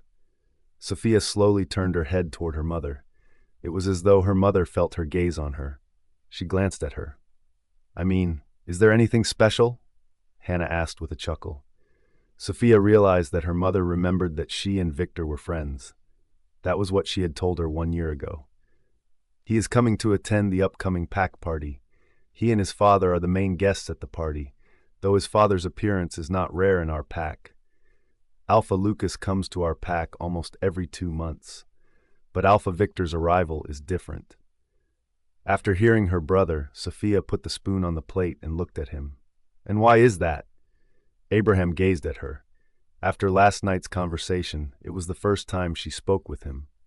So he gave his full attention to her and replied, "It's because he is the head alpha of—" Sophia shut her eyes in irritation and interrupted him by saying, Yeah, the head alpha of the Moon Valley pack. I got it. He has a lot of work to do in his pack and all, so he never got the time to visit our pack." Abraham shook his head in denial. He joined his veiny hand, which demonstrated the years of training he had received to become the Gamma. He rested them on the table and responded to her seriously. "You are wrong. I don't think he has much work to do. He is just a man of, well, nothing to say, but one thing is for sure. He and Alpha cannot stay in one place." Sophia raised a brow and asked, "Why? Is your Alpha afraid that he will go to snatch his pack from him?" Their mother let out a gasp when she saw how Sophia asked the question. Her tone was harsh and full of mockery. It was evident that she had no respect for her head Alpha. "Sophia, you can't talk like this. Why would any other Alpha do that? Our Alpha is strong enough to secure our pack from our enemies." Sophia frowned as she turned to face her mother. "Mom, his enemies are not our enemies, and maybe you don't know, but he is the one who is going to snatch someone else's half-pack, which he does not even deserve." Sophia. With a yell, Abraham got up from his chair. Anger glowed in his eyes, making them fierce. The way she spoke about his alpha infuriated his wolf. Compared to betas, gammas were different. While betas were the best friends of the alphas, gammas were the ones who shielded them. Sophia stood up in anger. "Brother, you yelled at me for that man?" Abraham balled his fists and tried to calm down. "Don't dare speak disrespectfully about him again." Sophia clenched her jaw as she felt hurt by his words and actions. In her opinion, she had not said anything wrong. Bryan did not deserve what he was going to get. "Keep supporting that man. Don't forget, you are fighting your sister for him." Hannah looked shocked as she stared at her 2 children. They used to bicker a lot in the past. However, it was the first time she had witnessed them fighting like that. "You two, what's wrong with you?" she asked. Abraham looked at his mother, realizing he had almost forgotten she was there with them. On the other hand, Sophia kept her gaze fixed on Abraham. She stared at him with angry eyes. The pain was clearly visible behind them. Abraham glanced at Sophia and let out a deep breath. "I'm sorry, Sophie. I was just feeling overprotect." You don't have to apologize for anything. Do what you think is right, and I will do what I feel is right for me from now on. Don't come to me for another person again, brother. It just clicked for me. You chose that man over your sister." She was hurt. She was in disbelief that he had allowed his wolf to take control and threaten her. A while ago, when she saw his glowing eyes, her wolf growled inside, but she controlled herself. It was because she was his little sister. She did not want to disrespect him in any way. "Sophia, what's going on with you? You have never talked to your brother like this before. Say sorry for your brother right now," Hannah said, getting up from her chair. Sophia looked away from Abraham and turned to her mother. "Mom, you are sick. Get some sleep after accompanying him. I'm going back to my room." "But you haven't finished your food yet." Sophia smiled at her mother sadly. "Mom, I'm not hungry anymore. I'm sorry if I hurt you. Good night." She dashed upstairs, leaving the other two people at the table. They stared at her with different looks on their faces. Abraham, what happened to Sophia? She was never like that. Abraham wanted to leave the table as well, but when his eyes returned to his mother, he prevented himself from doing so. He sat back in his chair and responded with a shrug of his shoulders. "She is just mad at me, but she needs to know she can't disrespect the man who is the owner of her pack. If today all of us are living in this pack with security, it's only because of him." Meanwhile, Sophia shut her bedroom's door loudly in anger. She did not want to be a crybaby who cried in every situation, but she was deeply hurt. Her brother loved her so much, but because of that man, today he talked to her like that. For a second, he seemed to have forgotten she was his sister. "Bryan Morrison, everything is happening for you. How cleverly you have turned my brother into your side so that there will be no one who can go against you. But I am not a fool. I am aware of all of your plans." She walked back and forth to control her anger. However, she is having difficulty controlling her rage these days. Her eyes turned blue as she muttered, "I hate you, Bryan Morrison. Even hearing your name makes me hate you. You are nothing but a burden on my fate. I will remove you from my life." As she muttered her frustration, her phone vibrated on the nightstand. She glared at her phone as if it were a person. She grabbed her phone and saw a bunch of missed calls from Adon. She noticed a message pop up on the screen. She first changed his name to Victor, then read his message. "If you don't come to the airport to receive me tomorrow, I will come to your house directly." Her rage did not ease, but a thought crossed her mind. A grin appeared on the corner of her lips as she thought, "Alpha Bryan, I am not qualified to become your enemy, right? Who can be better than Alpha Victor to prepare me for that qualification?" Then, with a heavy heart, she replied to Victor's message, "I will be there for you." The sky was a little cloudy today. It was as if it would pour the tears out of its chest. The faint smell of soil came inside the room through the window. Sophia's eyes were opened by the smell and the beautiful wind touching her body. She sat up and rubbed her arms. She reached out her hand to grasp her phone and noticed it was still time for her university. She got up from the bed and went to freshen up. After coming out of the bathroom, she opened the closet. The black suit jacket caught her eye. Ignoring it, she pulled out a mid-thigh length dress. After wearing the dress, she looked at herself in the mirror. She realized it had been a year since she had taken a good look at herself in the mirror. She no longer dressed for someone to impress. After such a long time, it was the first time I wore a dress after thinking twice. She turned left and right to see if she had gained weight. All thanks to her training session with Ken, she did not gain weight in her body. Her figure looked perfect. She frowned as she realized something. "Wait a minute. Why am I checking myself?" she asked herself while looking in the mirror. "It's not like I will let that man judge me, or even if he does judge me, it will not bother me anyway." While muttering, she combed her hair. She was about to pull her hair up into a high ponytail, but she let it down and decided not to tidy it. She glanced at the high heels and was about to pick one, but she stopped herself. "I will have to attend my classes before receiving him." She shook her hair and reached for a pair of white sneakers. Though her dress was white and would have looked better with high heels, the pair of white sneakers did not look bad with it. After grabbing her phone and bag, she left her bedroom, running downstairs. Her mother was in the living room. She looked at her and said, "Good morning." "Morning, Mom." Sophia glanced at the table and saw that her mother had already set the table for breakfast. "Mom, did you prepare breakfast?" "But why?" "I was about to do that." Her mother approached her and held her hand. "It's okay. You have classes to attend. What am I going to do if I do not even cook at home?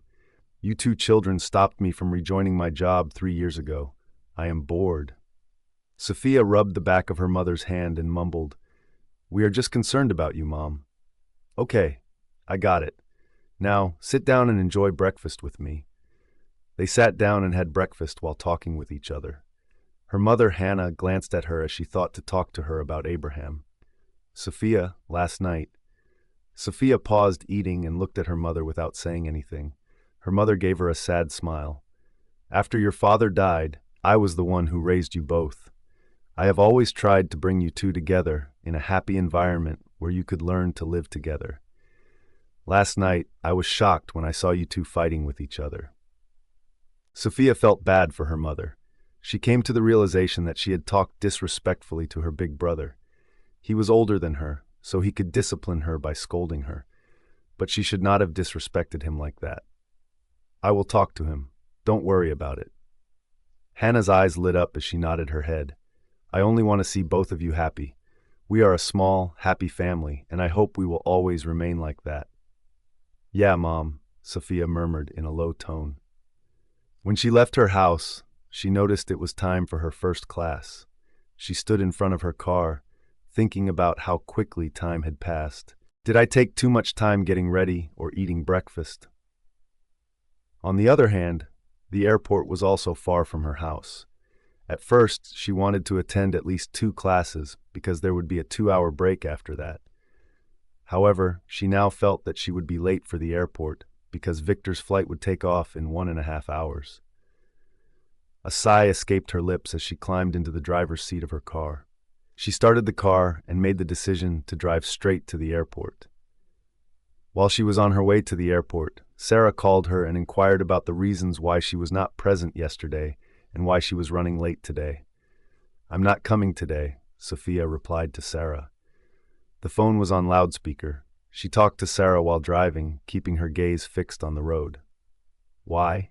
"Alpha Victor is coming. He wants me to receive him from the airport." Sarah was silent for a moment. Then her piercing screams echoed throughout the car. "Are you for real? He is coming back. I bet it's for the party." Sophia chuckled at her best friend's reaction. Sophia had told Sarah about Victor 1 year ago. Sarah was shocked at that time, but she said Sophia was intelligent enough to know everyone's intentions. "Sophia, be careful with him. Did he blackmail you? Why are you going to him?" "That man is kind of funny, so I thought, why not entertain myself?" Sophia said, laughing. Sarah did not laugh as she spoke in a low tone. "I told you what Nolan had told me once. He is not a good guy. People in his pack are afraid of him like death." "I don't care. The same goes for our great head Alpha."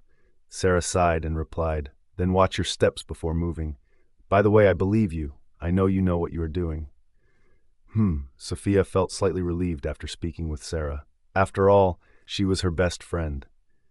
When Sophia arrived at the airport, the rain started to fall. She parted her lips when she realized she did not have an umbrella with her. She shrugged her shoulders, thinking she could make it inside the airport quickly. It would not take much time. When she parked the car and got out of it, the raindrops began to fall on her. She took a deep breath and hurried all the way inside the airport. Only the families of the head Alpha and officials were allowed to enter the terminal, even if they were not passengers. But they would have to show the pass, which Sophia had. She was Abraham's sister, and he was the Gamma of the pack. At that time, a few men began to block the path for the passengers. Sophia turned her head and noticed a few cars parked near the terminal.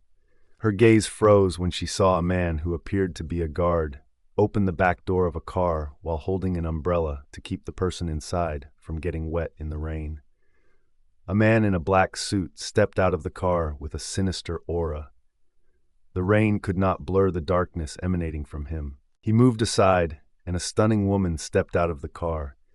She stood beside him and smiled at the people around them. Sophia blinked her eyes when the couple approached in her direction as they also made their way inside the airport. They came to a halt as their gaze fell on her. Time seemed to stop around them as Sophia looked at the man in the rain, forgetting that it was pouring down on her. "Excuse me, miss."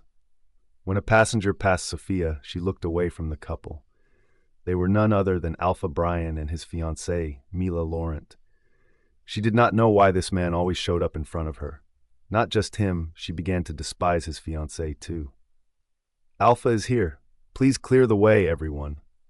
The guards of the airport shouted so that everyone could hear them clearly in the rain. Sophia passed through the security checkpoint outside the terminal and entered the airport without looking back at the couple. She felt drenched from the rain. She looked around at the passengers who had just exited the boarding pass. She began to rub her wet hair as she looked for the washroom, but she paused and considered sitting in a seat to wait for Victor. She thought her hair and clothes would dry soon. She wondered why Bryan and Mila were there. Then she understood they may have come here to receive all of the Moon Valley Pack's key members, including Victor. Did Victor know that Bryan was also coming? Why did he even call me here then? Sophia thought, getting angry at Victor. Her gaze was drawn to the couple once again as they walked towards the sitting area. Sophia was sitting in a few rows behind many benches, so they did not notice her. She noted that Beta Robert and Theta Noble were also present. She was relieved that her brother had not come here. Otherwise, he would scold her again, just like he had when she went to meet Alpha Oliver. Sophia cast a glance at Bryan's back. He looked powerful from behind as well. However, for how long? Her eyes grew cold as she averted her gaze. All I need to do is ignore him. He is a stranger to me from now on. I don't care even if someone attacks him in front of me, Sophia said to herself.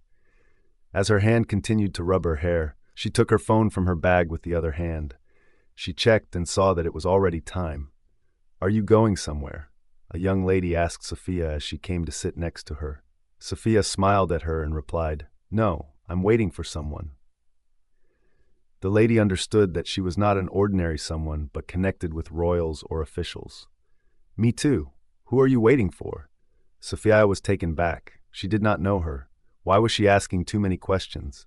She assumed she was a talkative woman, so she replied, "A friend." "Oh, I am here for my husband. We have been waiting for him for 3 months. He will finally be with us."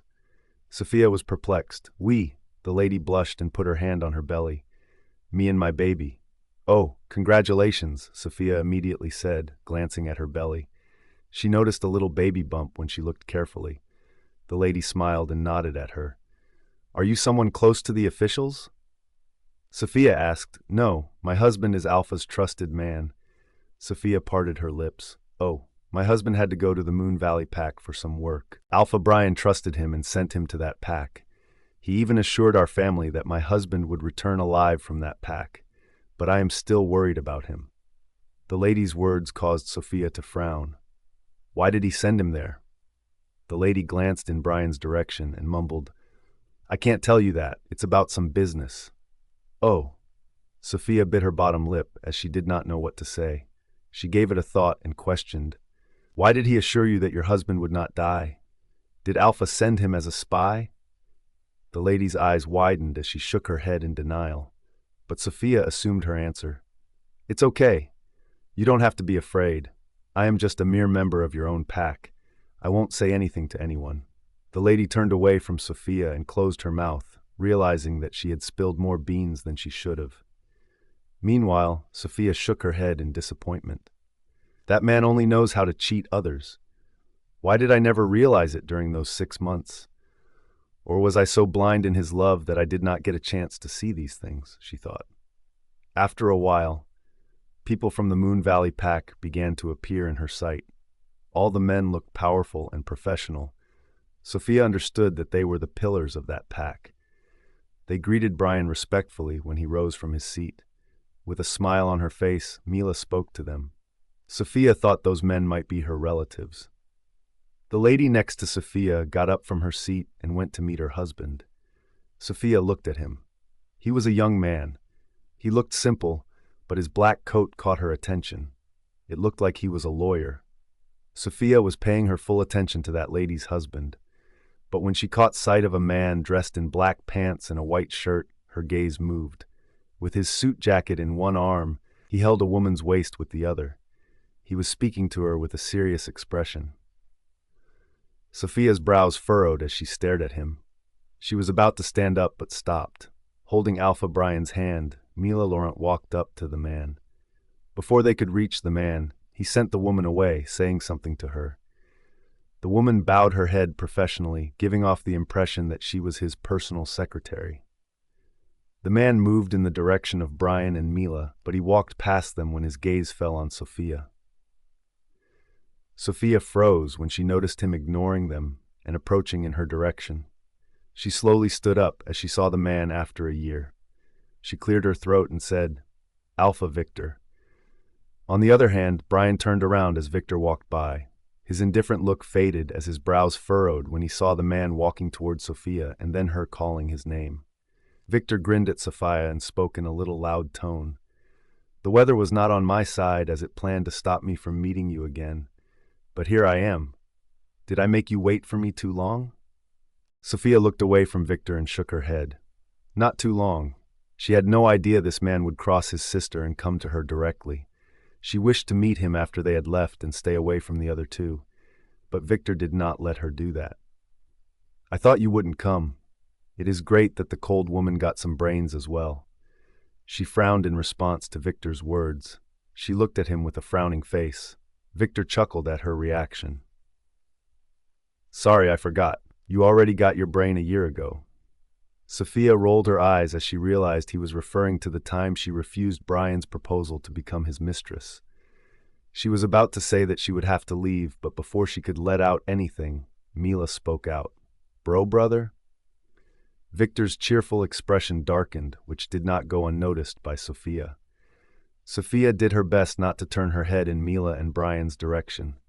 Victor turned to them and raised a brow. Oh, my lovely sister and my soon-to-be brother-in-law are here. He spoke as if he had not noticed them until now. Sophia averted her gaze from Victor. Unintentionally, her gaze was drawn to Bryan, but her eyes froze the moment they met his dark eyes. His face was not as calm as it had been before entering the airport. He had a killer look. His eyes were enough to kill Sophia from that distance. She turned away from him, not understanding what had happened to him so suddenly. Victor took a step forward and prepared to walk back to Mila and Bryan. He paused and turned to look at Sophia. Let's go. Sophia's eyes widened. Where? Aren't you here for me? You should stick to me like glue. What the hell? He let out a chuckle and grabbed her wrist, dragging her toward Mila and Bryan. Sophia was taken aback. She did not want to go in front of Bryan right now. Her mind was already messed up by that man.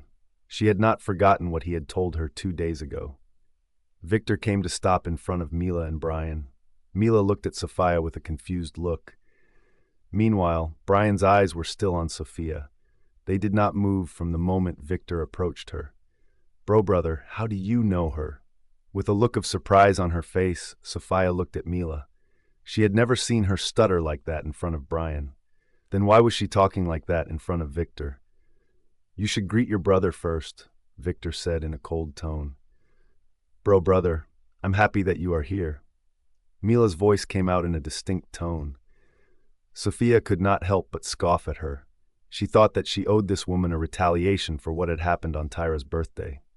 Are you really happy? But you did not look this happy when you talked about him at Tyra's birthday a few days ago. Mila's eyes grew large as she turned her gaze at Sophia. Sophia sensed that her reaction was more fear than surprise. With a laugh, Victor remarked, It is because she recently got her wings. Marrying Alpha Bryan will really help her a lot. Am I right, sister? Mila gulped as she moved closer to Bryan. Fear was clearly visible in her eyes, but when she turned to face Bryan, she frowned. Seeing Bryan focus his attention on Sophia, she could not help but feel enraged. She looked at Sophia and said, What's wrong with your dress? Did you wear it intentionally to get others' attention? Sophia lowered her head to look at her dress, which had dried but hugged her body. She blinked her eyes and slowly raised her head. She saw Bryan's eyes move in her dress. In the next moment, a black suit jacket came into contact with her body. Victor wrapped his jacket around her shoulders. She came to get my attention, not others. So stop looking at her, Victor said, glaring at Mila. Sophia grabbed the suit jacket with both of her hands and stared at Victor. She came here to get your attention? Look at her shoes. Her dressing style is so bad. Mila continued to blabber about Sophia, insulting her in front of both men. Sophia did not say anything to Mila, instead glancing at Bryan. His eyes were fixed on the suit jacket wrapped around her body. She scoffed at him in her heart. He did not even tell his fiancée not to insult her like that. She was now really regretting loving him in the past. Don't go to her dressing style, little sister. Should I begin with your lifestyle? Is anyone in this pack aware of how the Princess of Moon Valley pack used to live in her own pack? Victor's mocking tone made Mila freeze. She retreated when he moved forward toward her. Victor smirked at her, raised his hand, and started stroking her hair. Mila's whole body began to shake in terror. "Still the same scaredy cat? What's there to fear, abo?" Victor was interrupted when a hand grabbed his hand and stopped him from stroking Mila's hair. Bryan turned his head and looked at Victor. The darkness that was surrounding his eyes became even more intense. Sophia almost took a step back when she saw how Bryan looked at Victor. His face almost changed as it turned fiercer. She had seen him get angry at others many times, but this look was different. It was as if he had changed from Bryan to someone she had never known. She could not even blink as her gaze remained fixed on his face. She was dissatisfied with how much he cared about Mila. Because of her, he stopped Victor. She assumed that he had the strongest feelings for that woman. So she looked away from him in anger. This is not Moon Valley, but the Nightshade Pack. Bryan paused as his eyes shifted to Sophia for a moment, then returned back to Victor. "I'm hoping Alpha Victor will not touch anything that is not his. It will only burn him into ashes." Victor glanced at his hand, which Bryan gripped firmly. He began to laugh as if he did not mind. However, it was a dark laugh. Sophia focused her attention on Victor. The man looked calm, but when he met Bryan's gaze, his eyes flickered red. A grin appeared on his lips as he muttered, "It took so many years to get your reaction, Alpha Bryan." Bryan's hands loosened on his grip when he heard Victor. He released his hand and replied, "Don't make me remind you of something you don't wish to remember again." Bryan's voice came out as a warning. Sophia frowned as she looked at Bryan.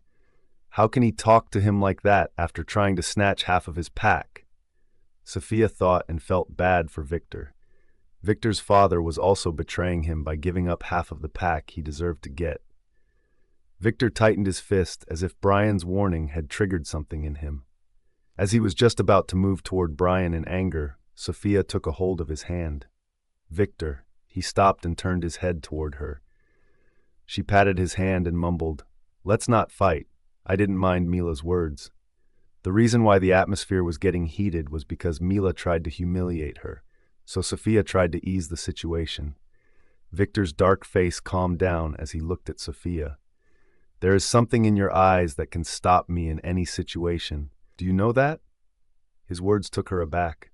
She blinked her eyes, unsure of what had happened to him all of a sudden. He was mad a few seconds ago, wasn't he? She thought. "Alpha Vic! Alpha!" Bryan was about to say something when Beta Robert interrupted him as he and Theta Noble approached them. Bryan looked at Robert with rage in his eyes. Robert lowered his gaze and said, "Alpha, it is time to leave. We cannot waste too much time here." Robert's gaze was drawn to Sophia, and he became confused. "Sophia, what are you doing here?" Sophia sighed and responded, "I came to receive Victor." "Victor? Did you just call him by his name without his rank?" Mila let out a shocked voice. Sophia could not take any more tantrums from this woman. She gave her a look and smiled. Her smile was the weapon that she liked to use against her enemies. "Just a few minutes ago, you were trembling to death. How did words bloom in your mouth suddenly?" Mila's eyes widened as she did not expect Sophia to talk like that. She grabbed Bryan's hand and said, "Bryan, look at her. She talks to me disrespectfully again. Just because she is Gamma Abraham's sister, you can't let her go every single time." Victor glared at Mila. "Dare to touch her, and I will break your hands in front of your fiancée. I know her, and she knows me. That's enough for you all. Don't try to dig deeper into us." After saying that, Victor grabbed Sophia's hand and pulled her with him toward the entrance. Bryan shifted his gaze to Victor's hand, which held Sophia. His eyes did not move until they faded from his sight. "Bryan," Beta Robert muttered as he moved to stand next to him. Bryan turned away from the entrance and looked around. It seemed like he was thinking about something. "Call Gamma Abraham and ask him how his sister knows that man. Is she planning to take another step to destroy me?" Robert rubbed his forehead, not knowing what to say. Mila, on the other hand, was shocked. She could not believe Sophia and her brother knew each other. She wondered how the two of them had met. She felt Sophia was the center of attention for all the men. She had become the favorite of those around her. First Bruce, then Bryan, and now her brother. She clenched her jaw out of envy. She wanted to ruin her life. She would never forget how she insulted her in front of Bryan. "That woman is getting on my nerves, Bryan. Please do something. I am getting irritated now." Bryan did not reply to her, as he was already having some thoughts. Mila did not pause and continued to speak, thinking Bryan was listening to her calmly. "Now I understand why she was reacting like that in the restaurant when I talked about Victor. She actually knows him. It doesn't look like they met each other for the second time today. I know Victor. He has never shown this level of interest in a woman before. There must be something." Theta Noble looked at Beta Robert, urging him to do something. Beta Robert glanced at Bryan, then shut his eyes and said to Mila, "Slow down. Stop talking about her. Let's not discuss it." Mila shrugged her shoulders. She grabbed Bryan's arm and mumbled in a soft tone, "I know this type of woman really well, Bryan. I bet she started chasing Victor when she realized she could not get Alpha Bryan. Victor doesn't look like he will let her go, so." Bryan turned his head and glared at Mila, causing her to pause. His glare was enough to tremble her body, more intensely than she felt from Victor's touch. She was aware of both men's realities. She had already seen their true self. Bryan." Bryan snatched his hand away from her grip and muttered, "Your mouth is running too much these days. Should I seal it like I did your friend's mouth?" Fear caused Mila to take a step back, and her eyes widened as she did so. A reflection of the past flooded her mind. The ruthlessness of this man flashed in her eyes for a moment, and her heart clenched inside in fear. She immediately lowered her head in submission. "Alpha, Beta Robert shook his head and sighed. That was why he told Mila to stop speaking. He knew Bryan could not keep himself under control for long. Bryan stepped toward Mila and said in a low tone, "Tell your brother to stay away from her if he really wants to go back to his pack alive." When they came out of the airport, Sophia came to a halt. Victor turned to look at her. "What happened?" She looked down at her hand and motioned for him to let it go, but instead of releasing her hand, he rubbed his thumb over the back of her hand. Sophia looked at him. "What were you saying in front of them? I came to get your attention." After saying that, she yanked her hand away from him. He gave her a sly grin. "Now don't play hard to get.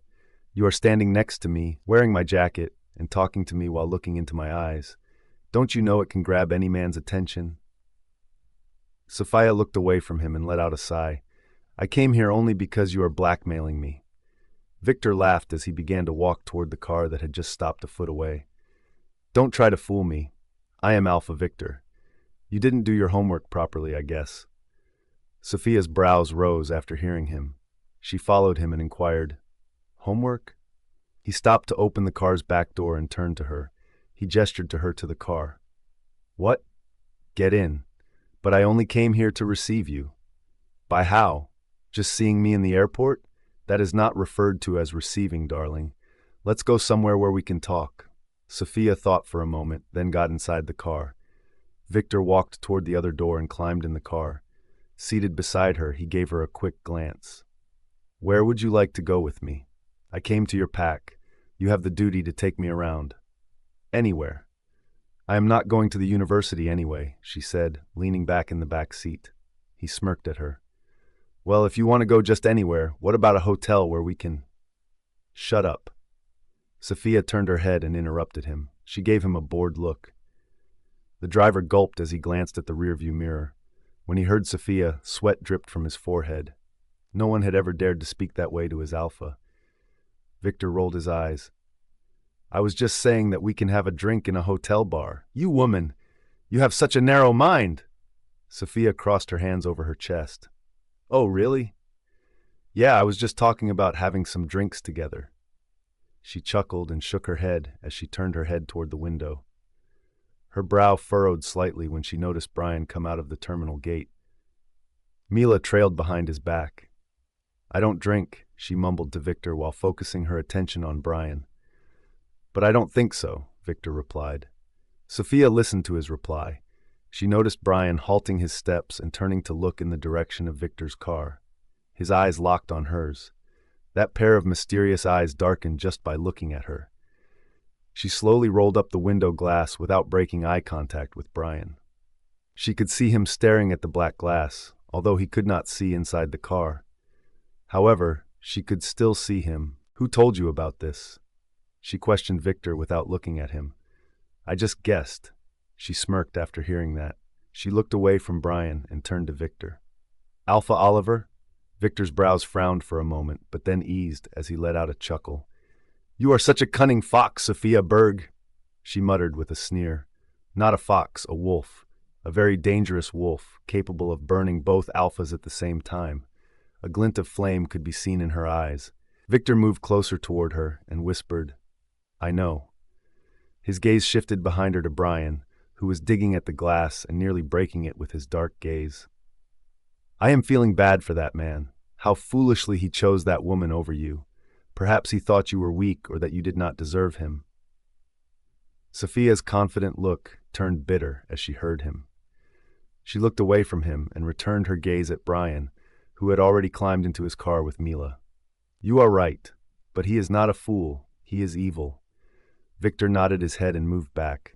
Tell my driver about a place where we can eat together. I am hungry. Sophia gave the driver the location of a restaurant. When they got to the restaurant, she went inside with Victor. She decided to accompany him. So why are you here? She asked him. They were sitting at a table near a window from which they could see the street. Victor's gaze was fixed on the road, watching other people pass. Sophia was staring at him. She realized she had not removed his jacket yet, so she slowly moved it off her shoulder, but Victor stopped her. Don't take it off. She paused and looked at him. He shifted his gaze away from the window and toward her. He had a serious expression on his face, which made her feel compelled to do what he was saying. She did not remove the jacket and asked, Okay, but... He cut her off as he spoke up again. I came here to attend the pack party. It's a very important party for both of the packs. Sophia recalled what her brother had told her about it. She tried to calm herself down and asked, You came here to set your sister's wedding date, but I thought you were against this marriage. It will lead him to claim your half-pack. He raised his brow, resting his elbows on the table. Who told you I am against this marriage? You are not? No, in fact, I came to bless them, he said, giving her a sly smile. Sophia blinks, trying to make sense of what he is saying. She frowned at him and questioned, What is your plan, Alpha Victor? You were the one who sent those alphas to me throughout the entire year, weren't you? Victor looked into her eyes and muttered, You know what I want. We talked about it a year ago, but you didn't hold my hand that time. Sophia took his jacket off her body and placed it on the table. Then she pushed it towards him. He assumed she would get up and leave, but instead of leaving, she leaned back against the chair and smiled at him. I will hold your hand this time because the enemy of my enemy is my friend. Bryan was looking out the window of his car. His face was far from calm. His dark eyes grew darker with each passing second. Mila glanced at him from time to time as both of them were sitting in the car. There were 2 cars that were following behind his car. Meanwhile, in front of it, 2 cars were driving ahead to protect Alpha's car. Bryan did not need all of these, but when he went somewhere with his officials, he had to bring the securities with him. When all the royals were together, no one could take a risk. Mila lifted her hand and dared to hold his arm. His gaze paused as he turned his attention to her. Mila quickly hugged his arm and leaned her head against it. We have been together for years, Bryan. You have never talked to me like that before. I am very upset. Bryan looked at her. His eyes did not hold any pity for her. How many times do I have to tell you not to touch me? Mila froze when she heard him. She tilted her head to look at him. Why are you doing this? We are going to marry soon. Will you do this to Luna? Will you treat me this badly? Bryan averted his gaze from her. He did not let out anything, as if he did not need to give any justification for his behavior. Fearing that he would become enraged with her, Mila removed her head from his arm. She was annoyed at how much Bryan had changed. The one year when she was at her pack, she used to think that Bryan would never change. He was cold before, but that did not stop her from touching him or holding his hand.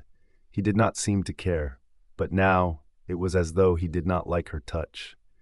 She remembered his warning at the airport. She cleared her throat and said, Bryan, no one knows Victor better than you. He will never listen to me. Please don't force me to talk to him. All I want to do in life is stay away from that man. Bryan turned his head toward her and replied, I will bury him in a place where your father will not find his body. Mila's eyes widened. What are you saying? It will only lead to a war between the two packs. Isn't it what your brother wants? Her gaze shifted away from him, and she lowered her head. Her tone softened as she mumbled, I don't know. As she was unable to speak further, tears rolled down her cheeks. Bryan rubbed his forehead in frustration as he closed his eyes. I am not good at soothing others, so don't cry in front of me. His cold voice made her body tremble. She immediately wiped her tears, thinking he did not know how to comfort a woman. She believed that if she, the daughter of Lucas Laurent, could not tempt this man, then no other woman could. When the car stopped in front of the pack house, Mila got out of the car. She bent to the window and thanked Bryan. He stepped down after opening the door. He walked past Mila, heading to the entrance of the pack house. Mila parted her lips at his ignorance toward her. She turned around and stared at his back. Don't bother him for a few hours. He is mad. He will be fine soon. Hearing Beta Robert's voice, Mila spun around. Robert stepped next to her while looking at his alpha, who was more like a best friend, entering the pack house with a furious face. But why is he so mad? Robert gave her a look and asked, Isn't it simple? He is mad because he saw his mate with someone else. A shadow fell over Mila's face. But why? She is nothing to him. Robert glanced at the pack house and muttered, That's what he thinks, but maybe the reality is something else. No way. He is Alpha Bryan. He can never. I'm warning you again. Stop bothering my Alpha. I can only alert you about the situation. I don't want Alpha Lucas's daughter to be harmed by anything. We are good now. We don't want any war. Mila stomped her foot on the ground in anger. She is just a poor girl who can't even afford a house like mine. How can she afford to affect my fiancé's mood? Robert noticed Delta Edger rushing toward him. Theta Noble moved over to stand beside him. Robert was the beta of the pack. After the head alpha, he was the second in command. His one command could shake the whole pack. That was why all the officials ran to him whenever they felt any problems. Robert turned to Mila and said, Calm down. Everything will be fine. Just let the party end. Everything will return to normal once your brother leaves the pack. With an angry face, Mila moved toward the pack house. Meanwhile, Delta Edger stopped in front of Robert and Noble. What is Bryan mad about? He was fine before leaving the pack house after picking up Mila from here. Did that man do something? Robert ran his fingers through his hair in rage. Don't ask what happened. When Noble told Edger everything, he was stunned. Sophia can't be with that man, can she? Don't know. Where is Abraham? Robert asked. He is currently in the training hall. He is so mad that he flung 2 pack fighters on the ground while training, Edger said, shaking his head. I called him and explained what Bryan had said. Perhaps that is why he is so angry. Tell him not to go in front of Bryan right now, Robert said. They nodded in agreement and went to do their duties. In the evening, Bryan was seated behind the table. His eyes were blurry because of the smoke he was exhaling from his mouth. His phone started ringing on the desk. He glanced at his phone and received the call. Alpha. Go ahead. His cold tone was so sharp that it could freeze the person on the phone. Alpha. She just got back to her home. An unfamiliar car came to drop her. Bryan shifted his gaze to his watch after hearing the man. And? After dropping her off, no one came outside. The car drove away from her house. Bryan blew smoke out of his mouth and smashed the cigarette butt into the ashtray. Is there a jacket on top of her dress? Jacket? No, Alpha. She is only wearing a white dress. She has just entered her house. Bryan paused for a moment before ordering the man. From now on, make sure to keep a close eye on her. Sophia entered the house after Victor dropped her in her house. As she just stepped inside the house, she saw her mother talking with someone. When she tilted her head to see who she was talking with, she found her brother sitting on a couch. She slowly closed the main door behind her. Her mother and brother both turned their heads at her with different expressions. Hi. She waved her hand at them with an awkward smile. Sophia, her mother said, smiling at her. On the other hand, Abraham's mood looked off. Sophia wondered if Bryan had said something to him. She walked up to them and sat on the couch next to her mother. She wanted to go to her room, but she decided to first speak with her brother. She told her mother this morning that she would apologize to her brother for last night. "Hello, brother," she mumbled, glancing at him. Abraham gave her a look and asked, "Where's your car, Sophia?" Sophia was stunned by his question. Her mother, Hannah, raised her brows and turned her head toward her. "You did not bring your car with you? How did you get back? Are you okay, Sophia? Was there any kind of accident?" "Mom, I'm fine. Relax." Her mother felt relieved. She stroked her hair and said, "That's a relief." Abraham did not look at her mother as his eyes were fixed on his sister. "You have not answered yet." Sophia looked at him, took a deep breath, and replied calmly, "It is in the parking lot of the airport. I will go there tomorrow to get it back and pay the charges for tonight." "Airport?" Hannah mumbled in confusion. "And what were you doing in the airport?" Abraham asked. Sophia gulped as she mumbled, "Brother, I went to receive a friend." "Which friend?" Abraham's voice was sharp enough to let her know that he was angry. Hannah looked at her son, then turned to her daughter. She had no idea what was going on there. Her son was angry from the moment he returned home.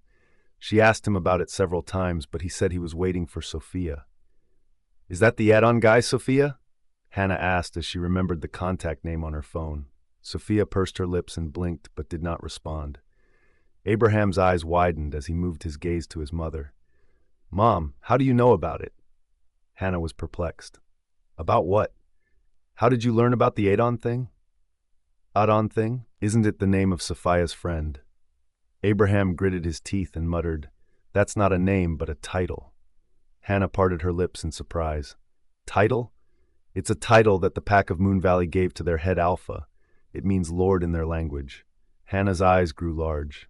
"Moon Valley? Do you mean Alpha Victor?" she mumbled, slowly turning her head at Sophia once again.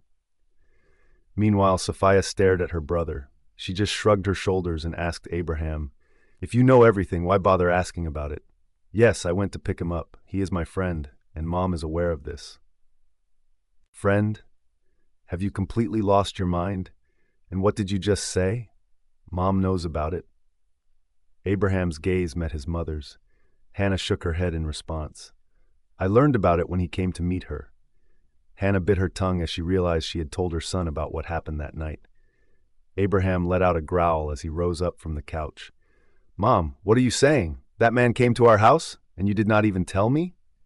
Sophia stood up and tried to speak to her brother calmly. "Brother, calm down. It's not anything serious. He is my friend, and he can come to meet me." Abraham gave her a cold stare. "I thought you would mature over time. What led you to believe you went to our rival and became friends? Is everything a game for you?" "Brother, I know he is our rival, but he will never hurt us. His sister is in our pack." Abraham scoffed at her. "His sister? Do you think he will think twice about his sister before doing anything? Do you even have any idea why his sister is here?" Sophia frowned at him. "I know you and your Alpha don't like Victor, but I don't care. I can't live my life like you all." Abraham got furious after hearing her. He looked at his mother. "If you took care of her that 1 year, she would never get the chance to talk back. Tell her to come back to her senses before it is too late." Hannah stood up and held Sophia's hand. "Please, my daughter. I told you that night, too. Why do you need to meet him? He is the only person our Alpha doesn't like." "No, Mom. He is the only one who can look into our Alpha's eyes and speak back. That's why our Alpha and his favorite officials can't stand him." Abraham stared at Sophia with a mad face. "Alpha is not pleased with your actions, Sophia. He is enraged over everything." Grinning bitterly, Sophia shot him a mocking glance. "I am not here to impress your Alpha. He is getting married to Victor's sister, so he should not have any problem with him." When Abraham noticed his sister talking like a stubborn girl, he approached her and grabbed her hand from his mother's, placing it on his palm. "Make a promise to your brother. You will maintain your distance from Alpha Victor. Your life is not safe with a rival Alpha. What will we do if he hurts you?" Sophia sighed as she gazed at her brother. "I am not even safe with your head Alpha, brother. Please do not force me to make any promises. I know Victor. He will not hurt me." Hannah was confused about why her daughter was urging to meet that man. She was filled with doubt, which quickly turned to fear. Sophia, you and Mom, let's not talk about this anymore. Abraham let go of her hand and said in anger, You are too stubborn. Sophia ignored his remarks and said, Brother, I want the invitation pass for the party. It is the day after tomorrow, right? Abraham took a step back, shaking his head. Alpha does not want you to be there. He canceled my family's invitation pass and told me you would not be attending the party. Hannah tried to calm both of her children. She was concerned that both of her children were pushing themselves too far during their arguments. She missed the day when they had love for each other, but now they stopped showing the love toward each other. She believed her son was really capable of understanding what was right or wrong for their family. After all, he was the gamma of the pack, the biggest warrior of the pack. However, Hannah had no idea that Alpha Bryan was Sophia's mate. That was the reason she wondered why she always talked about Bryan in a harsh tone. She thought Bryan had scolded her during the time when she was his personal secretary, and that was the reason why Sophia was mad at him. Hannah did not like how Sophia was taking Alpha Victor's side. She was an old pack member and was aware of the Moon Valley pack. People knew how cruel Alpha Victor was. Fear was the only thing that his pack members felt toward him. In that case, how could she and Abraham allow Sophia to be friends with him? She was grateful that Alpha Bryan cared enough to take care of this matter. So she said to Sophia, Alpha knows what is right for all of us. Sophia was fuming inside. She wanted to growl in anger, but she controlled herself because she did not want to push her family away. Brother, please manage a pass for me. I really want to attend the pack party. Abaram shook his head. You know what is going to happen there. Why do you want to go? You will not give me a pass? No. Even if Alpha had not told me, I would not have let you go either. Sophia nodded her head in agreement. Okay, do whatever you want. Go alone and have fun. She turned around and went upstairs. She was mad at herself. She should not look weak to others. But she could not be cold toward her family for what Bryan had done to her. She could not treat them in the same way she wanted to treat Bryan. I think I am getting weaker again. I have to get myself back on track. No one can make me an emotional fool again. I have done everything I could to secure my brother's position. Right now, I don't have any responsibility anymore. I will do what I feel is right for me. The next day, Sophia left her house early in the morning after making breakfast. She did not care if Abraham was still in the house, even though she knew he had left early. She went to the university since she had not attended her classes for the last 2 days. She met her friends and went straight to her classes. What are you saying? You have no way to get to the party? Sarah asked her. They were seated in the cafeteria. Sophia told her about yesterday's conversation with her brother. No, that man is afraid I will tell the truth to his in-laws. That's why he doesn't want me to attend the party. Sarah patted her hand. I think your brother knows you will only get hurt seeing them together. Sophia gave Sarah a look. I won't. Sarah raised her hands to surrender herself. Okay, you will not feel anything. Now don't get mad. Sophia turned away from her. Suddenly something caught her eye as she looked at it carefully. What happened to her? Sophia asked, pointing at Luisa. Luisa looked broken, and people around her glanced at her as if she were some kind of laughingstock. Sarah took out her phone from her bag and put it on the table, then pushed it in Sophia's direction after typing something. Give it a look. Sophia picked up the phone and checked the university group's post. Luisa was fired. Don't be shocked or upset about this girl. She doesn't deserve our sympathy. She is not the one who won the project in the competition a year and a half ago. It was someone else, but she snatched the opportunity from that person and cheated in the competition. Sophia froze at her place. She glanced at Sarah, who nodded her head. Keep reading. There's more to see. Sophia returned her focus to the post. Morrison Group gave her a big project a year ago to fulfill her dream, but it looks like she doesn't know the core point of the project, which almost cost the company a big loss. So Alpha fired her from his company and sealed her CV. She is now good for nothing. Sophia put the phone on the table with a puzzled look. She recalled the day when she told Bryan the truth about Luisa. That day, he called Louisa into his office. When Sophia wanted to stay close to him, he sent her home. She later found out that Louisa was working on a project that was actually hers. She was angry with Bryan at the time because he did not trust her. So he finally accepted that I was not lying? Sophia mumbled with a disapproving look. Sarah glanced at Louisa and said, "That woman got such an amazing punishment. I don't want to say that, but Alpha is a really cold-hearted man. He sealed her CV. Now, no one will hire her for their company." Sophia rolled her eyes. That man should lose the money before firing Louisa. I warned him that it was not her project, but still, he gave her a chance. Sarah paused for a moment before asking, "Sophia, don't you think Alpha is not so stupid? I mean, he is a business tycoon in the business world. He not only owns a pack company, but also has subsidy companies all over the world." Sophia was confused about what Sarah wanted to say. "What do you mean?" After thinking about it, Sarah responded, "I think Alpha gave her the chance intentionally. He gave her hope at first. Louisa had worked extremely hard to shine her fate with just one project. But just as it was about to be processed, Alpha snatched all of her dreams of living a peaceful life in this pack." Sophia was stunned. Did he actually believe her that day? There was a silent fall between them. Sophia glanced at Louisa again, who was on the verge of crying. Her attention was diverted when her phone began to ring in her bag. She pulled out her phone and answered the call. "Victor." Sarah immediately turned her head to face her. Sophia gave her a nod to assure her that everything was okay. "Are you coming tomorrow or not?" Victor's voice rang out of the phone. Sophia replied in a low tone, "I can't. Brother said Alpha Bryan didn't give him a pass." "That's it. It's not even an excuse, Sophia." "What do you mean?" She heard him chuckle and say, "You have the head Alpha with you, who is also the chief guest. 1 pass? I can give you 100 passes for the party. Just get ready to go with me." "A black dress." Sarah spoke out with a surprised look. The pack party was tonight, and Sophia just received a parcel from Alpha Victor. It was an expensive dress with the label of the famous French designer who lived in the Moon Valley pack. Sophia was at Sarah's house because she knew her mother would not let her attend the party. She lied to her and told her that she would stay at Sarah's house tonight.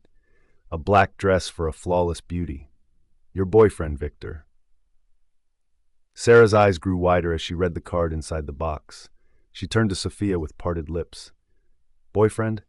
Sophia, what's going on? I thought you two were friends." Sophia stared at the box without responding to Sarah. The day she went to receive Victor from the airport, she had a discussion with him about it. Looking at the dress, she recalled their conversations. Flashback. "I will hold your hand this time, because the enemy of my enemy is my friend." Victor raised an eyebrow in response. "Enemy? You are not qualified to be his enemy." Sophia was shocked after hearing him. Wasn't it exactly what Bryan had told her? Why did they talk in the same way? She could not keep her cool as anger flashed in her eyes. "What did you say?" Victor turned away from her, raising his hand to summon a waiter. Seeing his ignorance about her question, she got mad. Victor ordered the best set of meals for them. After taking the order, the waiter left the table. Sophia tightened her fists and said, "I don't want to have a meal with you anymore. I have lost my appetite." After saying that, she was ready to get up from her chair. But Victor placed his hands on her fists, which were resting on the table. He brought her hands closer to him and patted them. "Calm down."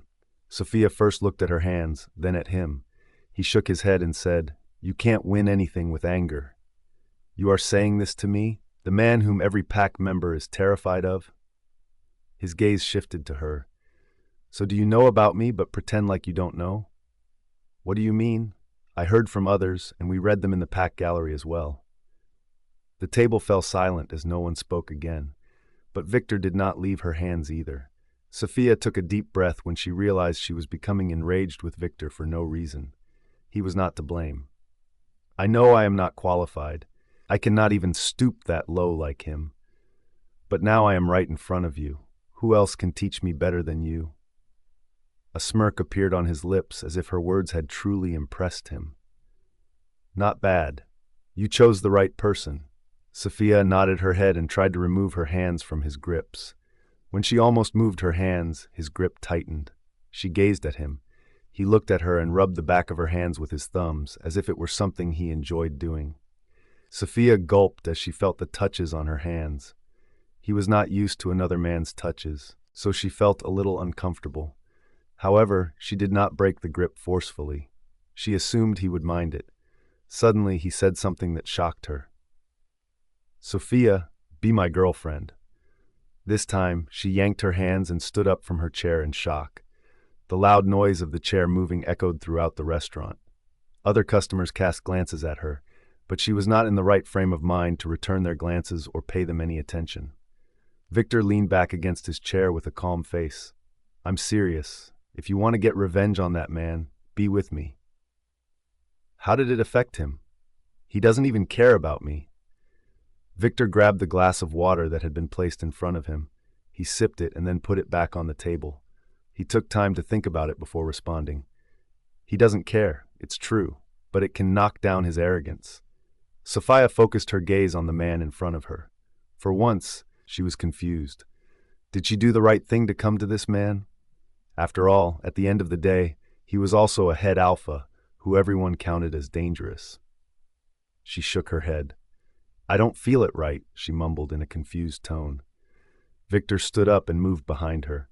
He gently pushed her shoulders to make her sit in her chair.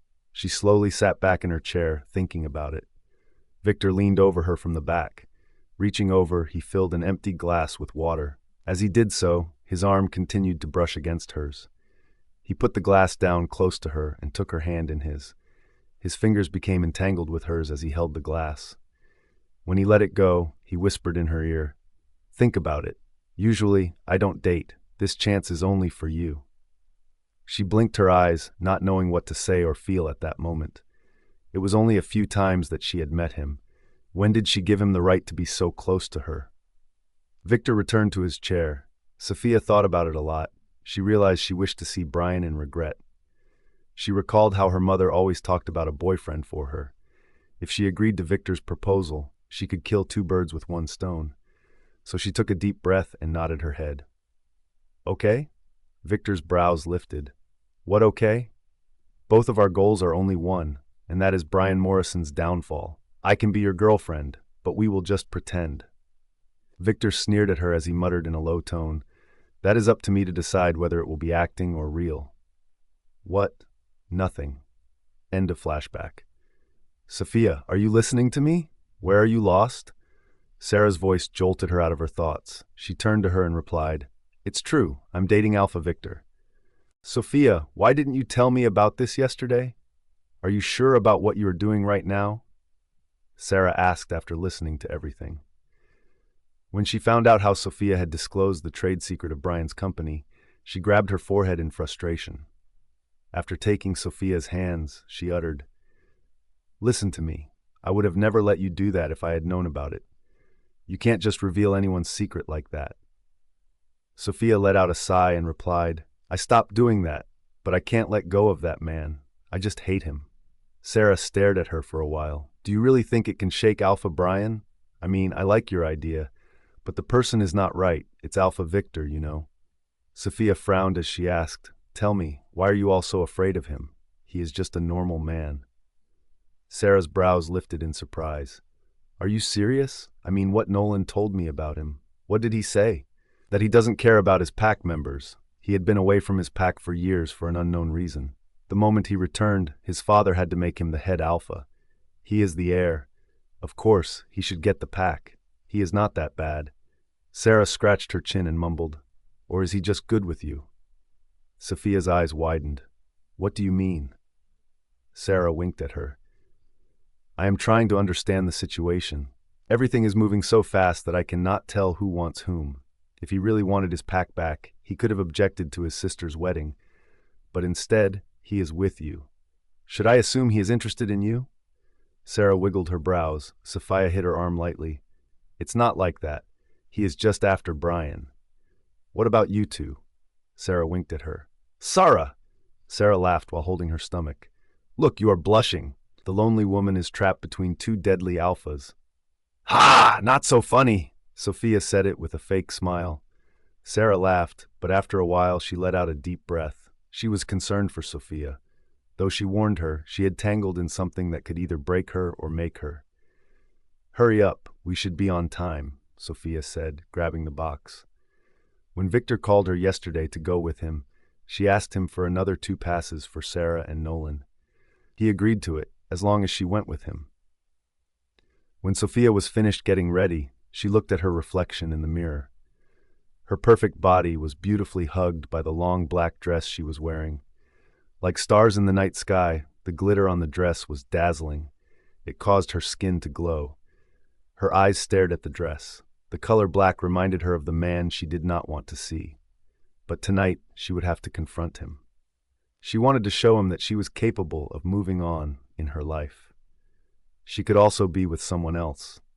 There was someone who could call her his girlfriend, even though he, too, was a head alpha. "You thought of me so lowly that you never acknowledged me as your girlfriend. You thought I did not deserve to stand with an alpha. But tonight, I will show you what I deserve. I will break your arrogance tonight." "Let your hair down. You look most beautiful with it," Sarah said while putting on her high heels.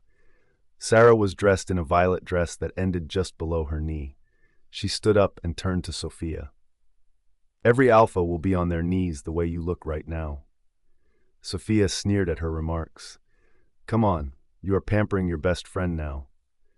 Sarah locked her arms with hers and said, "I never lie. See it at the party." As they left the house, they noticed Nolan waiting for them outside in his car. He was surprised by the looks of 2 beautiful women. "Am I in heaven? Why are 2 angels approaching me?" Sophia and Sarah laughed at him. Nolan complimented Sophia and then turned to Sarah. He gave Sarah a kiss and muttered, "You look hot, baby." Sophia coughed and cleared her throat. Nolan moved away from Sarah and rubbed his neck. "I'm sorry." Sarah shook her head. "Don't feel sorry for her. She is no longer single. She has her man now," she said to Nolan, winking at Sophia. "Man? Did Alpha?" "Yes, Alpha. She is with Alpha Victor right now." Sarah quickly interrupted Nolan, ensuring that he did not mention Bryan. It would only ruin Sophia's mood. Nolan was too shocked to react. Sarah did not say anything else to him because Sophia had told her not to discuss it with anyone. "Is it true, Sophia?" Nolan asked her. When Sophia was about to reply, a familiar car drove toward them and came to a halt behind Nolan's car. A handsome man stepped down from the car. He was carrying a bouquet of flowers. "Alpha Victor?" Nolan mumbled when the 3 of them turned their attention to him. His gaze shifted to them, eventually settling on the woman dressed in black. With a sly grin on his face, Victor walked toward her. Sophia was stunned when he handed her the bouquet and kissed her on the cheek. "Hello, gorgeous." She froze in her place. She did not expect him to do something like that. Did he just kiss her cheek? She blinked her eyes as she was puzzled by the moment. Sarah and Nolan were astounded. Victor chuckled at Sophia's reaction. He turned to her friends and said, "Don't mind her.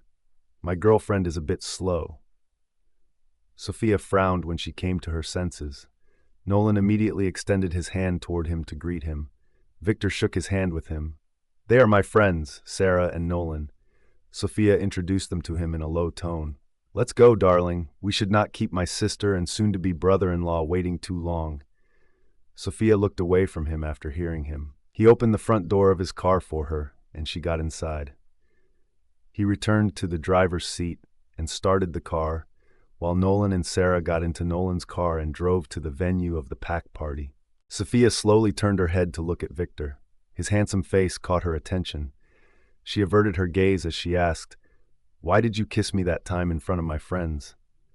Victor let out a dark laugh and muttered, "Do you even count that as a kiss?"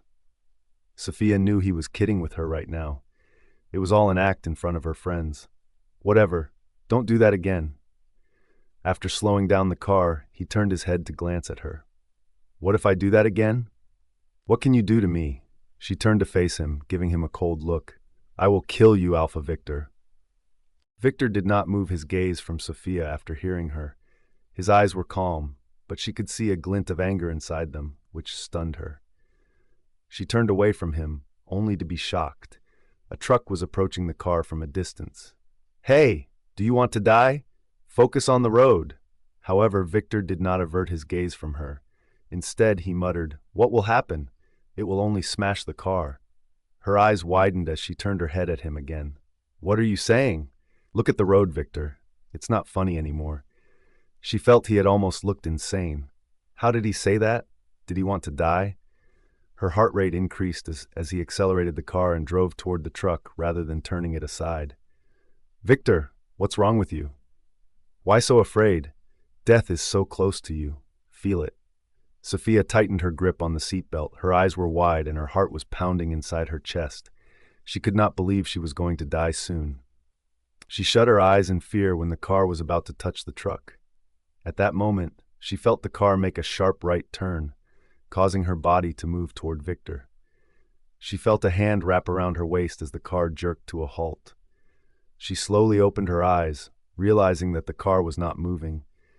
There was no truck in front of the car, and she was leaning against a firm chest.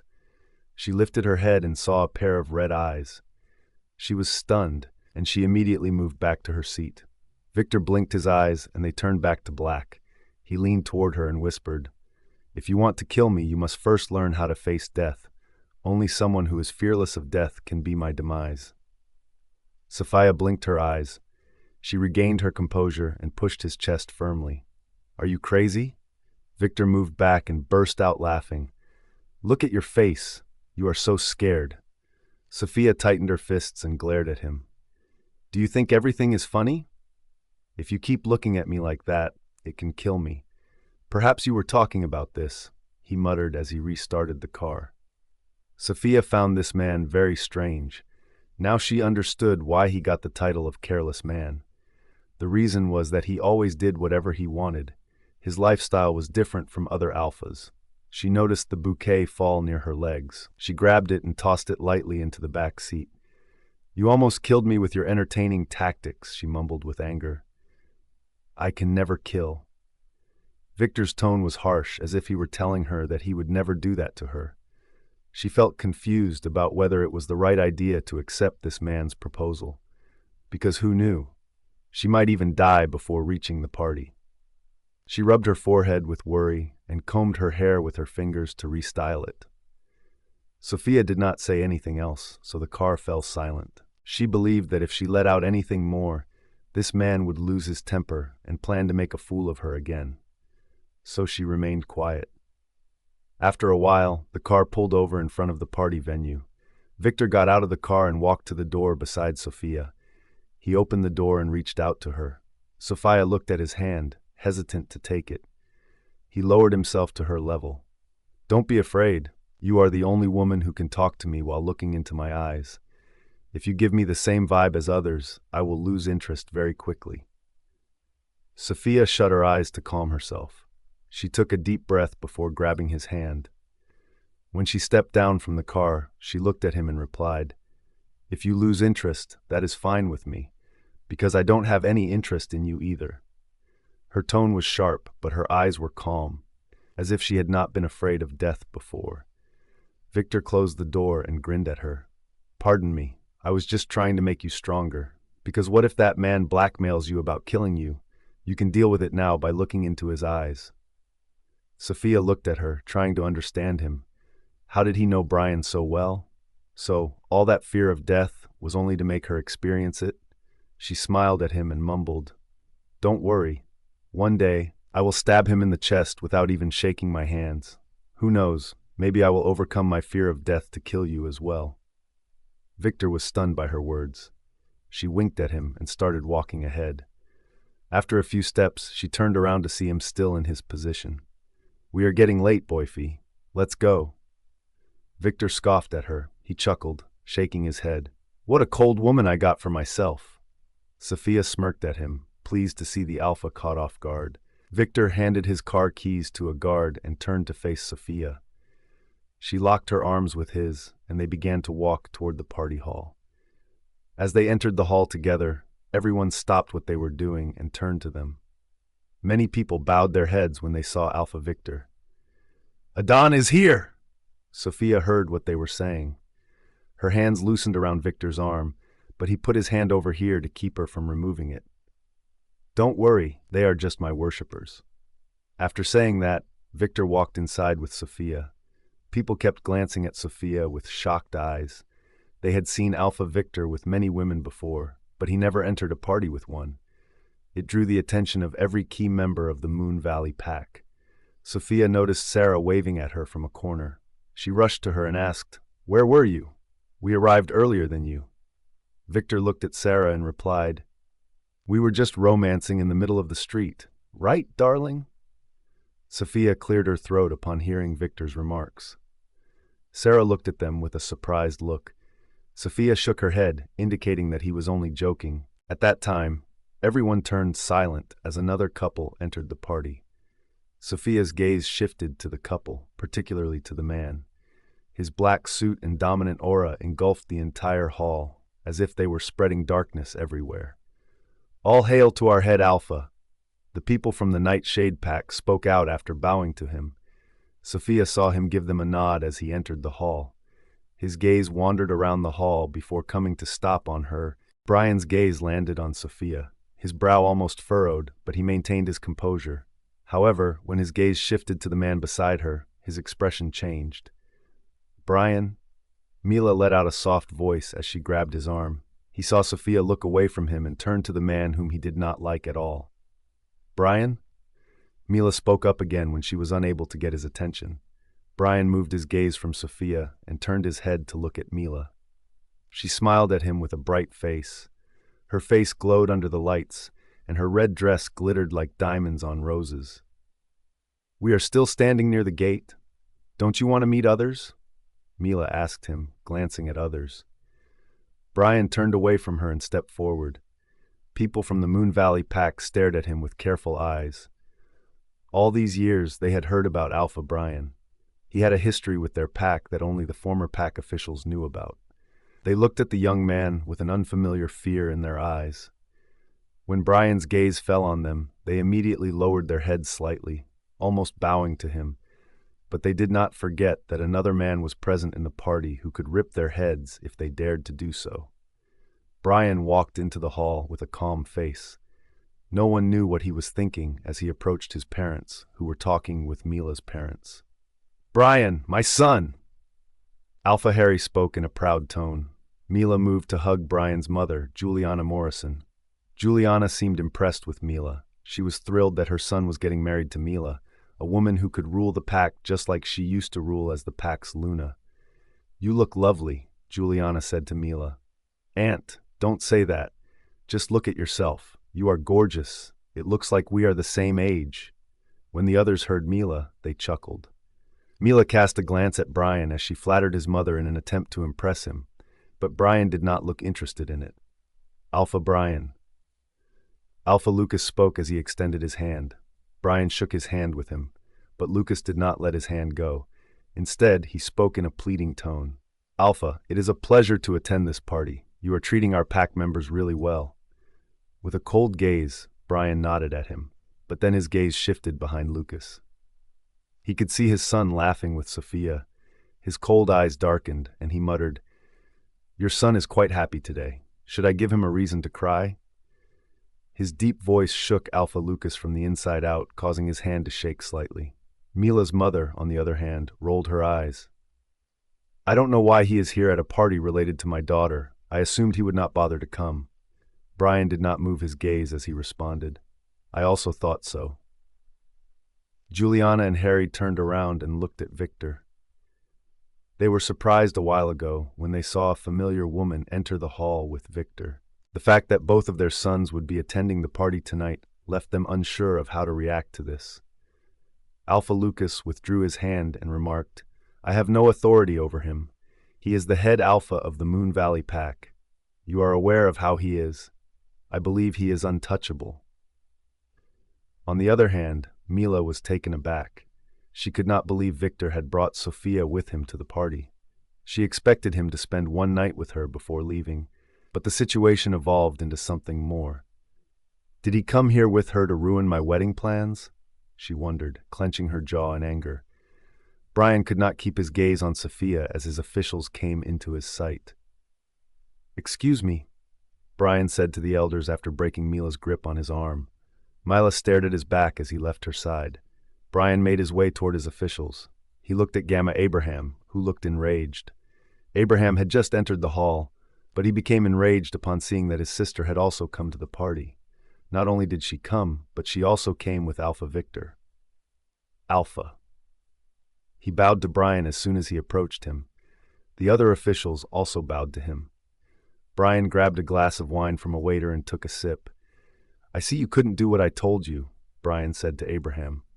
Abraham glanced at Sophia and muttered, "My apologies, Alpha. Allow me to go and speak to her.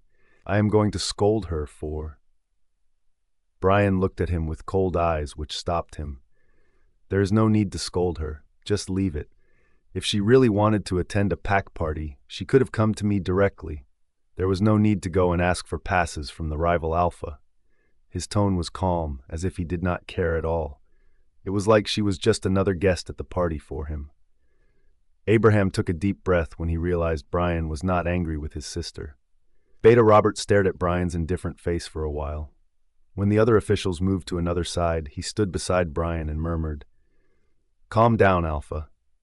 Bryan scoffed as he chugged down his drink and placed the empty glass on a tray carried by a waiter. His gaze returned to Sophia, who was holding a glass of wine and talking with Victor. His men informed him today that she went to Sarah's house, but he did not expect her to come from there with Victor.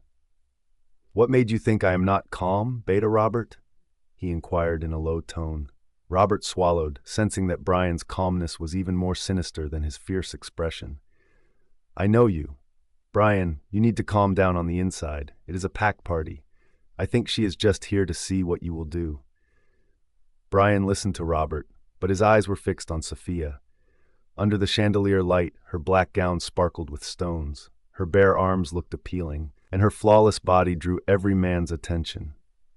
She looked like the most attractive woman at the party. Suddenly, Bryan's eyes flashed red as his face could not remain calm anymore. He noticed Victor grabbing Sophia's waist. His inner wolf began to growl inside. He clenched his jaw, frowning hard. He expected Sophia to push away the man's hand, but Sophia gave him a soft smile. Victor told her something, and she nodded her head in response. Soon after that, they started moving in his direction. Bryan's eyes burned with rage as he stared at Sophia. Didn't Abraham say she thought of that man as just her friend? But how could she allow a friend to get this close to her? As the beta of this pack, Robert had to do his duty, so when Victor approached, Robert could not help but greet him. "Alpha Victor." Victor looked at Robert as he came to a halt with Sophia in front of him and Bryan. Sophia avoided eye contact with Bryan. When Victor grabbed her waist and told her that he was going to introduce her to his parents, she agreed with it. She did not know if it was necessary. However, when she glanced at Bryan and found him standing in the way, she could not help but nod at Victor. "It's surprising to see you at this party so early," Beta Robert said in a sarcastic tone. Victor smiled at him and replied, "How can I not come? The woman who is accompanying me today is very special to me."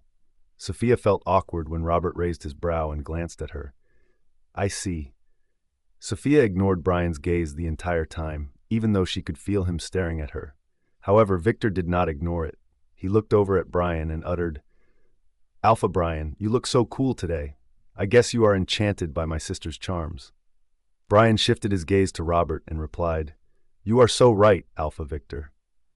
Sophia tightened her fists when she heard that. She ignored Bryan's remarks and held Victor's arm.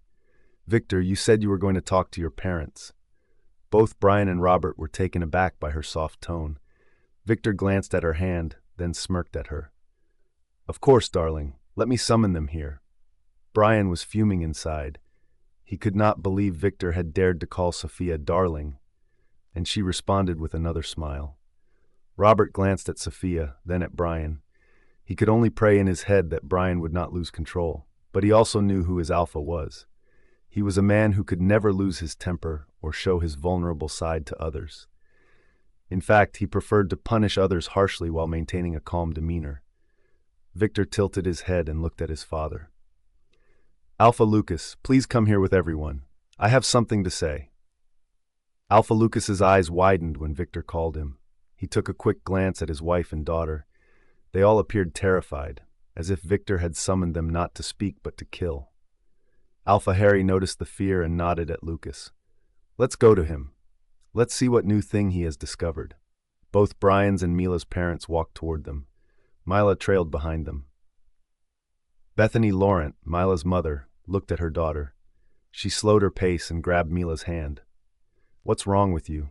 Do you think with this terrified expression you will become Alpha Bryan's Luna?" she whispered to Mila. Mila's gaze was fixed on Sophia as she murmured, "Can't you see that woman, Mom? She is here. How do I stay calm? Who is she that makes you so nervous? She is just another plaything for Victor." Mila looked at her mother with a disapproving look. "Mom, didn't you recognize her? She is Bryan's mate." Bethany's footsteps came to a halt. "What? What is she doing with Victor?" Mila clenched her jaw in rage. "That's what I'm saying. Victor seemed interested in her, so I expected him to spend the night with her and then leave the pack. I assumed he was not interested in this party. I wonder if he is aware that she was Bryan's mate. We kept it a secret from him. If he knows, then you know him. He can do anything." Bethany slowly turned her attention to Victor and Sophia. "There is no need to worry. Bryan is on our side. He will go to any length to ensure that the wedding goes ahead. He is a man of one word." After that, they went up to Victor and Sophia. On the other hand, Victor looked at his father when he and others came to him. Sophia raised her head to glance at Victor. She was surprised when he addressed his father by name and rank. She believed they had a really bad relationship. A frown formed on her face as she noticed Victor's expression change when his father approached. She remembered him telling her that his father had betrayed his mother and married Mila's mother. She wondered if he despised them. Her brows slightly rose when he noticed how cold he was looking. Victor, whom she knew, was no longer there. In fact, he had a very fierce face, which almost caused her to take a step back. "Alpha Lucas, why are you so scared? As if I am going to eat you alive." Victor said this while looking at Lucas. Alpha Lucas cleared his throat and glanced at Bryan, who turned calm. It gave him a sense of relief. If Bryan was not angry, then everything must be all right. Lucas turned to face Victor and answered, "We thought you wouldn't co." Victor shook his head as he muttered, "I don't like the same repeated question, Alpha Lucas. What you all think doesn't matter to me. You are all blessed that I am here, isn't it?" His cold demeanor astounded Sophia. She blinked her eyes, turning away from Victor, but her gaze fell on another cold man. She saw Bryan staring at her. His calm expression indicated that he did not mind who she was with. "I don't care about you either, Bryan." She thought about it and looked away, as if he were a stranger to her. Mila walked toward Bryan and held his arm. She glared at Sophia. Sophia noticed it and gave her an eye roll. "You wanted to talk about something," Alpha Harry told Victor after greeting him with a nod. Victor grinned at him and glanced at Bryan, who did not even look at him for once. "I would like to introduce you all to someone." He turned to Sophia and drew her closer to him as his hand was already gripping her waist. Sophia was stunned by the sudden pull, but she didn't react in front of others. Instead, she placed her hand on Victor's chest and smiled at him. "I always want to keep you close to me, you know," Victor said loudly.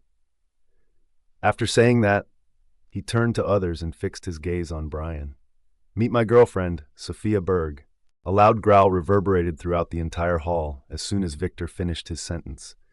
The sound of the dominant growl sent shivers down the spines of every guest. They struggled to keep from giving in or dropping to their knees as they trembled. They turned to their two rival alphas, who were glaring at each other. It was Alpha Bryan who growled at Alpha Victor. He pushed Mila's hand and stepped toward Victor with a pair of red eyes. His wolf almost took over, but he caged him inside. His gaze was a warning for Victor to let out another word. Victor, on the other hand, calmed himself and smirked at Bryan. "What caused Alpha Bryan to growl? Is there any problem, Alpha?" Victor mocked him with his tone. Bryan was no longer able to remain calm. "I allowed you to stay in my pack just for this party. A leaf on a tree can't even move here without my permission, and you plan to get a girlfriend here?" Victor sneered at him. "I like this woman, and I will have her no matter what. You can't do anything about it.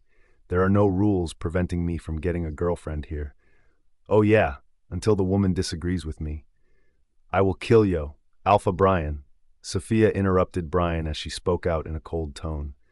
Bryan slowly shifted his gaze to her. Sophia looked into his eyes and said, "You have no right to speak to my boyfriend like that. I like him and he likes me. We are made for each other." Bryan gritted his teeth as he muttered, "What did you just say?" The atmosphere became heated. Sarah and Nolan were confused about whether to go to Sophia or not. "I think I should be with her at this time," Sarah said as she began to walk towards Sophia. But Nolan grabbed her hand to stop her. "Sarah, let Alpha handle this." Sarah was shocked as she turned to Nolan. "I know Alpha Bryan is our leader, but we are on Alpha Victor's side in this situation. He is Sophia's boyfriend." Nolan shook his head. "It's not possible." "But why?" "Please, don't argue at this moment. He is not good for her. I don't know why Sophia can't see this." Sarah was puzzled. She had also warned Sophia about it, but since she was Sophia's best friend, she should be with her in every situation. Meanwhile, Sophia stared into Bryan's engaged eyes. She could not help but feel at ease in her heart. She was pleased to see his reaction. This man hurt her a lot. She wanted to hurt him now. "What did you think? I can't get a man? You are in high authority, and no one can overtake you?" she thought. She took a deep breath and replied, "I said we like each other. I do not see a problem with it." Abraham dashed toward them, standing between Sophia and Bryan. He grabbed Sophia's hand and asked, "Sophia, what's wrong with you? Do you even know what you are saying?" He did not know what he would do at this moment. He also heard Sophia's words to Bryan when her voice reached the other guests. It was unbelievable to him that his sister had a relationship with Alpha Victor. "Brother, I am not going to listen to you today. You should accept that Victor and I are together." Abraham glared at her, but a hand grabbed his wrist and yanked it away from Sophia's hand. "Don't touch her. Just because you are his brother, you can't decide everything for her." "She is not a kid anymore," Victor said, pushing Abraham's hand. When another Alpha pushed their Gamma, the pack fighters surrounding the hallway all straightened up. All of the pack fighters looked up to Abraham as their main warrior. He had a reputation and respect. Sophia was completely taken aback. She did not expect Victor to do so. It was disrespectful to her brother, but at this moment she could not say anything. "Dare to touch my Gamma again, I will bury you right here," Bryan warned.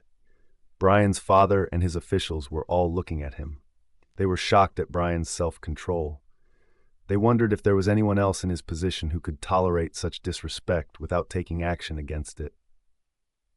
"Then tell your Gamma not to disturb my woman," Victor replied.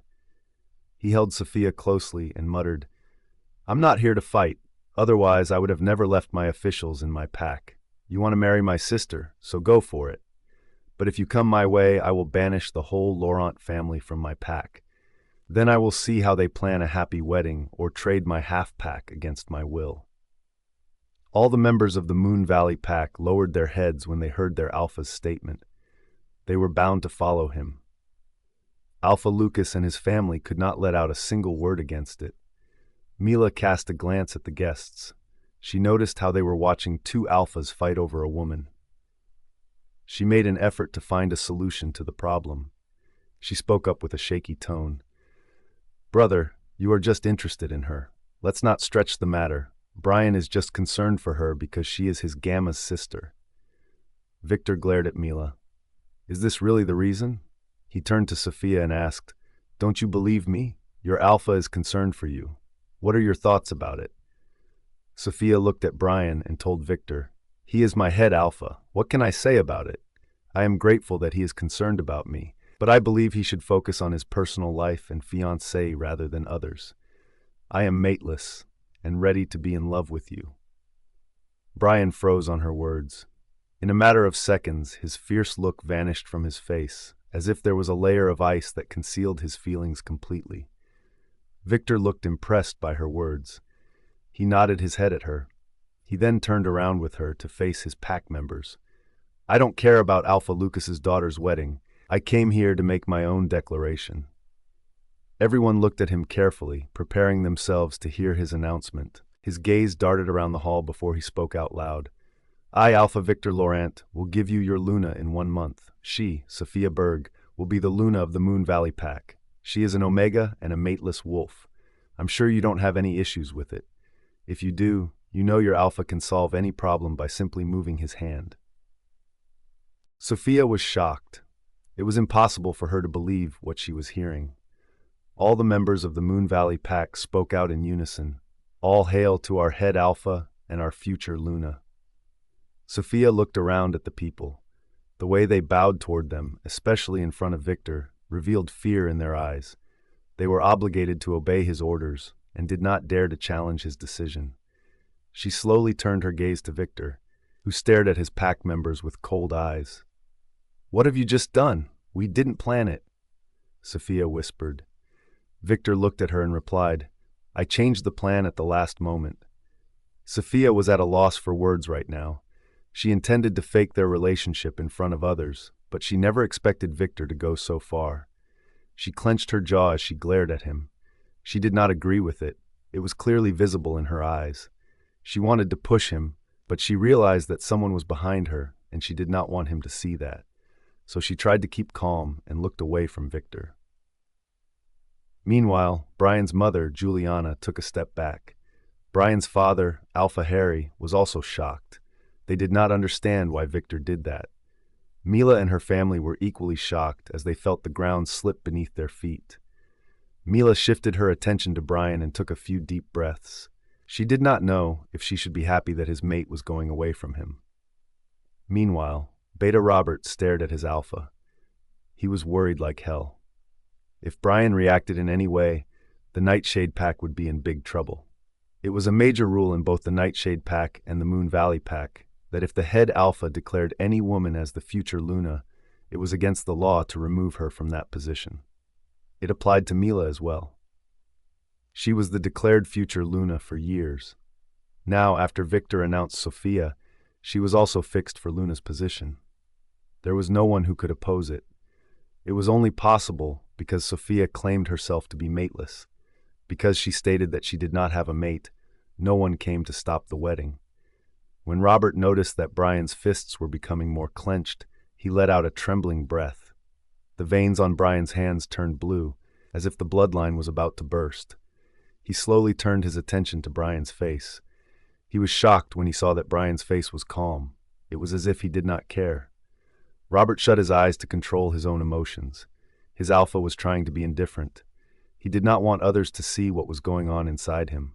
Robert grabbed Bryan's fist and muttered, "Alpha, please." Bryan yanked his hand and raised it to halt him.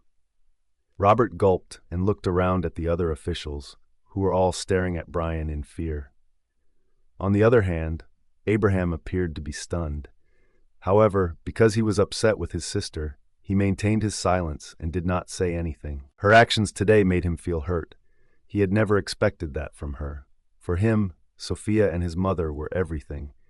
Today, Sophia distanced herself from him and her life by pushing him away. Victor turned around and looked at Bryan. "Alpha Bryan, you don't need to be concerned about my Luna anymore. I will make sure that she is well taken care of in my pack. She is going to be very pleased with me." Bryan paid no attention to Victor's remarks and instead looked at Sophia, who had remained silent after the announcement. "Did you know about it?" he questioned her directly. His cunning gaze was enough to calculate her reaction. After giving a slight shrug of her shoulders, Sophia nodded her head. She looked into his eyes and replied, "Of course, Alpha Bryan, I was aware from the beginning. Victor is not like some typical Alpha who is running after power. My family has nothing to give him in return, yet he is eager to make me his Luna. Do you know why?"